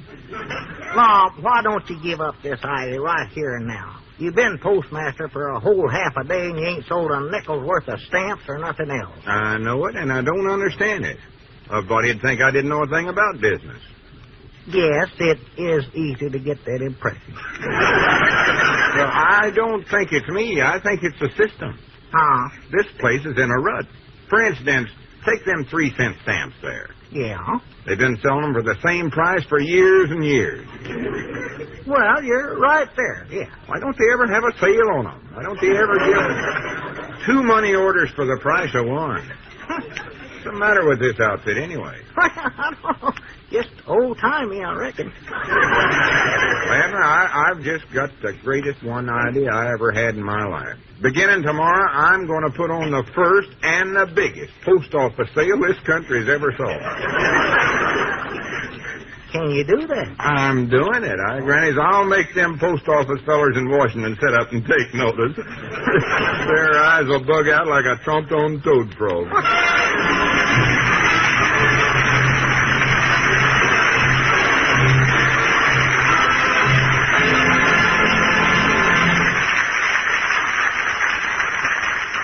No, Miss Bates, there's nobody in the store but me and Mr. Niles, the Frigidaire representative.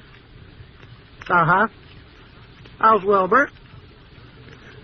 Oh, finally got it, huh? How long a sentence? What do you know, Mr. Niles? Mr. Bates's boy, Wilbur, finally got the prize in his English class for composing the longest sentence. Good for Wilbur. How's that, Miss Bates? Your cake's what? Oh, that's a shame. Well, why do you suppose they keep falling? Keep falling? Well, here, I can help her with that problem. Uh-huh. Not even enough?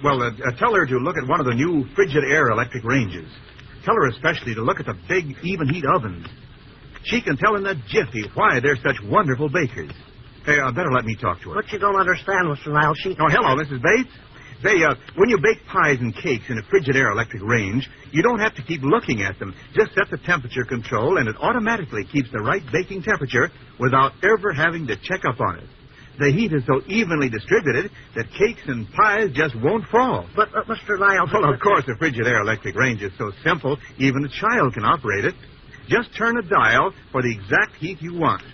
On the 3 surface units, you have a choice from fast frying to slow simmer, and the economical deep well thermizer converts to a 4th surface unit in a jiffy. And Mrs. Bates, I'd like to talk to you about the beauty of this new Frigidaire electric range. how wonderfully easy it is to keep clean, how cool it is to cook on, how you can prepare a whole meal even while you're out of the house. What? You have? Oh, well, all right then. Goodbye, Mrs. Bates. What's the matter with you, Ben? Mrs. Bates already has a Frigidaire electric range. Yes, and she's crazy about it. The only reason her cakes keep falling is Mr. Bates built a shelf for her to put her cakes on, and Mr. Bates is a very poor carpenter.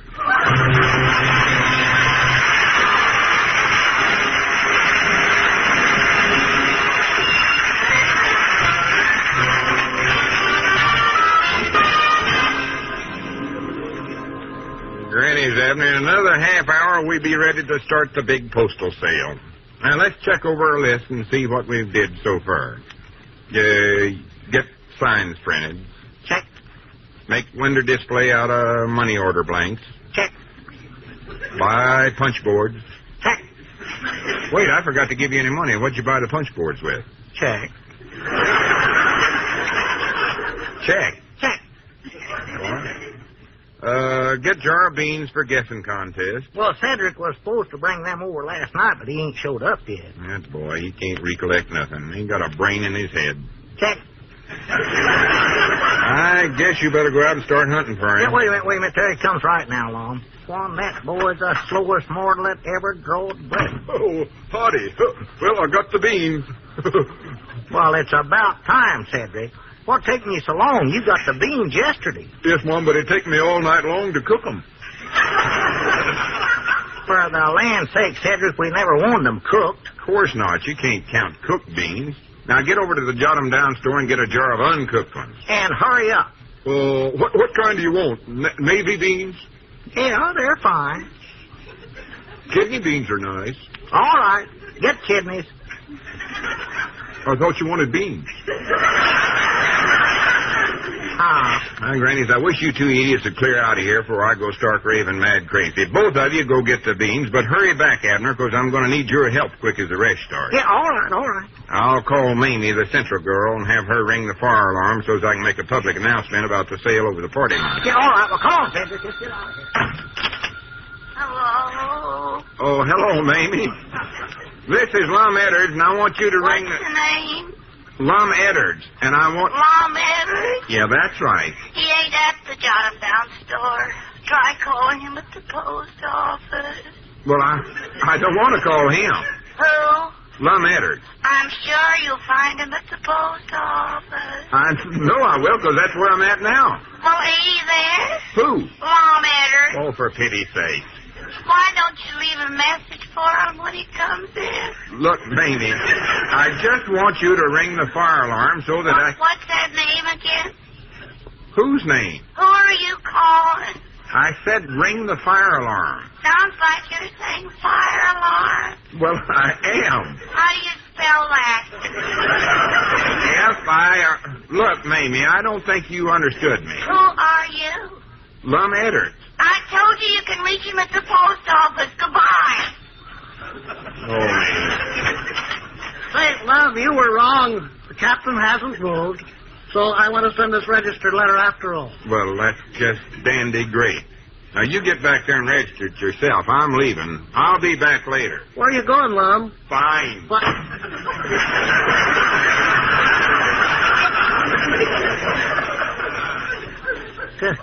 What kind of an answer was that? Pine Ridge Post Office. Is Lum Edwards there? No, he just stepped out for a minute. Well, when he comes in, tell him some knucklehead wants him. What's his name? Who? Wayne. I'll tell him to call right away.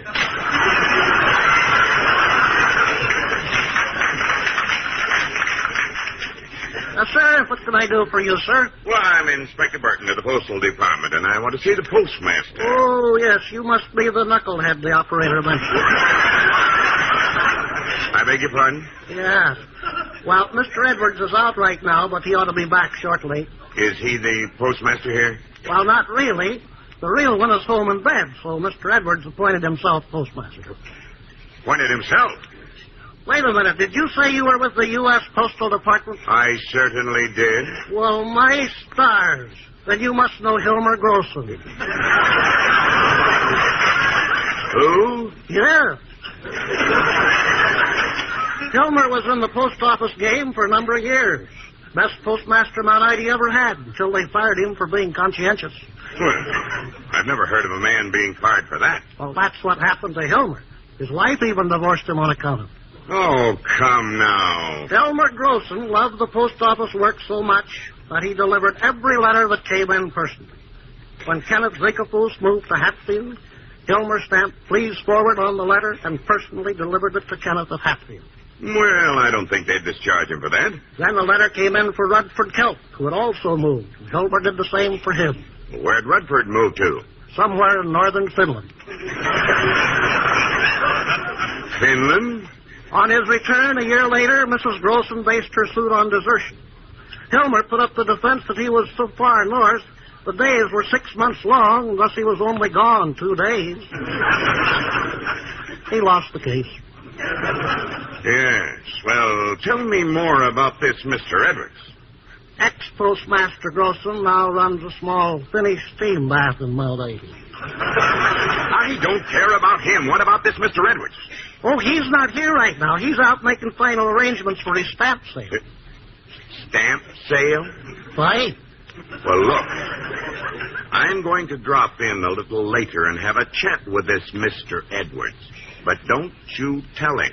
Oh, surprise him, huh? I certainly am. And what a surprise.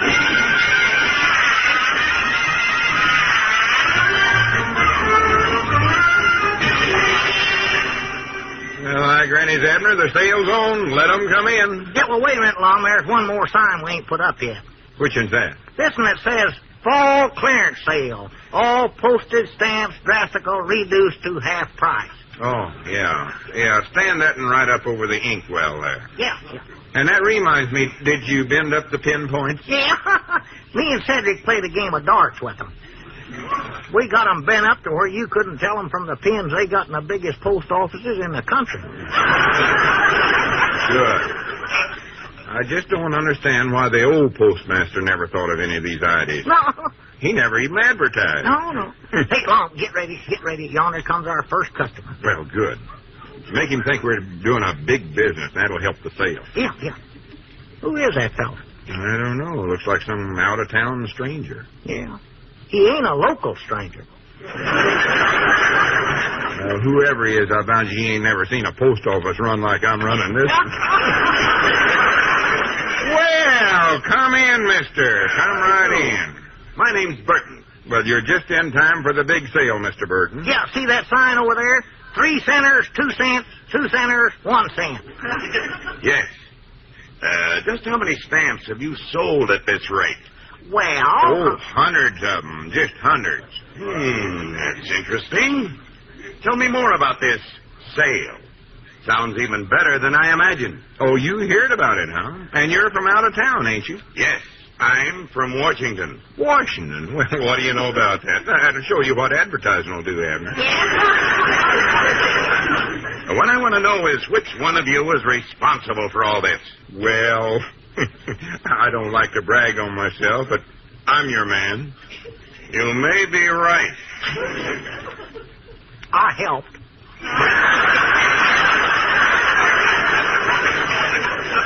Good. I want that information, too. Well, thank you. Now, let's see now. You're Mr. Edwards, aren't you? Yeah, that's right. Mr. Edwards, do you know anything at all about postal regulations? Oh, them old moldy wore-out things. I'm making up a whole new set. You are, eh? Oh, yeah. You might say I'm revoluting the whole postal system. He's the most revolting postmaster this town ever had. Abner, you're just saying that. No. Lum, everybody says it. Oh, yeah, they love me here in Pine Ridge.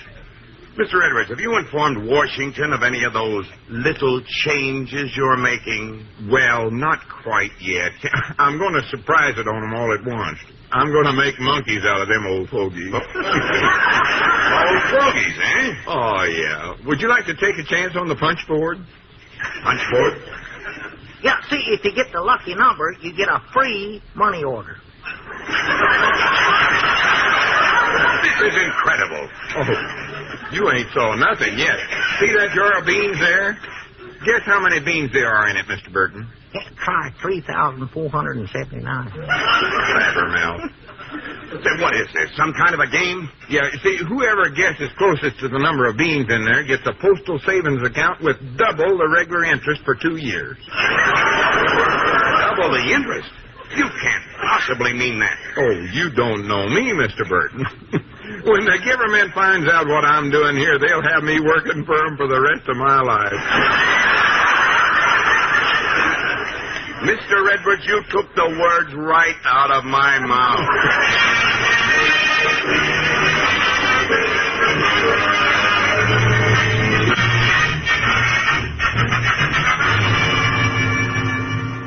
Well, don't jump all over me, Lum. I never knowed Mr. Burton was a post office inspector. That's what I get for hiring unexperienced help.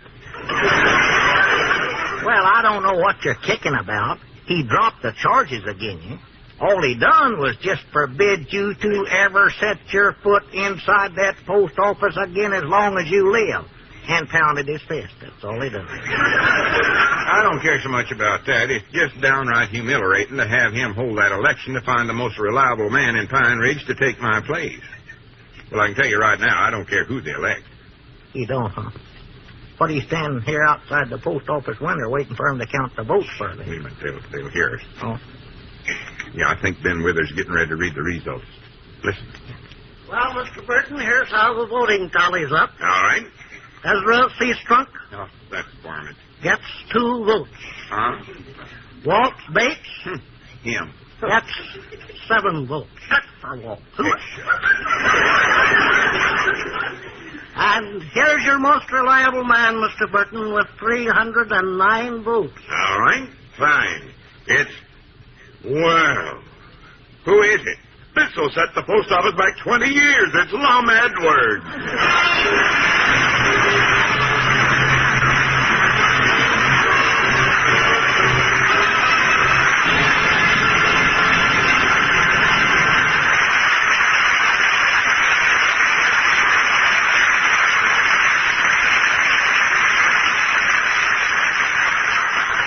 Lum and Abner will be back in just a moment. But first, here's an important question. Would you like to own a refrigerator that has a different kind of cold for every different kind of food? Then visit your Frigidaire dealer and ask to see his many models of the Frigidaire refrigerator. The only refrigerator in the world with a famous meter miser. Simplest cold-making mechanism ever built.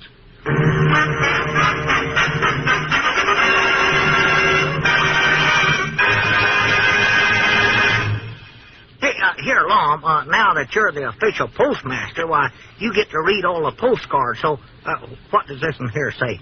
Oh, it's from one of the Abernathy boys to his mama. Well, all 3 of them boys are with the government, you know. One of them's in the Army, and one's in the Navy, and the other's in Alcatraz.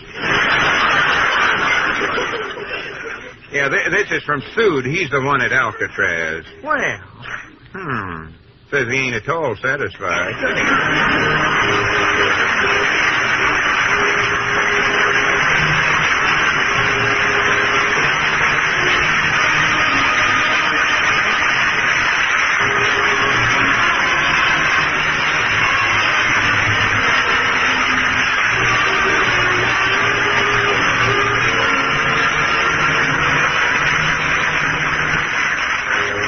Lum and Abner Show is brought to you each week by Frigidaire Division of General Motors, manufacturers of a complete line of home appliances, air conditioners, and refrigeration equipment for American business. Script is written by Roz Rogers and Betty Boyle, with music by Felix Mills.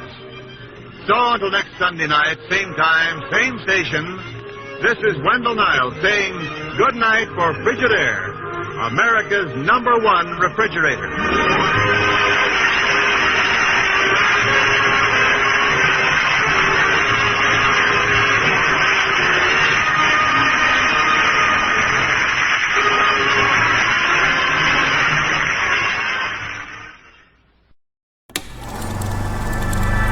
You are now tuned into Then Radio. If you enjoy our videos, we ask that you consider joining our Patreon to support our channel. Don't forget to like and subscribe so that you never miss a new video. We hope you enjoyed today's episode, and as always, thank you for watching.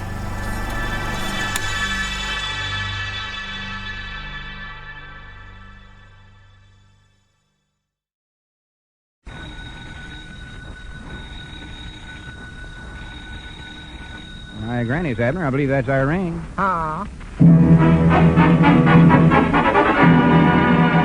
Frigidaire presents the new Lum and Abner show.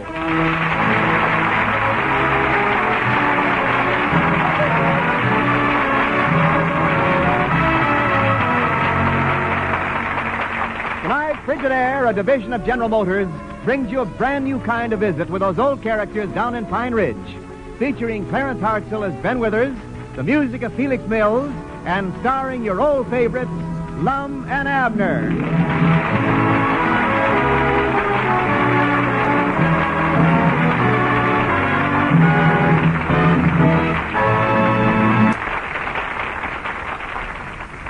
America's #1 refrigerator is Frigidaire. Yes, any way you look at it, America's #1 refrigerator is Frigidaire. #1 in popularity.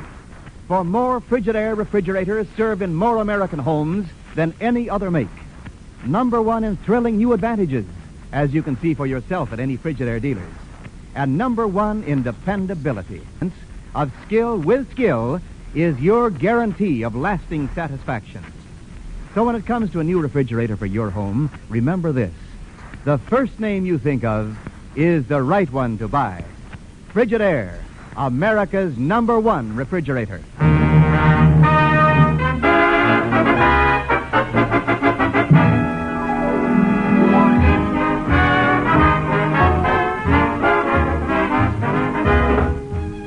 As we look in on the little community of Pine Ridge today, we find the old fellows in their jot-em-down store, and Abner is reading a newspaper editorial. Listen. Freedom demands that each of us Abner, don't read out loud. carries out his duties as a citizen. Abner. To vote in an informed way so that the best man is placed in office. That's absolutely every good citizen ought to get out and vote Tuesday. But don't read no more to me. I'm wore to a frazzle now. Wore to a frazzle. What are you so frazzled about? Abner, I think I'm losing my mind. I've got the insomnia so bad I can't hardly sleep. Well, that's the worst kind. I've tried things, counting sheep and all that. Yeah. Well, I've tried that counting sheep, too, but for me it just ain't no use at all. I keep falling asleep. Maybe I ought to go see a psychiatrist. See a what? You know, a feller you go to when there's something wrong with your head. Oh. He tells if your belfry's got bats in it or not. Only trouble is he might charge me as much as $100. Well, all I've got to say is anybody that's insane enough to pay $100 to find out if he's crazy is nuts. Well, I just got to do something, though. I think I'll go over to Squire Skimp's office and ask him if he knows the psychiatrist. Dog, as long if you ain't learned to stay away from that crook yet, you are losing your mind. You better get over there right away.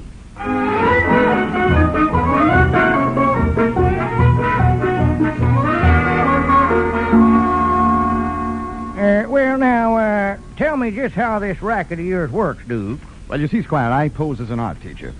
You find me a pupil. I convince him he's painted a masterpiece of surrealism, which I can sell for him for several $1,000s in Paris. But you need around $1,500 to make the trip because you're just a poor art teacher. Poor but honest. Well, it sounds beautiful, but there's no one in Pine Ridge crazy enough to... Now, wait just a minute. There might be one man, and here he comes right now. Lum Edward. Hurry up, Duke. Hide behind those portieres there and leave the rest to me. Well, hello, Lum. Yeah, howdy, Squire. Squire, do you know any good psychiatrists? My head ain't feeling its level best. Oh, your head looks as level as it ever did, Lum. How's that? Psychiatrist, huh? Well, Lum, it just so happens that I've dabbled a bit in that field myself. Tell you, lie down on the sofa there and tell me all about your boyhood. Well, it ain't my boyhood I'm worried about. I'm way past that. Well, Lum, see, we have to delve into your past. Now, think back and see if you can recall any frustrating problems that you experienced when you went through adolescence. Well, if I ever went through there, it must have been on the train, because I don't read. Lum, I said adolescence. That's sometimes referred to as the awkward age. Oh, I see. It's a period when you're immature mentally and clumsy physically.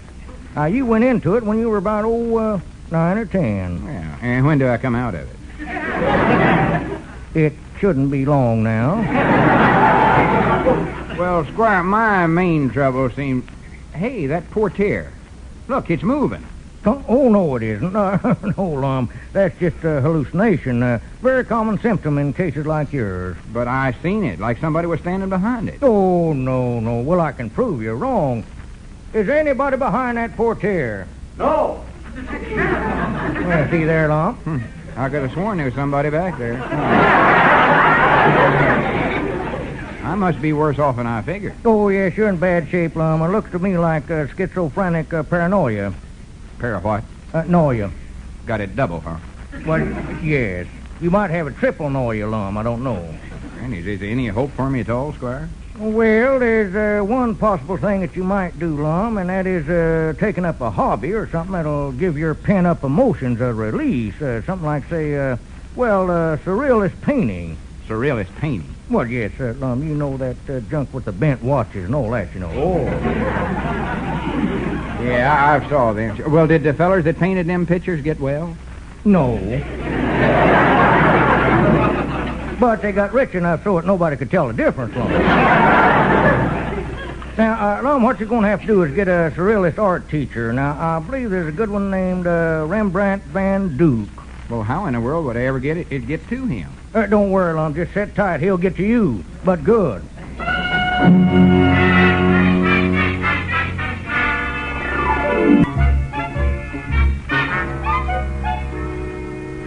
It ain't no use, Rembrandt. I can't paint. Oh, but you can. You can. No, I reckon it's too old. Too old? Why, Lum, take some of the greatest names in the art racket. Profession. Michelangelo, Raphael, Da Vinci, Rubens. Why, if they were alive today, they'd all be over 300. Well, I do know. Yes. Well, you can see that you're a comparatively young man. It's wrong, because no matter what I paint, it comes out looking close, and I can't even tell what that something else is. Well, that's the basic principle of surrealism. Now, you keep that up, and I'll be back tomorrow to give you another lesson. Au revoir, mon ami. Yeah, bon ami to you, too. Well, howdy do, sir. Hey, Lum, who was that seedy-looking critter just about knocked me down there? That seedy-looking critter is my art teacher. Art teacher? I'm taking up painting, Abner. Here's a couple of my pictures right here. How do you like this one? I can't tell. Somebody spilled paint all over it. Abner, that's the picture you're looking at. Oh. Lum, what are you painting these idiotic pictures for? I have to. Why? To keep from going crazy. Lum, you waited too long.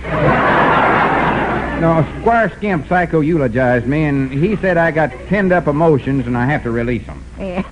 If you keep this up, they're going to pen you up and never release you. Listen, Abner. Uh-oh, there comes Ben Withers. In my condition, I couldn't stand to listen to him. I'm going to sneak out the back way. Yeah, all right. Hello, Abner. All right, Doggie's Ben. Come on in here. We've got to do something about Lum. He's losing his mind. Why?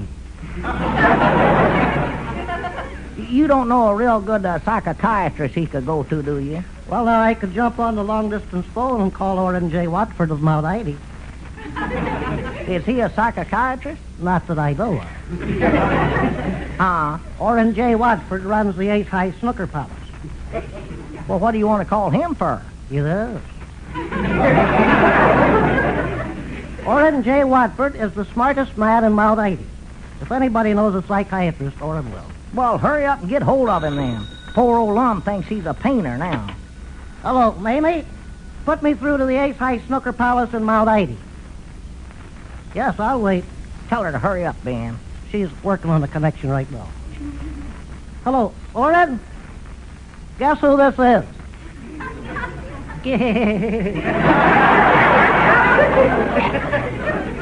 No, don't make him guess who it is, Ben. This is it. He thinks I'm Benjamin Withers. Well, you are. Oh, sure. What's the matter with me? I was thinking I was calling Orrin J. Watford. Well, you are. Wait a minute. I'll settle this.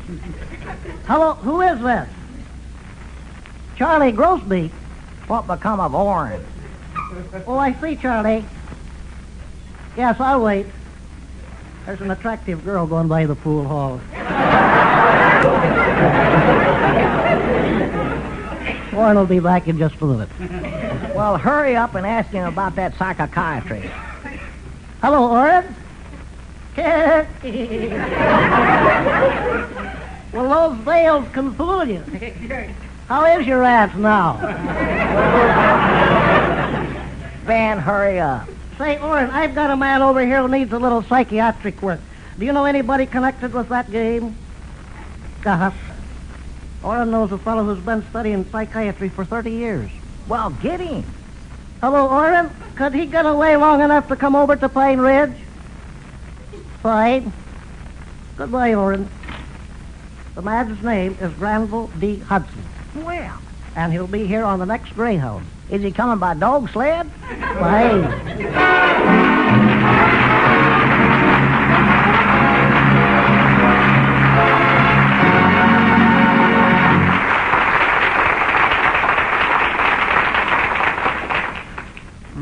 I wonder if I ought to use watercolors to paint that river there.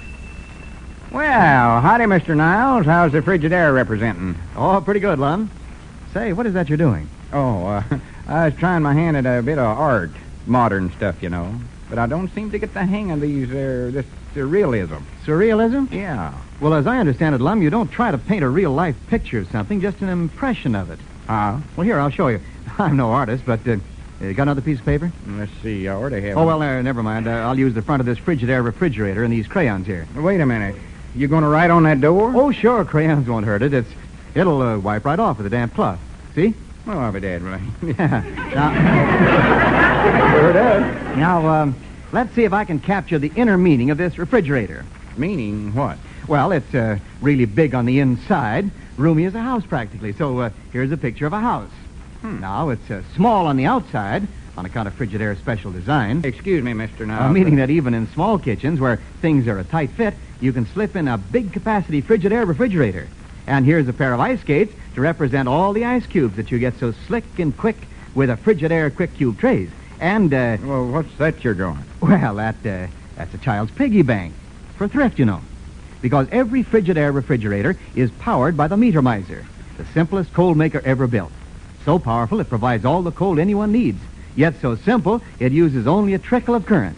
And only Frigidaire has the Meter Miser. Well, I sort of begin to understand. Well, hello, Miss Bates.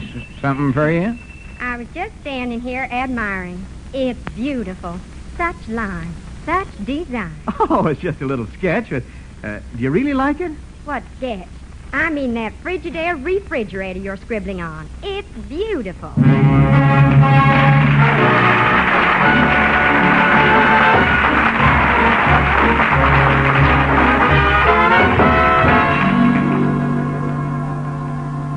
Well, for the land's sakes, Lum, what have you got on there? Well, if you wasn't such a country Jake, you could see. It's a smock and a beret. Looks more like a nightshirt and a first baseman's mitt. You mind out, there comes my art teacher, Rembrandt Van Dyck. Now, I don't want you around because you don't understand modern art. Who does? Well, how's my little student coming today? Well, not so good, Rembrandt. I can't get this surrealism. I'm trying to paint a boat, but no matter what I do to it, it still looks like a boat. Yeah. Well, yes, Lum, you have missed the boat.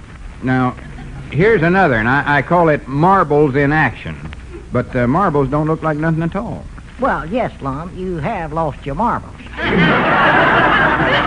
Don't pay no attention to him, Rembrandt. He's got a very low type of ignorance. My ignorance is just as high as anybody. Abner, will you get out of here? Go on back in the feed room. All right, I'm getting. Granny, how can I be artistical cultured with a backwoodsy critter like him around?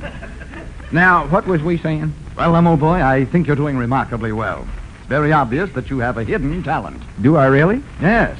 I've never seen anyone who could hide it so well. I bet you're just saying that. No, it's true. It's true. Your paintings have a certain spark. They have a certain je ne sais quoi. Oh, well, I can erase that.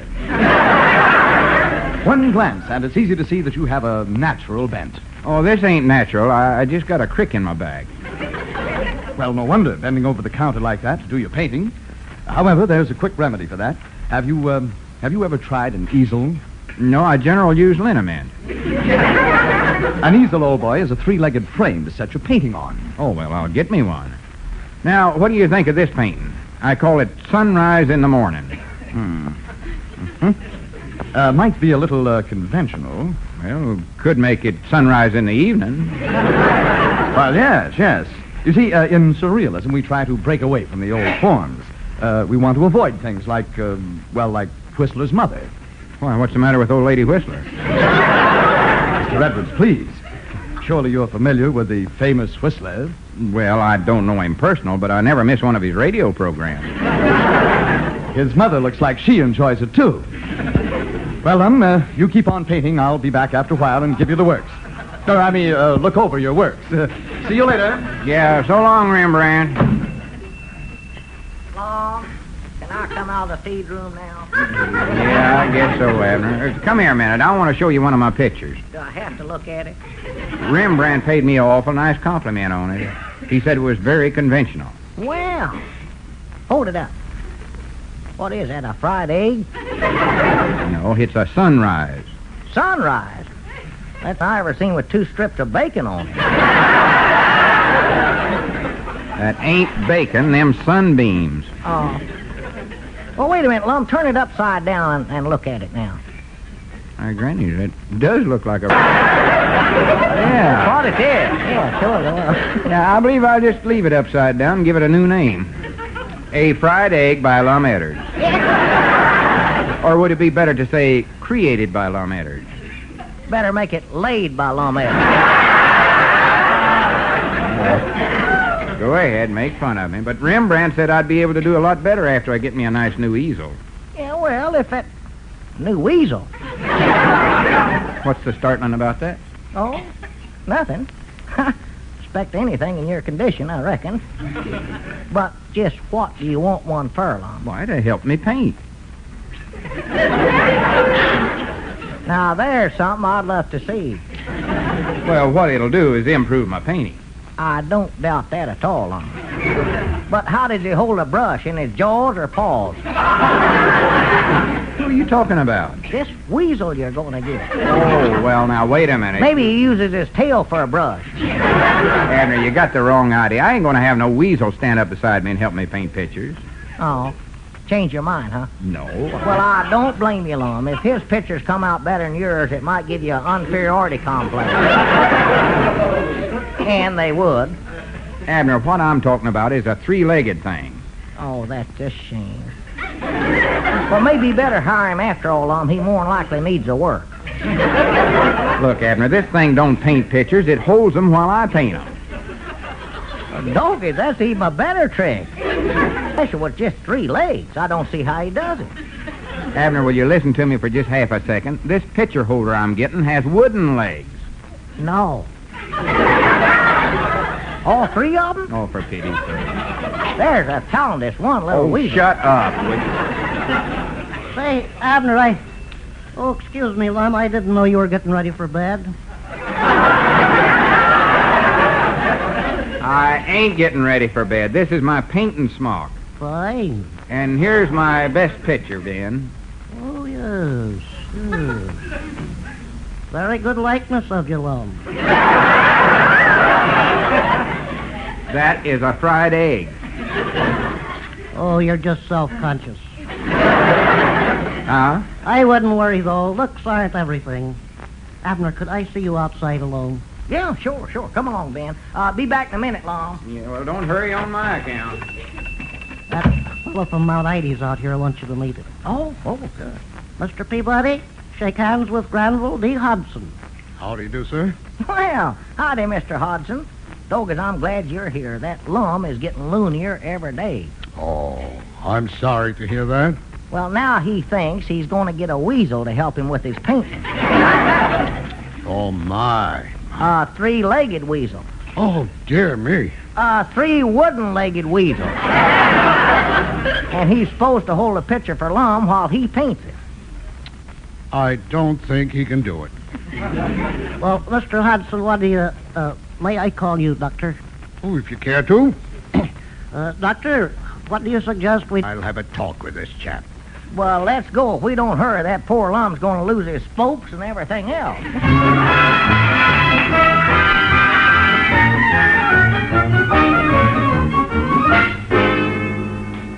Come on, Squire, let's go inside the store. Now, I'll start the pitch on the old boy, and you back me up. Yes, well, don't worry. I know what to do. Well, Lum, old man. Still at it, I see. Yeah, still at it, Rembrandt, but I'm feared I'm kind of slowing down. I don't believe I painted more than 5 or 6 pictures in the last hour. Well, you know, a man can't expect to turn out over 20 or 30 paintings a day. At least not the first year. Natural. Yes. However, with your talent, you... Wait. Stand back. Let me see that picture you're working on. What's wrong with it? Wrong? Great Scott, man. Don't you realize you've done it? You've painted a masterpiece. Well, good for me. But this is amazing. Lum, if I didn't know better, I would say you were a genius. Oh, I ain't that good. Hardly. But you are. Oh, no, I ain't. But you are. Well, maybe I am. What I know about art. Just look at this, Squire. My pupil has created a masterpiece. Why, that's marvelous, Lum. Why, I never dreamed you had such talent. What is the name of your masterpiece? Bananas in Repose. A beautiful title, beautiful. Someday, maybe you'll live to see those bananas hanging in the Paris Art Museum. Yes. Yes, if I could only get this picture to the Paris Art Museum, I'm sure I could sell it for $10,000. $10,000? What, the paper and paints together wouldn't come to over 30 cents. But, alas and alack, I am not but a poor but honest art teacher. Well, Rembrandt, how much do you think it cost Lum to send you to Paris with the picture? Well, I could scrape through with $1,500. $1,500? Grannies. Well, Lum, you got to remember it's a long boat trip to Paris, you know. Yeah, but I ain't got but $900. Oh. 900? Well, I could take a shortcut. Well, if you can do it, I'll write you out a check right now. Here, just make it out to me. Grannies, I'm so nervous I can't hardly half write. Hey, come on in, Doc. That's him right there. Oh, yes. Know the type well. Say, Lum. Don't bother me, Abner. I'm sending Rembrandt to Paris. Do you know Rembrandt personally? Oh, yeah, we're good friends. Very interesting. We had a chap in the institution who ran around with Mona Lisa. It must have been nice. Well, here you are, Rembrandt. I sure hope you can sell that masterpiece for me after you get over there. Hey, wait a minute, Lum. What are you doing there? Abner, I told you I'd make good, and I grannies I have. See this picture here? Rembrandt says it's a masterpiece. Huh? Well, by George, he's right. Rembrandt says I'm a genius. Genius? Why, that's a rank understatement. What's that? Rembrandt says he might be able to get $10,000 for that picture. 10? My dear fellow, it's worth 3 times that. You have the most natural, primitive talent I've ever seen. There was a chap in the institution who painted similar pictures, but nothing compared to this. Grannies, if it's that good, maybe I ought to fix it up and put in a whole dozen bananas. For that kind of money, I'd throw in the whole stalk. Yeah, that's a good idea. Lum, I wonder if you'd excuse me a minute. I want to discuss a personal matter with Rembrandt outside. Sure, go ahead. Come along, Rembrandt. Well, I've never seen such original subjects and startling color scheme. Here, Duke, we better make a fast switch here. It looks like we've stumbled into a little gold mine, judging from what the old gent said about Lum. Yes. Who is that old doc? Well, I don't know, but you heard him mention the institution. Yeah. What institution is that? Why, the art institution, you dope. Oh. Now, look, we've got to get an option on all of Lum's paintings, no matter what it costs. How much money have you got? Couple of $100 is all. Well, I can scrape up around 2,000. Well, come on, let's get back in there before somebody else plucks our golden goose. Here's another one of my masterpieces. I call it lamb chops with 2 pair of pants. Doggy, that looks good enough to wear. Who did that, and you or the weasel? Lum, I've got bad news. I just found out that the bottom has dropped out of the Paris art market. However, I think I can sell a few of your pictures in this country. So, I'd like to buy an option on all your paintings for, $1,000. $1,000? Not half enough. $2,000. Yes, and you can throw in that $900 check along there, too. There's $2,900 right there. Well, Granny, that sounds good to me. I'll take it. Well, good. I'll make out a check. Rembrandt, you gather up the loot, or the picture there. Right. Be extra careful with that banana one there.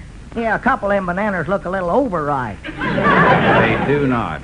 Well, there you are, Lum, and congratulations. Come along, Rembrandt. Well, keep up the good work, Lum, old man. Yeah, Grannies, I will. I'm going to take this money and buy gallons and gallons of paint and learn to paint with both hands. This is the greatest thing I've ever run into. Yeah, Doggett, I guess you ain't so crazy after all. Well, it looks like we won't need you, Doc. Oh, by the way, mister, I never did catch your name, but I sure appreciate what you done for me today. Oh, think nothing of it. I could tell the minute I laid eyes on that art teacher that he was a fake. He's not Rembrandt. How do you know? Because I am.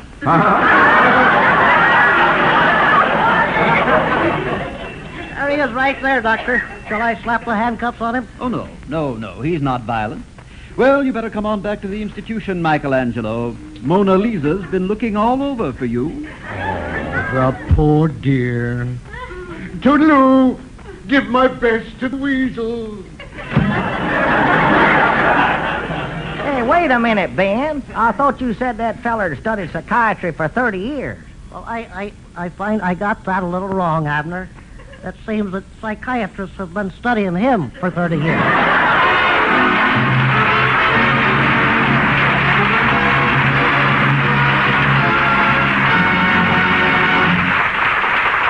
Lum and Abner will be back in just a moment. But first, here's an important question. Would you like to own the only automatic washer with live water action that washes and rinses clothes clean with pulsating currents of water? Then visit your Frigidaire dealer and see the wonderful Frigidaire automatic washer with exclusive live water action and rapid dry spin. It's completely automatic.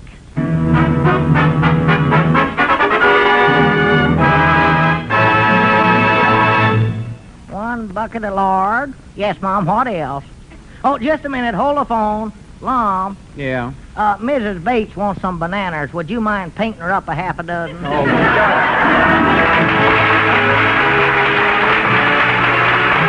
The new Lum and Abner show is brought to you each week by the Frigidaire division of General Motors, manufacturers of the complete line of home appliances, air conditioners, and refrigeration equipment and bits. The script is written by Roz Rogers and Betty Boyle, with music by Phenix Mills.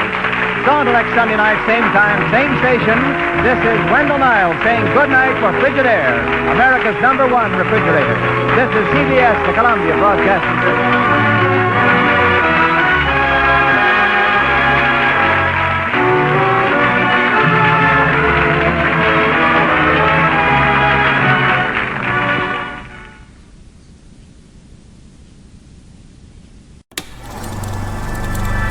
You are now tuned into Then Radio. If you enjoy our videos, we ask that you consider joining our Patreon to support our channel. Don't forget to like and subscribe so that you never miss a new video. We hope you enjoyed today's episode, and as always, thank you for watching.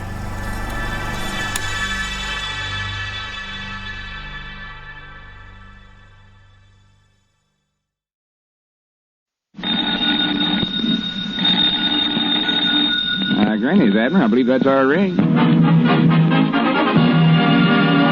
Frigidaire presents the new Lum and Abner show.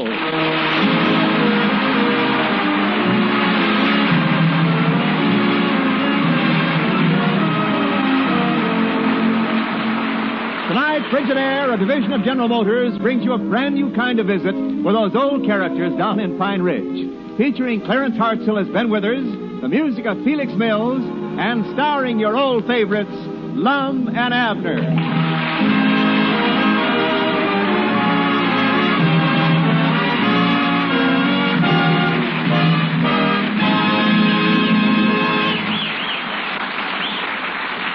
America's #1 refrigerator is Frigidaire.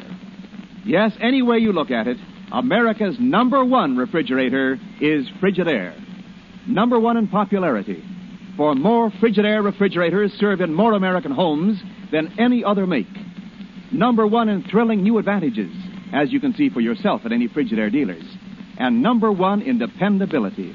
For Frigidaire refrigerators are made only by General Motors. And this association of experience with experience, of skill with skill, is your guarantee of lasting satisfaction. So when it comes to a new refrigerator for your home, remember this. The first name you think of is the right one to buy. Frigidaire, America's number one refrigerator.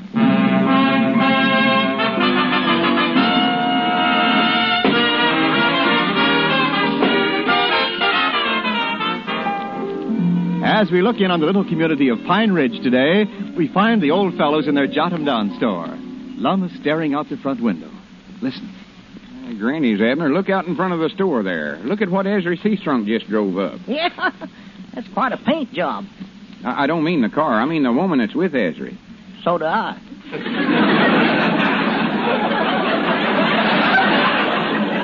Granny, she's as pretty as a speckled pup under a brand new wagon.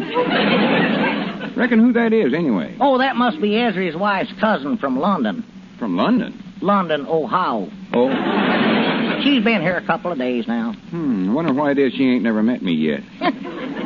Maybe she's just naturally lucky. Well, howdy, Ezra, old boy, old friend. It sure is good to see you. Yes, sir, sir. Lum, I want to... well, what I want is... oh, well, dadgummit, might as well come right out and say it. I want a hairnet.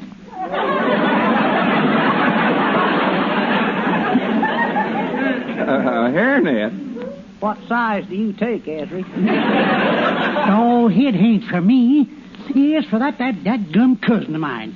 That there woman's gonna drive me crazy. Yeah, she does look nice.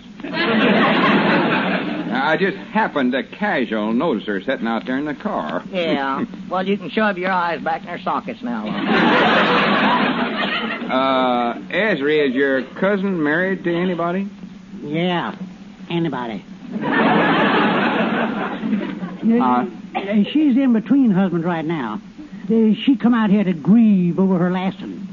She lost him in a 6-day bicycle race. What a terrible shame. When the 6 days was up, he kept right on a-going. Bad breaks, huh? Yeah, and the worst one was when he met her. They better get me that there hairnet, Abner. Yeah, all right. What color, yeller? Yeller? Abner, I'm surprised at you. Can't you see she's got radiant golden hair touched by the sun's glimmering rays and gilded by the delicate petals of the dainty goldenrod? Now, do you know what color? Yeah, one yeller hairnet.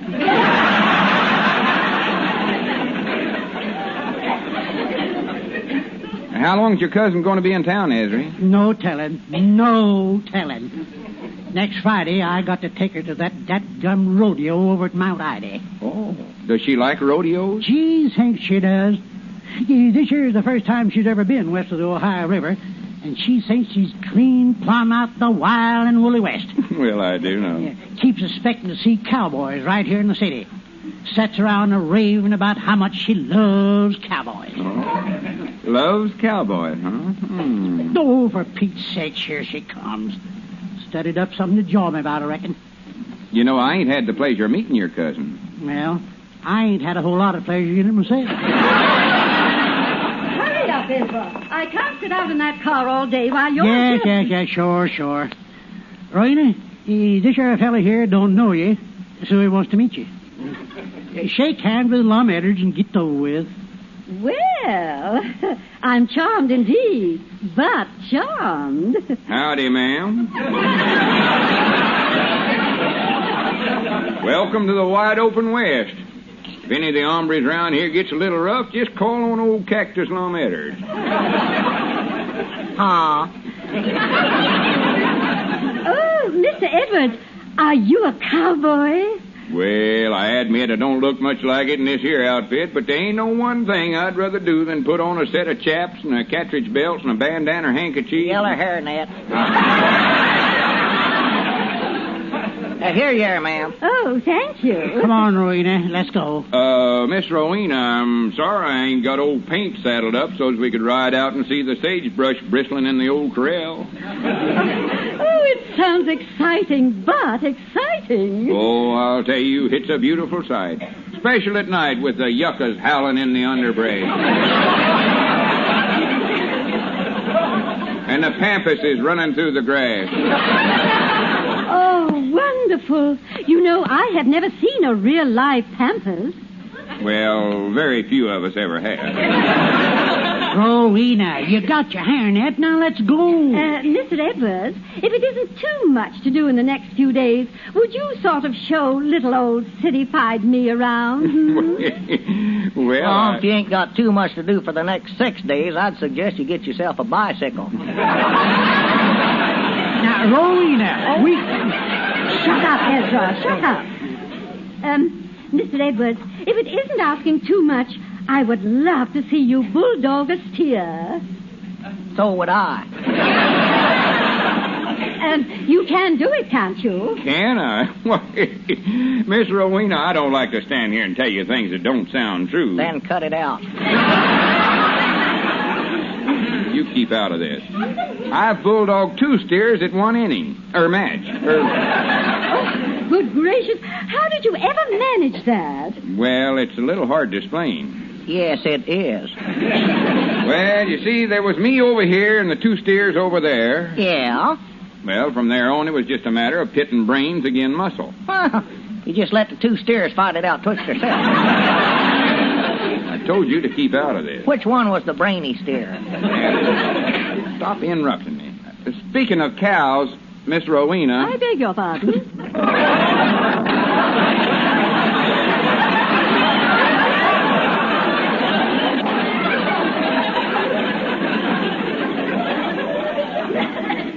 I recollect when I was just a kid of a boy. What a memory. Abner, will you hush up? I recollect when I was just a kid of a boy, I wrangled on every ranch west of the Mississippi. Couldn't get along with them no place, huh? Then there was a time when I was working on the Circle 2-Step ranch. Well, I don't know about you, Rooney, but I'm getting out of here. You can bring the car with you. Can't you take it? No, I can't take it. That's why I'm leaving. Mr. Edwards, with your rash courage and, shall we say, foolhardiness... Yes, let's. It's a wonder you haven't been trampled to death by now. It is a wonder. I've been tempted to do it myself. Mr. Edwards, I'm going to ask you something, and I just simply will not take no for an answer. Well, Granny, this is kind of sudden, ain't it? If you're as skillful as you say, I'm going to enter you in the Mount Ida Rodeo in the bulldogging contest. Huh?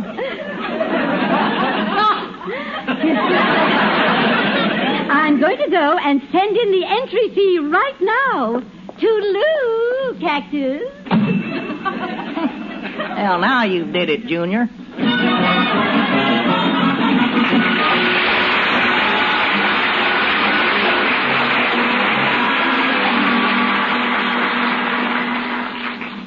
Abner, don't just sit there and read the paper. Don't you realize what trouble I'm in with this bulldogging contest? Oh, you don't need to worry about that, Cactus, old wrangler like you. Now, listen. That ought to be a waltz for you after your experience at the Circle 2-Step. Cut it out, Abner. I'm in serious trouble here. Well, I'll get your mind off your troubles. Now, here's the interesting article.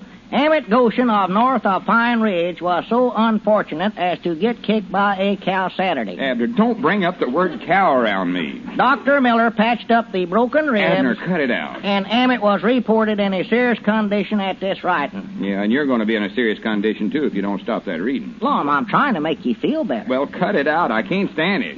You've just got to help me study up some way to get out. Oh, for goodness sakes, here comes that Squire Skimp. I wish he'd stay out of here. Well, good afternoon, Lum. I just heard that you'd been entered in a rodeo, so I think we better renew your accident insurance.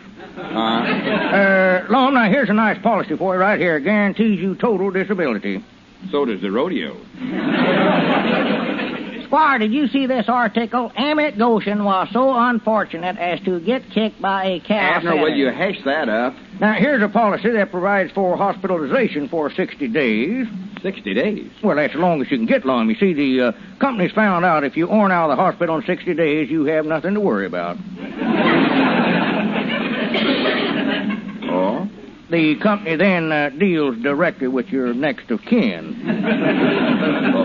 Dr. Miller patched up the broken ribs. Abner, cut out that reading. Would you rather have me sing? I don't care. Just don't read. Now then... Oh, bury me not on the lone prairie. Abner, I don't cut that out. I'm going to whop you right on top of the head. Hey, Lum, let go of me. Here comes Ben Withers. Put me down. Oh! Hello, Lum. Practicing your bulldogging? Oh, howdy, Ben. Fine. Lum, I just heard from Howard K. Sutler of Mount Ida. Well, what of it? Yes. He wanted me to contact you. Me? I don't even know him. Howard is in the mortician game. Lum, I'd like to get this insurance settled first. Howard K. Sutler has been put in charge of the Mount Ida Rodeo, and he wanted me to tell you to be in Mount Ida early Friday morning. Oh, I see. You're to go direct to the funeral parlor. Funeral parlor? Well, that would save them hauling you back over there later. Seems to me like they ought to give you a chance first, though. That's where Howard has his rodeo headquarters. Oh, I was going to say. They'll make final arrangements for you there. Final arrangements? Granny's Ben, ain't there some other way you could put that? Fine. You know, there's a strong possibility I might get called away to San Francisco that day and not be able to make the rodeo at all. Better smile when you say that, Cactus, 'cause here comes your little prairie flower. Uh-oh. Mr. Edwards, I have some wonderful news, but wonderful. Your entry has been accepted. Yeah, Ben's already bring me the jolly tidings. But I'm very disappointed because they put you first in the bulldogging contest. First? Oh, that's a shame. Now you won't get to see the show. Well, I found out that they start off with the poorest riders and the tamest steers and save the real wild steers for the good riders later on. Yes, that's the way they handle it, yes. Mr. Edwards, you have been insulted. Oh, well, that's all right. I'm broad-minded. Oh, but if I were you, with all your ability, I wouldn't stand for it. Hi, Grannies, I won't. I'll withdraw out of the contest right now. Oh, no, you can't do that. Nobody insults Cactus Lum and gets away with it. Ben, call your friend in Mount Ida and tell him to count me out. Well, all right, I'll get him. But I hate to see you drop out. Hello, Mamie. This is Ben Withers, and I want to talk to Howard K. Sutler at the Mount Ida Funeral Parlor. Yes, rush it through, Mamie. Very odd. He's trying to pull a stunt like that on old Cactus Lum Edwards. Oh, I'm disappointed you're withdrawing. I knew you'd repulse the idea, but I never thought you'd go this far. Oh, you ain't got no idea just how repulsive he can be. Hello, that you, Howard? Well, this is Ben Withers, and I want to talk to you about Mr. Edwards. No, I mean in regard to your other business. He's dissatisfied with the number one position and is withdrawing. Dad blame right. That stuff's for sissies. Yeah, you'd better not risk it. Yes, I see, Howard. Well, that's the way he wants it. All right, I'll tell him. Goodbye. Howard says he'll take you out of there. Good. Serves him right. And he's making you number 13.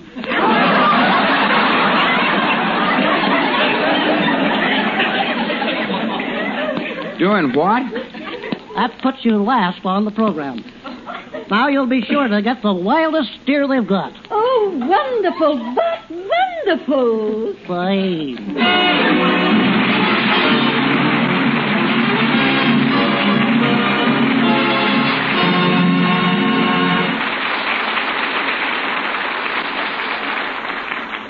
I'm old cowhand from the Rio Grande. Catch up that awful singing, Abner. Huh? Did you have to keep reminding me of this fix I'm in? Now go on reading me that accident insurance policy. This policy provides indemnity for loss of limb Oh, me. and other specified losses caused by bodily injuries effected through accident.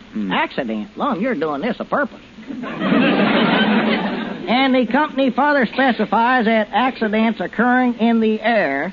Oh, well, this part's all right, Lum. You won't get hurt till you land, anyway. I believe you want me to get hurt. Well, no, Lum. This was your idea. You brung the whole thing up yourself, you know. I never had no... wait just a minute. Yeah, that's our ring. Maybe that's a fella from a liver stable with the practice horse. I'll get it. Well, wait a minute. There comes old Meter Miser. Hello, boys. How are my favorite Frigidaire dealers today? Hello, Mr. Niles. Oh, we're feeling great, just like a Frigidaire, cold and white. Never mind, Abner. I'm closer. Let me answer. Hello? Yes, this is the Jot 'em Down store. What's that? What should you do with the plug? Why, mister, just push it into an electric outlet, and it'll be off and running. What do you mean, knock her cold? Why, cold's just the thing you want when you get a refrigerator. Mr. Niles, this is a matter of horses. Now, just a minute, brother. What do you mean, horses? You mean horsepower. Say, when you have a piece of mechanism as simple as a meter miser, you get power and plenty of it, without big, complicated pieces of machinery. Why, do you realize that the meter miser in a Frigidaire refrigerator is no bigger than a derby hat? Yet it has enough power to provide all the cold you need for everything you want to keep, even in the hottest weather. And let me tell you one thing more. Only Frigidaire has the meter miser, and it's the simplest cold maker ever built. But, Mr. Niles, he's talking about our 4-footed friends. 4 feet nothing. Why, do you know that today Frigidaire has a big 11-foot model? That's right. I said 11 feet. What do you mean you never saw an 11-foot model? Well, there's one on display right here that's a beauty. Now, come on over and have a look. It's so compactly built, so beautifully designed that you'll be surprised at all the food she holds. Up to 50 pounds of frozen foods, dozens of eggs, and plenty of ice cubes. Yeah, you never get a horse to eat that. What's that? You're coming right over. Oh, that's fine. I'll be waiting to show her to you. Well, I guess you set him straight. Mr. Niles, that was the liver stable man. He's got a horse I'm supposed to practice riding on. Oh, I knew it was a horse all the time, but to me, a plug is a plug.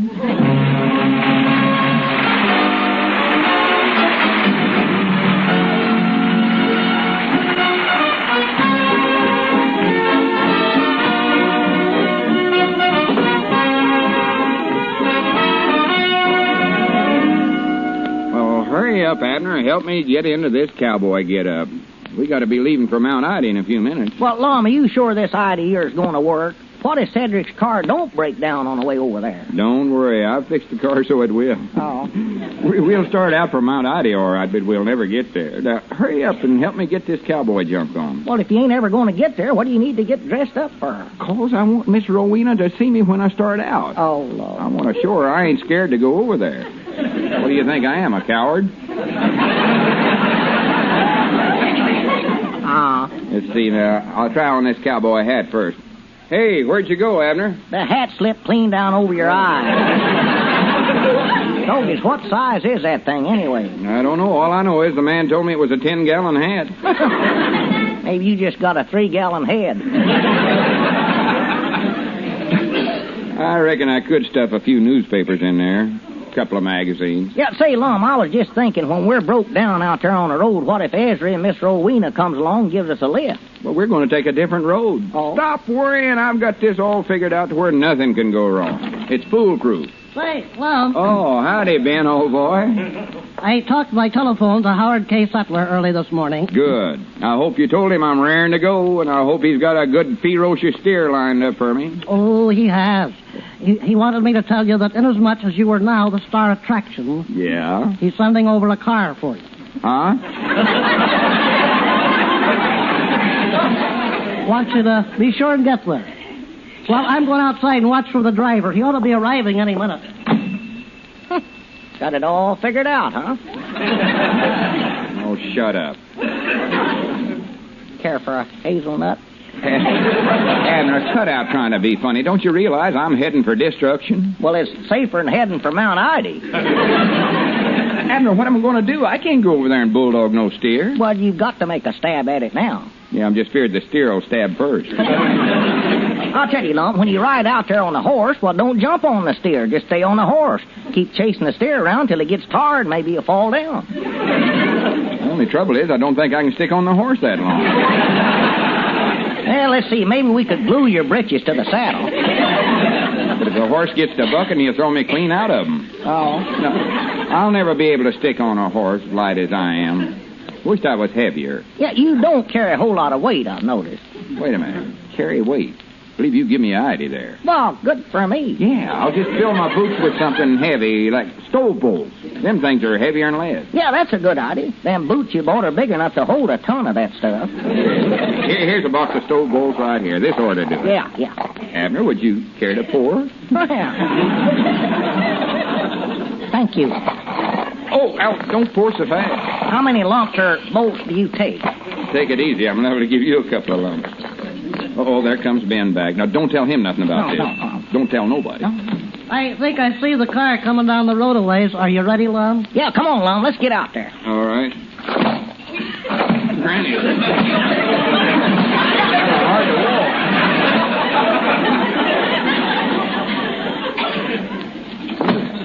Seem a little heavy of foot this morning, Cactus.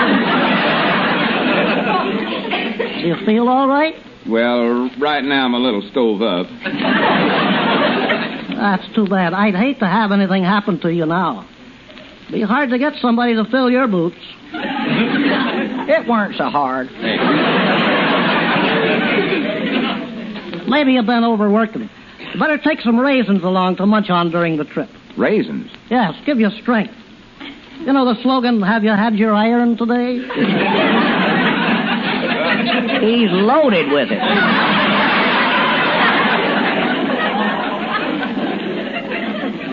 Well, I hope you get to feeling all right, Cactus, because we all want you to get out there and show your mettle. Huh? If he does, he's sunk. Oh, by the way, Cactus, there's a possibility that you'll be moved up from number 13 to 12. Well, that sounds like a safer number. The reason is one of the contestants was practicing bulldogging last evening and got quite considerably mangled. Mangled, did you say? Oh, there's the hearse out there for you now, Lum. Hearse? Is that what I'm going to ride in? Yes. Howard sent over his best one for you. Oh, me. Doggies, that's the longest, blackest thing I ever Howard said you'd have a good, comfortable ride. Yeah, you can lay down in it, Lum. Well, come on, Cactus, let's go. Wait a minute. Does he have to do that? Do what? Can't he just park it? Does he have to back it up to the door?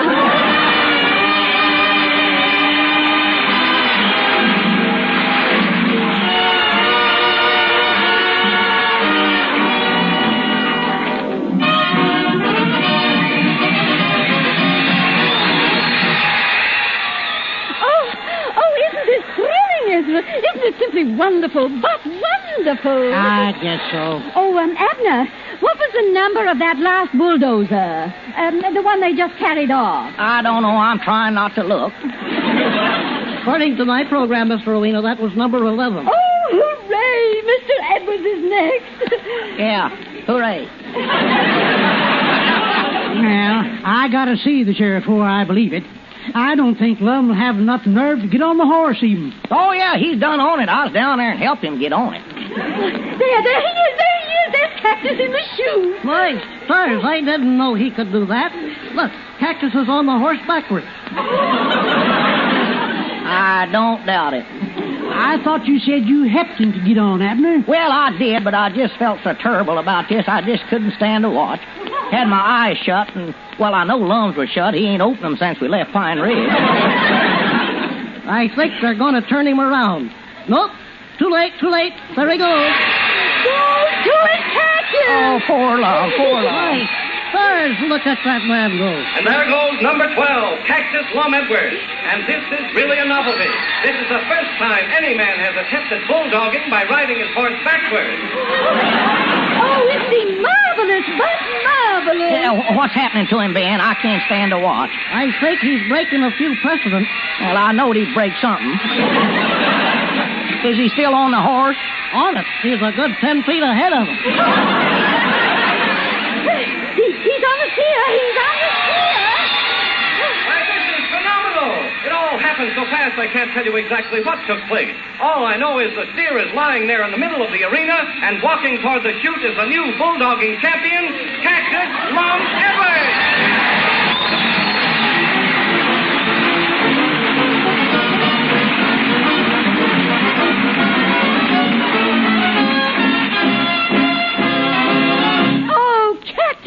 You were superb, but superb.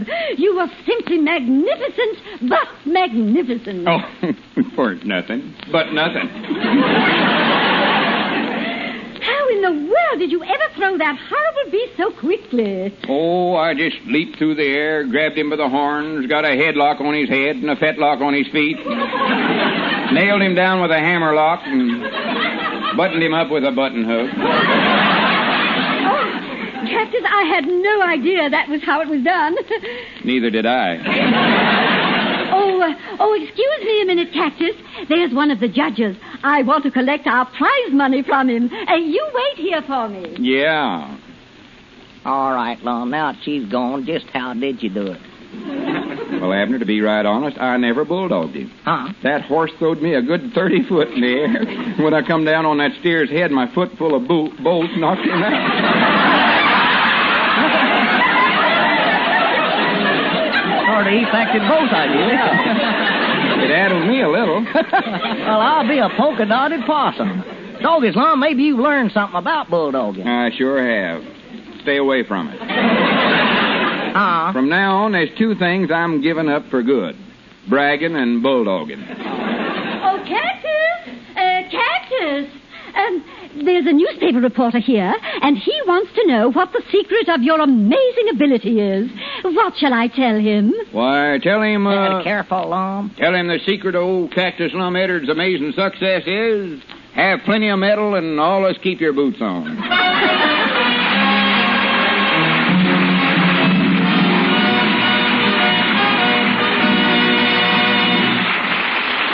Lum and Abner will be back in just a moment, but first, here's an important question.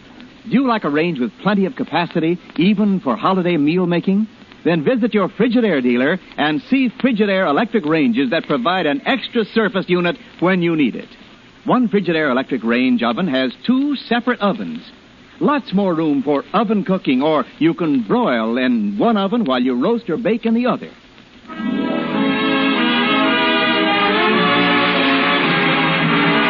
The new Lum and Abner show is brought to you each week by the Frigidaire division of General Motors, manufacturers of a complete line of home appliances.